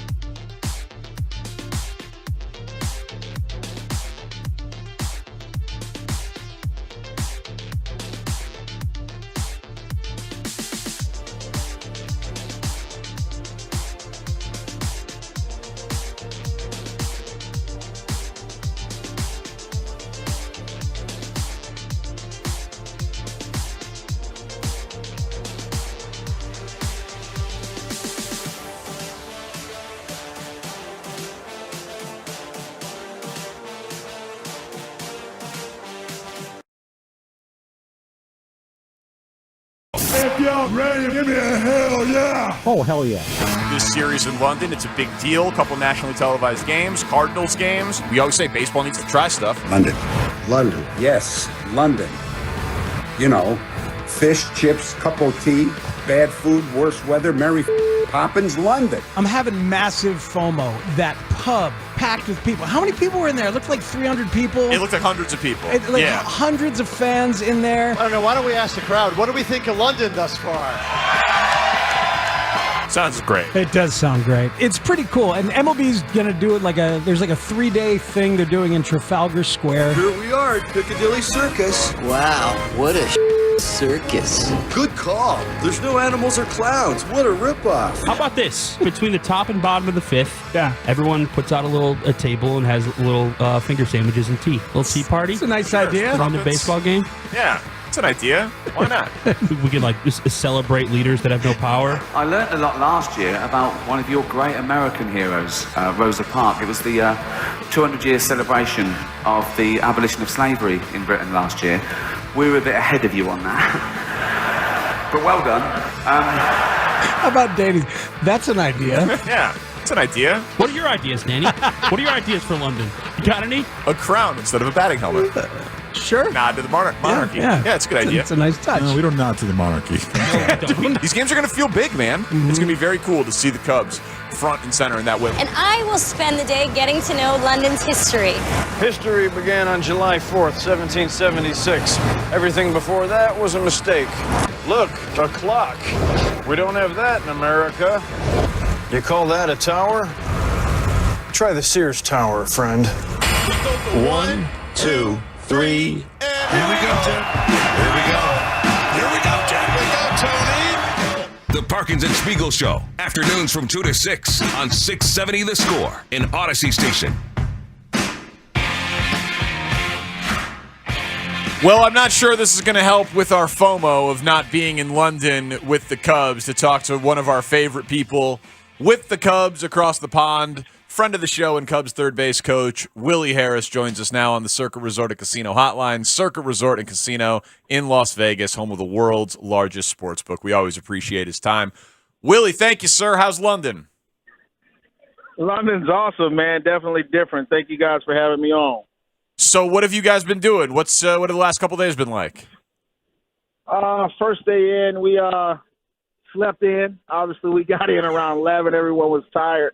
But later on that evening, we got together. We all went to the Westminster Abbey, which was a cool experience, learning a little bit about the history here in London. The place was so sacred, man, very religious place. Thank those guys for having us in there. And today we went and had our workout this morning, and now I'm here experiencing the MLB London experience, they call it. I bumped into Hanley Ramirez, Johnny Gomes, Nick Swisher, a bunch of former players hitting in a home run derby on stage. It's been pretty cool so far. Now we just got to go out and win game 1 and take game 2 on Sunday. That is awesome. So a little taste of history and then mixing with the MLB crowd at the MLB events. You said London's been good. It's been different. What has felt different? What's the most different thing you're noticing, Willie? Oh, man, it's just the little things that, we do differently than they do here, like getting on the bus. You get on the bus on the left side of the bus as opposed to the right side of the bus. The steering wheel is on the right side of the bus instead of the left side of the bus. They drive on the opposite side of the road. It's just little stuff like that, man, and it's really hard to understand what they're saying. Our first base coach, Mike Napoli, told me, he was like, well, you see how hard it is for you guys to understand these people? This is what it's like in my house because my wife's from here. So it was pretty cool. See, that's amazing. That I use closed caption when I'm watching British TV shows. I bet you wish you had closed caption on these people, Willie. I wish I did. You're right. Hey, have you ever been to Europe before? Is this your first time? No, I have not. First time. Really, really loving it so far. But, you can't forget why you're here. And I understand why I'm here. And we're going to go out and win these games. That's the main goal. So maybe Napoli's the most comfortable with it given his wife's family. Who's the most out of place? Who feels the most like fish out of water over there? I would go with Fulmer, being from Oklahoma City. I would go with Fulmer, man. I mean, he's still wearing his cowboy boots we went to the Westminster Abbey last night, and it was a formal dress code, and he had on his boots, man. So I'll say Fulmer. He's a great dude, though. I love Fulmer. Yeah, it's a good answer. That's a good. He's wearing the boots, walking around Westminster Abbey. Aren't there there's graves of people on the floor there and stuff? Yeah, man, it's pretty sick. And the way they were explaining it to us, they gave us a tour and gave us a little history, and I mean, it was pretty cool. And like you said, yeah, it's some bodies under that floor, brother. It's nuts, man. That is what they are. I mean, that's the first thing I remember from being there. I was like, whoa, that's heavy. That's heavy. That's going on. Fulmer's walking around with cowboy boots on top of it. Yeehaw. Have you sampled the local food, Willie? Have you had fish and chips or anything like that? I just finished a meal with fish and chips, man. It's really good. That seems as if what everyone eats here, so I just wanted to have the full London experience, and so far, so good. You put the vinegar on it? That like brown malt vinegar stuff? Yes, you got to have that. I put the vinegar on there. It was pretty good, actually. My first time really having fish and chips. I know, we see that back in the U.S. sometimes, but you just bypass it and go ahead to whatever you want. But over here, I wanted to experience that, and it was pretty good. Is the beer warm? That's right. I haven't had a beer here. I haven't had one beer since I've been here, man. But I have had some Kettle One. I'm not trying to sound like I don't drink, because I will have a drink every now and again. Please get that. Please let's not be misunderstood here. We would never accuse you of being someone who doesn't drink, Willie Harris. Okay, good. Don't worry. Good. Don't worry. Is the Kettle One the same? At least. Yeah, good question. Yes, the Kettle One side. The only reason I had the Kettle One is because they didn't have Tito's. Tito's is my thing. Oh, yeah. Oh, perfect. That makes all the sense in the world. Hey, Willie, baseball comes from cricket in part originally. Justin Steele was talking about that today. Like, have you ever seen cricket played? I've seen the highlights on ESPN. I don't think I have the patience to sit down and watch that game, but I have seen them on Top 10 making diving plays over the fence in the cricket game, but it's not for me. Cubs third base coach Willie Harris from London for just another couple of minutes. We told our guy Nico Horner, who we talk to every week, we told him to go to the Churchill museums and the bunkers. How's our guy Nico assimilating to London? Nico's he's slow motion, man. He's a laid back guy, very, very smart guy. He was in the weight room today, not the weight room, in the training room, getting his body ready for tomorrow. He's just one of those guys that's going to do what he needs to do to take care of himself, to get himself ready for the game. As far as off the field, I rarely see Nico. If we're passing in the hotel, maybe. But other than that, I don't see him much away from the ballpark, so I couldn't answer that question for you. You mentioned eyes on the games. I mean, these are two division games against the Cardinals, who are in dead last, and you got Stroman and Steele. You guys got to keep the momentum going. From what you've seen, is the focus there? Is it going to be there in the midst of this trip? Yes, the focus is there. Rossi, who is our leader, as you know, our manager, he's a great leader as well. Also made sure that everyone knew the reason we're here. It's good to come here and have a good time and experience some things, but let's not forget the task at hand. We're over here to win ball games. We're here to go out and play solid baseball, fundamental baseball, and like I said, leave out of here with 2 victories. That's the goal. And with Steele and Stroman going these next couple of days, I love our chances, and we just got to go out and play some solid ball and see what happens. All right, last thing, maybe the most important thing. The entire cast of Mission Impossible is over there, maybe even in your hotel or the hotel across the street. Have you seen Tom Cruise? No, I have not. Oh. Okay. It'd be cool to see him, though. Yeah, it would.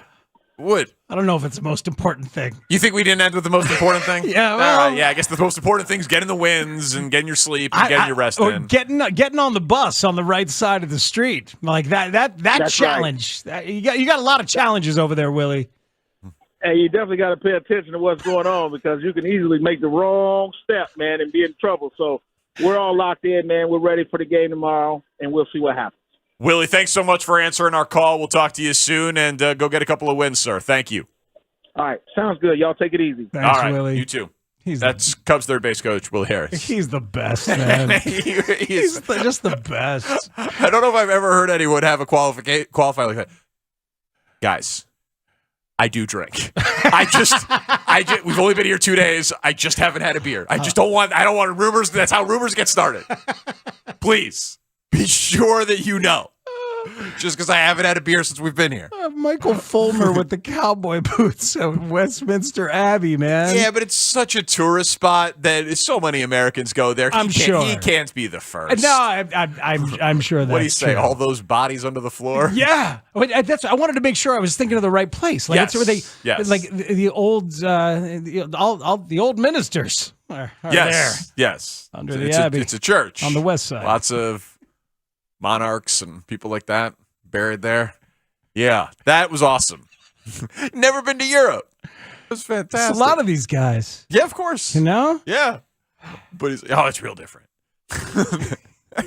Such an enjoyable personality. That's a thing, and that's a coaching staff. Like you're always looking for at least a few guys who have that kind of energy and that vibe. Yeah. Because you need them, because the grind of a season is such, and the difficulty of the game is such that, and sometimes like the nice energy guy who might be David Ross has to be a jerk to try, and so you need somebody else who's going to be the nice energy guy, right? There's a bunch of people like that.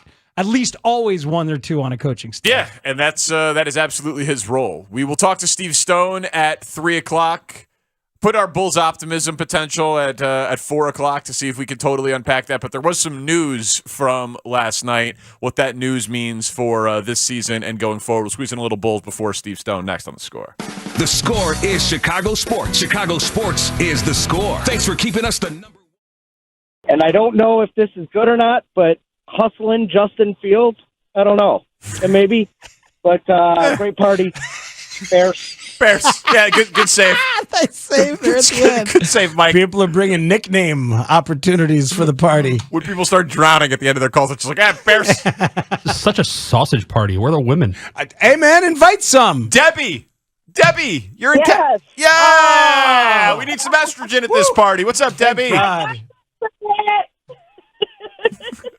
I got lots of estrogen for you guys. Oh, good. Pass some out. Thank you.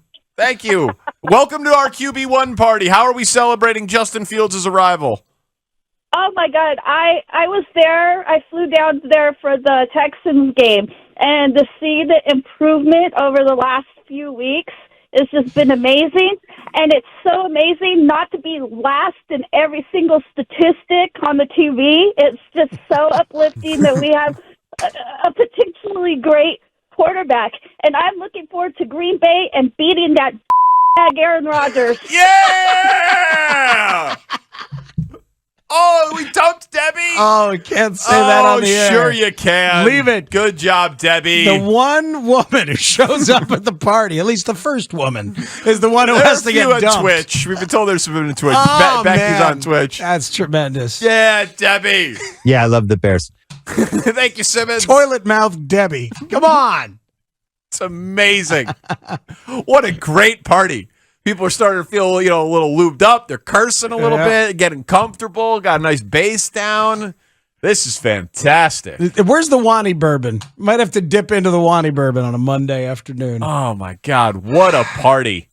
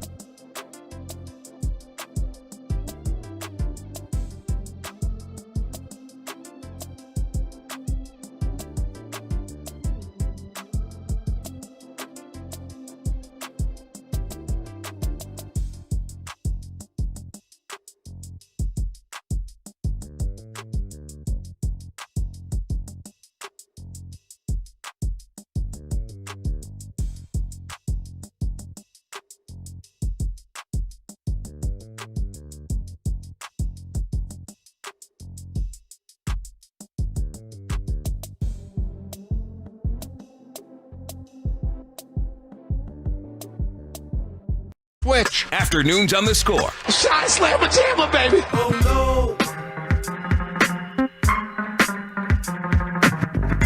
So we'll talk to Steve Stone at 3 o'clock, but not much happened in the draft last night. That does not mean we do not have a full breakdown of reports from Mark Grody and Alyssa Bergamini throughout the first round of the draft. It's coming up around 4:20, 4:30, somewhere in there. But there was a pivot last night by Arturas Karnisovas about the biggest thing that has derailed this, I would say, right? Yeah. Lonzo's injury. He can't play any more basketball for maybe ever, hopefully not, but we should hear it because this is very much not how he talked about Lonzo last year. Well, he's recovering nicely. I think last month he got off the crutches and, he's recovering, doing his rehab. Everything is going well. Going into offseason, I think our expectation is that he's not coming back next season and he's going to continue on his recovery. If he comes back, it would be great. But we're just going to treat this off season and getting ready for the season that he's not going to be back next season. AK, it sounds like from everything we heard from you that you guys are still you want to try to build the roster. You're not looking at rebuild. But given the situation with Lonzo Ball, I know you guys are still holding out hope. Is there any chance of you guys maybe waving and stretching? Is that on the table at all? No, it's not. Not at this time, no. So they're not going to waive and not going to waive him and stretch. And you can stretch the money out. Yeah, you can. There's injury exemptions and things that you have to apply for. Cody Westerland has done a really nice job breaking it down. There's 2 different mechanisms. It's complicated. One of them you have to apply for the league to get approval, and you can get a 50% reduction in a cap hit. And then one of them you can just outright release him and then stretch the cap hit over a number of years. But they are not. They ruled out one of them, did not rule out the other one last night. Right. But they are. It sounds like they are going to keep his $20 million cap hit for this year. Yeah. On the team, which obviously makes building a team very difficult. But at least when we talk about the Bulls, I thought what was smart of him last night is we can't say he's just hope trafficking that Lonzo's going to come back and solve the problem. That part is removed. Because last year it was we're going to reevaluate in January. Remember that was what they said preseason last year was we're gonna evaluate it by January. We're gonna wait till January. We're gonna wait till January, and then nothing happened, and they were like, oh, he needs all new plasma and cartilage and basically a new knee, but not. Guess he's not coming back. Yeah, and so that for now, right? So he's like, we hope. But he said we hope he's on a basketball floor again, but not this year or even necessarily with the Bulls. Yeah, we're going under the assumption that he's not coming back. That is a shift in public stance, and obviously a shift in private thought, because I think we have all assumed as recently as yesterday, I know I have, that there's still some part of AK that feels like, oh, it just went wrong because Lonzo got hurt. And maybe he'll come back. And that's part of why he's thinking it, hoping against hope. But, we'll see, and I don't know. I'm making jokes yesterday that he's calling LeVar and saying, how's his knee? How is it today? How's it feel today?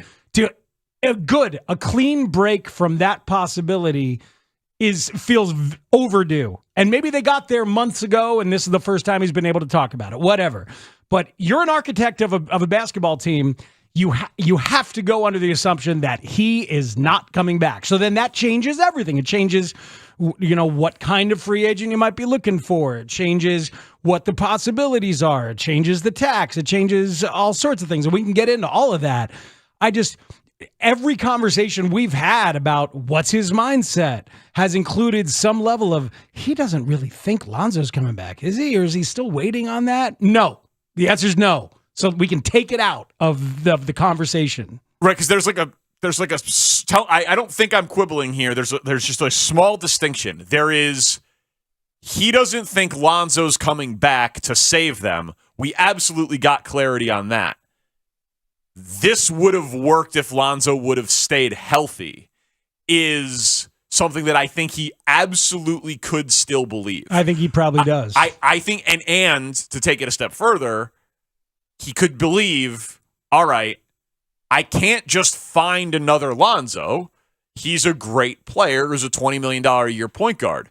But if I could, we'd be good. Yeah, if I could find a point guard with those properties. If Io had turned into Lonzo, if they spent into the luxury tax and they just signed Fred VanVleet and he was a placeholder for Lonzo, you know what I mean? Yeah. Like, I do wonder the answer to that question. Does he believe that every move that he made was the right one? Because he said, I like how the Vooch trade has worked out for us. Like, DeMar, by any metric, has been as advertised as a scorer. Not as a fit, necessarily, but as a scorer. Like, I wonder if he would say it's a different version of what always used to drive us crazy about Pax. Like, if Derek didn't get hurt. Well, man, he got hurt. And yes, that was terrible luck. And it was right after he had signed that $95 million contract. Yeah. But it was also kind of true, you know? Well, but so is this. I agree. No, I agree. That's that they're a title team with Lonzo. No, but that's what's made it tricky, is that we all know they looked good with Lonzo, but also just, you know, as you think about a team fitting together and great players fitting together, it makes all the sense in the world why maybe you think you can get away with DeMar and Zach together if you have Lonzo. If you have Lonzo and Caruso and Zach and DeMar, then then I could see it making sense at the beginning in his mind. So is he still thinking that way? Is he still thinking that if he gets a point guard of some kind, that DeMar and Zach could still make sense? Because I don't know if they would make sense with a replacement level point guard. It needs to be like Lonzo's skill set and very above replacement level. Very above replacement level, and also very specific. He's not a pick and roll point guard. Right. And he can play off the ball. Yes. And he's good at defense. He can defend all the guys that DeMar and Zach cannot. And is a top 10 passer in the league. Right. All of those things. It's very difficult. It's a very specific. It's not like Tyus Jones is a fine young point guard. Yeah, I like Tyus Jones. Yeah, but it's not like you slot that in and that makes it make sense in the same way. I agree. Well, and there's also, I mean, if you really do think that, which I do not, but if he did, you probably do have to extend DeMar. DeMar's got 1 year left. But you know what I mean? Like, you're going to find a point guard this year who you're going to just win it this year with that team. You know what I mean?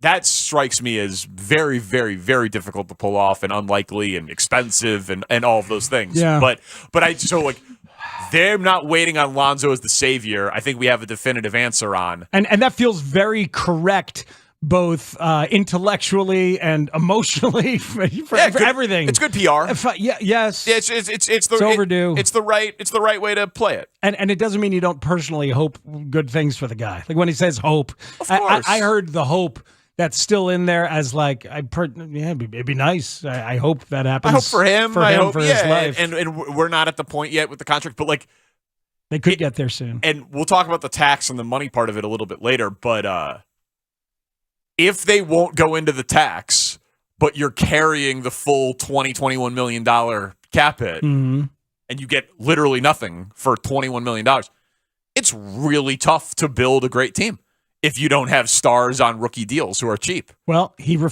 talked about the tax last night. Yes, he did. Very interesting. It is. And so free agency is, a week away, roughly? So we'll get into it coming up. But when are we going to do our big deep dive on Julian Phillips of Tennessee? When does that happen, Danny? 6:05. Okay. Looking forward to that on a Friday. It is Friday. The White Sox broadcast team has sold over 4,000 bucket hats with their faces on them. Steve Stone might have rigged the game in his favor. We'll talk to him about that and baseball next on The Score. Mully and Haugh, Chicago's #1 Is there a scenario where Jimmy turns into this guy and never leaves the Bulls? Or did he need everything that happened in between? I think it's a little bit of both. I think there needed to be some upheaval, but I don't know if that would have happened with Gar and Pax running the show. You know what I mean? Like, I think that was the biggest thing. And Fred Hoiberg on the sidelines. And no Jim Boylan wouldn't have brought this out of Jimmy Butler. You got Pat Riley over there You've got Spoelstra. That's institutional knowledge. That's stability. And I don't know if the Bulls necessarily would have had that, you know what I mean, given where they were in 2017. They were trying to put things together and saying, hey, maybe we can make a run with the 3 alphas and figure stuff out. But if you're telling me, do I trade Jimmy Butler in 2017? I told y'all back in 2017 that it would come back to haunt the franchise, and tell me I'm wrong. You don't appease the least talented amongst you.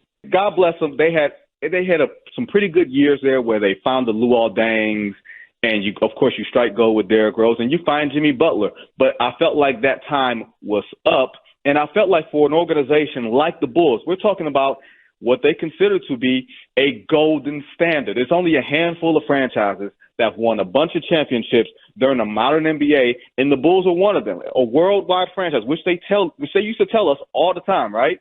They used to say that.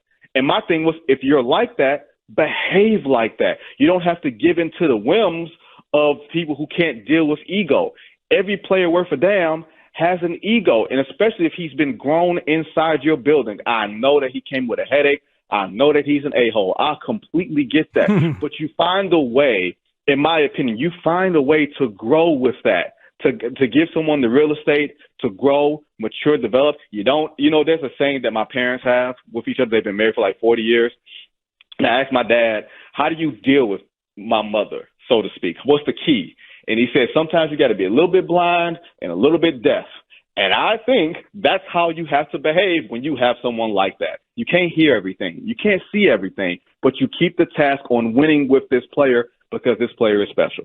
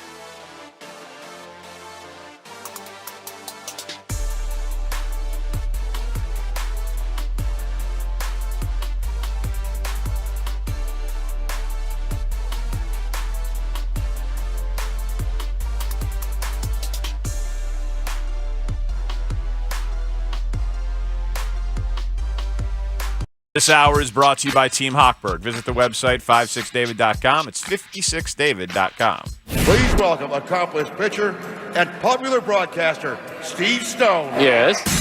Steve Stone. The inning is over, I believe. Are we talking faster? I think so, yeah. Chicago White Sox television analyst. And here comes Bruce Bochy. Now, He's hot, and he gets out there as quickly as he can. Cy Young Award winner. Final tallies on the bucket hats. A grand total of 80 separated. You know, I have to tell you, it's irrelevant who wins this. I mean, it's just how you play the game. It's a great charity. White Sox charity is very nice. And if I had my hat here, and I don't because it's already sent to Cooperstown, I would spike it.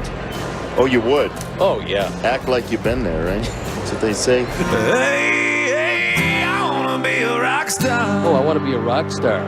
With Parkins and Spiegel on 670 The Score. Is it a competition? Is it not a competition? It's definitely all for the charity, but it's also a little bit for the competition. Is it not? It is. I'm intrigued. I think it is. But he chose the black and white as opposed to the green, which is Sox colors. There's a lot of layers here. Steve Stone joins us on the Circa Resort Casino hotline. Circa Resort Casino in Las Vegas, home of the world's largest sports book. Can we congratulate you on the win, Stoney, for selling more hats with your face on it? Is that appropriate?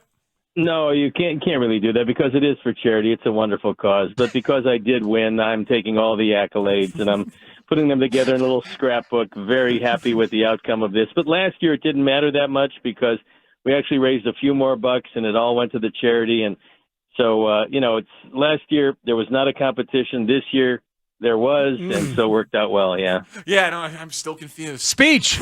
Yeah. Would you like to give some kind of speech here and shout out anybody who helped along the way? Spike the ball. No, everything is just delightful. Anyway, the end result is we're gonna raise about $200,000 for White Sox charities this year. It was about 250 or 60 last year. So a lot of money going into this wonderful organization that helps a lot of kids in the greater Chicago area. It's beautiful work, but Danny, can you just help me here? Explain exactly what went on, just for the listener and for me. Jason Benetti chose an intricately colored hat. It's the lime green, like the neon green hat. A lovely color. Yeah, but it was like the shirt from last year when they did the green and the purple, and then Stoney did White Sox colors, right? It's black and white, basically. Is that accurate? No, yeah, but you have to understand something. I mean, last year Jason used the green and he won, so he figured, might as well repeat. I figured I did not win last year, and so when you don't win and you're not ecstatic with the end game, you have to make an adjustment. This is a game of adjustment. Right. So I made an adjustment and came out on top. That's just good research and development. That's right smart. there. Yeah, it's very smart. Have you ever been out to dinner or walking a dog or whatever the case may be and seen a Steve Stone T-shirt or hat in the wild, not at Sox Park, and then tried to not interact with it? Oh, no, absolutely. I mean, we see them a lot of different places. And so, if it's Jason's shirt, I give him a couple bucks and say, why don't you buy mine? Other than that, everything is fine. But yeah, we saw a lot of them. Last year we saw a lot. We also saw a lot on the road. I mean, a lot of Sox fans came and went to visit the ball club, see a game on the road, and we saw a lot of the shirts there. In the wild. I like that. As opposed to in captivity, which is at the game. Yeah, exactly. Exactly. Makes all the sense in the world. Steve, you just saw one of the best teams in baseball, the Texas Rangers, with Bruce Bochy as a manager. Tell us your impressions of that team with him as a manager. I wonder what he's bringing to the soup that makes them so good. Well, he's bringing a three-time World Series champion. I mean, he was an outstanding manager in San Francisco, and he was out of the game for 3 years. His knees got a little bit better, although he's not ready to sprint quite yet, as evidenced by coming out of the dugout getting rung after that play at the plate. But he has a world of experience. He also has a really nice ability to communicate with players. And one of the things when I talked with him about that, he said that was one of his main goals because he was so much older than a lot of these guys he was going to manage. He wanted to get to know each and every one of them and figure out with them, because it is a different puzzle, figure out which is the best way to get to these guys, to get them to buy into what he was selling. And what he was selling was what a typical manager does sell. However, with a backlog of his winning history, it comes with a great deal of respect, and I think that's what happened there. He also got along really well with Chris Young.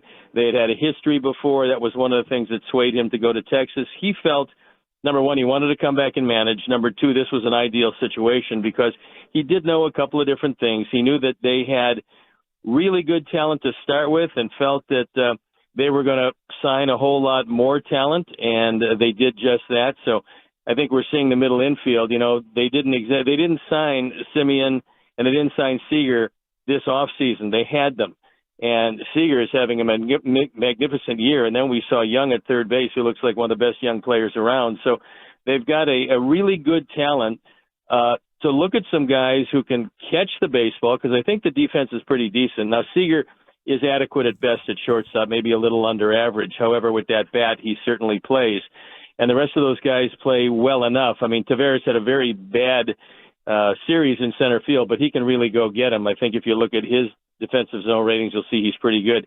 That combination of speed, hitting the ball out of the ballpark, a lineup that shows you tremendous balance. I mean, they've got fairly consequential left-hand hitters to go with their right-hand hitters, so you can't stack your bullpen any one way and expect you're going to get all these guys out. I just like the balance of that team, and they knew coming in they were going to be in a pretty tough division. Seattle was going to be improved, although they're having a disappointing year, but they knew Houston would be right there.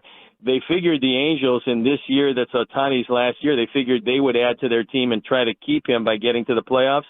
So Texas knew they had their hands full, and right now at 46-28, they're looking pretty good. They're 5.5 games up over Houston, who can't seem to keep their players healthy. Is there a solve for the catcher's interference rule? Is there a solve?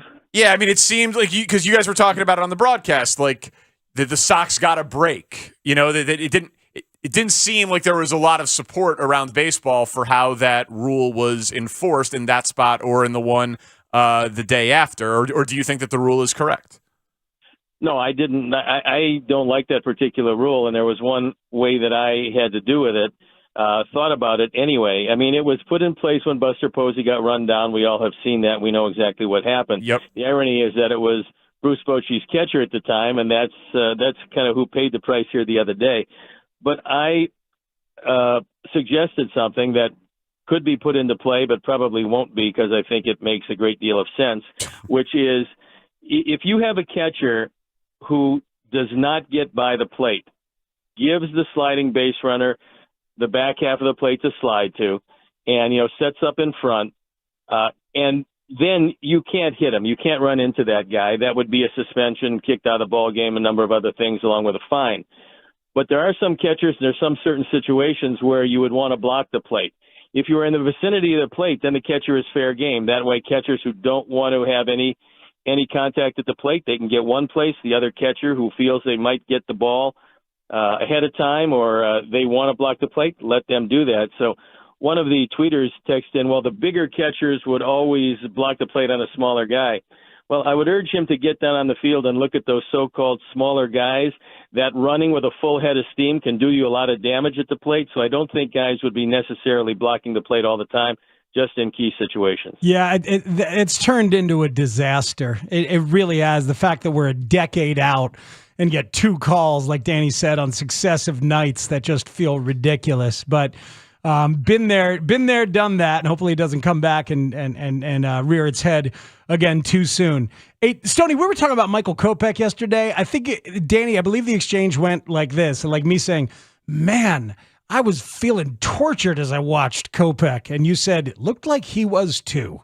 Yeah, and it sounded like it postgame. Yeah, like it's such a difficult thing. What are the kind of things that can make a pitcher kind of feel lost on the mound when you've thrown strikes for a while and then they start pounding the strikes, so then you end up nibbling and like that? You as a pitcher must identify with that on some level. It's got to be so maddening. Well, there's some days where you just don't have that extra life on the fastball. I mean, you know that your arm doesn't feel particularly good when you leave the bullpen. Now, some of those days you have wonderful games, but for the most part, when your arm doesn't feel good, when you don't have that extra life, then you're going to have to adjust. And one of the things that most pitchers do when they don't have that little extra life on the fastball, they start taking miles an hour off their various pitches. And those are the days when you have to have a little finesse. And one of the things that Michael doesn't have at this point, which he will have, I will assume, is the ability to finesse his way through a lot of those outings. And so, he's been a power pitcher his whole life. He's learning a little bit more finesse. He's throwing more straight changes to left-handers. That probably will come around a little bit more. But, he was in the mid-80s in pitches when he went through 4 innings. I think that was on the mind of Pedro as we're here about halfway through the season. He wanted to have him for the second half and healthy, so he took him out of that ball game. Unfortunately, Jimmy Lambert didn't have anything and gave up the 3 runs in 1 inning. But Toussaint looked really good coming in 4 hitless innings, and the game was fairly well in reach, and then kind of dissolved with a 2-run homer in the 4th and a 3-run homer in the 5th. Talking to Steve Stone, Parkins, and Spiegel on the score. The Europe series is back. Cubs and Cardinals this weekend. Where's the coolest or most unique place you've ever participated in a baseball game, Stoney? Well, I wish I could tell you these wonderful stories about exotic locales, but the only foreign country I've ever played baseball in is Canada. So we'll say that's the most exotic. Maybe Montreal in the early days was the most exotic I've ever seen, but I've never traveled over any seas to play anything. How about just a weird ballpark in a weird spot in America somewhere, something that was just like, I can't believe I'm pitching here. Well, there was one broadcast. I was at the Hall of Fame game because the field is laid out poorly and the sun is right in the hitter's eyes, and we were doing the play-by-play in the stands about 2 rows from the screen right behind home plate. So after the game, it felt like we fell in a French fryer face first because it wasn't well thought out. That's probably why they're not playing baseball there anymore. But Montreal also has that particular distinction because when they played at Jerry Park, the left field stands were very low. And during the summertime, for the first 3 innings, a guy could take a lead at first base of whatever he wanted to, take a 40-foot lead because the first baseman couldn't see the ball. So you couldn't throw over to first base. And I don't know, I think it was the fear of maybe the pitcher just stepping off the mound and running at the base stealer stopped him from taking even a bigger lead. But the first 3 innings of the game at Jerry Park, first baseman could not see it all. So Hall of Fame game as a broadcaster, was that for ABC or was it for the Cubs? When are we talking about that? You're talking about that little tiny stadium in Cooperstown? Yes, that was for the Cubs, and we played Sparky Anderson's Tigers, and I think I'm pretty sure it was Chip Carey and I that were doing that game from behind, from right behind the catcher essentially, and it was. It was a little warm that day, and they didn't end up playing that game anymore. I think it felt like 150 feet to left field for home runs. I mean, it was a very nostalgic but very, very small ballpark. That's ridiculous. I think it's cool what baseball is trying to do. You had the idea for the rule earlier. Like, what if Rob Manfred called you and said, "Let's go out to dinner and tell me ways to grow the game"? What suggestions would you have for him, if any? Well, one of the things that I would have, and I think this is probably going to get more important as we move along, baseball, like every professional sport, is in the battle of their life for the entertainment dollar because there's so many places to spend it these days. And so to me, I would get a concerted effort around the league on tickets you're not going to sell, whether they're down in the grandstand or in the upper deck, whatever the case may be. What tickets you're not going to sell on a day-to-day basis, or just make these tickets available to families to come into the ball game, and they're going to obviously not pay for their seats because you're going to give them to them. However, they're going to pay for parking, and they're certainly going to pay for concessions. And they're also going to learn about baseball. You get the young people interested in coming to the ballpark, and if they're very young, it certainly starts with concession stands. But you get them interested in coming to the ballpark, it becomes a lifelong habit. And if you make young baseball fans, they will make fans of their relatives and later on their children and hopefully their grandchildren, and the game gets perpetuated. But we don't want to price ourselves out of bringing families to the ballpark and having a really good time because the game doesn't then grow as fast as we would like. And introducing this game to the youngest generation of fans and the younger generation of fans, I think will help the lifeblood of this game. Other than that, I think it's becoming even a more difficult sell as the tickets get higher and higher. I think that's a great thought and a really good directive, because it used to be that baseball was far and away the cheapest ticket because there's so many damn games, and that should still be kind of the essence of it, is that there's 81 times you can make that choice, and to have it every once in a while be more possible for lower income families or otherwise is a great idea. I saw that the Reds tonight, Cincinnati Reds, have a sellout, and it's their first non-opening day sellout in a long, long time. Last year, they had the lowest attendance since 1984 for the Cincinnati Reds. They lost 100 games. You win a big pile of games in a row, Stoney. That's another way to get people in the park, apparently. Well, look, 11 games in a row is what they've won. They've ascended to the top of the Central. They're a game and a half over Milwaukee. They're 3.5 over the Cubs.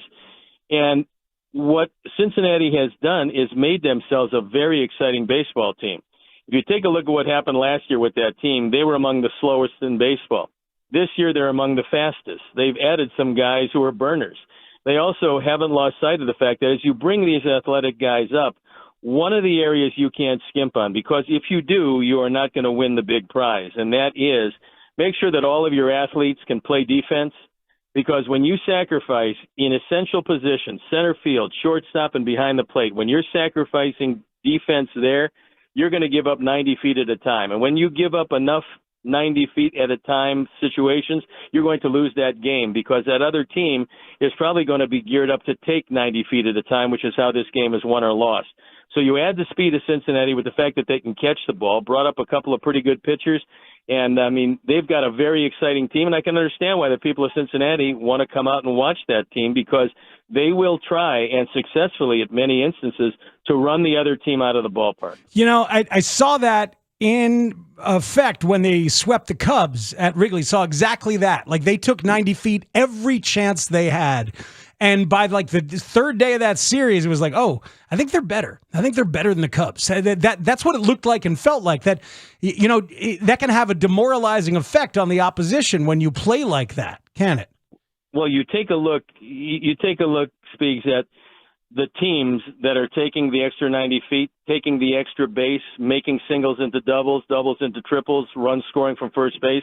You look at those teams, and they are Tampa Bay, having a pretty good year, by the way, playing .667 baseball. Baltimore, right behind them, 4.5 games back, and 5 games ahead of the Yankees. Those two teams, Cincinnati is another one of those teams, and Arizona is another one. These teams, if you take a look at the teams that are doing it with speed on a nightly basis, catching the baseball, but taking advantage of everything the opposition gives them, forcing them to execute defensively, those are the teams that are sitting there at or near first place, certainly teams that appear to be headed for the playoffs, and they're doing it with the age-old formula in baseball.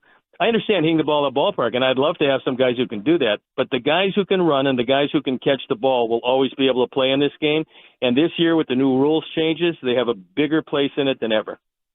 Steve Stone, White Sox color analyst, and the winner of the White Sox Charity Bucket Hat Challenge. Thank you, Stoney.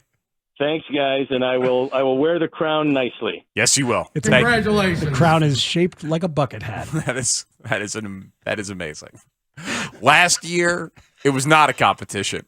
This year, it was a competition, and he won. There was a lot of mixed messages. That was great. Yeah, he totally read the bit. That I would be very interested. Like, let's flesh out that idea for a second. Okay. You bring that to Rob Manfred, and you say, we're going to let people in for free. I could see the business side of the organizations saying, then why are other people going to pay for the tickets? Of course. So I feel like what you could maybe do is like a few games. You know what I mean? Like, or just $5. Yeah. Set it at $5. That's attainable for any family. I think some teams have programs like that, or I know that they used to. It makes me want to do the research on that kind of thing. Like, as you get close to first pitch, these tickets are suddenly available and you send out a blast. Because that kind of thing, $5, something to make it affordable and make it an opportunity, but you still get them in the park. So the Sacramento Kings do something that's pretty interesting. They have a season ticket plan where you pay like $60 a month for one seat, and then the day of the game, they assign you the seat. So sometimes you could be in the lower level, sometimes in the top. But they make it very affordable, but you don't know where you're sitting until day of. The Oakland A's tried that I remember they tried it as well. A couple of years ago, it's that same kind of thing, like where you're a monthly club. Yeah.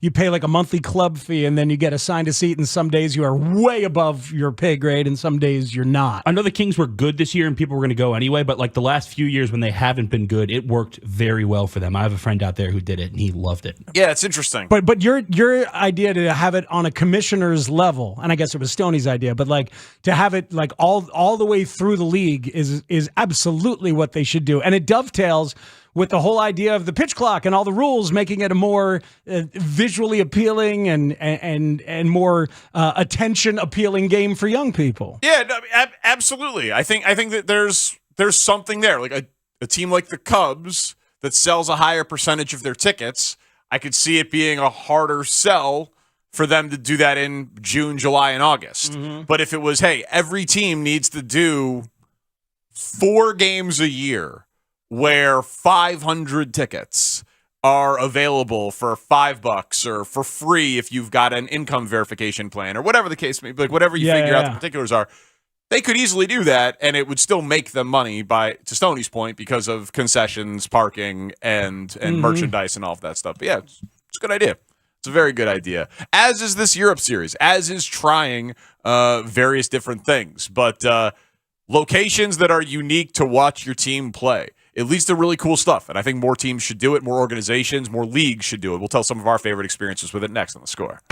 This weekend, the Cubs and Cardinals clash across the pond. London is calling these longtime rivals to meet in the 2023 MLB London Series. Tomorrow's coverage begins at 11. That is Anthony Herron. What's going on over there? What's I don't know. This is strange. Is that a dead body? I don't know. I don't know. But here we are on the 9th floor and looking out over an empty lot, and there looks to be something close to that in the empty lot. I'm asking you, is that a dead body out there? It's concerning looking out that window. Was Shane did Shane go down there and check it out? So, Shane, what's going on down there? Oh, it is a dead guy. It is? Oh, no. Either dead or very sleepy, passed out, but he's face down, and there's some kind of darkness around his head. I don't know what kind of fluid that is, if it is a fluid, like blood maybe. I can't speculate. Because if that's the case, that's an execution, because it's not like somebody jumped. You can't speculate after just speculating. We're like a quarter mile away, Dan. I did go check, and it is absolutely a dead guy. Yeah. Oh, my goodness. I do think I need some help. I think it's probably time. All right, we'll help out Dan, and we'll report back on whatever situation is occurring on the other side of the street. It's the Bernstein and McKnight Show on 670 The Score. All right, we have an important update.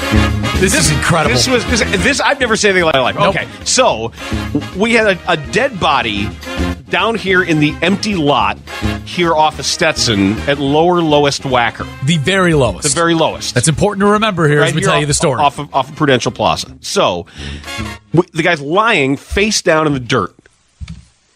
And the cops came, but the cops were on the wrong level of lower Wacker. They were on the middle level. They're on lower, but at lowest Wacker. So we saw the SUV pull over to look down a level at him. The blue lights are going on the SUV. So he's still lying there. Then the police realize they're not on the lowest level to go investigate the body. So they leave to ostensibly to go in the intervening time. From the time the SUV leaves, the body which was motionless. But motionless, face down, like nose down, face into the dirt. Face in the dirt. He gets up and then calmly and with a purpose walks to a hole in the fence of this fenced-in area, gets under the fence and walks west.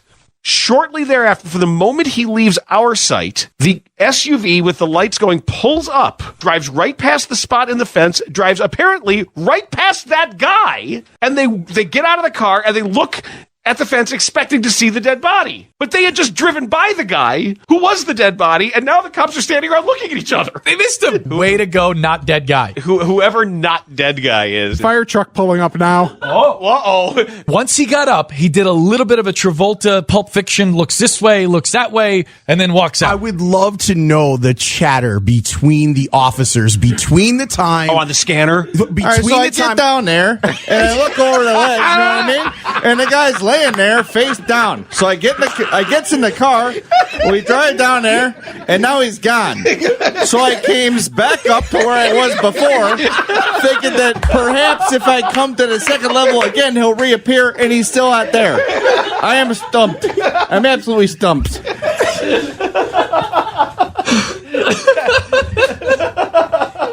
It's so amazing.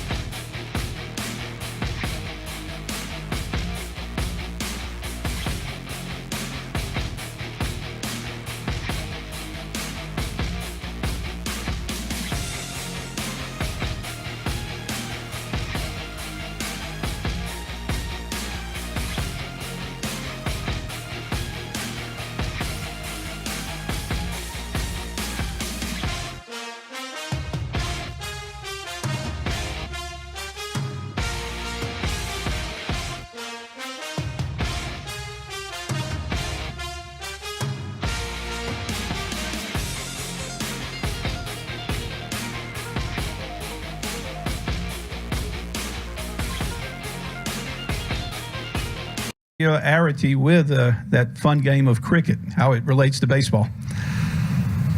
I know baseball came from cricket, but other than that, I don't know. Did it? You sure? Pretty sure. He's a historian. I know nothing about cricket. Pretty sure when they brought cricket over, we kind of made it into our own and turned it into baseball. You know, have the field of play, that's fair, but in cricket, you can just smack it everywhere. Other than that, I really don't know a whole lot.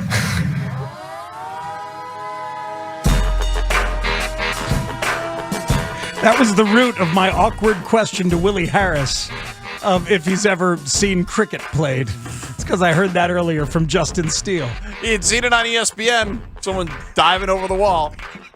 Willie Harris has like a refreshing level of honesty. Oh, I love You know that what I mean? guy. It is very, no, I haven't. I haven't had a beer, but I have drank vodka. No, I don't know anything about cricket, but I saw it on ESPN one time. Just very direct. Is Justin Steele right about the beginnings of baseball? Like the British brought cricket over, and I don't know. You're asking Danny that Yeah, I question? don't know the answer to that question. That's a good point by you. Well, yeah, there's two layers here. First of all, it's you asking the question, Right. And then I should expecting know. Danny to have the answer. I believe that's true. Abner Doubleday Alexander Cartwright. I believe the Rounders was the game, not the movie. It's Doubleday Field, right, from Abner Doubleday, right, at the Hall of Fame. Or as the baseball writers used to call, Mark Gonzalez used to call me Abner Triple Day, just to have a little fun. Ha ha! Get it? Miss you, Gonzo. Love you. Yeah, I don't know. I should know the answer to these things. It started in England. Baseball? Yeah. Rounders, right? It started in England. It was, I don't know what the name was, but like they just called it a certain type of bat and ball game. And then it was brought called Rounders. Sure. Probably Rounders. And then it was brought by immigrants to North America. Okay. Have you guys seen Rounders? The movie? The movie? Yeah. I have not, no. It's really good. That's a fun movie. Thank you, Daniel Norris. I saw a Rounders poster in the bear. Yes, Rounders poster in the basement or the attic, wherever it was, of the bear. Basement. Be respectful. I thought it was the basement. Be respectful to those of us that were not able to watch I last told night. you there's a Rounders poster. I know it now. I'm excited. I'm not going to tell you any of the cameos. Don't say anything. Dude, Michael Jordan's in it. What? He's the new sous chef. Oh, wow. You started from the bottom. That's good for him. They only show the back of his head, though. Yeah, this is good. It's smart. Just like hair. Yeah, I got it. Too distracting. Oh, Yeah. That was a joke. That was a joke. Yeah. That's a good one. That's how it goes. So here's the dynamic, folks. The new season of The Bear. Shane has watched 3 episodes. I've watched 3 episodes. Tanny's watched 2. Danny's watched none. So we could torture him right now and be specific about things or just dance around it. He won't know the difference. Could tell lies. Remember when everyone was shot? Surprising. I bet you Rick Bayless didn't like that part. Am I right? What is this, Yellowstone? I took him to the train station. I don't like you guys right now. It's really good, man. I know it's very good. Really, really good. Yeah. I know it's very good. I like season 2 better than even season 1, I think. They smoke cigarettes. Can you just stop? Can you just restrain yourself? It's hard. It's so hard. You're so much fun to taunt. I know, but That's there's the other problem. people listening who also maybe did not watch episodes last night. Okay, good. I care about them. All right, good. At one point in the second episode, they develop a recipe. Oh my God! No Stop. way. No way. It's a cooking show. I believe they were jamming on the menu. Okay. They shouldn't have added that redheaded stepchild on the show. No. He's awfully cute, but it just doesn't fit in the kitchen. What was that? Zach? Was he the redheaded stepchild? Can you just Zach's stop? in London. Zach's in London with the Cubs. He's having a So good you time. can lash out in his direction because you're jealous. Oh no! I mean, I am jealous, but I just he's the first redhead I thought of. I didn't even think of it as a lash out. Actually, No. But did it come across like a lash out? The redheaded stepchild, I believe, has a negative connotation. I think so. Yeah, so It's just subconscious. That was a very specific different strokes reference for those who were playing along. Danny, was it little Danny? Was that the kid's name? Remember? Oh yeah. When Mr. Drummond married her the other girlfriend and she brought her kid in. Oh yes. You're also old. We could sing the Different Strokes theme song. Don't. Right now. Okay. is the Field of Dreams. Play it on the trumpet. I got to play something else on the trumpet. When you say the coolest venue you've ever been to, you've got to play the trumpet and proclaim it. I will proclaim it. For anybody who missed it, I played the trumpet yesterday to set up a proclamation. I am taking requests for the next thing I should learn on the trumpet to play at some point here on the show. Okay, venues. Thank you. Something from the Proclaimer speaks. I proclaim that would be a good call. I love this recurring bit in sports of them trying to shoehorn games into new venues. I think it's great. Winter Classic, Field of Dreams game, London, college game at non-college stadium, whatever, you know what I mean? It feels fun. 10 out of 10, no notes. I just think it works. I think it works as a marketing gimmick, but as something that is different, that doesn't really affect anything about the competitive nature of the sport. Like, I know when the game was at Wrigley and they had to only go in one direction on offense. I was at that one. It was so cold, the coldest game ever. Me and Shep sitting there next to each other. And yeah, that was awkward and crazy. That's a mistake, right? The layout was a mistake. They should have waited until they figured out some other way to do it. Yeah, that makes it feel too gimmicky. Yeah. Right? But simply the gimmick of hockey game at baseball or football stadium, outdoors, New Year's Day. Great. The excitement of that is awesome. And even when you personally, listener, might get a sense of exhaustion about it. And I remember seeing that with are the Blackhawks in another Winter Classic? Or how many outdoor games have the Blackhawks played? I'm old enough, Danny, to remember when the Blackhawks played in their fourth one or something. Yeah. And people were like, what are we doing here? Did you ever go? I never did see a Winter Classic or an outdoor Blackhawks game. I'll tell you the one I wish I was at was Soldier Field. Whatever one they did one at Soldier Field, but I remember the TV was gorgeous that night. There was I think it was Seabrook was diving on the ice, and there were slow motion shots of the snowflakes coming down, and outdoor hockey looked absolutely gorgeous. I just think it is a tried and true thing in entertainment. What was the biggest event in Chicago last night? Morgan Wallen at Wrigley. Yeah. Taking an iconic baseball stadium, making it a concert venue. I went to the Pinstripe Bowl to see Syracuse football play. Yankee Stadium. At Yankee Stadium. That's pretty cool. It was awesome. It was old Yankee Stadium or the new one? No, it was the new one. Okay. It was the new one. The game was December 30th. It snowed. So you're at Yankee Stadium, it's snowing, and you're watching your college football team play in obviously not as historic as Yankee Stadium, as the old Yankee Stadium, but still, it's still cool. You're at Yankee Stadium. You're combining the context and all the history, all the sensibilities that are there for everything. You can think about whatever Yankee you want or baseball team you want. And just the whole thing just feels cool. Sure. It feels cool. It feels different. It's better than playing at just a generic, ACC football stadium. It's cooler than a game at Louisville. It's cooler than a game at NC State. It's just kind of a cool thing. And I feel all of the stuff that comes across. Remember when the White Sox were in the Corn game? And we talked about it nonstop?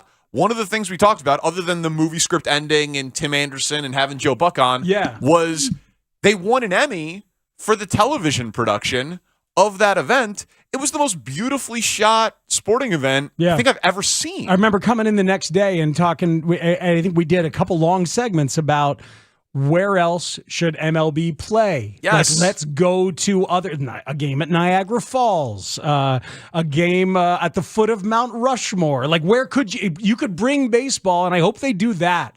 So we'll call it the Field of Dreams series, and it doesn't have to be at the Field of Dreams, and it can't be for a while because they're rebuilding that thing over there. Yes, but I think, so what baseball is doing is what we've basically said, hey, you should do it. Now it's London. Right. London Stadium. Well, NFL has done it. NFL has done London, right?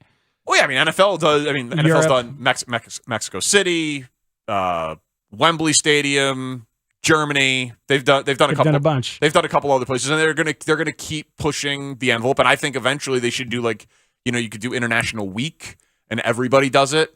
Or you could it's something, or every team every year. If you have a 17-game schedule, why not do it? 8 home games, 8 road games, 1 international game. Bulls were just in Paris, so NBA is trying to do that every once in a while. But even even in America, the out of context venue. The out of context venue to just change it up. College basketball does something on an aircraft carrier. Do they still do that? I don't know if they still do it, but I remember they did. I remember they did it, and I remember thinking it was absolutely ridiculous. Yeah, I think Michigan State plays in it every year. I don't know. I think that's one of the things. I'm not sure.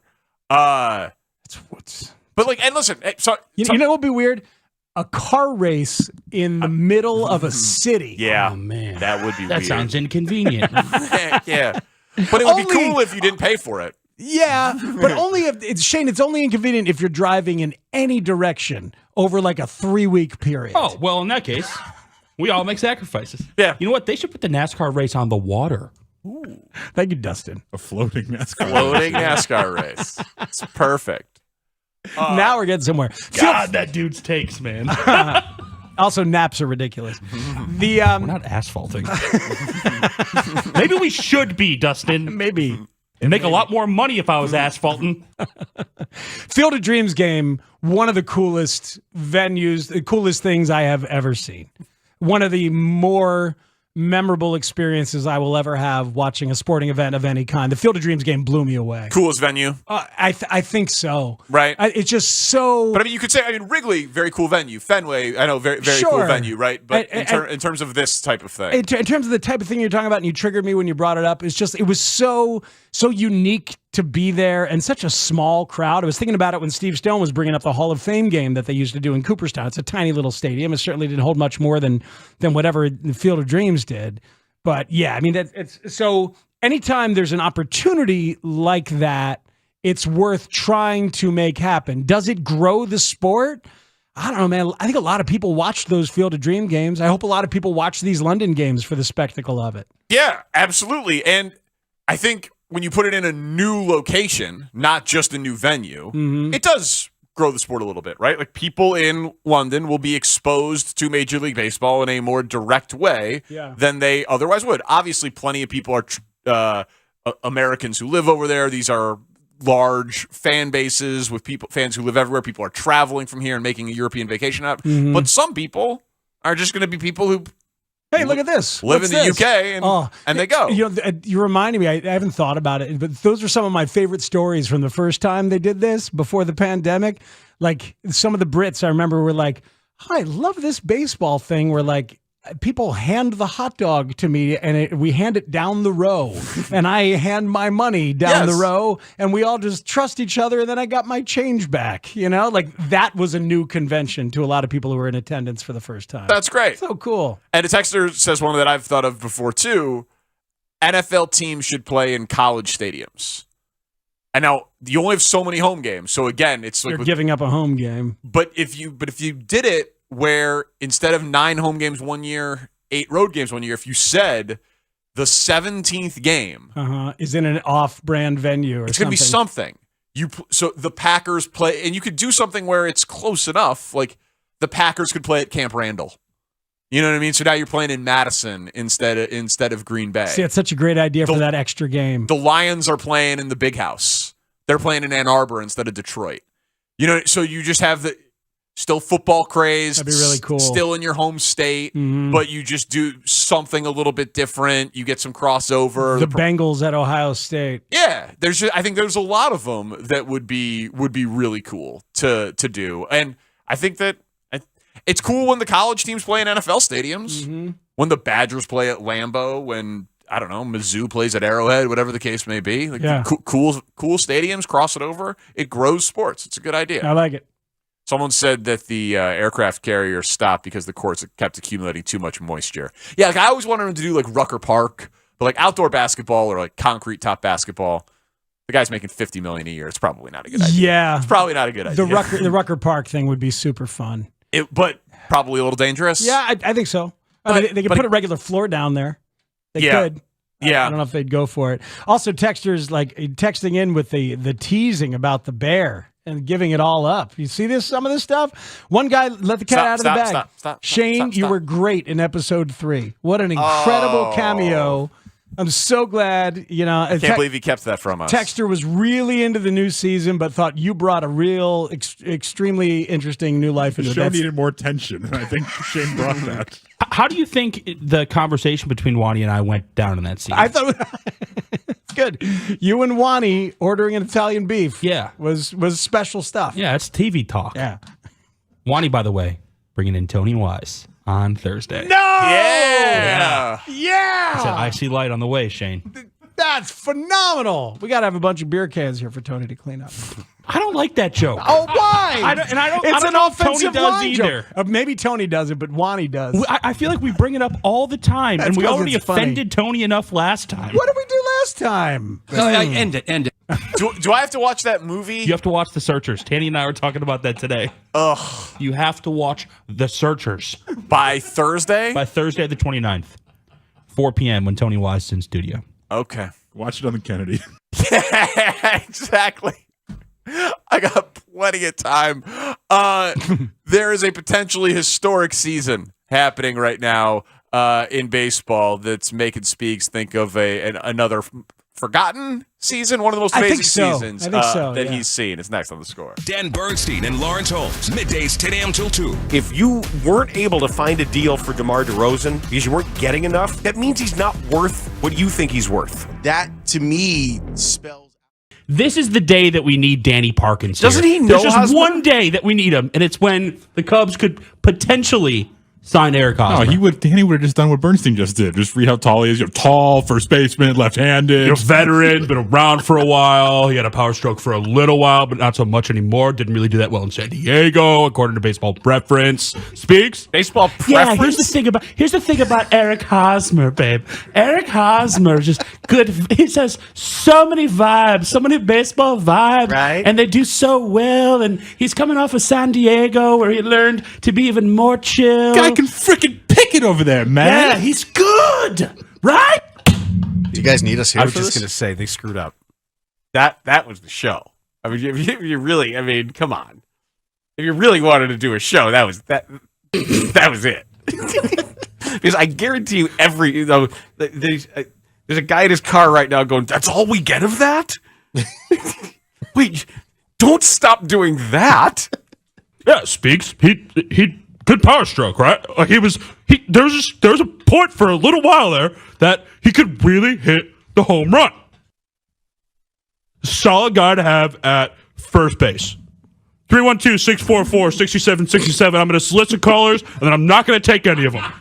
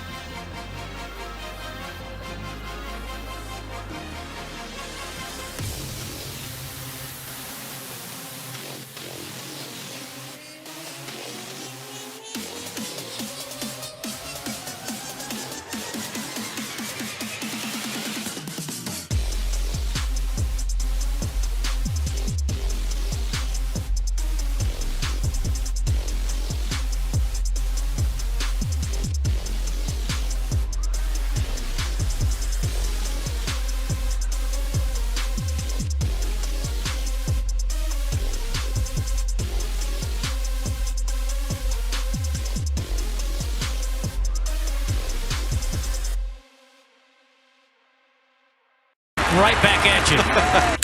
Might as well be comfortable. Let's see. What am I going to say this time? Scorched into center. Thrice is nice, and he's the first to 100. Well, he's going to have himself a 4-hit day again. He did it again, and this time he's going to drive in a run, maybe 2. Here comes Birdie. He'll score. 5 for 5 for a rise. And he's back to 400. The Marlins second baseman flirting with 400. He's hitting 397 as of now. He's got the third highest batting average in a season's first half since Ted Williams in 1941. He might hit 400. That'd be pretty fun. That would be very cool. I know everyone says that batting average doesn't matter, but 400 would be pretty cool. 400 would be pretty cool. And so he keeps having these 5-hit games. And so these stats keep popping up on the baseball shows, if you will. And he had 3 5-hit games in a month, okay? Only people ever to do that. Ty Cobb, George Sisler was a great hitter back in the 20s and the teens. Good discount steaks over there by George Sisler. And Mickey Ponderosa did it. Bad discount steaks there by Mickey Ponderosa. No, then the fourth guy on that list was Dave Winfield.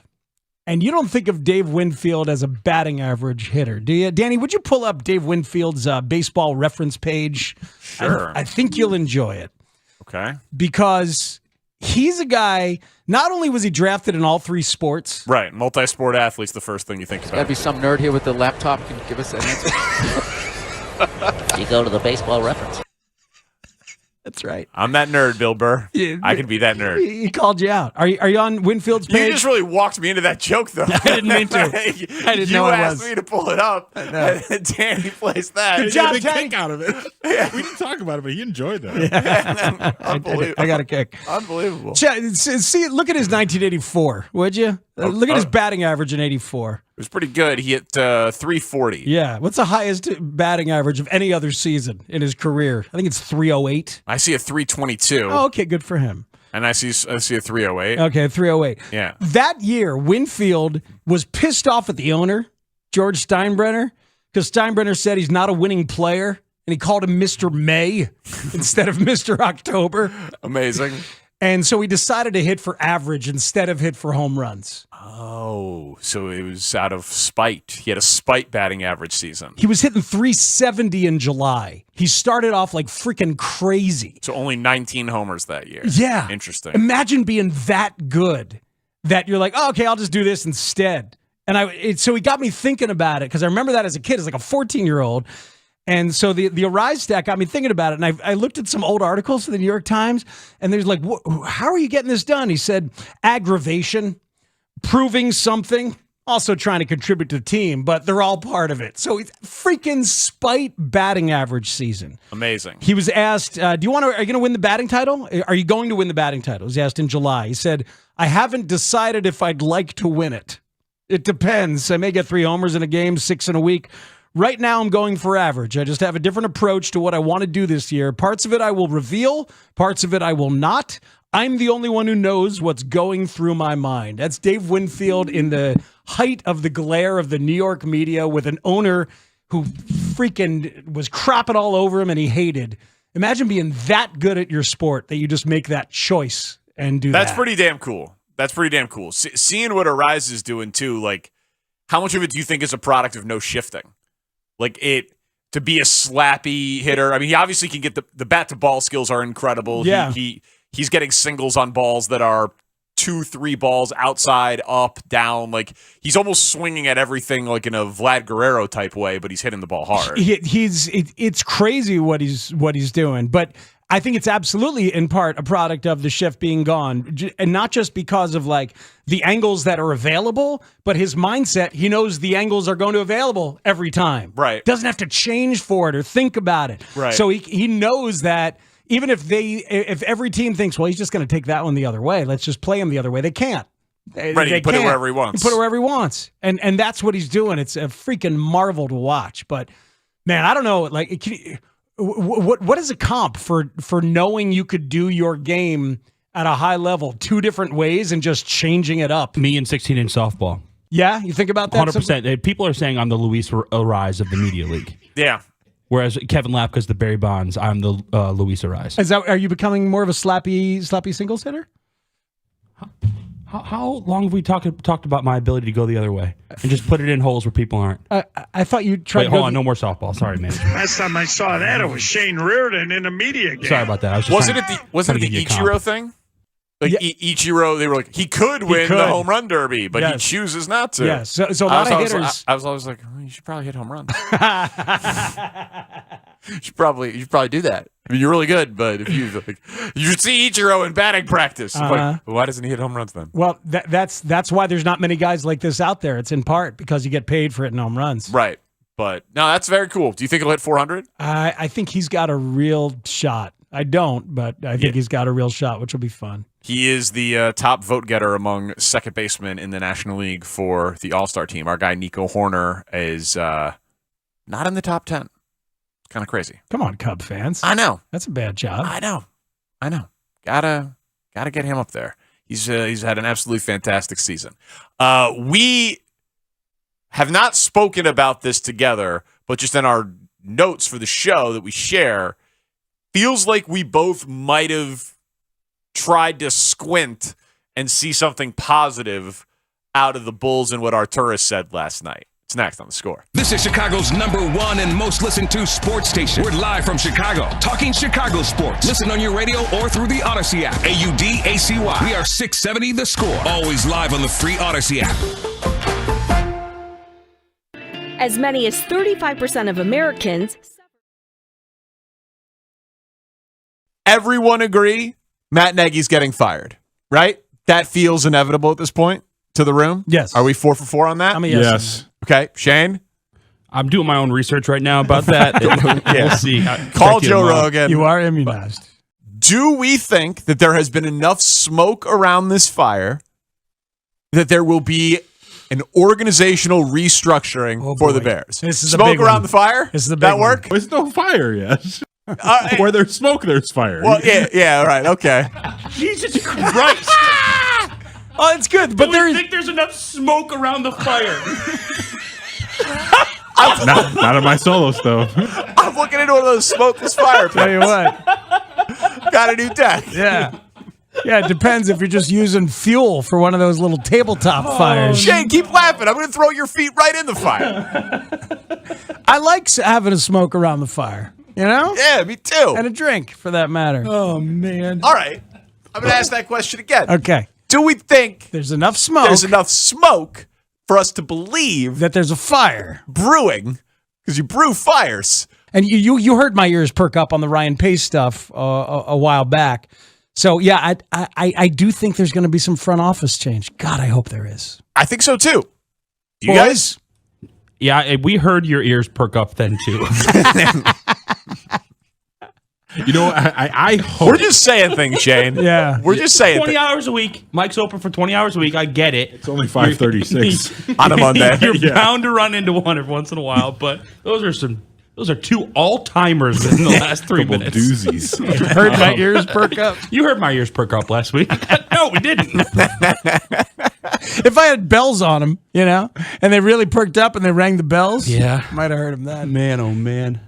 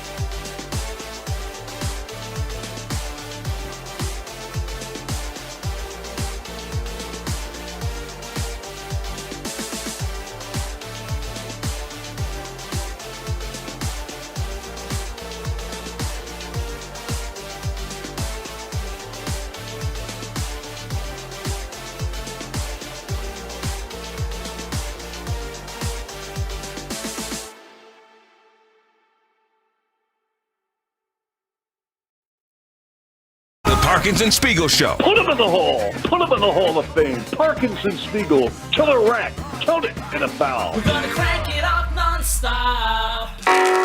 What did you like about Julian Phillips? Well, our group liked him. He's, ex-McDonald's, All-American, freshman, 19 years old, multi-positional defender. His athletes in the draft, 43-inch vertical, and, he can step in right now, probably can defend on our level, but he has a lot of things, obviously, to improve. But we're looking forward to. He's very young and he's very talented. All right, so that's Arturas Karnisovas on Julian Phillips, the crazy athletic, crazy long wingspan dude from Tennessee who can't shoot. Is that a fair characterization of the man? I think 100%. And the can't shoot part is just, for a team that needs shooting, it's tough. But I feel like even in his explanation there, he says he's 19. Like, what are you going to find at number 35 in a draft when everybody goes to 19-year-olds, 20-year-olds? Well, they traded multiple future assets to acquire this present-day asset, right? It was multiple second-round picks. But second-round picks don't often materialize into anything. But Io was a little something. Yeah, for sure. But it is mortgaging a little bit more of the future for the present. So there will be some expectations on this kid. I'm pretty down on the Bulls, like everybody is. But and that particular acquisition is not an opportunity to turn that around. Because it's like it's the consequence of it, but it's also got it. Really kind of reminds me of Dalen Terry, and it's like another non-shooting but good defending athlete person. Right. I saw some of the criticism from Bulls writers, Bulls bloggers, Bulls fans on the internet of like they needed shooting. This guy doesn't shoot, and then like grand proclamation that like AK doesn't understand that they need shooting. Like, I'm not convinced that in a year or two that all of the pieces that people think are redundant with Julian Phillips' skill set are still going to be here. Like, I think Patrick Williams is going to be here. I have no idea if Dalen Terry is going to be here. Patrick Williams might not be here. Mm-hmm. Derrick Jones Jr. just said that he is going to explore free agency instead of opting in. Like, young athletic dude who can guard multiple perimeter positions in the NBA, that's a valuable thing if you hit on him, So they weren't going to solve their shooting problems by trading into the 35th pick of the draft last night. That's not where any potential turn from being down on the Bulls was available. It was, there was not a player on the board. You could have not done it. But that would have been criticized too. Like, you could have drafted a shooter and people would have said, well, that's not enough shooting. He's just a second round pick. Like, that to me wasn't the interesting part of last night, all due respect to Julian Phillips.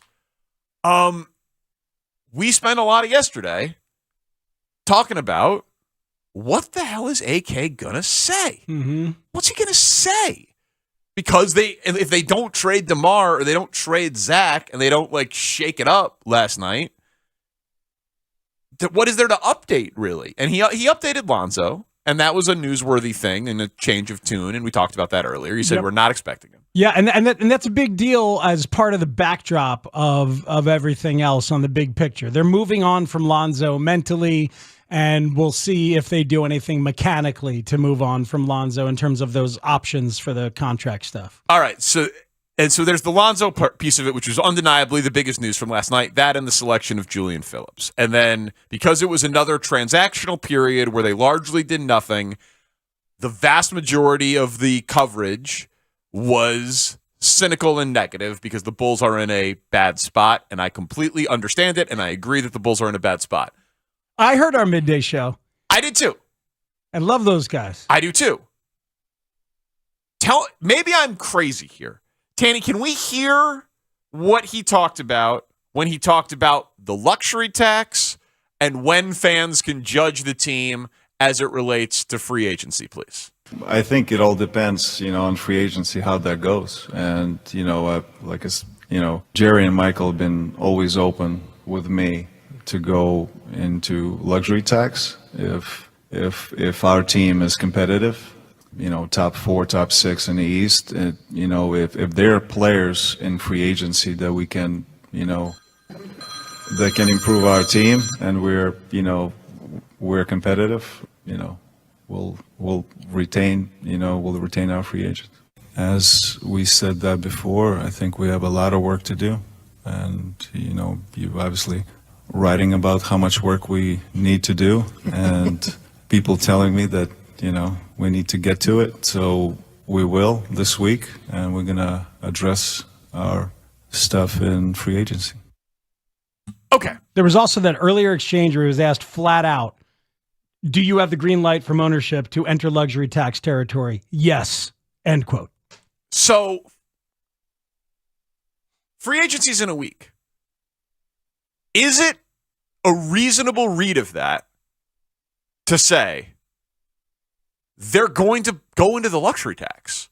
And it's not just going to be because they're going to match an offer on Io and match an offer on Kobe White and bring back the squad and run it all back.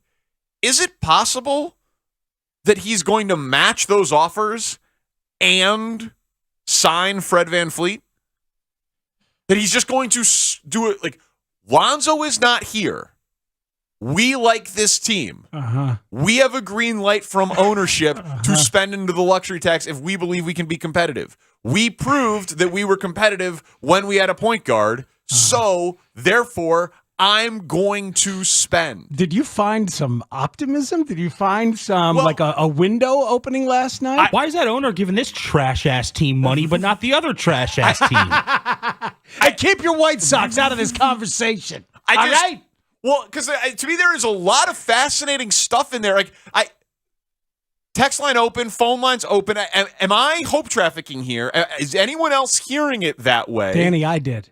You did? I did hear it that way. Okay. I wrote down in my little notes today, it's happening. I'm getting a little more optimistic because of the tax thing, because of emotionally the disconnect finally from Lonzo, the realization, and because the way that he talked about free agency, there seemed like there was kind of a glint in his eye as you watch the thing and kind of a vibe with it. But here's the other thing.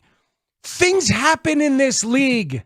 There is a team somewhere that might want the expiring contract of DeMar DeRozan, if you wanted to go that way. Yeah. There's a team somewhere that might want the $20 million on Lonzo Ball's contract that is not going to be used as a cap element this year. Bad by design. Bad by design happens in this league all over. And one of the places it does possibly happen, as I've been talking about, is Toronto. I don't think they're going to sign Fred VanVleet. They can't sign him to the number that he would want because they're not going to be a salary cap space team. So they'd have to sign him to the exception, which is like a maximum of 12. So, and he's much better than that. And he's much better than that, and we'll get more than that. The only way they get VanVleet is if they can pull off a sign and trade with Toronto. I'm starved to know if Toronto's ready to go backwards because teams do it. And if they're ready to go backwards, they might very much like the Lonzo Ball $20 million that they don't even have to play. They can go ahead and be bad and use that $20 million on the cap, along with whatever other assets you give them to do a sign and trade for VanVleet. Those kind of things do happen in this league. They do, and he seemed, you said a gleam in his eye. He seemed kind of cocky to me. Something was up and was different, and we're not the only ones who felt that way, by the way. When he was like, judge us after free agency. I don't think, and maybe I'm dead wrong, but I don't think he would be like, see, you thought it was going to be either Kobe or Io, and it's both. Judge me. Right, because that's the thing. Everyone would be like, sweet, man. You brought back the same team. As you referenced before, just by matching, and you did say last night they're going to give the qualifying offer to both of them. Yeah. So just by matching whatever the restricted free agent deals would be and signing Vooch, like they would be getting, they'd basically be a luxury tax team. So hope to God he's not just thinking about that. Well, right. And if that is what this is, I'll mock myself for allowing for this sliver of optimism. Like I'm not throwing him a parade. I'm not praising him here. I am merely saying I went into last night thinking they were going to do nothing. They did basically nothing. But when he spoke, it made me feel like he might have had a card up his sleeve. Like he might have had a whoa. He's a stud, like a surprise move coming. Like there's something cooking. And I don't know. No ace up the sleeve, though, just a card. Yeah, well, yeah. Listen, I don't think. We don't know if it's an ace. I don't know if it's good. Could be a 2 of clubs. That's the problem. Something different. What if it's something different? Is great. That's what I'm saying. No, I don't know. What if it's the 7 of diamonds? I'm not that excited. One of Ruby's tarot cards. Just put a card up his sleeve. It's a greeting card. It's a mask card. That's fine. I think the point is any card that's a card and different is fine. Yeah. That is my point. I'm not saying that I think that he's like chess and checkers and there's like championship thing coming. I just realized it's a Diners Club card. Oh no. Nobody uses those. That's not good. That's not gonna help. And I don't want to take him like too literally, but when Michael Reinsdorf went on the record with Casey Johnson, whenever that was, February, on the Bulls Talk podcast about the tax, yes, right? He said he would do it for a contender. Right. I assumed, given that I've watched the Bulls be run by the Reinsdorfs my entire life, I assumed that meant a contender for a championship.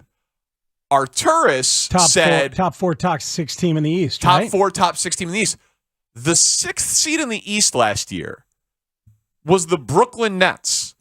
They won 45 games and got swept in the first round of the playoffs by the Sixers. They were not a contender for anything, but they were the 6th seed, and they only won 5 more games than the Bulls. Yeah. Is it at all possible somehow that he has convinced Michael Reinsdorf, hey, man, if you merely let me get a point guard, we are better than Brooklyn, better than the Knicks, absolutely as good as Cleveland, who was the 4 seed. We could be hosting a first-round playoff series if you spend into the tax, and that is good enough for them to spend an ad. I think that's possible. I think it's absolutely possible. There's not a lot of, in fact, there's very few legit free agent point guards. There are some legit free agent shooters. So we'll have to see what happens there. And our jobs got more interesting, I thought, last night. Like, we need to really do our homework even more than we might have on free agent shooters. And we already were looking at free agent point guards, because I agree that there's something that's going to go on. They don't have to be declared a salary, a luxury tax team till after the season. So you can spend, and then if it goes poorly, you can trade out and that sort of thing. And trading DeMar's expiring contract is going to be very appetizing for somebody at the deadline. But salaries have to match up in trades, right? You know what I mean. So you can't just like straight. You can take on future money, but the salaries have to match up to like whatever it is, 90% or something like that of it. So if you bring on a bunch of salary, it's tough to just dump it out to completely avoid the tax. But so you could do it if you're within like a couple million, but not if you literally. I mean, the Warriors are going to be $100 million over. But to your point about the sell job to ownership, about are we a contender or not, he could also add that component to it of saying, look, let's go into the tax and try. And if I need to find some way to acquire expiring deals and get out the back end of the deadline, I'll look out for you that way. So buy me half a season of giving it a shot and taking a look. Pat in Cedar Lake, you hear any optimism here? Do you think there's a plan?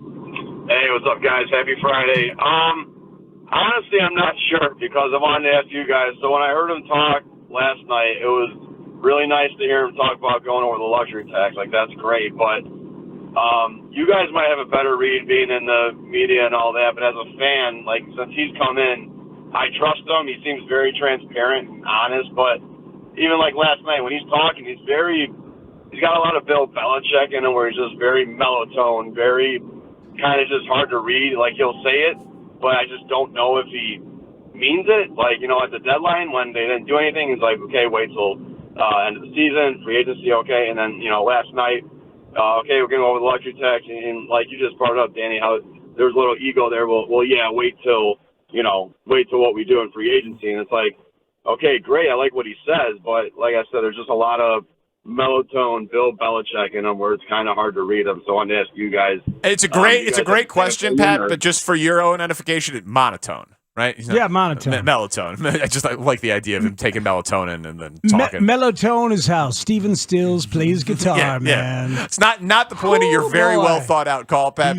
He's audio melatonin. Yeah, he's audio melatonin. Oh, there's melatonin. Yes. Yes. Yeah. That was what I was thinking. I like it.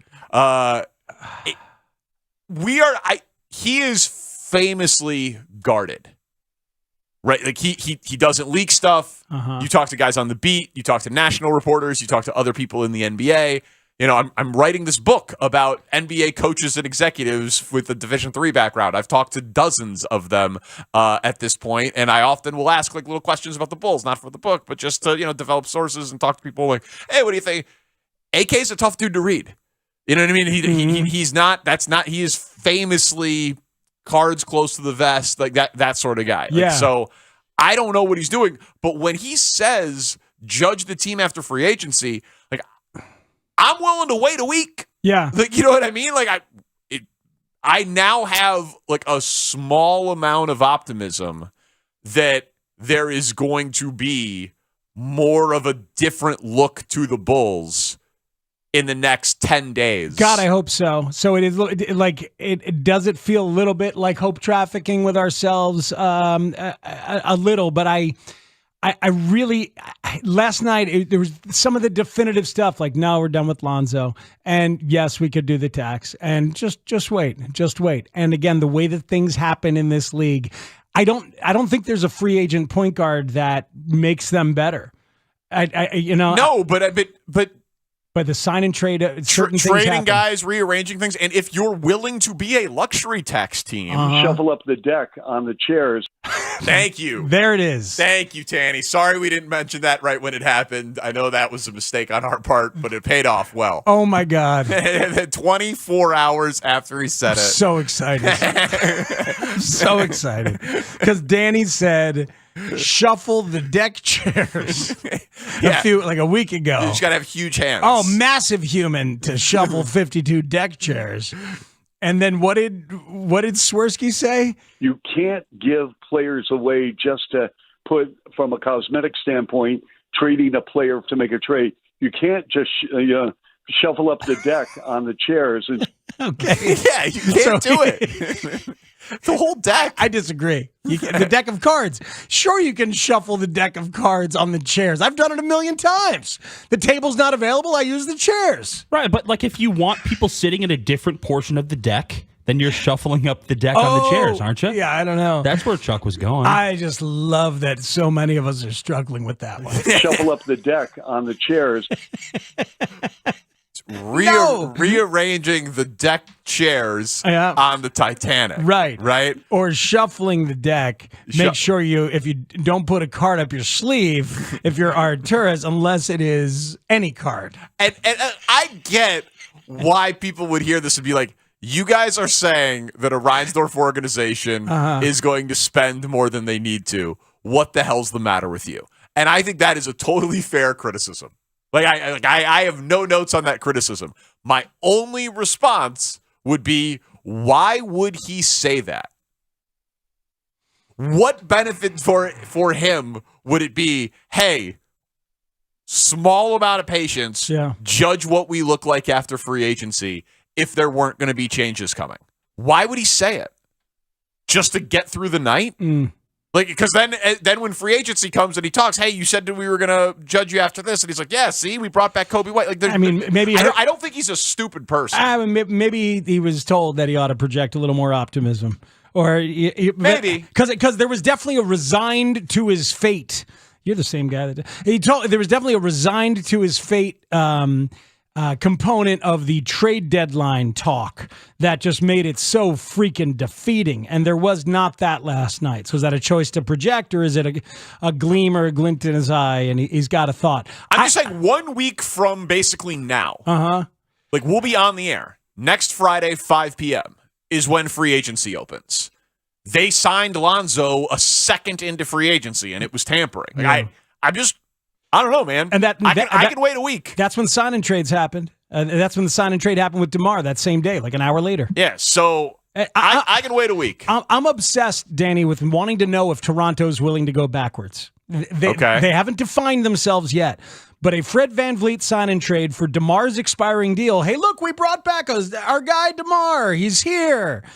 And maybe Lonzo's dead money, with Chris Boucher also coming back. And maybe you'd have to include Patrick Williams, and that would hurt. But is it the right thing to do? Maybe. But like that is an example of a trade that happens in the NBA. And I was trying to make this work on Tanny's trade machine today. Yeah. But I couldn't do it because VanVleet is not signed officially. So, and so me and all the other junkies like Shane were there trying to work Tanny's machine, and I couldn't make it work. But I gave it a hard reboot last night. What are you going to do, you know? So that VanVleet sign and trade with DeMar's expiring deal and maybe Lonzo's dead money, Chris Boucher coming back. I want to know if that is a realistic thing. Like maybe he's had that conversation already, those kind of conversations already, something like that. Is there in his right? Wouldn't that be the kind of thing you're talking about? Yeah, I think he's got a plan. I don't know what the hell it is. But that guy sounded like he had a plan to me last night. It might be terrible. I might not like it. But the window is cracked to me. It's not completely slammed shut. I think that there is maybe that this crazy person has a plan to change up the roster 1 week from today. The main event last night nationally was Victor Wembanyama. Locally, it was Mark Grody and Alyssa Bergamini doing reports from the Advocate Center with the Bulls not having a first-round pick throughout the draft. Tanny, listen to them all. We have the best of the glorious nothingness that was the Chicago NBA Draft Show. Next on The Score. What happens when two shows meet? Score transition. First at 10 a.m., Mully and Haugh meet Bernstein and Holmes. Mully, when you asked him about Dalen Terry and KC was like, that did not make me feel better. He's a collection of trees.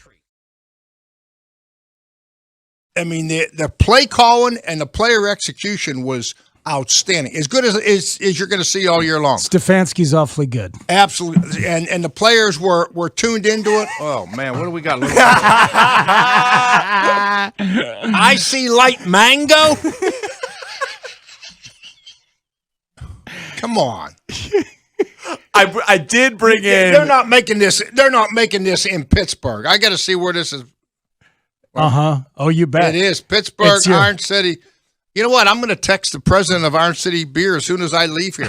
Text him right now. Text him right now. Call him right now. And I'm going to see if Tony, see if he's with. Yeah, you text him right now because there is a bottle of red that I brought. He's not the president, but he's got a lot of clout. Dave loves Iron City Light. He likes it over ice. It's his Pittsburgh beer of choice. He doesn't like fruit beers. He didn't know there was an Icy Light mango, and he's now disgusted. Don't worry, Coach. We got that right at the Giant Eagle in the flats. On the flats. I love it. The south side. I love it. The flats.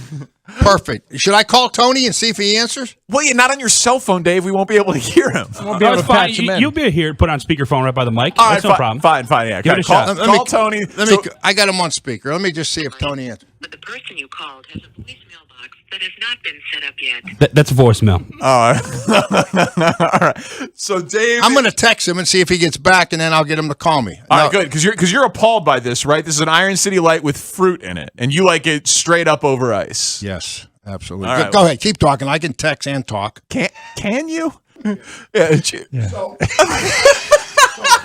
Dave's reaching for a paper towel. Forget about his football point for a second. This is his beer from his childhood. He's been drinking this since the coal mines in like 6th grade. He's told the story 1,000 times. Have a sip of your beloved Icy Light with mango in it, and I want you to tell me if you're disgusted by a little fruit in your beer. Yes. Okay. I got to find out who recommended this. Honest to God, I mean, we're talking about Pittsburgh. I know. Right? know. We're talking I about know. the Steel City. I know. You're appalled. What kind of metal forging could you do when you drink a couple of these? Huh? I wonder if I went into Yarsky's bar on the south side after I worked night shift at J&L Steel when I was going to Pitt, and I walked in there and I said, "Can I have an IC Light Mango?" when the bar is 7 deep with steel workers, you can't even see their eyes. Everybody's got the soot on them. Right. They got the hard hats backwards. Yeah. What do you think? Better. I'll yell it from the back of the bar. Yeah. Hey, Danny, you got an IC Light Mango there? Yeah. You're not coming out alive. Right. There's no way. Your ass is kicked 3 times before the front door. And fired. Yeah, And fired. Yeah, you can't go back to those mills ever again. Why would you want to? Mango?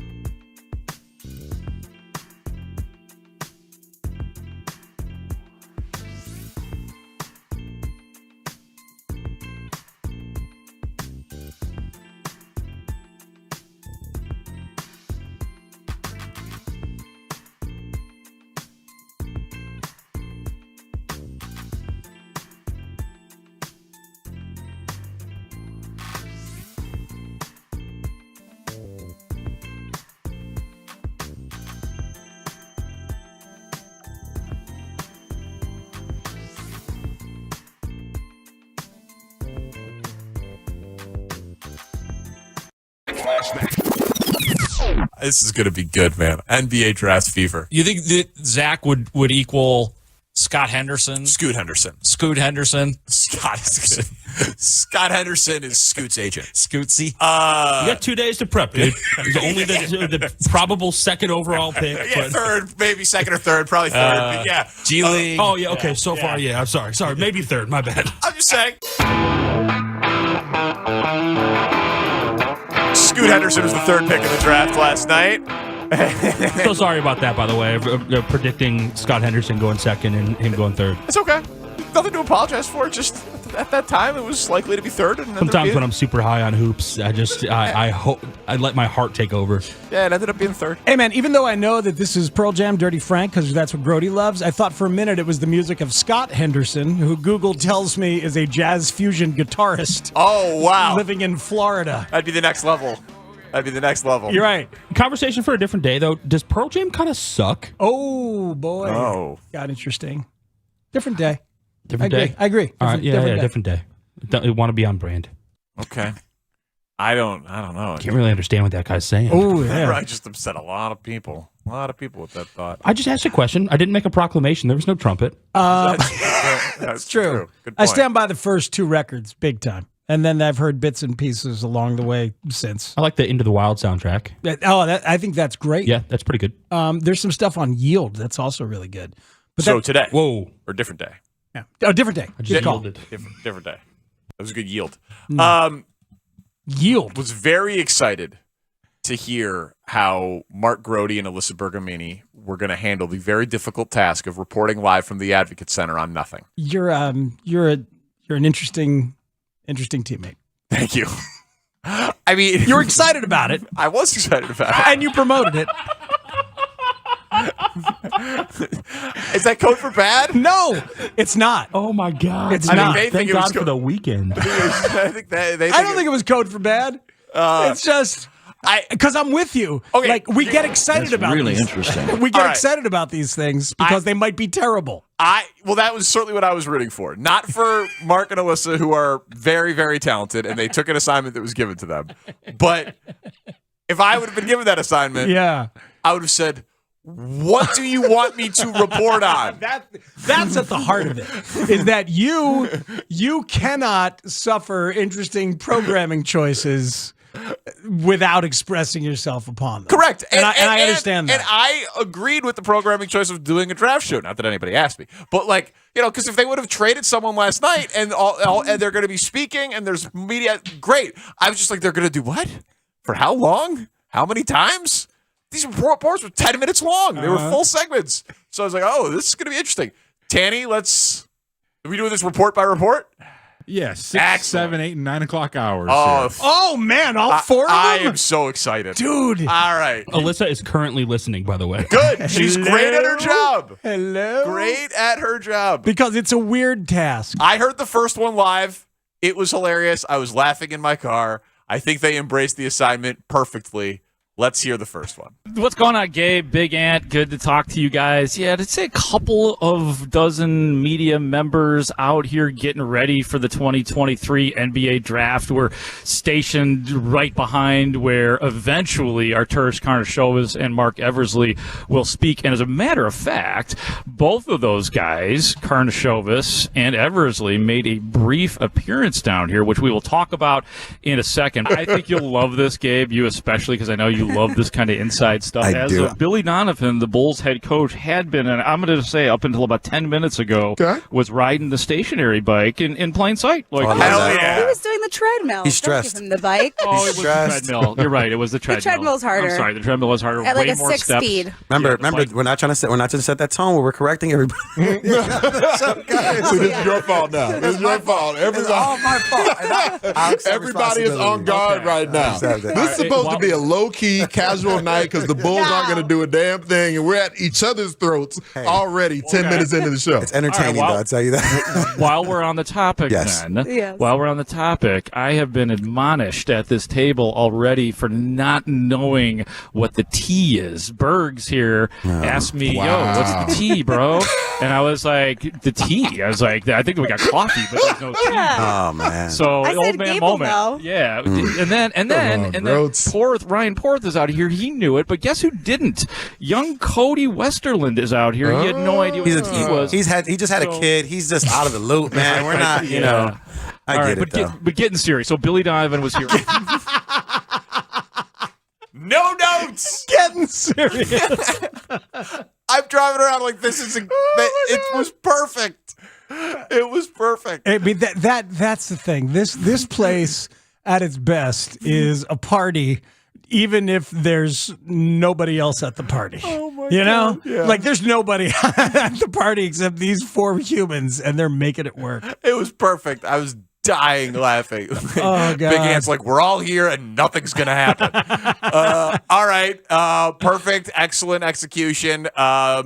Second report, the NBA draft at this point has started. What's happening, Yed? We are looking at the big screen out here, anticipating the first few picks in this NBA draft as we are out at the Advocate Center. As we discussed earlier, the Bulls, as of right now, do not have a pick in either the first or second round of the NBA draft. In other words, they don't have a pick in the NBA draft. A lot of us out here just playing the long game right now, being prepared for just about the possibility of anything.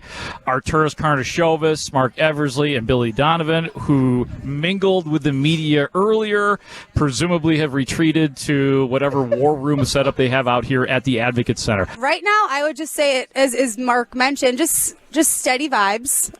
Steady vibes. Caffeinated over here. Yeah. It's gonna be a long night. It does feel like people do have that look of playing the long game. I'm looking at Casey Johnson, regular contributor here on The Score, who will be on with Mully and Haugh. He's just hanging out, got a cup of coffee in his hand, talking to one of the PR people, very casual. I'm looking at a Chuck Swirsky and Cheryl Ray having a meal together. If Chuck is still there, that means there's a chance something big's going to happen. Like when Chuck leaves, it's kind of like an Elvis has left the building. On the Bulls pulse. Okay. Yeah, you know, you work right next to Chuck for most of the games last Chuck year. might sleep here at the United Center, and he just knows. He has to do a show tonight, 10 o'clock at the station. I hope he doesn't stay. Yeah, He does.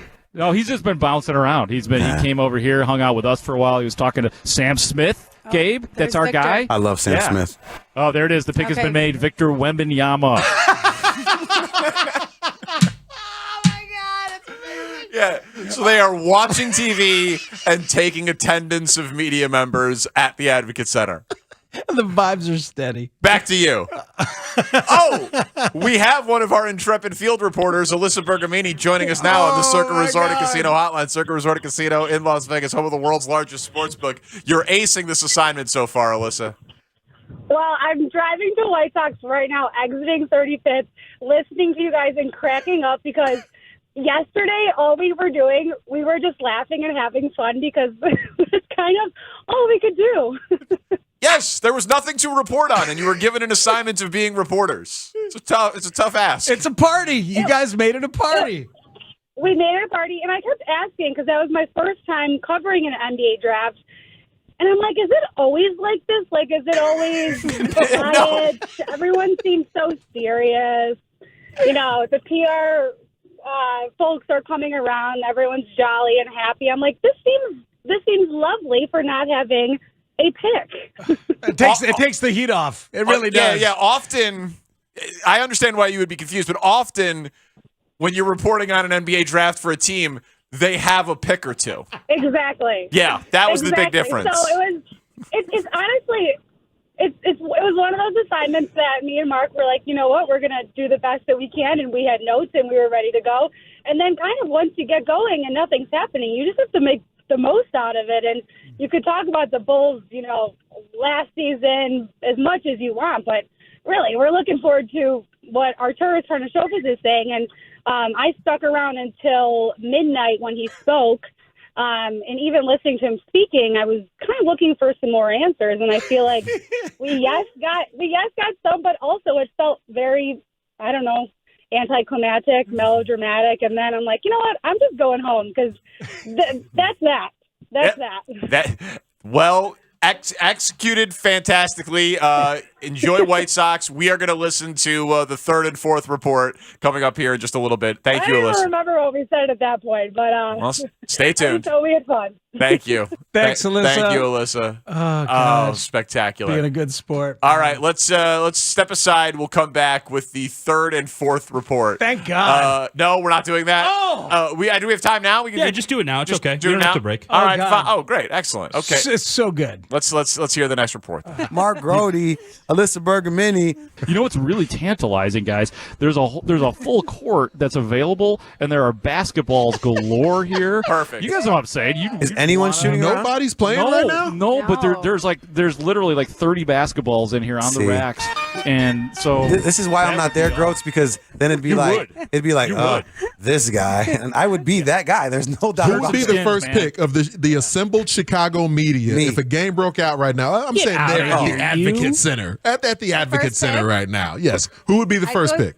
I mean, Casey Johnson, he is the tallest. ooh, that's a great Okay. question, Big played Ant. college basketball. Yeah. In case he played college basketball, Division III, but he played. Actually, I've heard that Subtle shade. I mean, Shady Grody.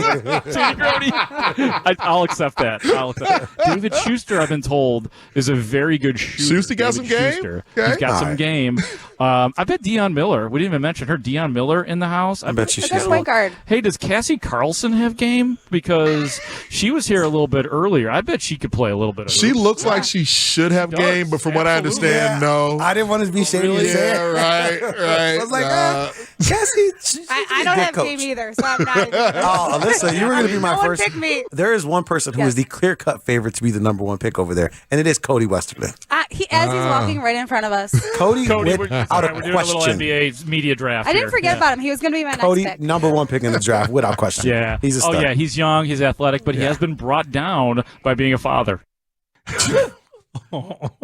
Yeah, this is great. This is Subtle great shade. stuff. This is fantastic. Casey Johnson played high school basketball with Everett Stevens, who went on to Purdue, Evanston High School. Casey Johnson has been a huge help for the Division III basketball book, NBA book I'm writing. He's There you go. He's a great guy. He's a This is lovely better guy. than some shows we've done before. It's great. It's phenomenal. They did a great job given the hand that they were dealt. Yes. Put those cards up their sleeves. Oh God, I don't want it to end. The fourth and final report from the Advocate Center. Mark Grody, Alyssa Bergamini with nothing. Mark Grody and Alyssa Bergamini at the Advocate Center. What's up, guys? What's happening? We are hard-hitting journalists over here. Yeah, we are. You know what Alyssa and I have become? We've become a team tonight. We have. Yeah. I like that. When's the last time we saw AK, Eversley, Besides today? Billy Donovan? No, I mean like today. How long has it been since they've been amongst you? That was Hour ago? 6. Oh, that it was was like 5:30. Oh my God, that We was started early. this at 6. Is that when we were here? Oh, yeah, wow, it was like really? 6. So they vacated to whatever the war room is here, and I don't know. I don't think it's close by. Some shades have been pulled above us. I mean, I don't think those shades were pulled before Bergamini. Do you?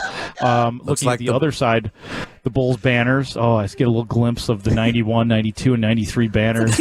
Beautiful area. Yeah, what do we got back here?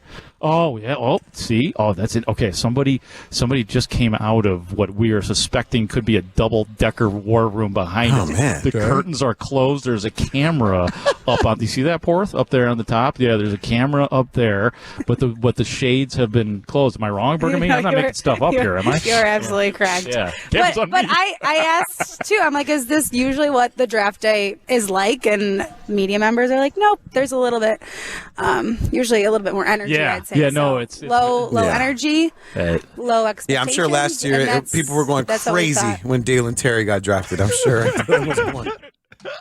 They did an excellent job. Excellent job. They did an excellent well, job. we're watching TV. The vibes are steady, and then players start to get picked. Yeah, Bulls still don't have picks. There's an empty basketball court here, and then the shades are getting drawn. I wonder what's happening up there. It's phenomenal radio. It's great. Well done. Yeah, fantastic. No notes. Congratulations. Tough to relate to the number one pick of the draft, who's 7'5" and a transcendent talent, but I think we might have had a shot at it. Next on The Score. If you love America's pastime, check out Matt Spiegel's podcast, The